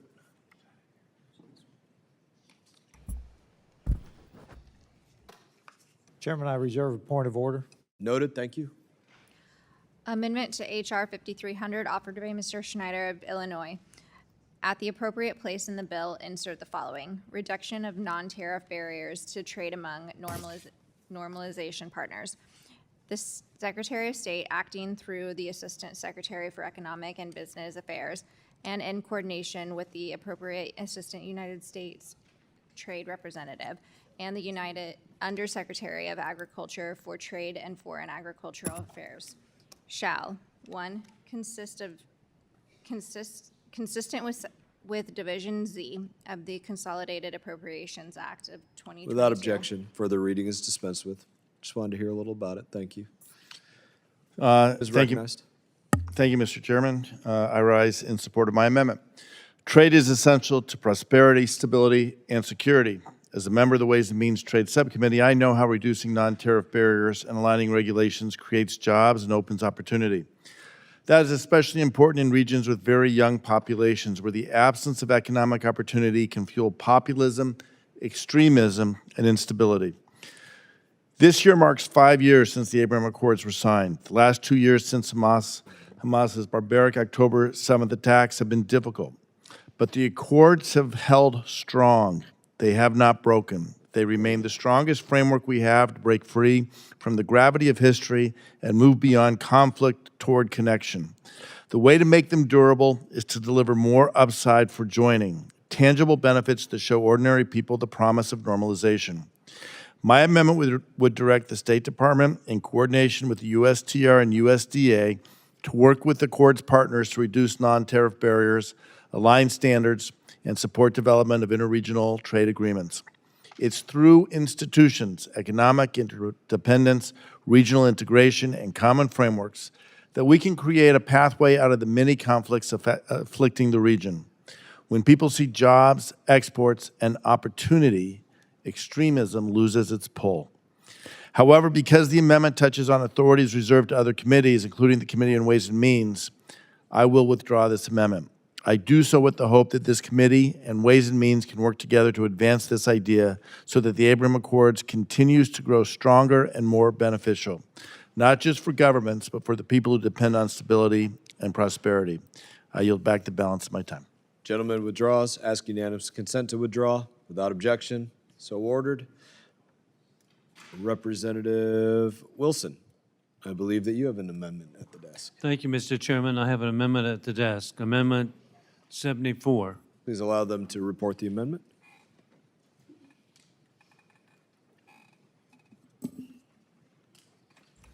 Thank you.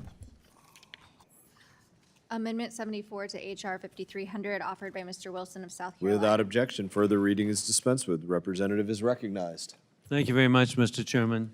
Mr. Chairman, colleagues, this amendment prohibits the funds of the State Department from being utilized to normalize relations with the corrupt, Putinist, anti-American Georgian Dream government that has terrorized the Republic of Georgia streets for over 300 days. With a rigged election in Georgia, the illegitimate Tbilisi regime has sold out the only Georgian port of the Black Sea, An-Aklaya, to the Chinese Communist Party. This is an attempt to cut the United States off from access to critical minerals of Central Asia. The U.S. House of Representatives, with the Megavari Act, has voted 349 to 42, 90%, to promote fair elections in the Republic of Georgia. Chairman Brian Mast was successful for the people of Georgia with an overwhelming committee vote here of 40 to just 6 in favor of fair and free elections for the people of Georgia. All independent election observers have condemned the October 26 elections of last year as rigged, denying overseas voting, which actually denied almost 1 million people from the opportunity to vote. The United States Congress has a long tradition of not recognizing illegitimate regimes. We do not and never have recognized the Russian occupation, Soviet occupation of Ukrainian Crimea or Georgian South Ossetia or Abkhazia. America never recognized the Soviet occupation of the Baltic republics of Estonia, Latvia, and Lithuania, and today they are now free and independent. Similarly, the Assad regime Anti-Normalization Act of Syria ensured the United States would never recognize the murderous Assad regime. Now, Assad and his cronies have collapsed, and they have, after 54 years of Ba'athist socialist dictatorship, have fled to Moscow on December the 8th of last year. We should pursue the same policy with Ian Vasvili, the corrupt regime. Thanks to the strength of freedom-loving Georgian people, I am positive the regime will be gone soon, and the tradition of Romanians removing the Ceausescu dictatorship in Syria is removing the Assad dictatorship. Georgia will have fair and free elections. With that, I urge passage of this amendment and yield back. Representative yields back. Do any other members seek recognition? Seeing none, Representative Wilson, I know we will be speaking more about the Megabari Act later, and I appreciate your work in depth in this. Again, I know we've spoken about that. This is something that we're not prepared to offer a yes vote on at this point, but again, I know we're going to discuss this more further. And again, appreciate your longstanding work on this important issue. You've done hard work on it. Hey, Mr. Chairman, I appreciate you. Thank you, Mr. Wilson. Do any other members seek recognition? Seeing none, question now occurs on the amendment offered by Representative Wilson. All those in favor signify by saying aye. Aye. All those opposed say no. No. Opinion of the chair, the noes have it. The amendment is not agreed to. And Mr. Chairman, I request a recorded vote. Recorded vote has been requested pursuant to the chair's previous announcement. This vote will be postponed. Representative Perry, I believe you have an amendment at the desk. Thanks, Mr. Chairman. I've got an amendment at the desk. As I understand it, it's 126. Please allow them to report the amendment.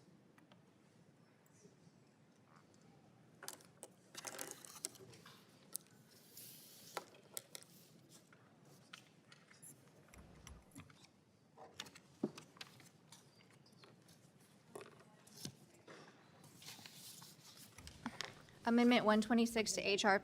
5300, offered by Mr. Perry of Pennsylvania. Without objection.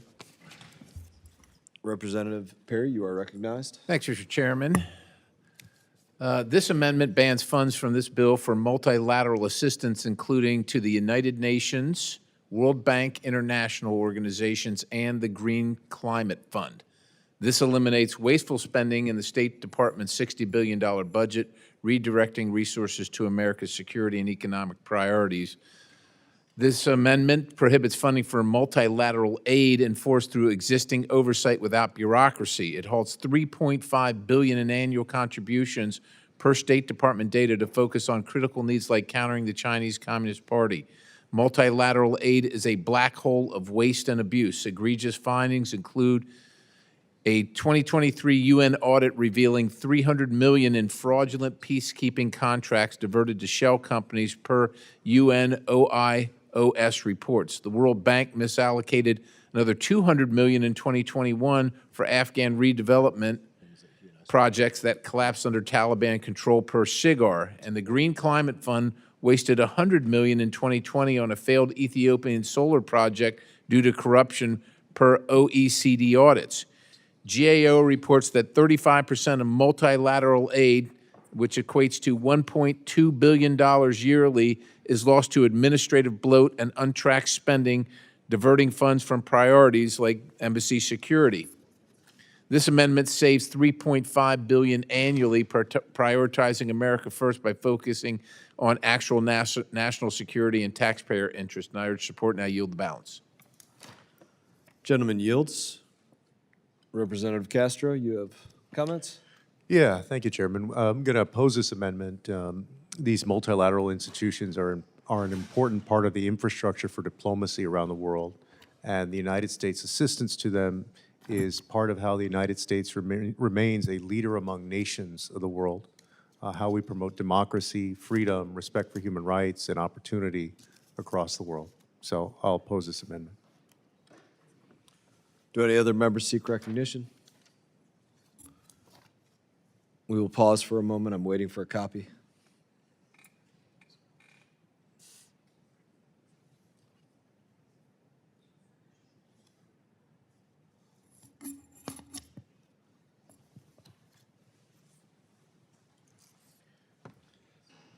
Perry, can I see your copy? What's that? Do you have a copy there? Can I see your copy? Do I have a copy? Take the chairman. Just take it to the chairman. Got it.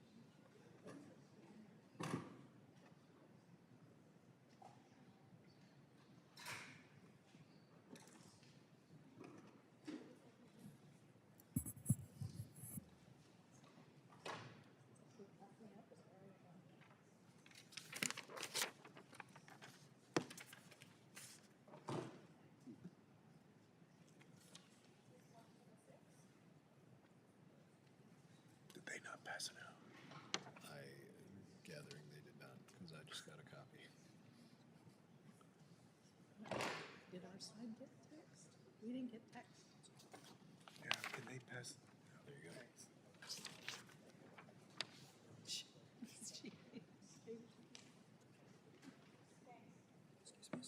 Yes.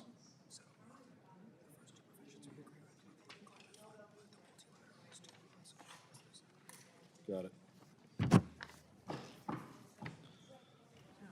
Ranking Member Perry, or rather Representative Perry, I know we've spoken about some of these in part. Some of these I would be supportive of, like Green Climate Fund and other international organizations as we list them off, but broadly speaking, to just label them all as, we'll have order in here. Please take your conversations off the floor so we can have order in here. Please take your conversations off the floor so we can have order. Thank you. But the term all multilaterals is a little bit too broad for me to recommend a yes on this vote. I'm going to recommend a no vote. Some of them broken off. You could get a yes vote recommendation from me. That being said, do any other members seek recognition? Seeing none. Yes, representative seeks recognition. Thank you. International organizations will continue to exist and operate and advance shared global objectives regardless of whether or not this administration likes it. So if the United States zeroes out our funding to and abdicates our leadership in the United Nations, the World Bank, and other international organizations, other countries, like the PRC and Russia, will fill that gap and will have the opportunity to reshape global norms in ways that don't benefit the United States or our interests. Our contributions to these organizations gives us leverage, like veto power at the World Bank. If we stop providing funds, we'll still be affected by the global decisions made by these organizations, except the difference is we'll have no say in the outcome. We also know that American dollars can have a multiplier effect. At the World Bank, for example, when we provide funds, other countries and donors are likely to step up too. I believe we call that burden sharing. But probably most importantly, we shouldn't pull U.S. funds from these organizations because they help secure American safety, prosperity, and freedom. Threats like pandemics, climate change, terrorism, and cybercrime don't stop at borders, and without strong global institutions to address these threats, Americans will be more vulnerable. Zeroing out these funds will cost Americans a lot in the long run, in global leadership, stability, and protection of national interests. So I urge my colleagues to vote no. Will you yield? Sure. Yeah, just as I made the point to Representative Perry, to say, for me personally, to recommend a yes. To say all multilateral organizational assistance is too broad for me. To say that we should support an entity because they're a multilateral, just because other groups might go in there and garner influence would also be very broad to say. Many of the multilaterals that the United States of America had previously been associated with do not look out for our safety, our security, or our freedoms. And those are their lack of putting that number one, as we should be Americans, putting America first, is a very good reason to, as I said, not support many of them, is my opinion. However, I'm not recommending a yes vote on this because it is too broad for me, but I would not agree with you either.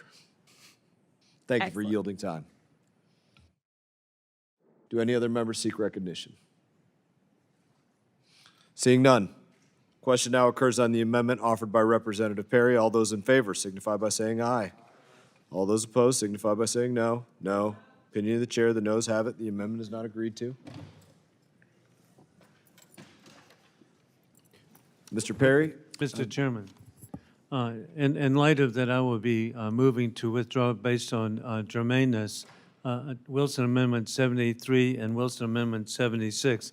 I'd like to move for unanimous consent to be able to submit my statements concerning each in lieu of presenting them. And you're looking to ask unanimous consent to present them now and withdraw? Submit to the record. And withdraw them from consideration? Yeah, that's included in this, to withdraw. You may, we will take these for the record without objection. Thank you. And you are withdrawing those future amendments right now as well. Without objection, Wilson amendments number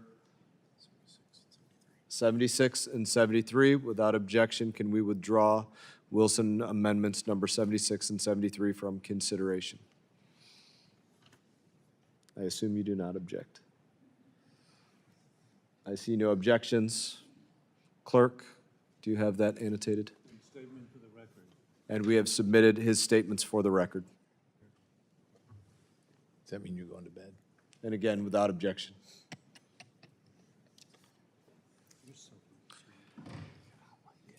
Clerk, are you good? Okay. Representative Perry, do you have an amendment? I've got an at the amendment desk? at the desk, Mr. Chairman, number 130. Please allow the clerk to report it.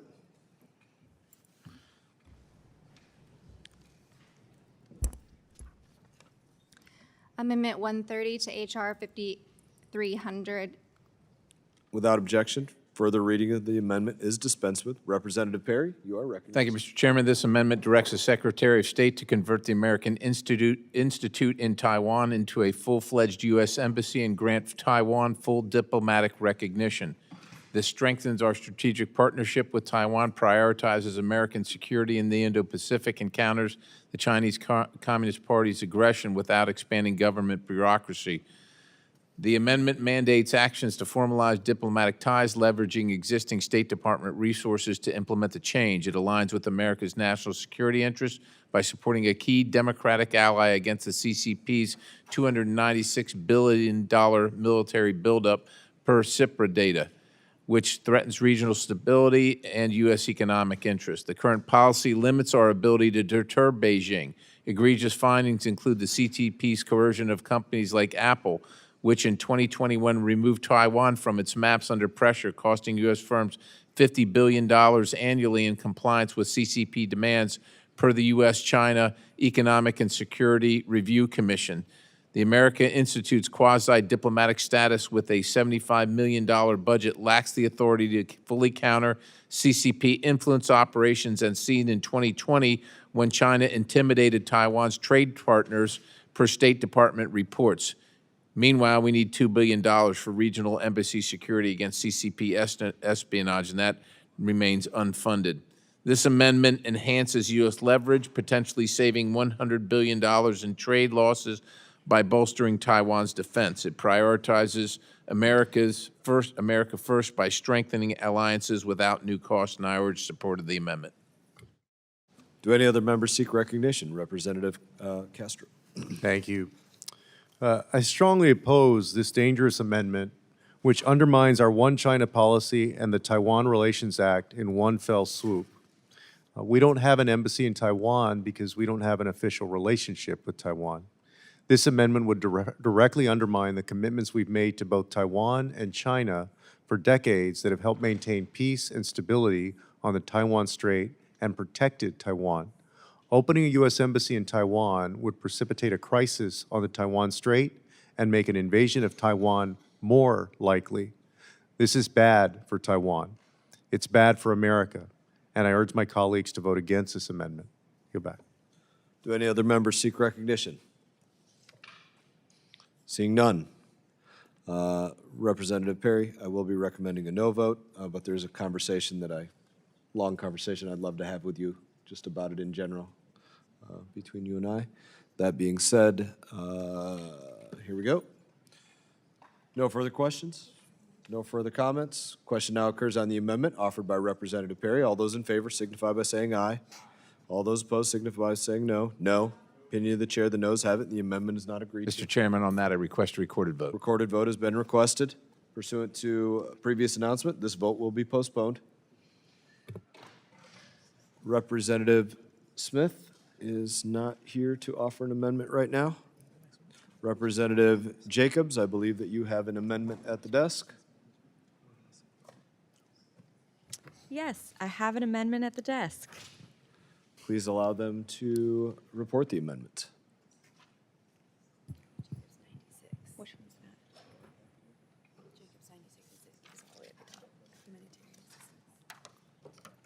Oh, here. Okay.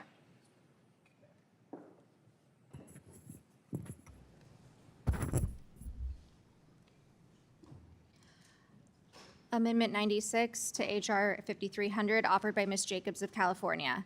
At the appropriate place, insert the following. Training on management. Without objection, further reading is dispensed with. Representative Jacobs, you are recognized. Thank you, Mr. Chairman.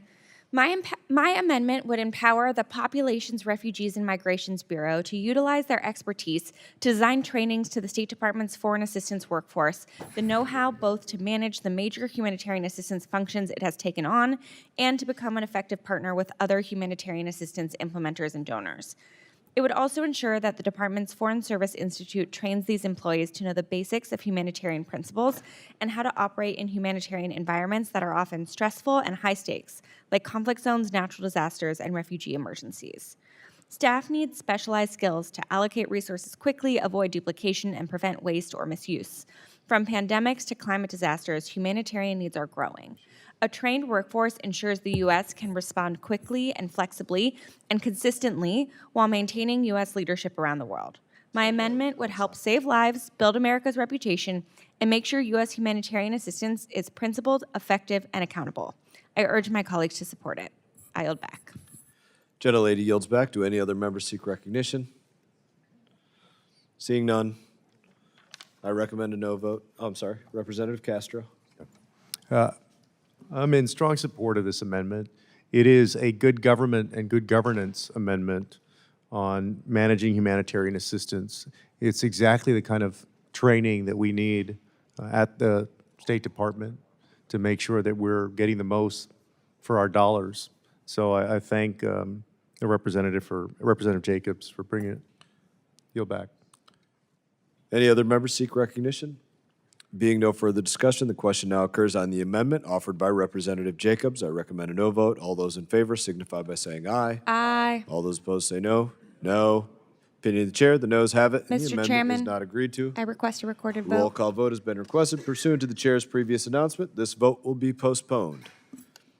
Representative Jacobs, do you have another amendment at the desk? I do have an amendment at the desk. Please let the clerk report the amendment.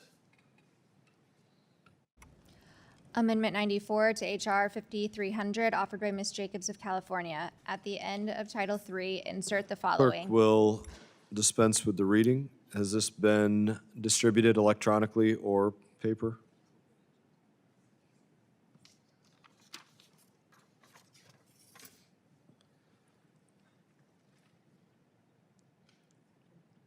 Was this distributed electronically or by paper?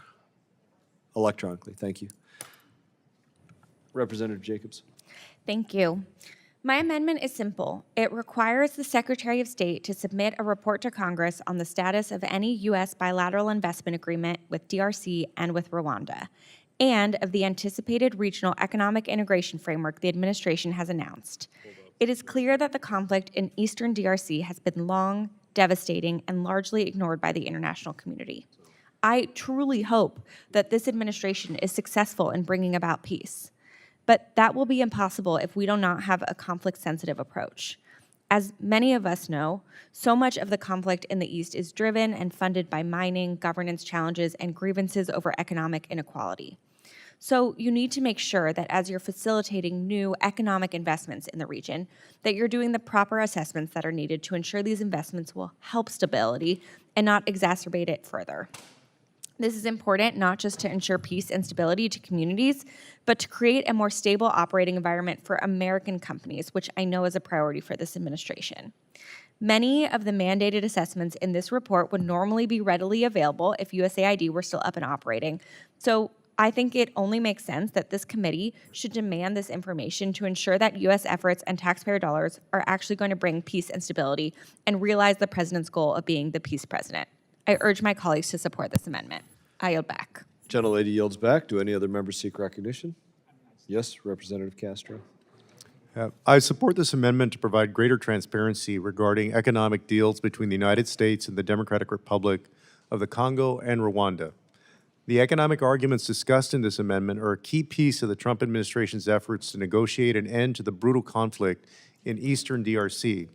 And I know we all hope those efforts will be successful in bringing peace to the Congolese people. The content of these agreements and how they're implemented will be important because they should help underpin the sustainability of regional peace. They must ensure that economic development gains are shared with the Congolese and Rwandan people. I look forward to continuing close consultation with the State Department on our diplomatic efforts, and I look forward to the transparency that this amendment will provide. I yield back. Representative yields back. Do any other members seek recognition? Being no further discussion, the question now occurs on the amendment offered by Representative Jacobs. I recommend a no vote. All those in favor signify by saying aye. Aye. All those opposed say no. No. Opinion of the chair, the noes have it. Mr. Chairman, The I request amendment a is not recorded agreed vote. to. Recorded vote has been requested pursuant to the chair's previous announcement. This vote will be postponed. Representative Jacobs, do you have another one? I have one more amendment at the desk. Very good. Please allow them to report the amendment.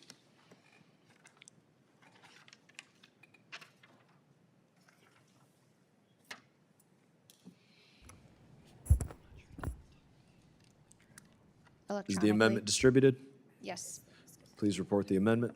Amendment 90 to H.R. 5300, offered by Ms. Jacobs of California. Insert Without after objection, section. further reading of the amendment is dispensed with. Representative Jacobs, you're recognized. Thank you, Mr. Chairman. My amendment would authorize assistance to help willing countries sustainably improve their delivery of health care to their citizens. It would enable the United States to support and advise on health system financing, health workforce planning and management, procurement and supply chain management, relevant global health diplomacy and international engagement, and more. When other countries have stronger and more resilient health systems, they're better able to respond to public health crises and prevent infectious diseases. That means in the long run, these countries wouldn't need aid because their systems can address the health needs of their population. This is the type of assistance that builds self-sustainability and saves the taxpayers' money in the long run. I talked to a lot of African officials as the ranking member on the Africa Subcommittee, and I can tell you that many countries want to transition away from assistance and be able to provide for their own people. The good news is that we can calibrate the type and structure of our assistance to better prepare for that transition in a thoughtful way. And doing this isn't just to be good partners, it's for our benefit too. We know that weak health systems abroad create vulnerabilities that can allow disease outbreaks to spread across borders and infect even more people, including Americans. We've seen this again and again with the Zika virus, with Ebola, and most recently with COVID-19. And even during COVID, weak systems amplified the spread of this disease. Countries without robust disease surveillance or health infrastructure couldn't detect or contain the outbreak quickly, accelerating global transmission. That's why now is the time to act to prevent the next deadly outbreak. Doing the proactive, preventative work to prevent disease and build primary health systems is far cheaper than responding to humanitarian crises, pandemics, or mass migration after systems collapse.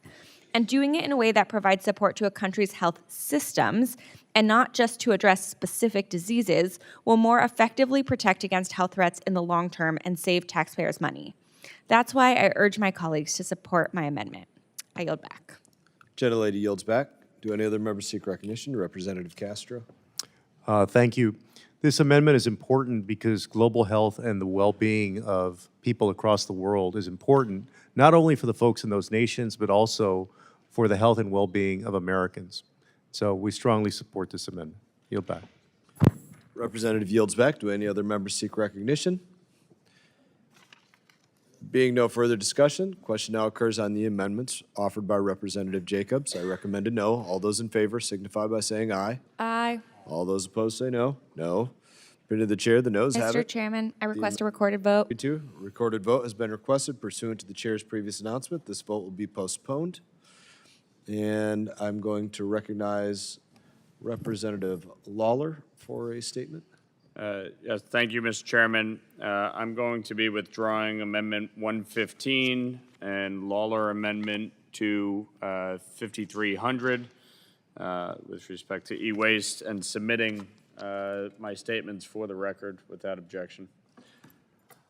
So without objection, you're requesting to submit by unanimous consent your statements to 115 and which one? 115, and it is a Lawler amendment to 5300. And you'd like to withdraw those right now. Correct. There any objection to Representative Lawler withdrawing and submitting his statements for unanimous consent? I'm withdrawing it and submitting my statement. Seeing none, clerk, do you have those noted? Very good.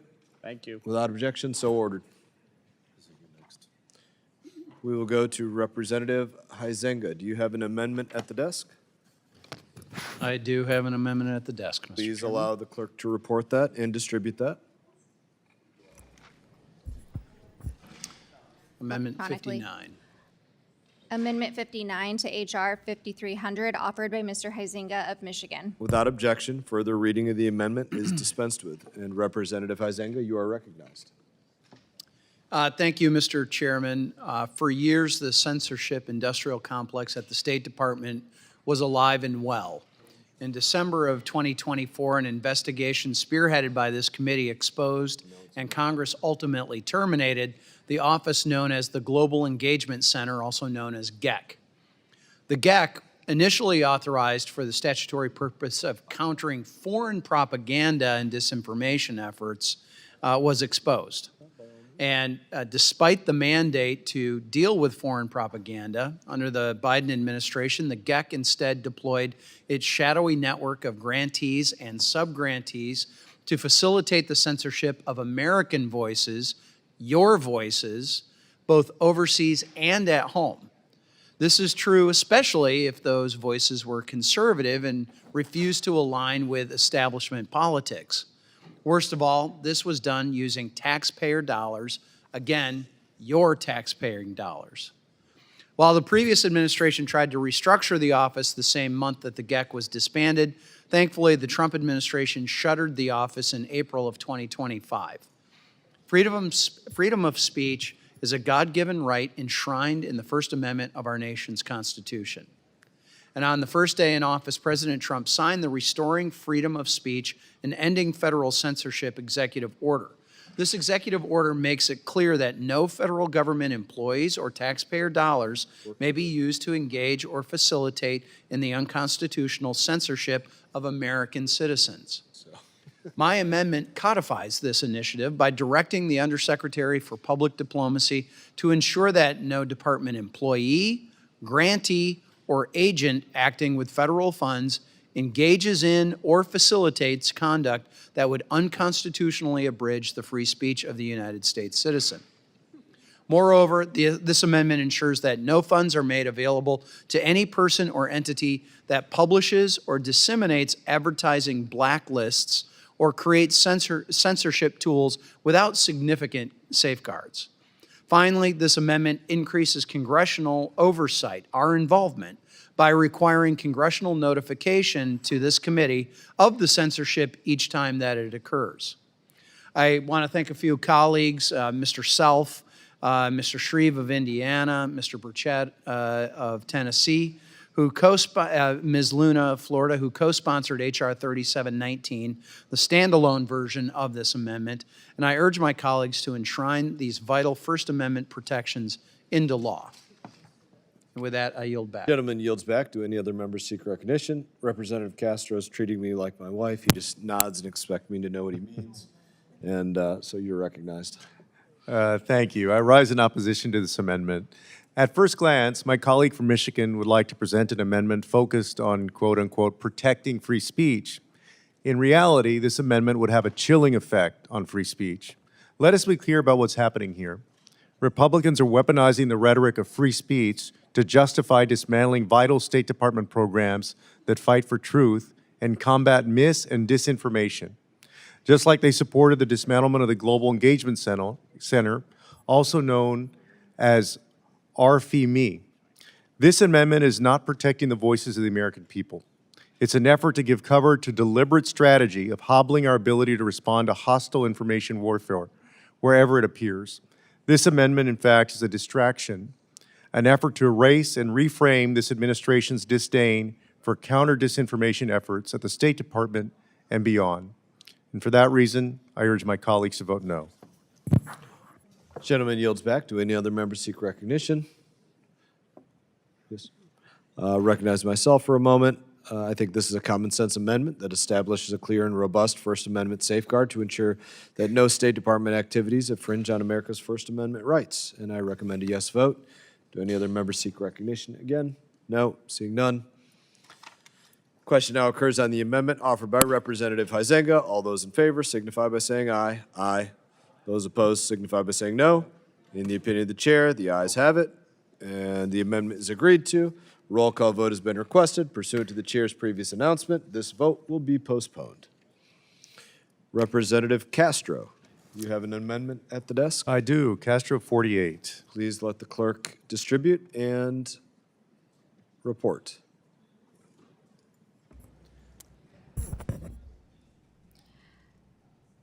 Amendment 48 to H.R. 5300, offered by Mr. Castro of Texas. At the Without appro- objection, further reading is dispensed with. Representative Castro, you're recognized.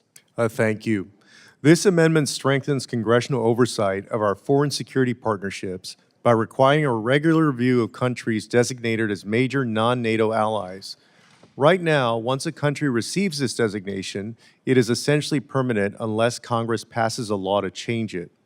That means we could continue extending the benefits of MNNA status, including priority access to U.S. defense cooperation, even if a country drifts away from our values, undermines our interests, or cozies up to our adversaries. It's reasonable to ask the administration to review the status of major non-NATO allies regularly to ensure that these designations keep up with changing circumstances. My amendment simply requires the President, every 2 years, to submit a report on the defense cooperation of each of these countries and to certify that keeping that designation is in the national interests of the United States. If the certification isn't submitted, the designation lapses.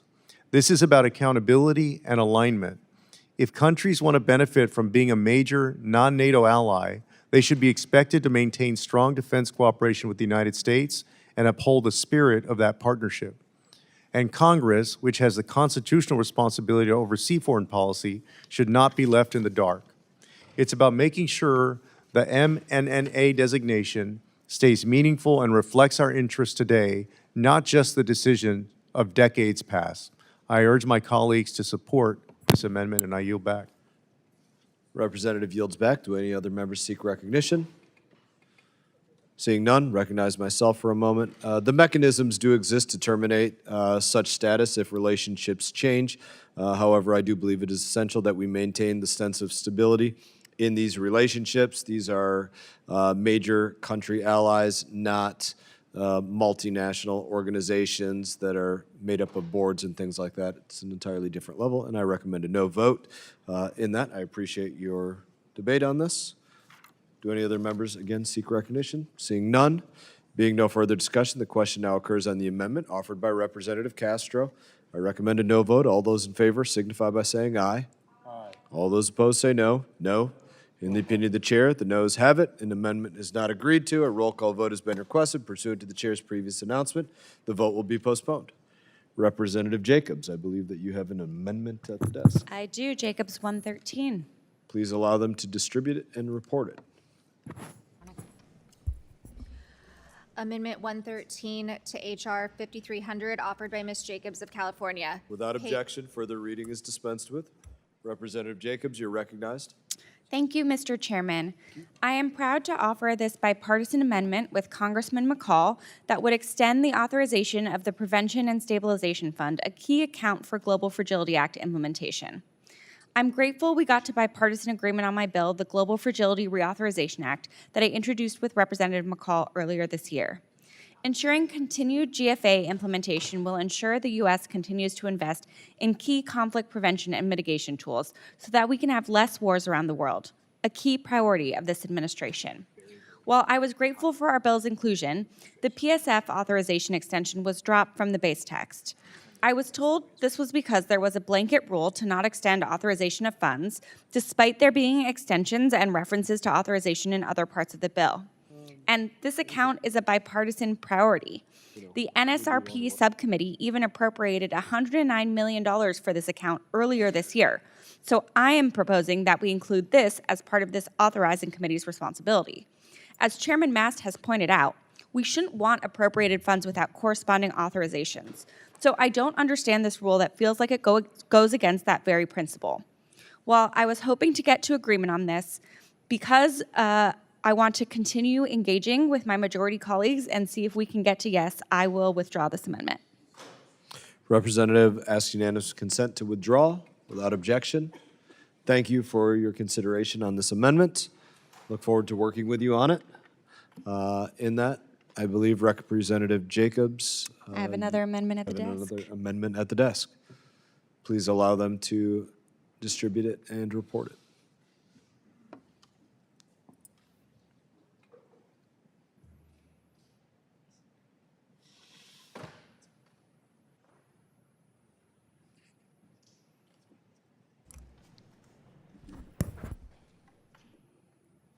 Amendment 92 to H.R. 5300, offered by Ms. Jacobs of California. Without objection, further reading is dispensed with, and Representative Jacobs, you are recognized. Thank you, Mr. Chairman. My amendment would promote more expeditionary diplomacy at the State Department. The State Department does some of its most important work outside the walls of the embassy, and yet, in many places, this work isn't always possible. We know we aren't getting the best information if we are only talking to elites in capital cities. In high-security, high-threat environments, U.S. diplomats often struggle to travel to meet sources, colleagues, or counterparts in less than fully secured areas or to make unscheduled moves. And working only by telephone or on occasional meeting inside secure walls is not a substitute for developing the continuing contacts necessary with local officials and with populations. So it's important for diplomats to get outside the walls, outside the capital cities, and get to know the local populations and organizations. And that's why my amendment requires a GAO report on the challenges and recommendations to address those challenges to regularly practicing expeditionary diplomacy at the State Department. It also expresses that the President's letter of instruction to ambassadors should promote appropriate risk management to encourage diplomats to do expeditionary diplomacy in high-security, high-threat environments, and codifies this in the Chief of Mission Authority. Most importantly, my provision establishes a Tiger team at the department to produce recommendations to the Secretary of State to improve expeditionary diplomacy. While I believe more expeditionary diplomacy at the State Department would benefit U.S. foreign policy, I understand that the majority believes this amendment is not germane to the underlying text, so I will withdraw my amendment at this time until we can engage in bipartisan negotiations. Oh, Mr. Castro would like to speak before I officially withdraw. Do any other members seek recognition? Representative Castro. Yeah, no, I want to thank Representative Jacobs for her efforts and the efforts that she's making on expeditionary diplomacy and also noting the challenges that our diplomats face in country and the fact that around the world, just assessing what's going on in the major capitals is not enough. And our diplomats face greater and greater challenges around the world. They operate in environments that are sometimes increasingly hostile, where they're under constant surveillance in some places, in some countries also under occasional or frequent harassment. And so we need to help them make sure that they're being able to essentially understand what's going on in the entire nation. And so, I think this is a great idea in terms of getting a GAO report and making these other efforts with respect to expeditionary diplomacy. So thank you, Representative Jacobs, for these efforts. I yield back. Thank you, Mr. Chairman. I ask unanimous consent to withdraw the amendment. Without objection, Mr. Chairman, I have an amendment at the desk. Representative Jacobs, please allow them to distribute and report that amendment.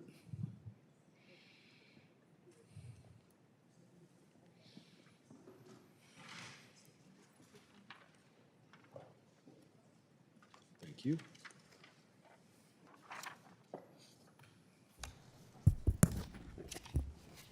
They're distributing now. Amendment to H.R. 5300, offered by Ms. Jacobs of California. At the end of Title I, add the following. Dissent in the department. Sense of Congress. It is the sense of Congress that, one, constructive dissent at the department can be defined as the act of putting forward a policy position that differs from current department policy on an issue, country, or region. Constructive dissent is not just offering a different opinion, but rather the intentional presentation of an alternative or opposing approach to current or proposed policy that the dissenter determines will result in a better outcome for our foreign policy and national interests.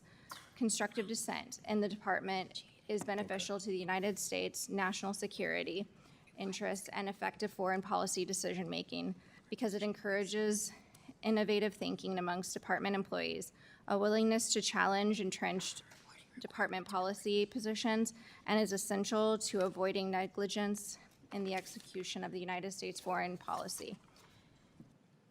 And practicing constructive dissent does not absolve department employees from following legal obligations or faithfully executing Department of State policy decisions despite any reservations. Without objection, further reading of this amendment is dispensed with. I know you got to the end.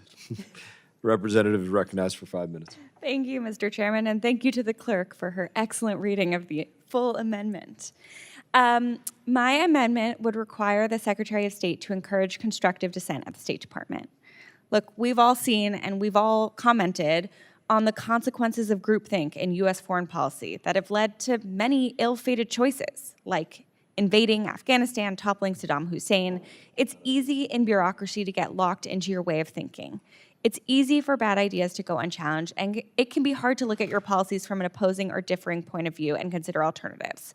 That's why we need constructive dissent, to make space for free speech, to allow for contrarian but well-reasoned views, and so people can voice concerns without fear of retaliation. Allowing for alternative perspectives and creativity means we ultimately get better policy outcomes, because even if dissenting views aren't adopted, they're considered, and they can help prevent blind spots. Allowing for constructive dissent also improves morale and cohesion at the State Department. It shows that leadership respects the department's professional expertise, which builds trust and reduces burnout or disillusionment. I appreciate the majority staff for working with mine to come to a negotiated outcome, and I urge my colleagues to support my amendment so that we can reduce the tunnel vision and groupthink at the State Department. I yield back. Do any other members seek recognition? Representative Castro. Yeah, thank you, Chairman. I strongly support this amendment. Thank you to Representative Jacobs for bringing this up to encourage and make space for dissent at the State Department. As she mentioned, we don't want to get into a situation where groupthink dominates the decision-making process at the State Department or really any other federal agency.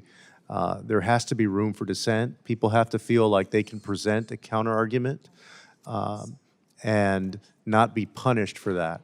And so we strongly support this amendment. I yield back. Do any other members seek recognition? I recommend a yes vote. This provision requires the Secretary to encourage constructive dissent at the department through the use of a dissent channel. I think that's worthy in that. No other comments. Question now occurs on the amendment offered by Rep. Jacobs. All those in favor signify by saying aye. Aye. Those opposed say no. Opinion of the chair, the ayes have it. The amendment is agreed to. Representative Stanton, I believe you have an amendment at the desk. Thank you, Mr. Chair. I have an amendment at the desk. Please allow them to distribute and report it.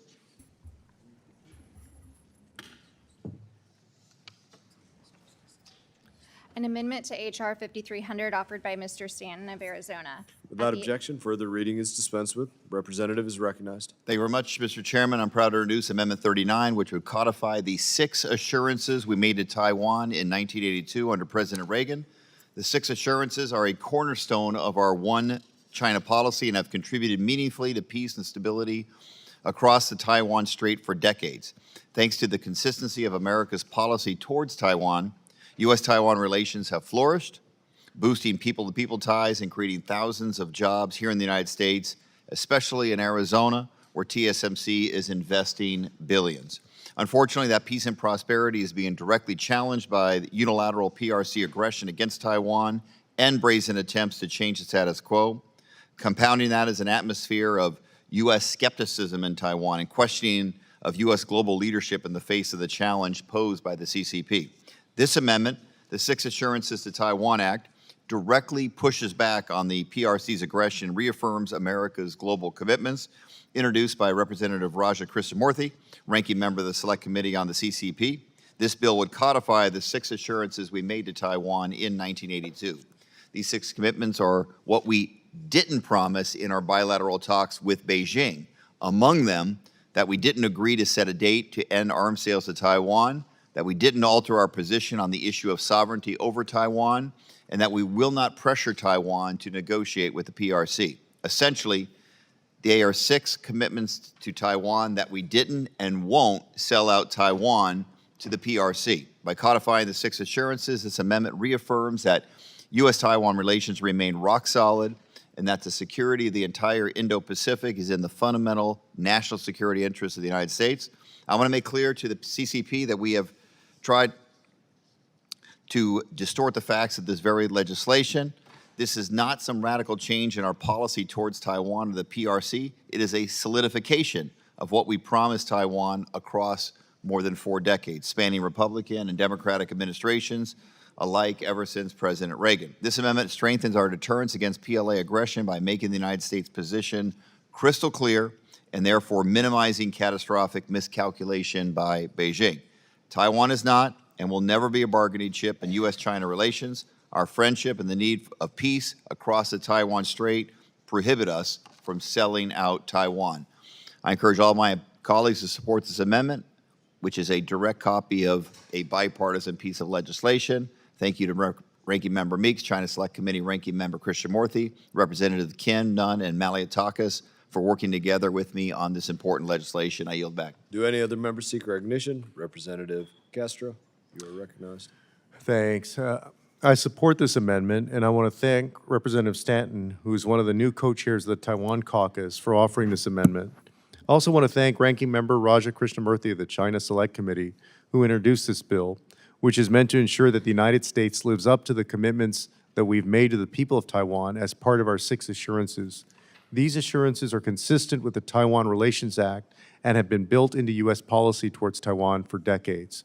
This is a fully bipartisan bill with many co-sponsors on this committee, including Representative Meeks, Representative Stanton, Young Kim, Ami Bera, Ted Lieu, and Michael Baumgardner. So I urge my colleagues to stand with Taiwan and vote for this amendment. I yield back. Do any other members seek recognition? Recognize myself. I rise in support of this amendment, codifying the 6 assurances to Taiwan as official U.S. policy. Any other members seek recognition? Being no further discussion, the question now occurs on the amendment offered by Representative Stanton. All those in favor signify by saying aye. Aye. Those opposed signify by saying no. Opinion of the chair, the ayes have it. The amendment is agreed to. Representative Moylan, I believe you have an amendment at the desk. I have an amendment on the floor, Mr. Chair. Please allow them to report it and distribute it.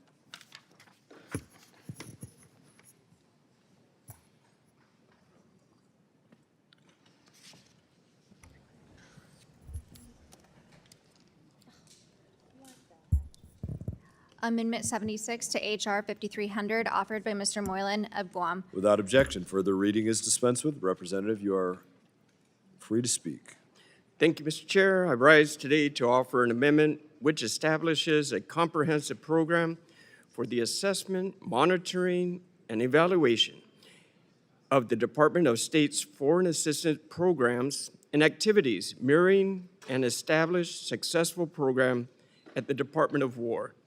This amendment is essential to improving the effectiveness, transparency, and accountability of the U.S. foreign assistance, a critical tool for advancing U.S. national security, diplomatic, and development objectives.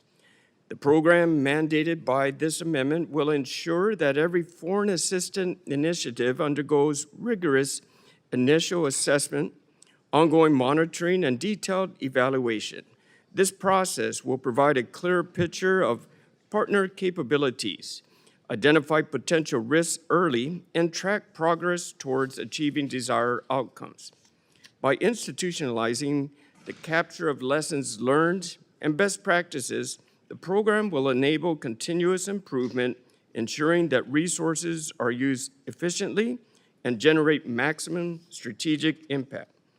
Importantly, this amendment requires the program to follow international best practices and interagency standards, ensuring consistency with other government evaluation frameworks, and enhancing collaboration across agencies.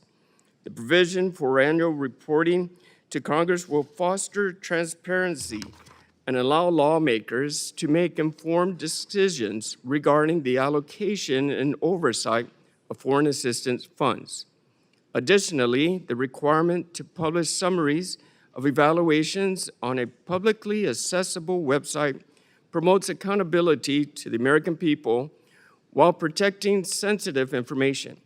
This balance of transparency and security will strengthen public trust in how foreign assistance is managed. In a time when global challenges are increasingly complex, this amendment equips the department with the tools needed to deliver foreign assistance more strategically and effectively. I urge my colleagues to support this vital amendment to enhance the stewardship and impacts of the U.S. Foreign Assistance Program. Thank you, Mr. Chair. I yield back. Do any other members seek recognition? Representative Castro. Just to state that I oppose this amendment. Yield back. Recognize myself. I support this amendment. We don't just throw money into the wind. We evaluate, we adapt, we enforce strict measures to ensure that our taxpayer dollars are spent advancing America's national security interests or not spent at all. This is discipline in action for every dollar spent going forward. I appreciate the amendment. I recommend a yes vote. Do any other members seek recognition? Seeing none? Question now occurs on the amendment offered by Representative Moylan. Those in favor signify by saying aye. Aye. Those opposed signify by saying no. No. Opinion of the chair, the ayes have it, and the amendment is agreed to.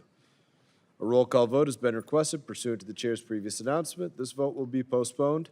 Before we move to any further amendments, we are going to take a 10-minute recess so that the clerks and others can use the restroom and stand up and stretch their legs, and then we will resume in 10 minutes. Let's say we'll make it 12 minutes, 2:45. We will resume, 2:45.